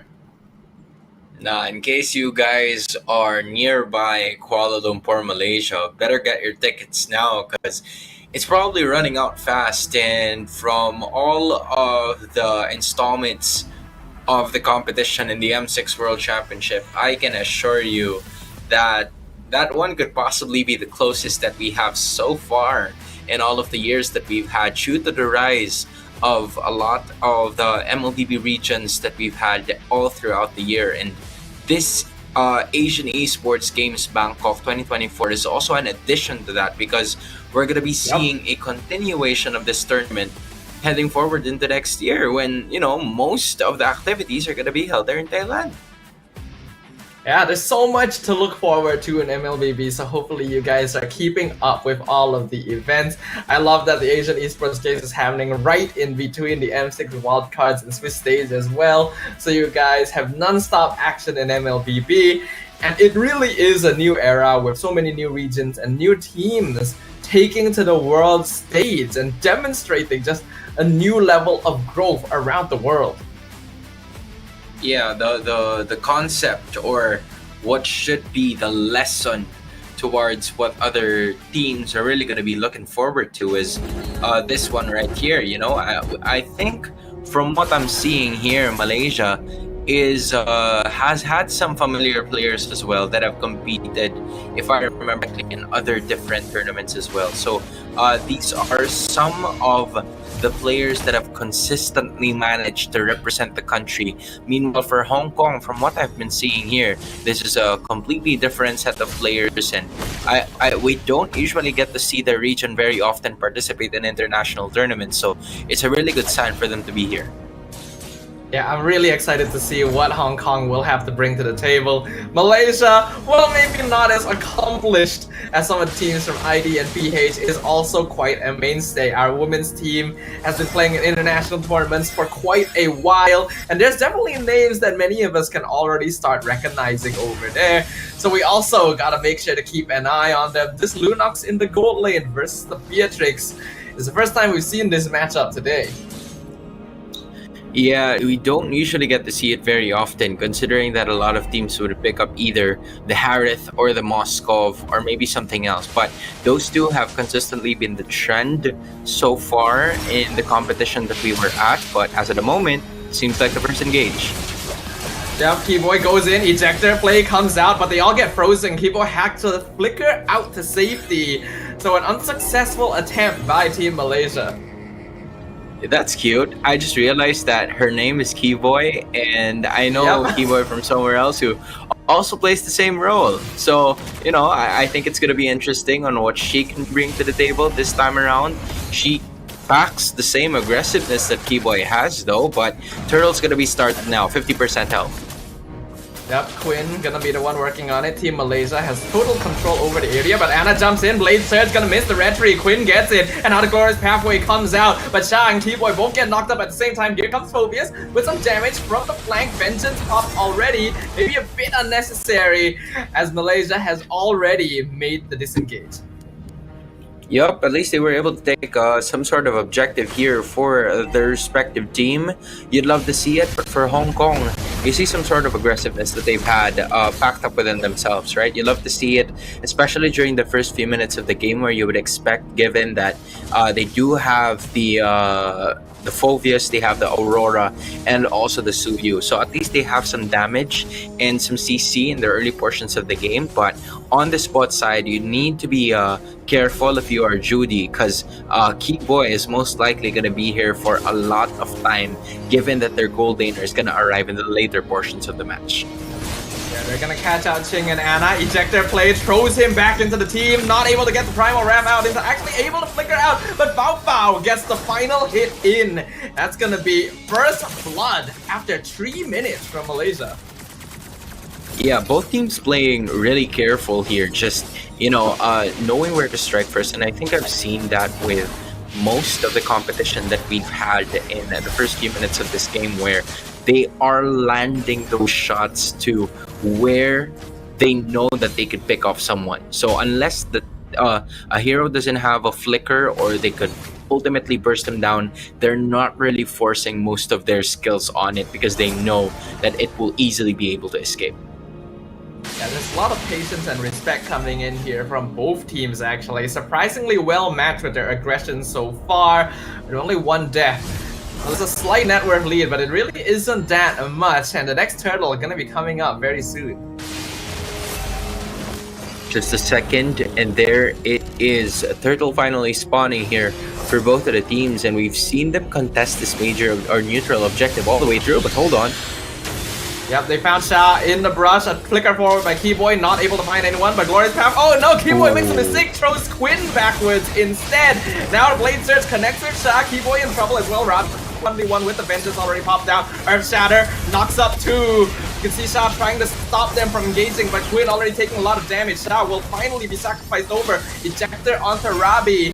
Hong Kong actually is still resetting Turtle, not able to take it yet, but they will be able to claim it in the end. So they end up trading a number of bodies for it. Malaysia had a starting engage with, Keyboy trying to land more of those, and Sha adding to the pressure with the glorious pathway. Unfortunately, there were like some sort of misclicks and miscommunication all throughout this game that gave the opportunity and the chance for Malaysia to get this in. That most of the problem has happened from not only that, right? Hong Kong of the situation by also getting a turtle in replacement of what was happening all throughout in that fight. So it was still neck and neck, but Malaysia is just leading by a bit. Now, Gonzalo forced into the ejector combo on Rabi. He doesn't even have his vengeance up. It's gonna be an easy killing spree. Fao Fao now with 3 kills before the 6-minute mark. I was wondering why he didn't use the vengeance as of the moment, but look at this, right? Dream might go down unless... Onward, gonna catch out Quinn. He's able to dash away. Dream did lose passive, but still alive. Hani with the Terrify and the Eternal Guard combo onto Sting. And that's gonna be the Edith taken out. The kill going to Sha. You love to see it, right? Malaysia got to convert on a kill that Hong Kong wasn't able to do. So as of that moment, from what we're seeing, it was Ching that was unable to just land on most of the kills that Malaysia had, and it was a good allocation as well of the resources that were assigned to them. It was more on the aspect of just landing most of that burst damage in, and they're looking at Ana now. Yeah, Sha making call glorious pathway. Ana tries to dash away. Unstoppable Force gonna connect. Does he have the ejector? No. D-Boy not gonna be able to throw, and that means that's a 4-man gank that fails in the bot lane. Not only that, in the mid lane, you see the pressure coming in from Quinn, and she was able to force Dream out of that flicker. So she's only depending on passive right now, and there's the ultimate. Yeah, Shad eating a lot of damage, but that allows Quinn and Keyboy to come in from the backline. Ejector onto Shing. He tries to flicker away. Will she be able to escape? Nope, double kill now for Quinn. And now Malaysia is going to be focusing on Rabi. A triple kill for Quinn on the Nolan. They're not going to be able to chase down Judy, but the damage is done. I like that Malaysia's more assertive of their decision making now in terms of like 7 minutes into the game, because number one, they were able to like force their way into the bot lane, getting that turret destroyed by putting the pressure on Ana. Number two, they were able to get that turtle just because of the fact that they were willing to take note of Dream, and also good communication. It was Quinn communicating the point that Dream did no longer have that flicker, so they went for the kill immediately. Ana, that was not a good idea. Checking the bush herself with Blade Surge and just ran into the wrong people. Keyboy and Fao Fao already in position to punish the overextension. Yeah, not looking good now for Hong Kong, because again, Malaysia is starting to seep through the cracks that they are giving them. Usually, if you are Malaysia, right, you're willing to really just fight them toe to toe, teeth to teeth. But if Hong Kong is starting to give them some opportunities, then, Malaysia would be more than happy to make them as their guest. And that is exactly what happened. Those minuscule mistakes, we've went from a 1,000 of a gold lead to now making it almost a 5k gold lead with them looking to destroy some inhibitors. Keyboy commits the Unstoppable Force but doesn't land the ejector. Ana gonna be able to save the cooldown to escape, but cannot save the mid tier 2, and Malaysia still has the first Lord of the game pushing down mid lane. This is going to be an attempt to defend another structure. Simply taking control. Having the Lord already marching into the mid lane, both already allocating in terms of waves, Quinn already getting there. The Glorious Pathway is going to start it off, but it will be cancelled by the ultimate brought about by Dream. They will not break some inhibitors, but at least they got some more out of the turret output. Yeah, the pressure right now from Malaysia is immense. They have a lineup that's really good at segregating the team fight and taking advantage of it with K-Boy and Shah. Whereas Hong Kong ideally want to play a little bit more around setup. And right now, only Xing would be able to do that on the Edith. So because of that, it's a lot more difficult for Hong Kong to find engagements and pickoffs. Yeah, they're consistently gonna look for them.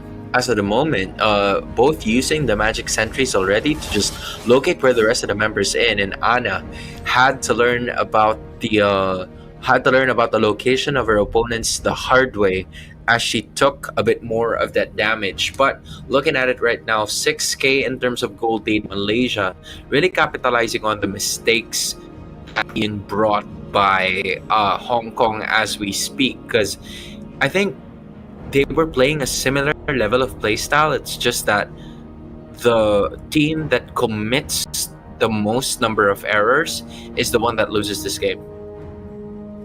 Looks like that's not going to be too long a pause. We're going to be able to jump right back into it. But you are right, Hans. In the early stages, the teams were actually pretty close in their aggression. But I think Malaysia was managing their positioning just a little bit better. And because they had less deaths, their tempo going into the mid-game just felt smoother overall. Just like what you have mentioned, 9-1 is already the score here, less than a minute to go before the second major objective, which is going to be the Lord. First Lord, Malaysia was already able to at least get most of the inner and outer turrets here, everything but the inhibitors for the Malaysian squad, but now they set their eyes on Ravi. Now Ravi, Rush still has vengeance, but here comes Glorious Pathway, perfectly funneled to slow down both Ravi and Anna. Shah just gonna be zoning out the rest of Hong Kong to make sure that Pao Pao gets an easy unstoppable, and Hong Kong have no choice but to just back it off. Immediately going away as fast as possible so that they will be able to just, make sure that all is well, all is good, and that is exactly what is happening as we speak. Not really letting go of their lead and just making sure that whatever it is that Anna's gonna be facing, she's not gonna do something about it anymore. You can see just how much damage Pao Pao has now. 6-0-1 on the gold lane Lunox. Anna just disappeared in an instant, and if Judy didn't have Flicker, she would have ended up dying there as well. The setup is clean, and Malaysia now have a free Lord to take and a potential way to close out the game.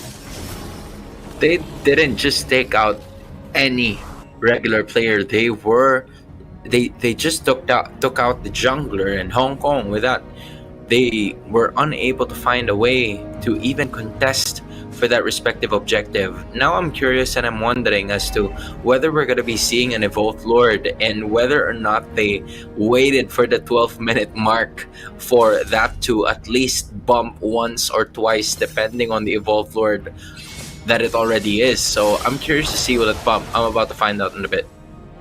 Yeah, considering the timing, Malaysia could have waited a little bit longer to get that Evolved Lord instead. So Hong Kong actually may buy a bit more time from this. With a Beatrix on their side, I don't think they'll have any problems clearing the minion wave. So at most, they should lose only one inhibitor from this. Yeah, to be fair, Judy still hasn't died in this game, even though Malaysia has already accumulated 11 kills to be specific. So the tanky members of Hong Kong are doing a good job, but they're trying to force it now. Yeah, Glorious Pathway comes out, but Hong Kong are positioning very nicely, and the Frigid Glacier stops them from being able to push much further. However, Malaysia are still able to force down the mid tower while they're distracted. In fact, they take every tower. A wonderful wave sync here because of all the resources used by Hong Kong. Guess I was wrong. They can take a lot more than one tower with that Lord. Oh, a flicker from Keyboy throws back Xing. Mega kill for Quinn. Blade Surge finds Pao Pao. That's gonna be a shutdown for Anna, and now Malaysia may be overstaying their welcome. Revitalize comes out. They lose their gold laner for the first time.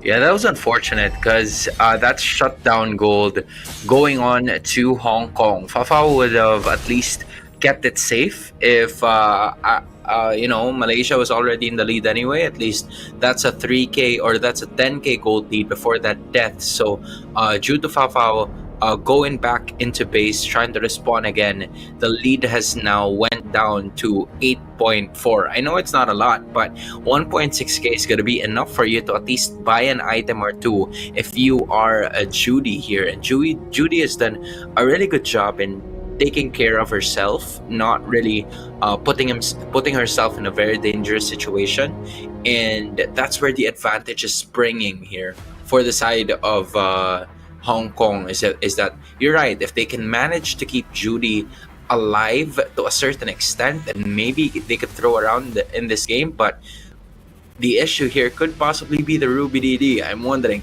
how hard is it to do the Ruby DD play now compared to before. It's gonna be up to Fafao to figure that out. Yeah, whether or not he's gonna be able to get that big AoE damage out is gonna be up to Team Malaysia to set up. For now, they are still in a very dominating position. They gave up a shutdown, but because the lead is so big anyway, it's not gonna affect them that much as long as they don't make a mistake like that again. They do definitely need to figure out a way to make sure Judy doesn't get to survive all these team fights though, because if this Beatrix can actually farm up, that is the win condition for Hong Kong. And not only that, right? It wasn't a Luminous Lord, that second Lord, that they took in sub 12 minutes, and they were still able to get it anyway. I'm talking about the 3 inhibitors that Malaysia has brought down. So Hong Kong needs to be heavily dependent here on both Dream and Judy so that they can safely secure most of the things that could possibly go okay or wrong for Hong Kong and Malaysia, depending on how they would want to, approach this. Because 20 seconds, the Lord is already going to be available, and it seems like Hong Kong is putting themselves in position. But Anna walking up too far to try and push the lane, almost gets away, but Fafao's already there. And even if he got away from her, Quinn was already taking up the back line. That is the Hong Kong jungler down for 30 seconds when the Lord just spawned. See, those are the things I'm talking about, right? Like those mistakes that are really crucial. I mean, Hong Kong was already in a position to hopefully get that Lord, not even get it, but maybe contest for it. But because one of the members are away, and it's not just one member, right? I would expect if it's an EXP laner, if it was a Xing or if it was a Rabi, it would have been okay to me if they were gone, because that is what they're supposed to do. But then it was Anna out of everyone that was on the top side, completely opposite to the Lord bit. So it was kind of like a really questionable decision coming in from Hong Kong in their step towards what they would do to bounce back in this game. Yeah, Anna really shouldn't have walked out that far in the top lane without at the very least having someone check the jungle right by it first, because that would have been a very simple thing to do and would have made sure that they would at least be able to contest the Lord, right?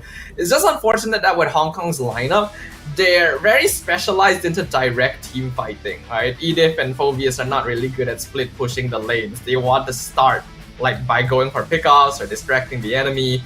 So you can't send Beatrix, right? So Suyo's the only one that can really do it. I just wish that they took the proper steps to make sure it was safe first.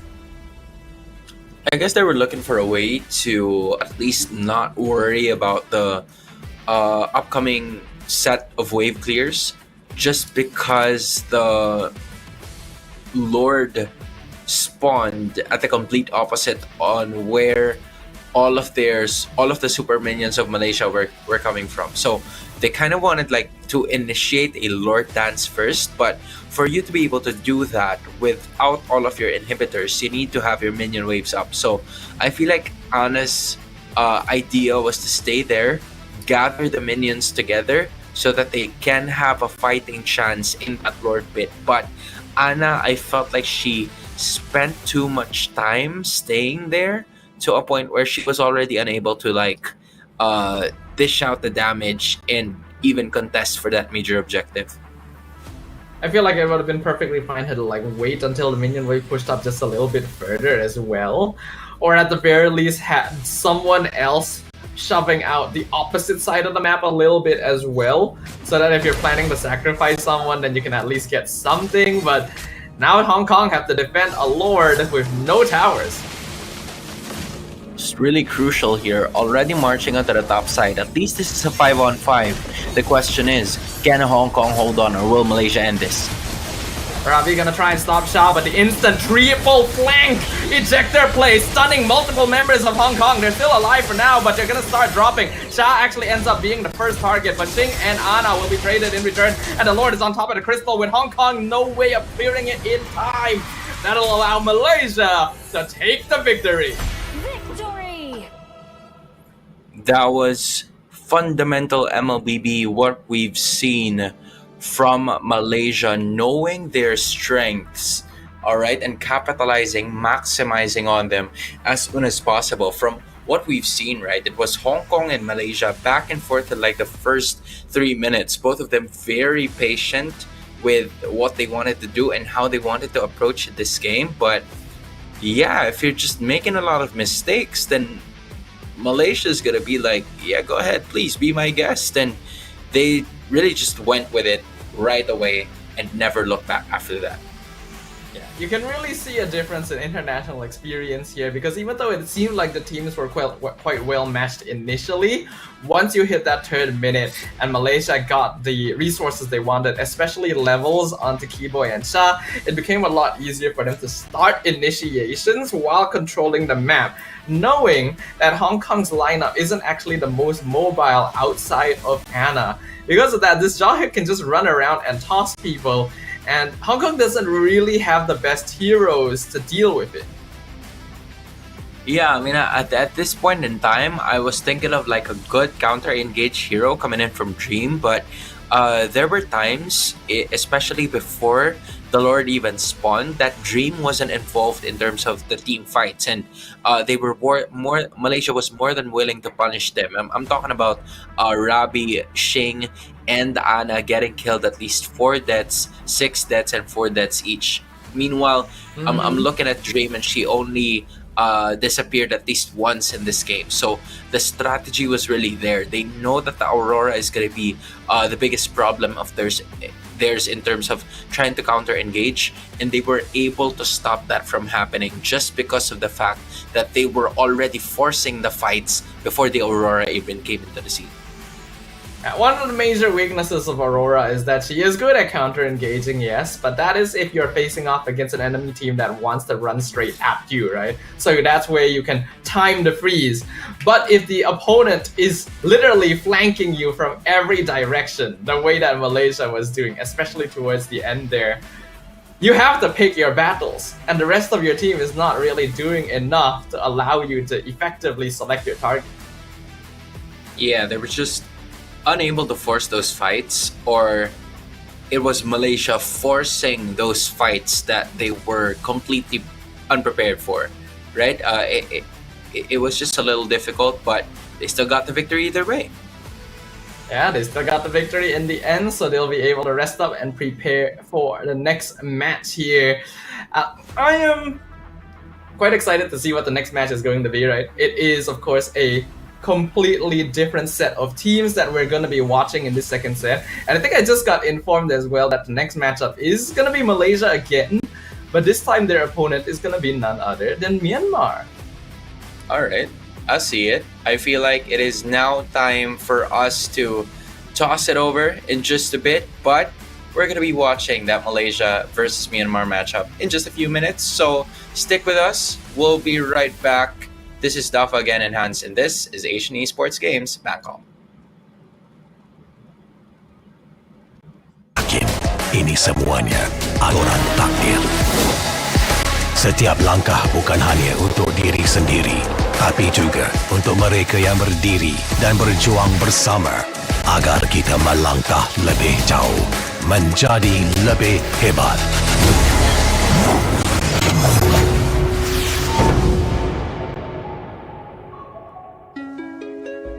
Bangkitlah rakyat Malaysia. Kita bersatu menyokong sepenuh jiwa. Demi jalur gemilang kebanggaan negara. Tiba masanya untuk menjadi greater than ever.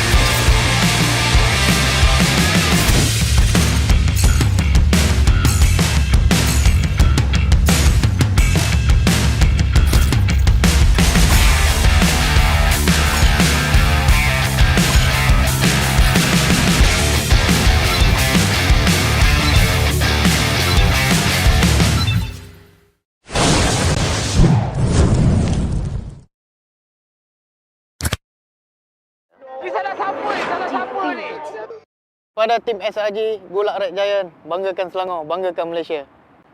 Champion juara wakil Malaysia Time for N6 in Malaysia. Keunggulan. Ianya tidak hadir dengan mudah. Ia tidak menunggu sesiapa. Dan ia tidak memilih sesiapa. Keunggulan adalah potensi hebat yang tersembunyi dalam diri. Seperti benih yang menunggu masa untuk bercambah, sedia untuk mekar hingga berkembang indah.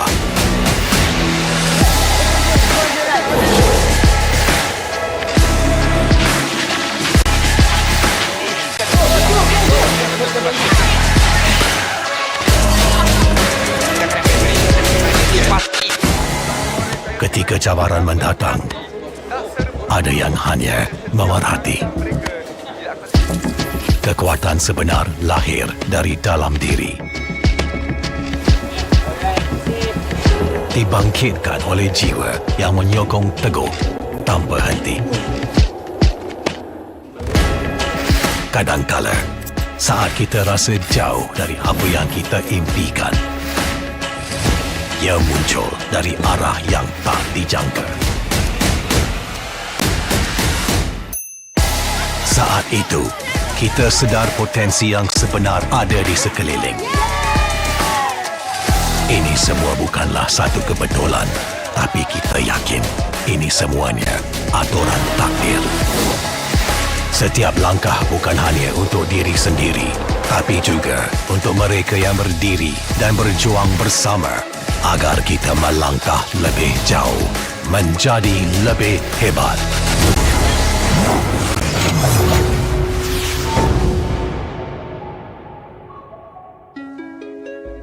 Bangkitlah rakyat Malaysia. Kita bersatu menyokong sepenuh jiwa.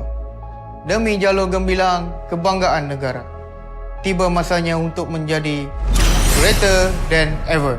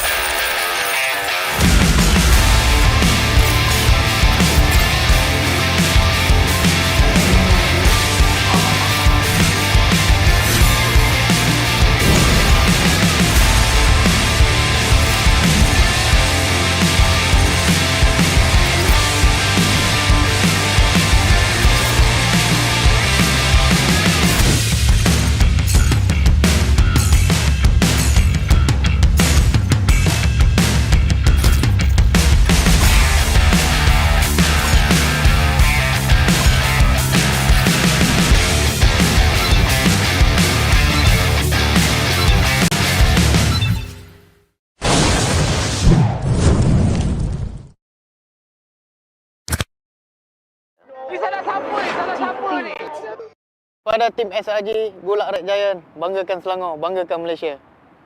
Champion juara wakil Malaysia Time for M6 in Malaysia. Keunggulan. Ianya tidak hadir dengan mudah. Ia tidak menunggu sesiapa. Dan ia tidak memilih sesiapa. Keunggulan adalah potensi hebat yang tersembunyi dalam diri. Seperti benih yang menunggu masa untuk bercambah, sedia untuk mekar hingga berkembang indah.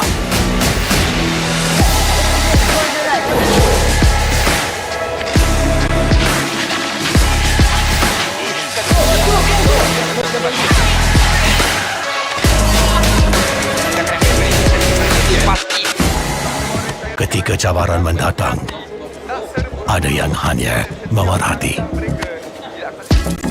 Kekuatan sebenar lahir dari dalam diri. Dibangkitkan oleh jiwa yang menyokong teguh tanpa henti. Kadangkala, saat kita rasa jauh dari apa yang kita impikan, ia muncul dari arah yang tak dijangka. Saat itu, kita sedar potensi yang sebenar ada di sekeliling. Ini semua bukanlah satu kebetulan, tapi kita yakin ini semuanya aturan takdir. Setiap langkah bukan hanya untuk diri sendiri, tapi juga untuk mereka yang berdiri dan berjuang bersama agar kita melangkah lebih jauh, menjadi lebih hebat.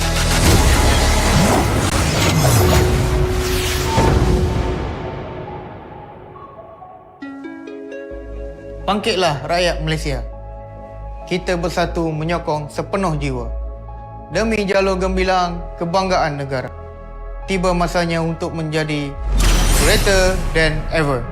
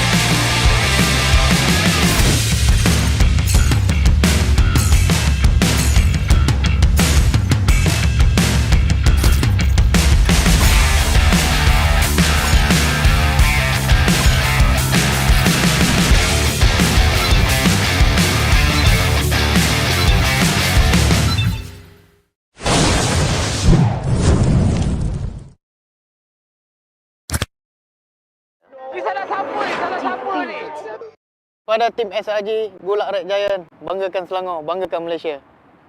Champion juara wakil Malaysia time for F6 in Malaysia.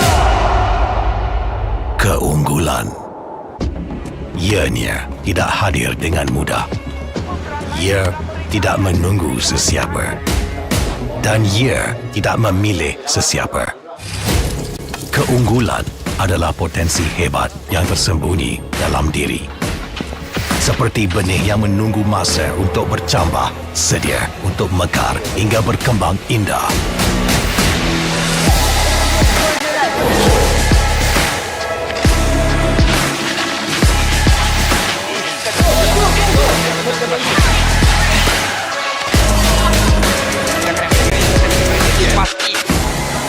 Ketika cabaran mendatang, ada yang hanya memerhati.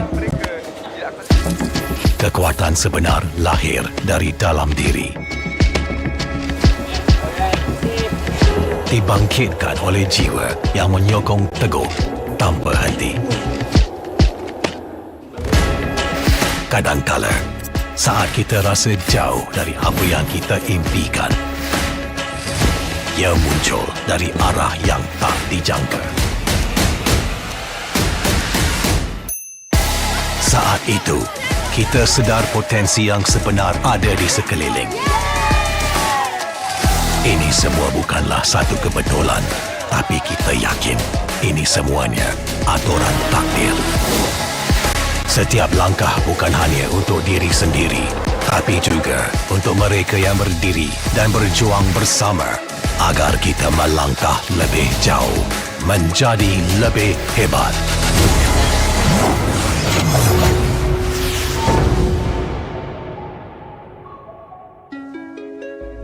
Bangkitlah rakyat Malaysia. Kita bersatu menyokong sepenuh jiwa. Demi jalur gemilang kebanggaan negara. Tiba masanya untuk menjadi greater than ever.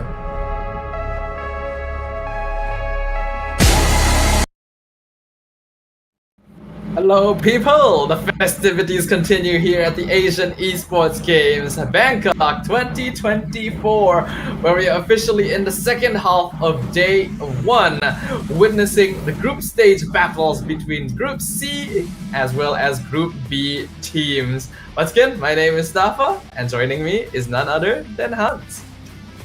How are you, man? I am sure that everybody else is also probably refreshed as well. Hopefully, everybody else has gotten their dinner as of the moment. Or whether you guys are here in Southeast Asia, or whether you're around maybe the Middle East. Hopefully, you guys got your snacks or something like that, because I believe it's still afternoon at this point in time. But yes, MLBB does not choose a time zone for this specific matchup, because this time we're going to be witnessing Malaysia going up against Myanmar. And from what I'm seeing, this is really a chance for them to further introduce themselves. You're seeing the players from Myanmar here looking very eager and active to showcase what they can do. They are here to prove to the world their capabilities. And I think this is going to be a very interesting match as well, because up until now, I don't think we've gotten the chance to see a team play 2 matches sequentially like this. So we already know Malaysia's strength as a team, but Myanmar is also a region that can really be surprising at times, right? Our teams, even in the men's competitions, always have something interesting to bring to the table. Yeah, I agree. At this point in time, I really do feel like this is a really good shot for Myanmar to also showcase what they can do. They have been in the scene for quite some time now, right? I think we've seen a lot of these respected teams already being here. The Myanmar teams, or the Burmese teams, actually, if I should say, have already showcased a lot of what they could do, especially in the M2 World Championships that have happened from before. And now it's the women's turn, right? We've seen a lot of representation coming in from Myanmar with the men's. So now it's the Burmese side to showcase what they can do in this one. Yeah. I want to see more interesting hero picks as well, you know. I think the meta has gotten to the point where a lot of teams have kind of started sticking to the same pool of heroes, but it's always really, really interesting when more unique pocket picks get to show up on the screen, right? I wouldn't really call Jawhead like non-meta, but it's also not something people pick up very often. So that was fun to see earlier in the hands of Team Malaysia. We shall find out whether they grab it again, but let's have a look at the current group standings. Alright, so from the looks of it, it seems like we're not gonna have a tiebreaker for the first two groups that we've had in this competition, because for Group A, we have already unlocked our two representatives, with China being undefeated and Vietnam only losing one and getting over Mongolia here. And on the other hand, Group D, you have Indonesia, the undefeated team, and the Philippines only losing to Indonesia as well. So at least we have already secured 4 of our representatives heading forward into the playoffs, and we are looking for 4 more from Group B and Group C.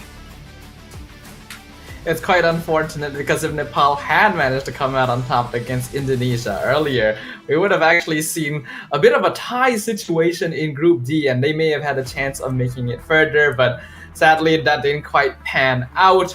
But we still have to see what the results are for Group B and C, right? We got 4 more teams from these 2 groups that'll be joining the teams that have already qualified. So I'm curious to see who it's gonna be. Yeah, I mean, at this point in time, right, if you are Myanmar or Malaysia, both of you guys, from what I saw a while ago in the standings, you both are undefeated. So I am just not certain as to who the play or which teams or which groups are going to be facing off against each other, because I feel like that is going to be another issue as well. Just imagine if you're Group B, you're both Malaysia and Myanmar, right? And you're going to be going up against Group D, Indonesia and Philippines right off the bat. If you get to be second seed, you're going to be facing off Indonesia. If you get to be first seed, you're going to be facing off against the Philippines. So, it's a tough task to handle. So you're just really going to give it your best shot and think of it as that kind of mindset moving forward in this game. Yeah, like, if any team is comfortable enough that they can try to determine the points that they'll get to see who they're seeded against, that would already be very impressive. But I think the groups are actually set up in a way where no team can really say that, 100% we can control who we win and lose to in this group. It's always risky of a thing to do. So the best thing to do is just play your best and see what fate has in story, because we don't really know exactly what the seeding method is going to be as well once we go into the playoffs. So that's also something to keep an eye on. Yep, and in addition, you're also gonna have to probably take note of the teams, or how Malaysia is starting to strategize in terms of how they approach the game. Because for Myanmar, I don't think we've seen a single game from them, right? So I feel like this is also like a chance for us to know more about the female Myanmar MLBB scene and what it is all about. Because honestly, I'm not very much familiar with most of them, and even though I've done a lot of research, there weren't really a lot of articles that showcased more about the ecosystem there in Myanmar in terms of female MLBB. So I feel like if there is a chance for them to introduce themselves, this would be the perfect platform to do so. And this first game, or the second game rather, of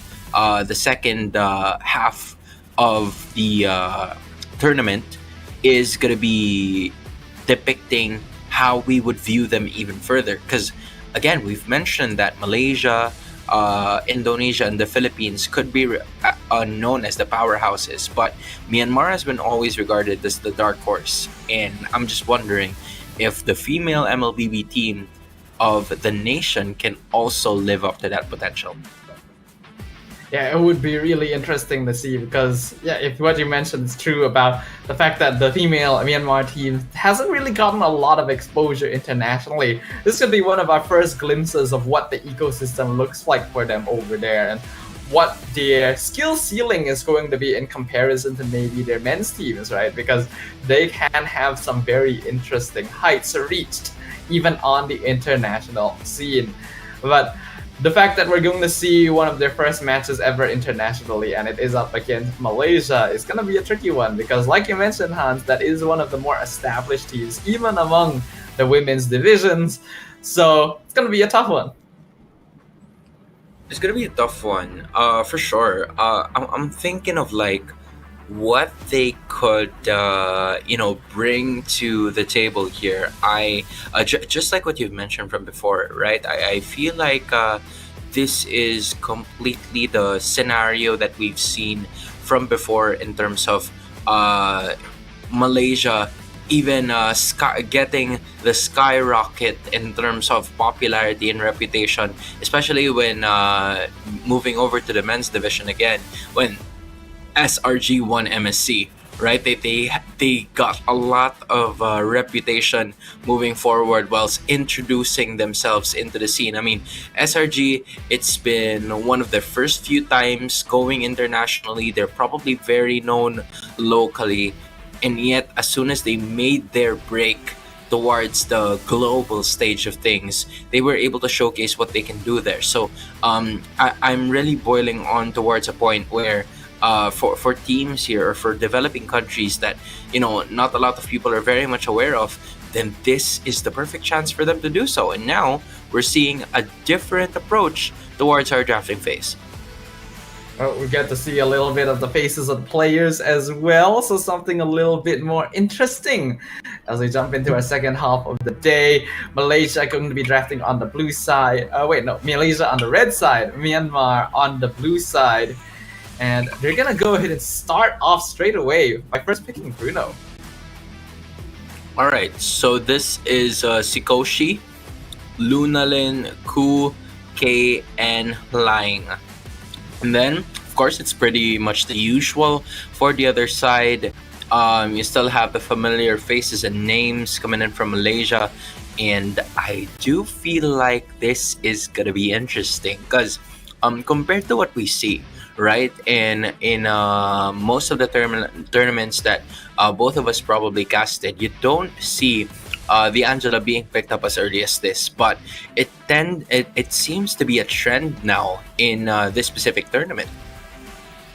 Angela does have good combos, with Ling being the most popular one, but also working well with general fighters like CC, for example. Though if we're talking about combos, Matilda Alpha is a very notable one, and when you combo that with Bruno too, Myanmar is already setting up for a terrifying early game that Malaysia will need to deal with.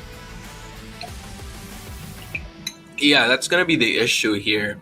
Compared to what we see so far from the side of Malaysia, they were much more willing to fight fire with fire. Means that they're very much willing to go for the early game scaling as well, which is the reason why they probably picked the Hylos and the Angela as well.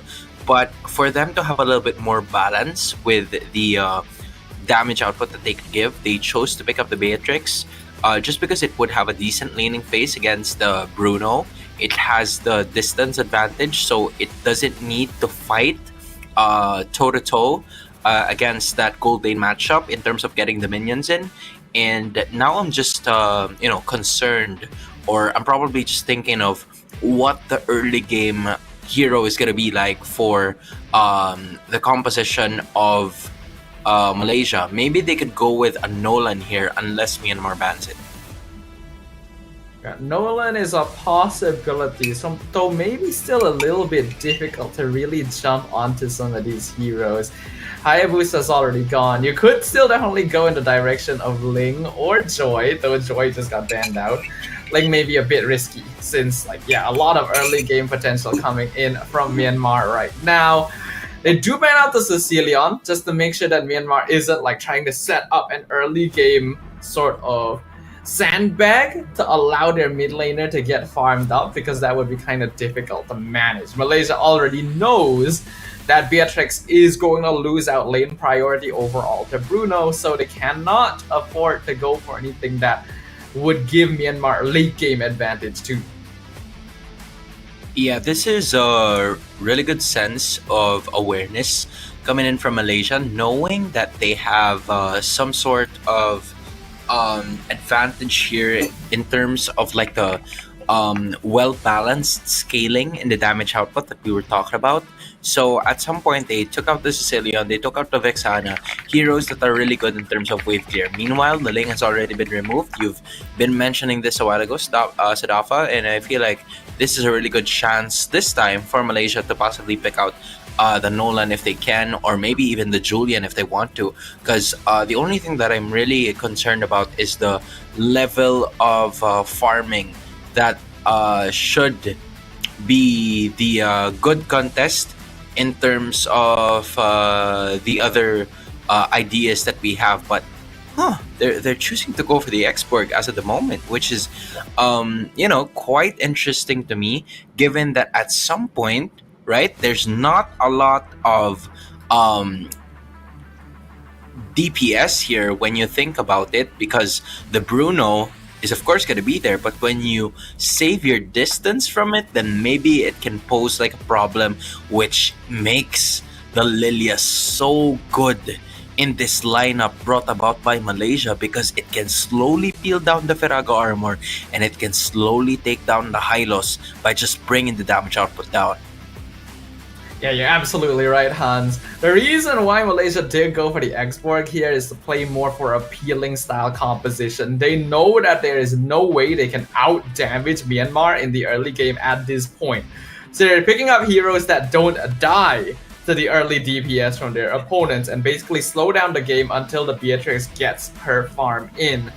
So now with the Eve and Khalid locked in as well, Myanmar definitely going to be trying to force things as much as possible towards the early mid-game phase. Malaysia hovering over the glue.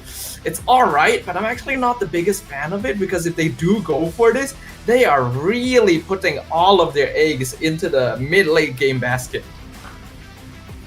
Man, I'm so happy that the Eve is finally picked up. You've been talking about this for a while now, and it's just a nice note to take that it's finally here and active.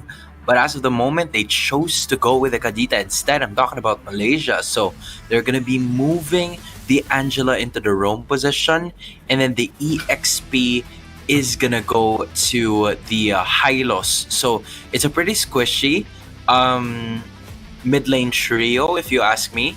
However, the essence of that one is at least you have some sort of pressure to go along with it.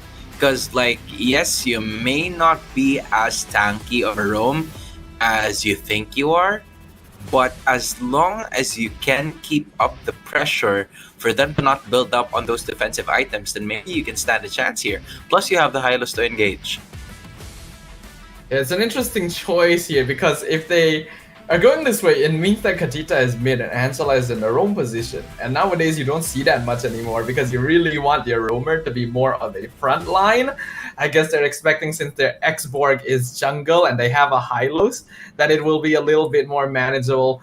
But hopefully it works out for them. For Myanmar, we'll just run him over right from the get-go. As we jump into the Land of Dawn, let's see which of these teams is going to be able to claim their second victory. As of the moment, they are going to be looking forward to this. We were talking about how squishy both of the compositions for these teams are going to be like. And, you know, you see a bit more of that as we speak. Not really letting up on a lot of the damage output here. But in terms of the idea that they can do in this one, it is still all right for most of the first few minutes of the game, because both of them have some sort of regeneration factor with the Angela and the Matilda joined up in the mix here for both of the teams.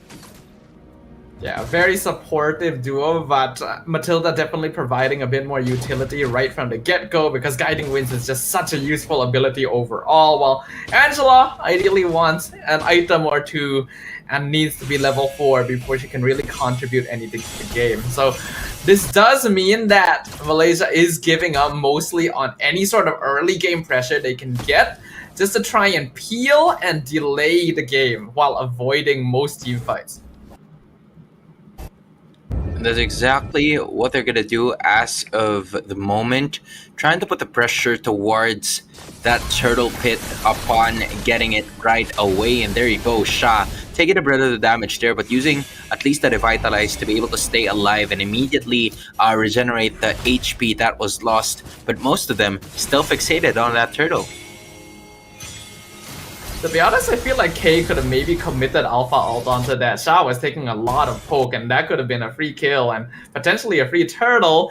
But for now, the turtle dance still going to be somewhat even. Ku already zoning out Quinn and Keyboy. RWM comes out. Here comes Playing from the side. Going to be popping the Firaga armor, which means K gets turtle for free. And now Sha in a lot of trouble as Quinn is already gone. And Ku gets to be up another one with that Circling Eagle. Just safely securing it. And it goes to the side of Myanmar. I'm talking about both of those kills as well. Really putting themselves in the driver's seat as early as possible while not involving Sikoshi in all of that fight. So I feel like Sikoshi, compared to what was happening in all of the other matches that we've seen from before, this is going to be a chance for him to dominate that early lanes with the gold lane matchup that we have over here. Meanwhile, Malaysia is having quite of a hard time, especially with Quinn not building up on that immortality just yet. So this is to be expected. That punish that would come from the Eve with the pokes, and also the Alpha just dishing out through damage once after another. I think Myanmar understands that they just have so way more burst damage than anything Malaysia could have. So this early stage of the game is where they really need to just rush them down. The more of a snowball you can pick up, the less likely that Malaysia can really put up any sort of fight once you get into the mid-game phase. Quinn now taking a lot of poke. Firaga armor already gone. RWM coming out and trapping him. Heartguard a bit too slow to save Quinn. And that means the jungler for Malaysia is down again.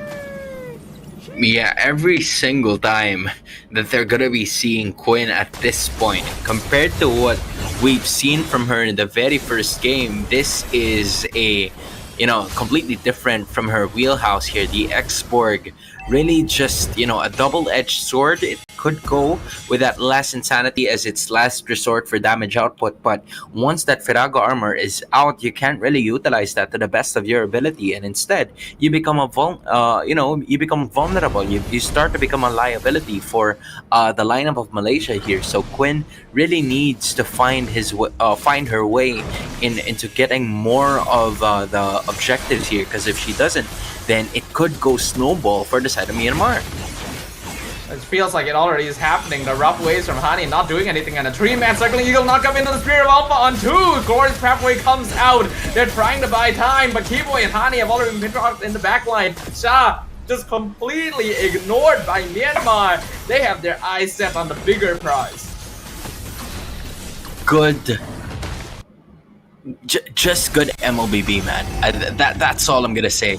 The layering of skills was amazing, considering that from what they were doing, it was the Circling Eagle that really started off the initiation for the side of Myanmar, and then the ultimate coming in from the Alpha was really what landed 2 of those kills that was given to Keboy and to Hani. They really took advantage of the situation, and they were able to maximize on that as well, given the fact that it was an easy feat, given that 4 of the heroes are already there. So now, instead of Quinn looking for more jungle objectives, she is forced to even join Fafao here upon getting that level 8, in which they were just able to get right now. And the X-Borg is already a level behind K here, who already is at level 9. Hard guard on top of Quinn, glorious pathway, but Myanmar is still able to zone out perfectly well since the RWM was still available. K is now in the mid lane, and Malaysia knows they can no longer try to continue disengagement. So they will just go ahead and disengage. Myanmar is still holding much of the map pressure and building up a 3k net worth lead at this point. Yeah, just pure skill being showcased here by Myanmar at this point in time, just really taking in managing a business here as we speak, not really letting a lot of the other opportunities for Malaysia to come through, as they are looking for another way. And Hani, though, she needs to stay away from this one. There she is. Tries to go in, goes for the burst, has to flicker out. A lot of resources used for not much. Raging Sandstorm flicker, gonna land on her. And because of that, Sikoshi able to follow up and get the kill after chasing very far. Glorious pathway to cut them off, but RWM trapping in Fao with the hard guard on top of her. And now Sha left by herself, 1v4. Myanmar just be running down Team Malaysia. Already a killing spree achieved for Lunalith. Just a really smart play coming in from Myanmar, making the right moves all throughout the first 7 minutes. That's a kill per minute, if you ask me, and Malaysia is still struggling to find their very first kill here, and that is a move made by Hani. Still couldn't find anyone at this point. The shots are just not falling for Malaysia. Meanwhile, Myanmar is not only dunking but also taking layups and hitting those mid-range shots when possible. Yeah, Myanmar's draft is just straight up much better than what we're seeing from Malaysia right now. The composition that they're playing is incredibly scattered and kind of disconnected, if you ask me, because they had to be forced to adjust after seeing the heroes that Myanmar actually picked up. Because of that, it's very difficult to execute on, and Myanmar just really can run them down over and over again, though they might be able to find one here. Raging Sandstorm gonna jump back in, Lang actually surviving all of it, and now RWM comes out on Quinn, but Viraga Armor's already gone even before Last Insanity. Nibiru's Passion doing a good amount of poke, but they're still trapped inside the kill box. Myanmar all still healthy thanks to the extra healing, and Circling Eagle even continuing to zone out Malaysia from the mid-tier 1. How did Lang managed to escape that? I was surprised. I thought it was a surefire Malaysia takedown, and not only that, right? She was able to land on that second skill to at least heal herself before she went away. But instead of going away, she landed at Raging Sandstorm after she healed, so that it would go, or she would be able to stun 2 of the members coming in from Malaysia. And yet, because of the passive, she was able to escape. And with that being said, more pressure is going to be felt by Malaysia here. And Glorious Pathway comes out, as well as Last Insanity with the hard guard. Hani jumps into the backline, but it's just blown up instantly by Sikoshi. The Bruno has too much damage. RWM on top of Quinn. Nibiru's Passion try and break down K, but it's cancelled instantly with a Circling Eagle. Though Quinn able to walk away, actually reaches back to Viraga Armor. They only lose the Kadita there, but the pressure is undeniable. See, this is what I was talking about, right? As soon as you have that immortality, or as soon as Quinn has that immortality, Quinn gets to be a little bit more confident upon the engages that will be brought about by Myanmar, because she gets an extra life, an extra duration, a period of time, so that she will be able to fight whenever she wants to. The only problem is that there's already too much damage coming in from Myanmar upon securing that Lord as well. 8-0 in terms of kills. Very clean, very methodical approach is being done by the Burmese team, and it's also in terms of like an almost 8k gold lead that has been established by Myanmar at this point. Yeah, things are looking very, very tough right now for Malaysia. As for Myanmar, they're just taking a walk in the park. This draft is doing them a lot of favors, making the game so much easier to execute on. And that's not to say the skill in the resources that they have been popping down, the cooldowns, being utilized incredibly effectively to consistently push the pressure onto their opponents. And now it's already a 9k gold lead for Myanmar. At this point in time, right, if you are Malaysia, you're really gonna have to utilize the Kadita and the Beatrix here. It's where they're gonna come in handy as an RWM has been unleashed. And it's just continuing to zone them out even under their own tower. At the very least, they're able to get the Lord, but Kadita, this whole game, has really not been able to do anything. That is the two-pronged spear of this hero. Malaysia continuing to hold the defense, should be able to keep this structure alive, but based on how things are going, eventually it will have to fall. As of the moment, this right here is the first kill that Malaysia has gotten in 11 minutes of gameplay. That should give them some sort of hope in this one, but Myanmar really just able to maximize the efforts that they have been doing from start to finish, just because of the fact that, you know, they were simply securing a lot of these objectives, and Malaysia just struggling to come up with another adding point. And it's a good thing that Fafao still hasn't died in this specific matchup, so at least that's something that they could still look forward to. But the only problem, or one of the many problems that Malaysia has, is that number one, they are trading by at least 7,000 gold lead, so that's maybe around 1 to 2 items that they're gonna have to worry about. Number two is that their inhibitor on the bottom side is about to go down, so they have to make sure and be careful that it will not go down right before the Lord even starts. And number three, you're also going to have to worry about the damage output that Myanmar has here, just because Sikoshi, K, and Lunalin hasn't died just yet. So this is really good skill, methodical approach coming in from Myanmar. Yeah, methodical approach is very accurate here. It is a slow but steady and surefire snowball going in their favor right now.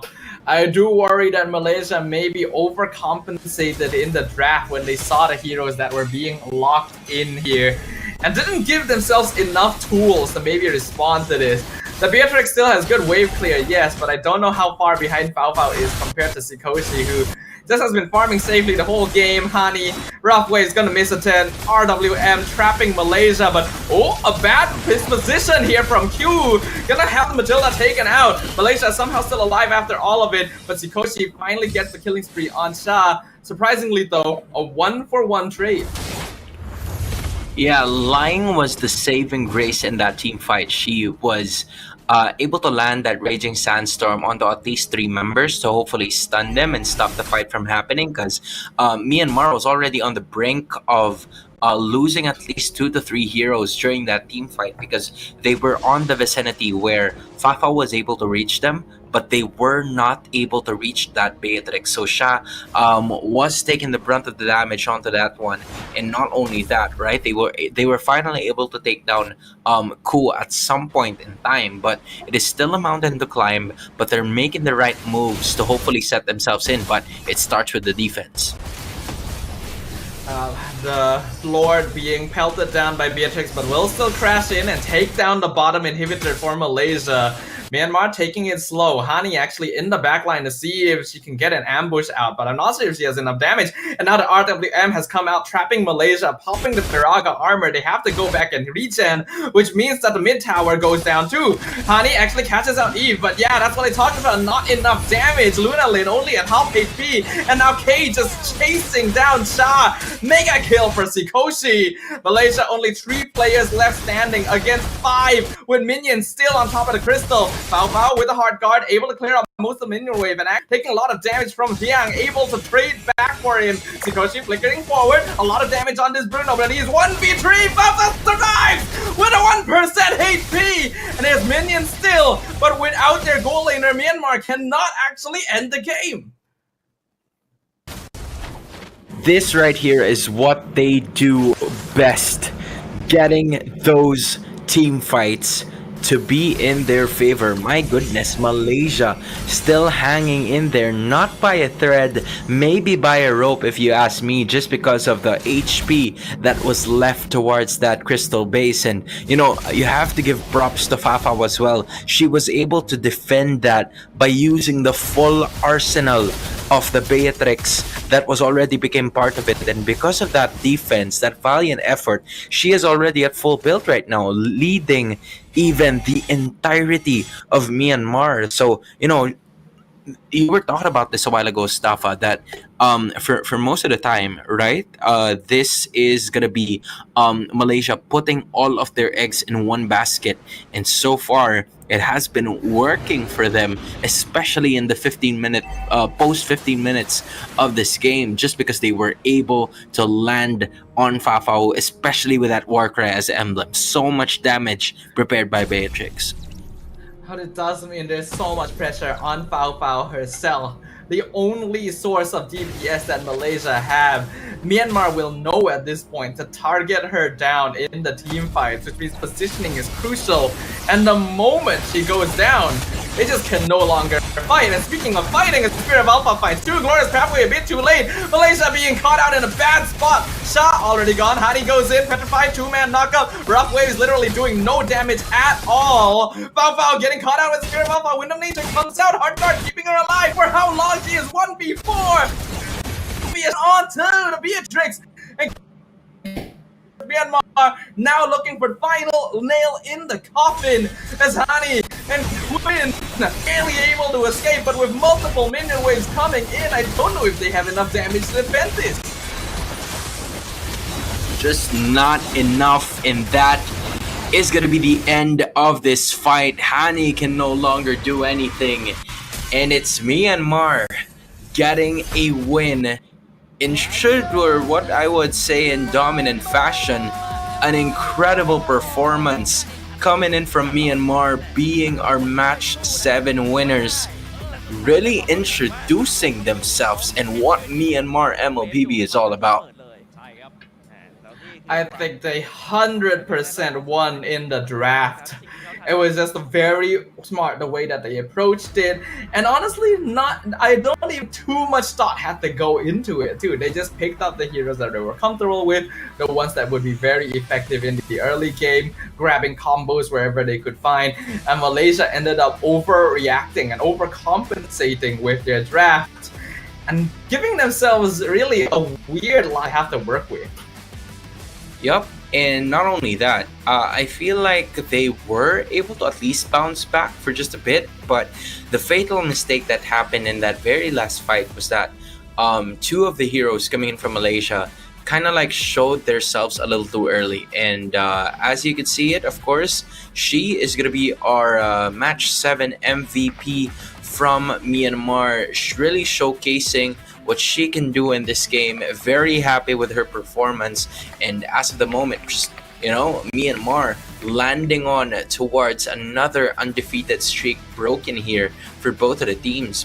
So I believe Malaysia is going to be falling to 1-1 in this one. Meanwhile, for Myanmar, you see it already, just really a tremendous performance here that was brought about by the rest of the members moving forward, and from especially in this kind of play style, right? Lunalin kept her distance the entire time. Meanwhile, Ku was ready to save her damage dealers whenever they are, in danger from the side of Malaysia. Whereas Malaysia, they were all dependent on Fafao, and in that last fight, when Fafao was caught in a very difficult position, that was the time, perfect time for Myanmar to strike.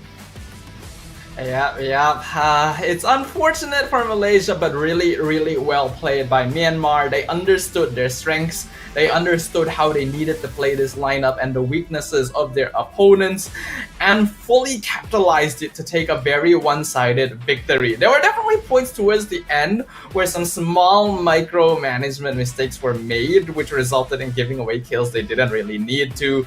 But Malaysia's draft just didn't have enough to work with. This is a very damage-oriented meta. We are seeing like 2-3 cores in a single team, and this one only really had the Beatrix to work with. It just does not work anymore. Yeah, just a little difficult to execute there, especially with the export being added to the side of Malaysia.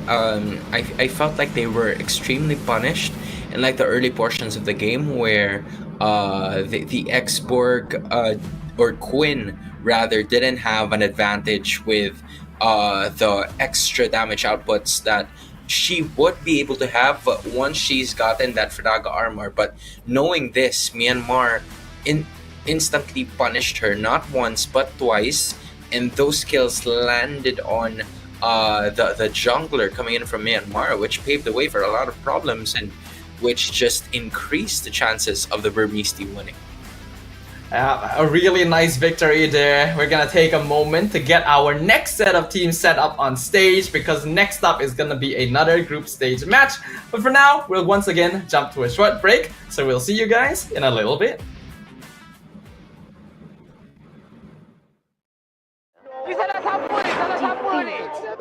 Pada tim SRG, Gulak Red Giant, banggakan Selangor, banggakan Malaysia. Champion juara wakil Malaysia time for N6 in Malaysia. Keunggulan. Ianya tidak hadir dengan mudah. Ia tidak menunggu sesiapa. Dan ia tidak memilih sesiapa. Keunggulan adalah potensi hebat yang tersembunyi dalam diri. Seperti benih yang menunggu masa untuk bercambah, sedia untuk mekar hingga berkembang indah.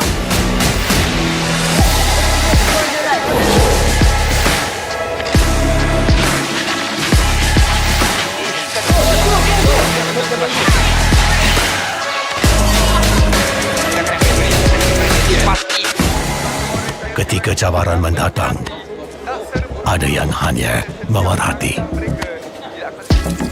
Kekuatan sebenar lahir dari dalam diri.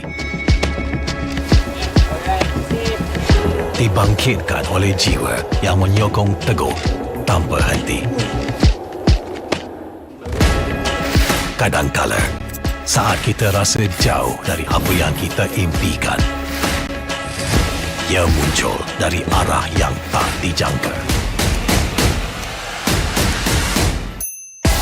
Saat itu, kita sedar potensi yang sebenar ada di sekeliling. Ini semua bukanlah satu kebetulan, tapi kita yakin ini semuanya aturan takdir. Setiap langkah bukan hanya untuk diri sendiri, tapi juga untuk mereka yang berdiri dan berjuang bersama agar kita melangkah lebih jauh, menjadi lebih hebat.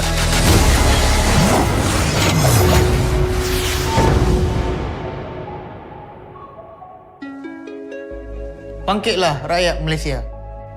Kita bersatu menyokong sepenuh jiwa. Demi jalur gemilang kebanggaan negara. Tiba masanya untuk menjadi greater than ever.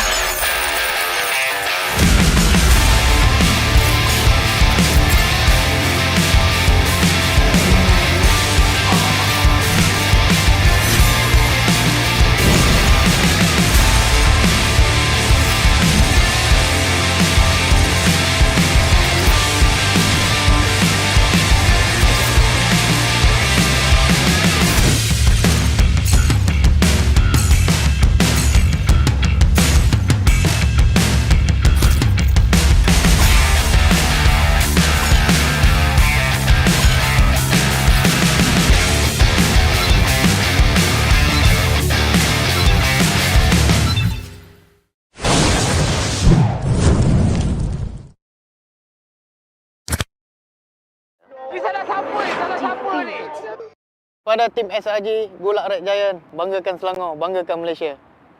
Champion juara wakil Malaysia time for N6 in Malaysia.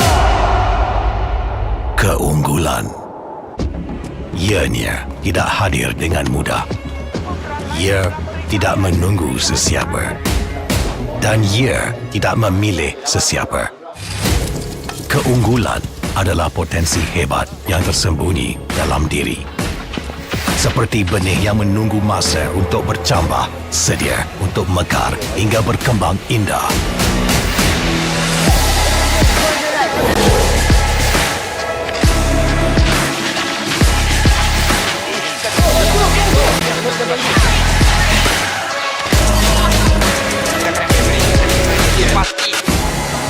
Ketika cabaran mendatang, ada yang hanya memerhati.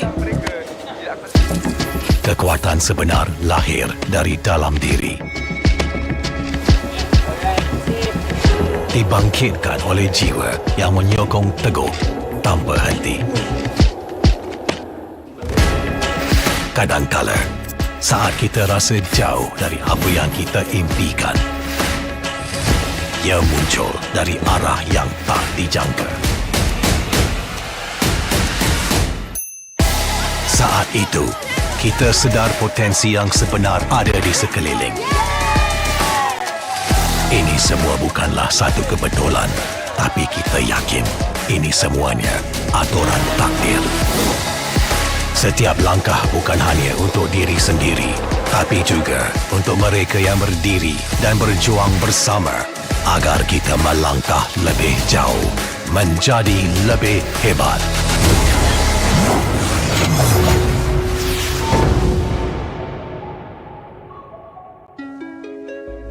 Bangkitlah rakyat Malaysia. Kita bersatu menyokong sepenuh jiwa. Demi jalur gemilang kebanggaan negara. Tiba masanya untuk menjadi greater than ever.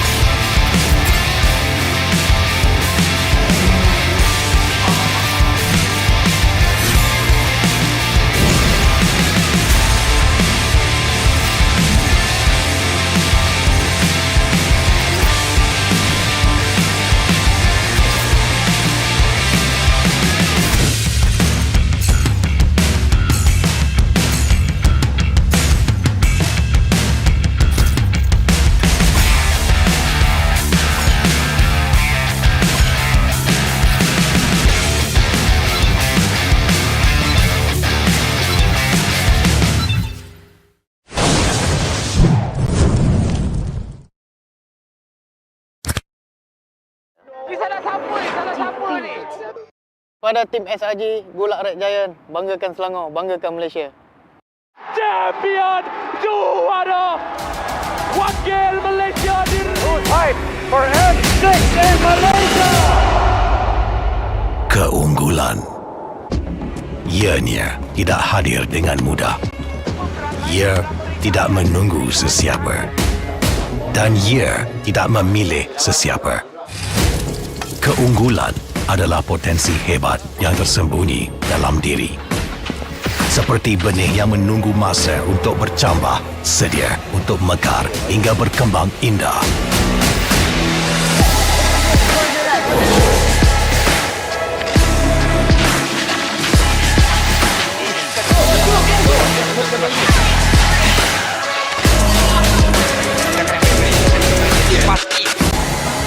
Ketika cabaran mendatang, ada yang hanya memerhati.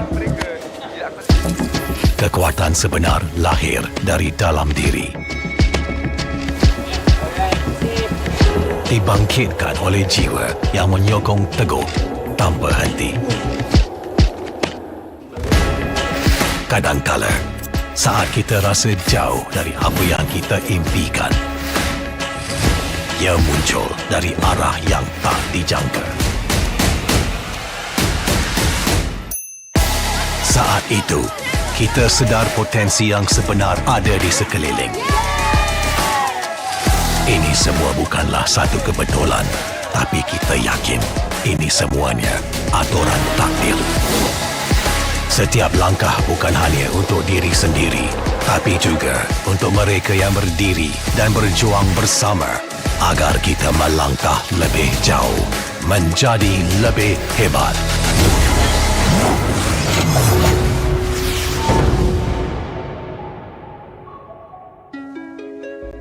Bangkitlah rakyat Malaysia. Kita bersatu menyokong sepenuh jiwa. Demi jalur gemilang kebanggaan negara. Tiba masanya untuk menjadi greater than ever.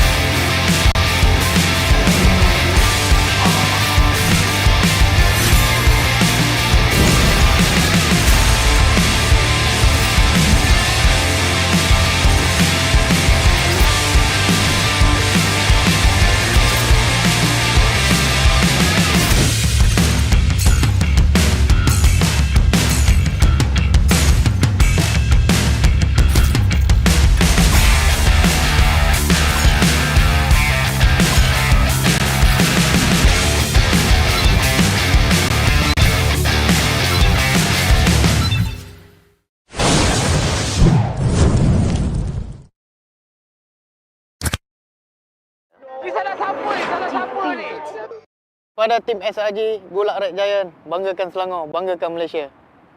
Champion juara wakil Malaysia fight for N6 in Malaysia. Keunggulan. Ianya tidak hadir dengan mudah. Ia tidak menunggu sesiapa. Dan ia tidak memilih sesiapa. Keunggulan adalah potensi hebat yang tersembunyi dalam diri. Seperti benih yang menunggu masa untuk bercambah, sedia untuk mekar hingga berkembang indah.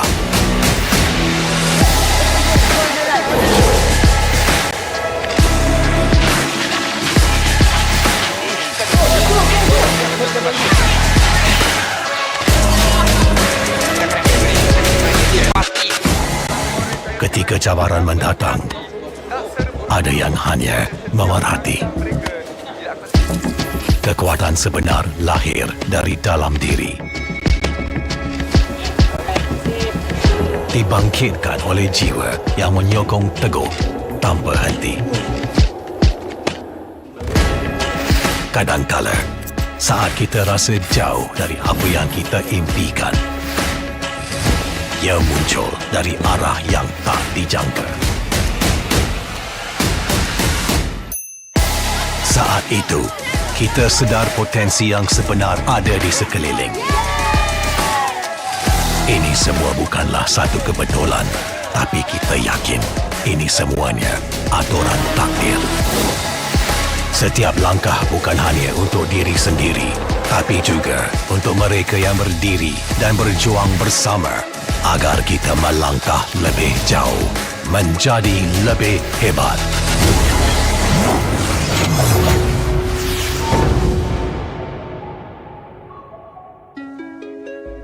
Bangkitlah rakyat Malaysia. Kita bersatu menyokong sepenuh jiwa. Demi jalur gemilang kebanggaan negara. Tiba masanya untuk menjadi greater than ever.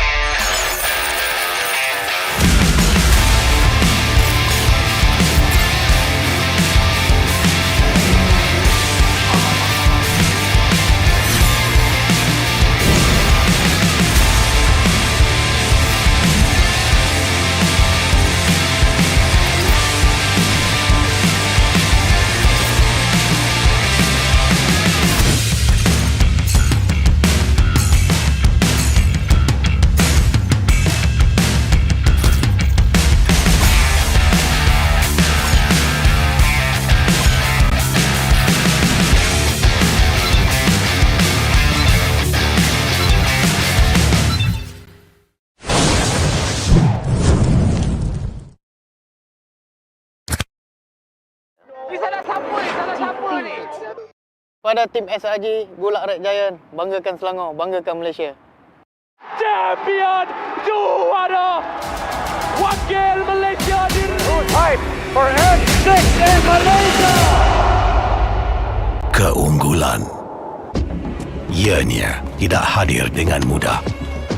Ia tidak menunggu sesiapa. Dan ia tidak memilih sesiapa.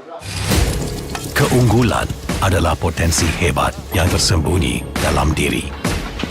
Seperti benih yang menunggu masa untuk bercambah, sedia untuk mekar hingga berkembang indah.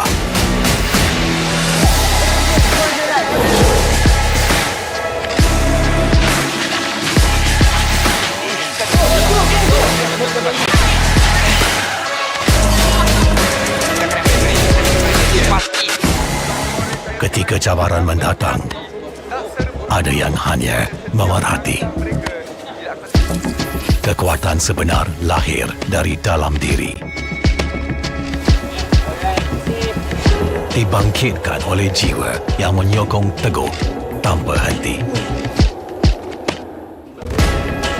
Kadangkala, saat kita rasa jauh dari apa yang kita impikan, ia muncul dari arah yang tak dijangka. Saat itu, kita sedar potensi yang sebenar ada di sekeliling. Ini semua bukanlah satu kebetulan, tapi kita yakin ini semuanya aturan takdir. Setiap langkah bukan hanya untuk diri sendiri, tapi juga untuk mereka yang berdiri dan berjuang bersama agar kita melangkah lebih jauh, menjadi lebih hebat.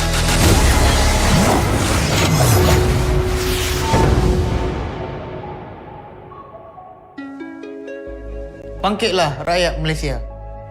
Kita bersatu menyokong sepenuh jiwa. Demi jalur gemilang kebanggaan negara. Tiba masanya untuk menjadi greater than ever.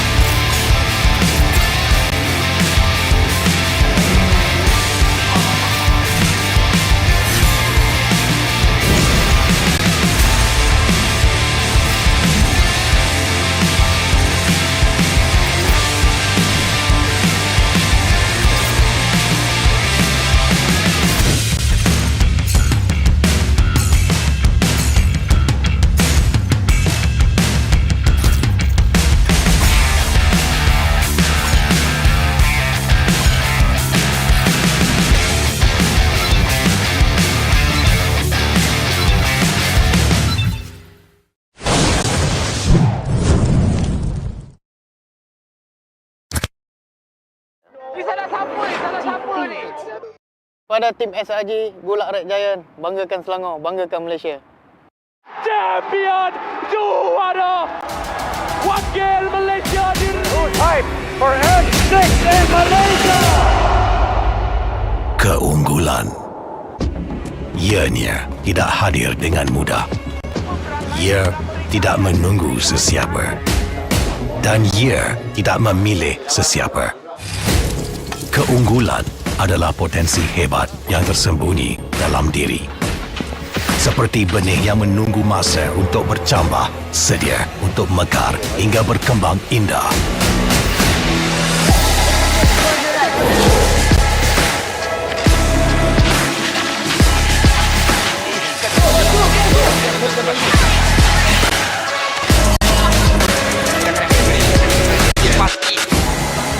Ketika cabaran mendatang, ada yang hanya memerhati. Kekuatan sebenar lahir dari dalam diri. Dibangkitkan oleh jiwa yang menyokong teguh tanpa henti. Kadangkala, saat kita rasa jauh dari apa yang kita impikan, ia muncul dari arah yang tak dijangka. Saat itu, kita sedar potensi yang sebenar ada di sekeliling.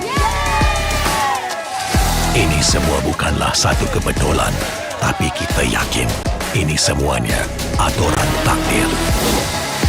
Setiap langkah bukan hanya untuk diri sendiri, tapi juga untuk mereka yang berdiri dan berjuang bersama agar kita melangkah lebih jauh, menjadi lebih hebat.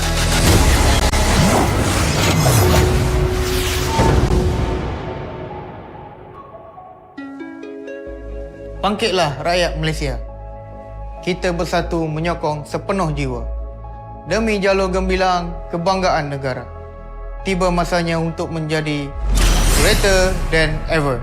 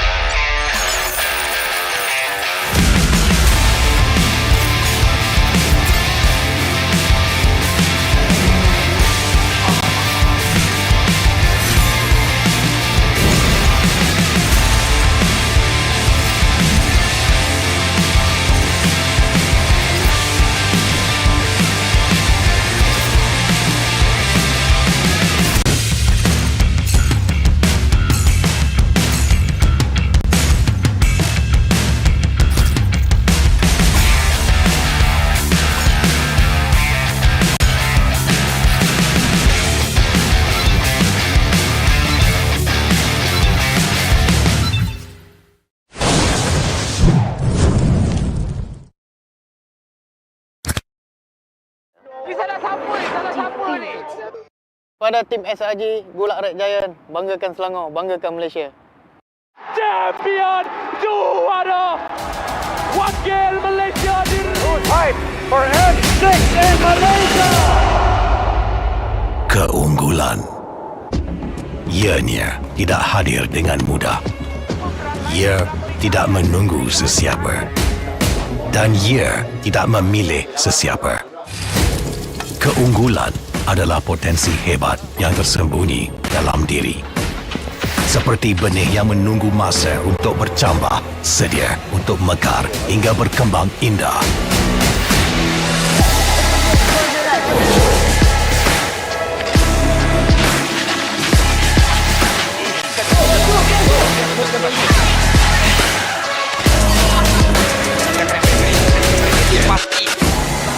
Ketika cabaran mendatang, ada yang hanya memerhati. Kekuatan sebenar lahir dari dalam diri. Dibangkitkan oleh jiwa yang menyokong teguh tanpa henti. Kadangkala, saat kita rasa jauh dari apa yang kita impikan, ia muncul dari arah yang tak dijangka. Saat itu, kita sedar potensi yang sebenar ada di sekeliling. Ini semua bukanlah satu kebetulan, tapi kita yakin ini semuanya aturan takdir.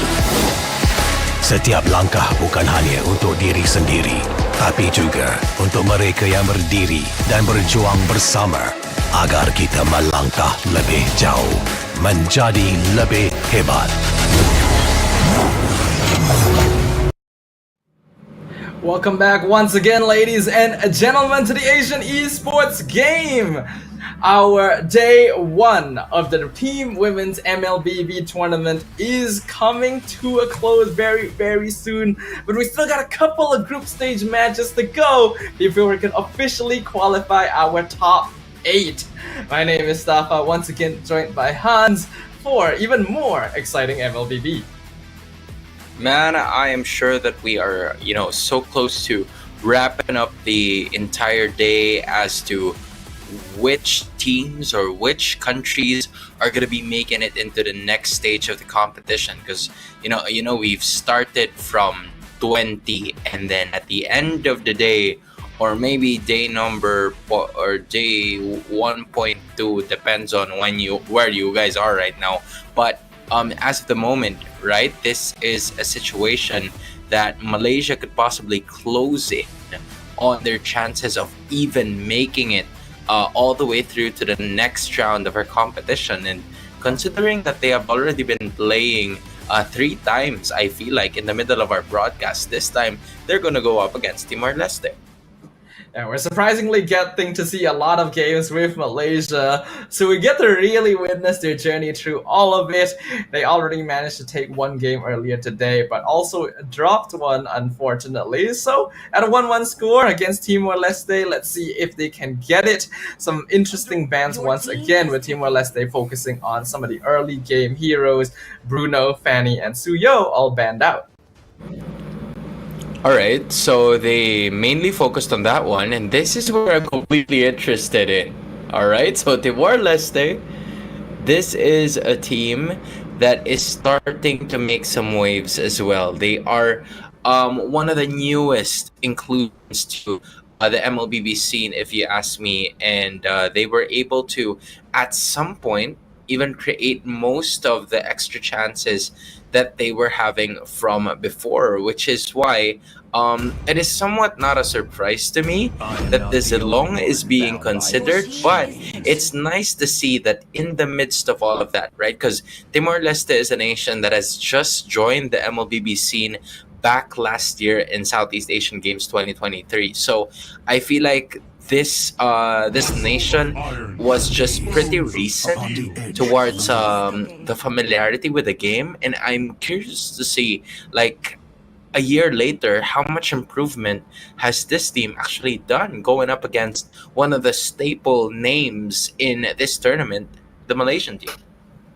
Yeah, it is a good question, right? But looking at the way that the draft has started off, Phobia's first pick is actually something we don't get to see very much of anymore. It used to be very, very common during the previous MPL season. But with more and more changes, we are seeing him left until a little bit later because there are still some weaknesses that have to deal with.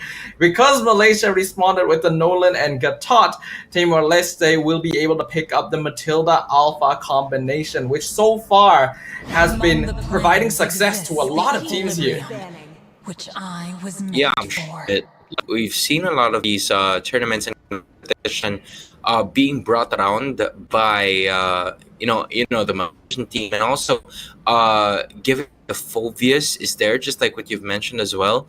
Not really, the first pick option for a lot of teams recently. I feel like if this was the previous patch, it would have been a different scenario. So maybe it really boils down to the comfortability of the teams that we're going to be witnessing here moving forward. And from, if you're going to bet on comfort, as to what I'm seeing right now, that is Kiboy, Hani, and Quinn at least having their heroes apiece, because Kiboy can definitely hold on to that Gatot Kacha if they want to put it into the roaming position.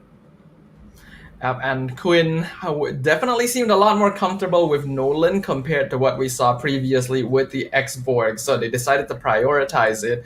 I think comboing it with the Eve is actually very good as well, because the combination of Gatot and Eve gives a lot of team fight control, though I feel like the Matilda also kind of naturally counters it somewhat. So we'll see how effective that ends up being, as now it looks like both teams are going to be focusing towards banning the gold lane. Your team is banning. Gold lane has been the issue here. Same with the mage as well. It's pretty crucial to a point where even the Sicilian has been banned out here, even though there are a lot of options available still for most of the gold laner, to say the mid laners as of the moment. But compared to what we would usually see, Malaysia's going to be leaving both the Vexana and the Aurora open, which are staple picks by most of the teams that we have here in AEG Bangkok 2024, which is really going to be an opportunity for the side of Timor-Leste if they want to pick it up. Timor-Leste decided to ban out the Khalid themselves, which is actually interesting, but because I feel like their composition is able to deal with a Khalid somewhat, I feel like they could have quite easily let it through, but I guess they just don't want to deal with that hero in the first place, especially with Hildagon as well. Just take all of the early pressure off the table. But the Kaja coming out is an interesting one. I was not expecting that. I like this though. Given that the Kaja is there, it could be like a really good innate counter towards the Phobius. Because if there's anything that we know about the Phobius, it's that whenever it uses the Infernal Pursuit, it's gonna be a little difficult for anybody else to stop him already. So at least they have two answers here. If you are Malaysia, because you have they got to catch a second skill, the taunt, that could stop the Phobius from actually wreaking havoc. And you also have the Divine Judgment brought about by the Kaja as well, to not only neutralize the Phobius, but to also, counter punish the Alpha when it makes its entry using the ultimate that the Alpha is also carrying. And my tale began. With Timor-Leste completing their draft here, it does seem like they're going for a much more standard lineup, but the 1-1 being picked up at the end by Team Malaysia could actually work very, very well. The Divine Judgment very easily sets up for Crossbow of Tang, and the rest of the team has a lot of AoE crowd control that would kind of lock the enemy down as well. So if played correctly, I can definitely see this being a winning recipe.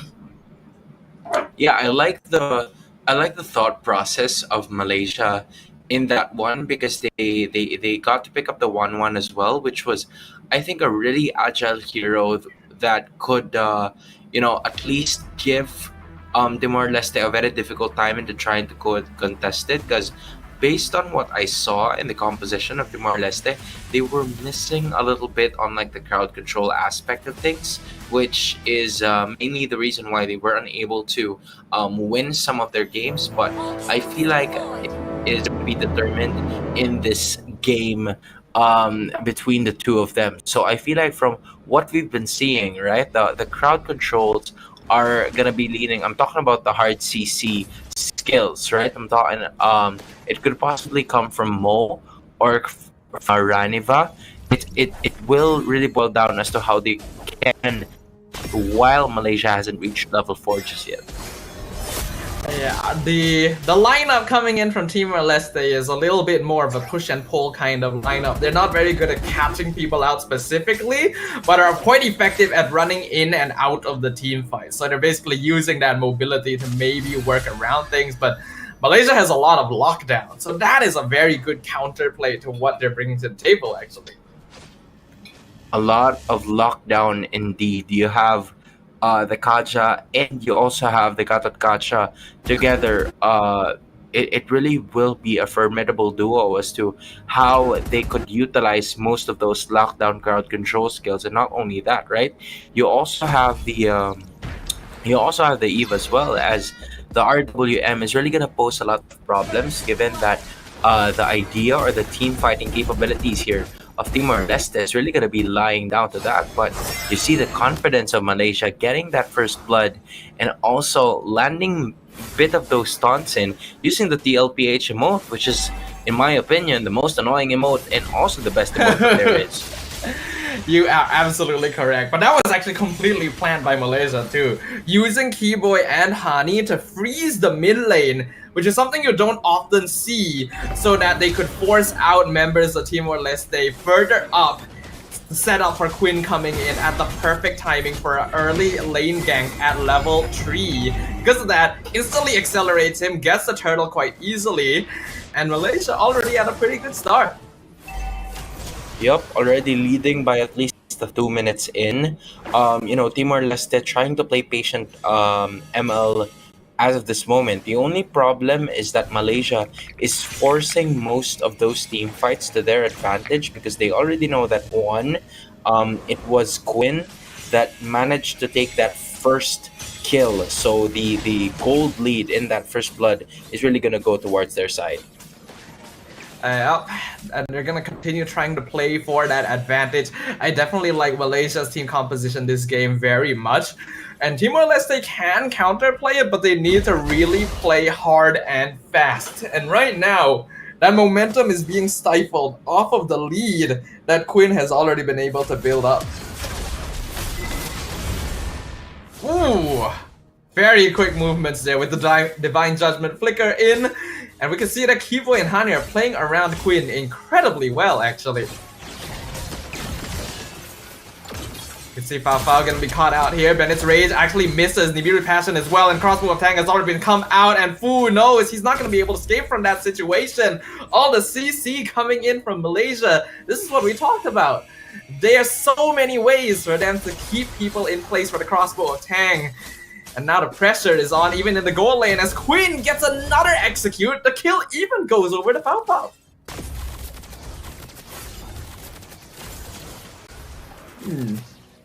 At some point in time, I feel like they were able to do something about it, but in case I missed on some of the things here, right? This is where things start to get a little bit more complicated for the side of Timor-Leste because, again, they're trailing by a lot of gold behind, and because of it, Malaysia's just easily roaming around, and it enables them to take control of most of the objectives because they are prohibiting Timor-Leste from, just finding their way inside. Yeah, I think this is a much more suitable style for Team Malaysia. When they had to adjust their lineup in the previous game to try and go for a peel mid to late game scaling composition, they just looked very, very uncomfortable. They are definitely more suited for this sort of aggressive early game style. And the gold lead really shows it. It is already nearly 4K in favor of Malaysia, and they're still applying so much pressure on the map. and already cut to at least 75% of her health bar was Mon Lin during that time, just by a simple first skill, second skill combo by Hani. So that really shows you the understanding of Malaysia in this one, whereas they really have been taken advantage. And here comes Mo once again being caught out into the crossfire, but it's only a 3v1 scenario. But because of it, that's what I was talking about, right? The Infernal Pursuit is going to be there for most of the time, but as soon as that Divine Judgment came into play, the Infernal Pursuit is no more. Malaysia getting another kill. Yeah, we can see just how quickly Malaysia is moving across the map right now. I think what Timor-Leste has to do at this stage is try to go for macro play, which is what Monlin is going to be doing here. Flickers out, Guerrero allow him to pull the safety, and if they can just outplay the map in comparison, it'll give them some breathing room. But Malaysia's moving so, so calculated. Like at some point in time, they know the timings of where they're supposed to go, and I think they've learned from that previous matchup. But look at this, it's gonna be another real world manipulation and a Divine Judgment with a really good pull. Even with the flicker, it's not gonna be effective, and Fu is gonna take a brunt of that damage. But the first kill is gonna go towards Timor-Leste after Fu gets one with the addition of the turret assist. But even so, it was just Kiboy. They still lead by 5k gold. Yeah, honestly, if I was Raniva in that situation, I would call a little bit of bull on that Divine Judgment. It extended so far, even after the flicker, but that was just the timing in from Keyboy. Malaysia still absolutely dominant right now with another turtle. They've only been able to pick up one kill the entire game. Yeah, and at that point, it was also courtesy of the assist that was brought about by the turret. So, Malaysia just got a little too greedy on that one, maybe overextending it a bit, but they have every right to do so because they lead by 5,000. There goes the AOG. Not going to happen as at the moment, but they were still able to get what they wanted, which was to bring down almost that outer lane turret. They just run out of, they ran out of minion waves there, so they weren't able to take it down. So an immediate cut is gonna happen. Pressure's gonna occur also onto this other side, and Malaysia's gonna be getting it. Fu struggling to find some food here. Yeah, even the purple buff being stolen away right in front of him. Malaysia knows that they are in control and they are not letting up on the gas, which I appreciate. I love to see aggressive gameplay. But being aggressive also means that you could be punished. So if they want to keep this lead going, they gotta keep up this momentum without getting caught out. And looks like they're doing exactly that. And as it's Fu who just gets cut off in lane while trying the split push. And that happened before the start of our very first Lord spawn. And this is really not looking good for Timor-Leste. I mean, they only got one kill. They're looking for some extra space here. But Malaysia, very proactive. They know where to strike next. And after that kill towards that bot lane, on towards Fu, they immediately went for a turret just to get a lot more of that real estate. And also getting another one in the process. This time it's going to be Mo. And most of the Timor-Leste players are going to be there.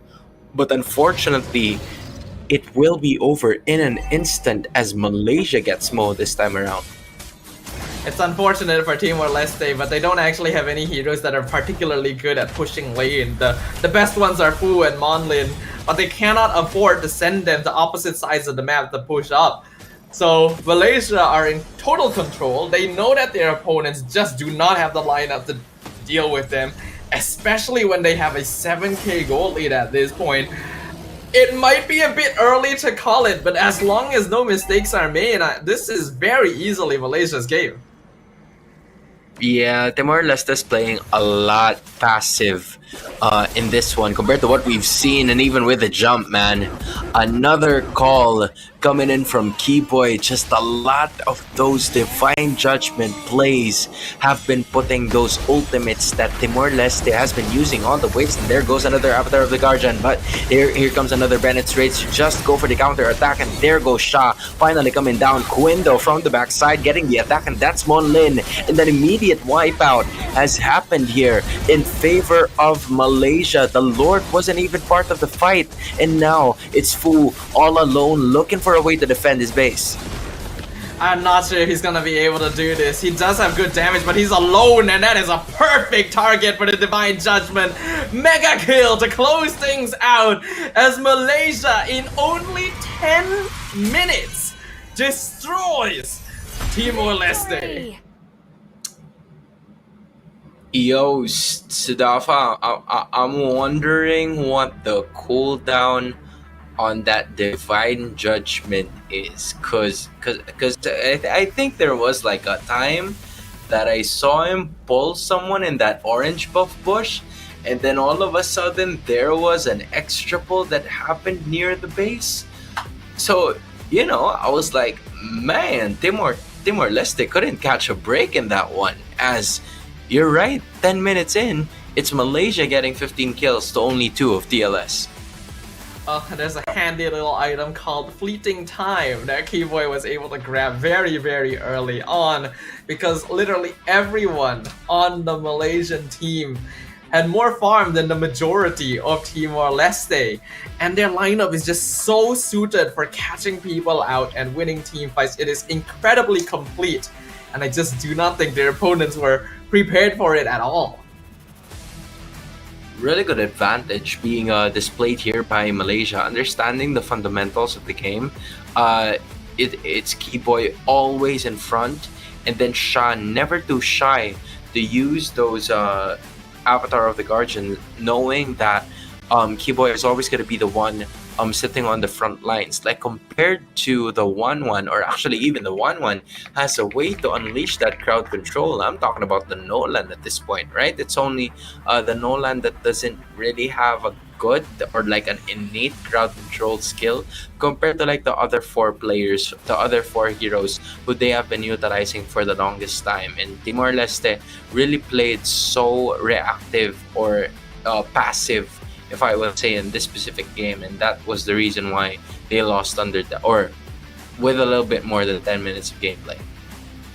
I mean, you did mention, Hans, Timor-Leste as a region is fairly new to the MLBB ecosystem, so they probably don't quite have that much international experience under their belt yet, even though they specifically banned out a lot of early game heroes against Malaysia. They didn't really respond that well in terms of picking to all of the AoE team fight abilities that Malaysia drafted, right? They still went for a very classic sort of front-to-back lineup, which isn't the best at handling that, but I suppose it's what they felt comfortable with doing, and well, we got to see the counterplay at play here. Yeah, it was just a lot of forced team fights that was executed by Malaysia up to that point, where Timor-Leste, of course, they had wave clear just because they have the Beatrix on their side, but it really didn't matter to Malaysia at that point in time, because they know that the 1-1 was already fed, and they wanted to make sure to unleash the main damage output, and they were also catching Timor-Leste at very unusual positions, and that was, you know, the reason behind it, as well as they were looking forward to even creating more of those opportunities as well. This does mean that Malaysia was able to get their second victory here, so that's pretty good. But for now, before we jump into our next group stage match, I think you guys know the drill by now. We're gonna go for a short break to make sure the players and the stage is set up, and we will see you guys there in a bit.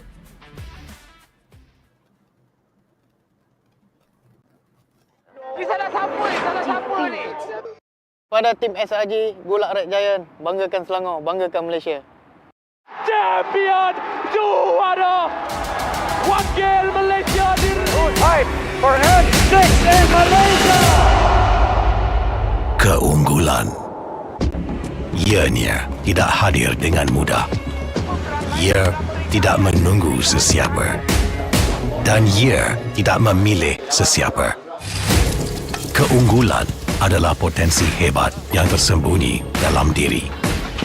Seperti benih yang menunggu masa untuk bercambah, sedia untuk mekar hingga berkembang indah.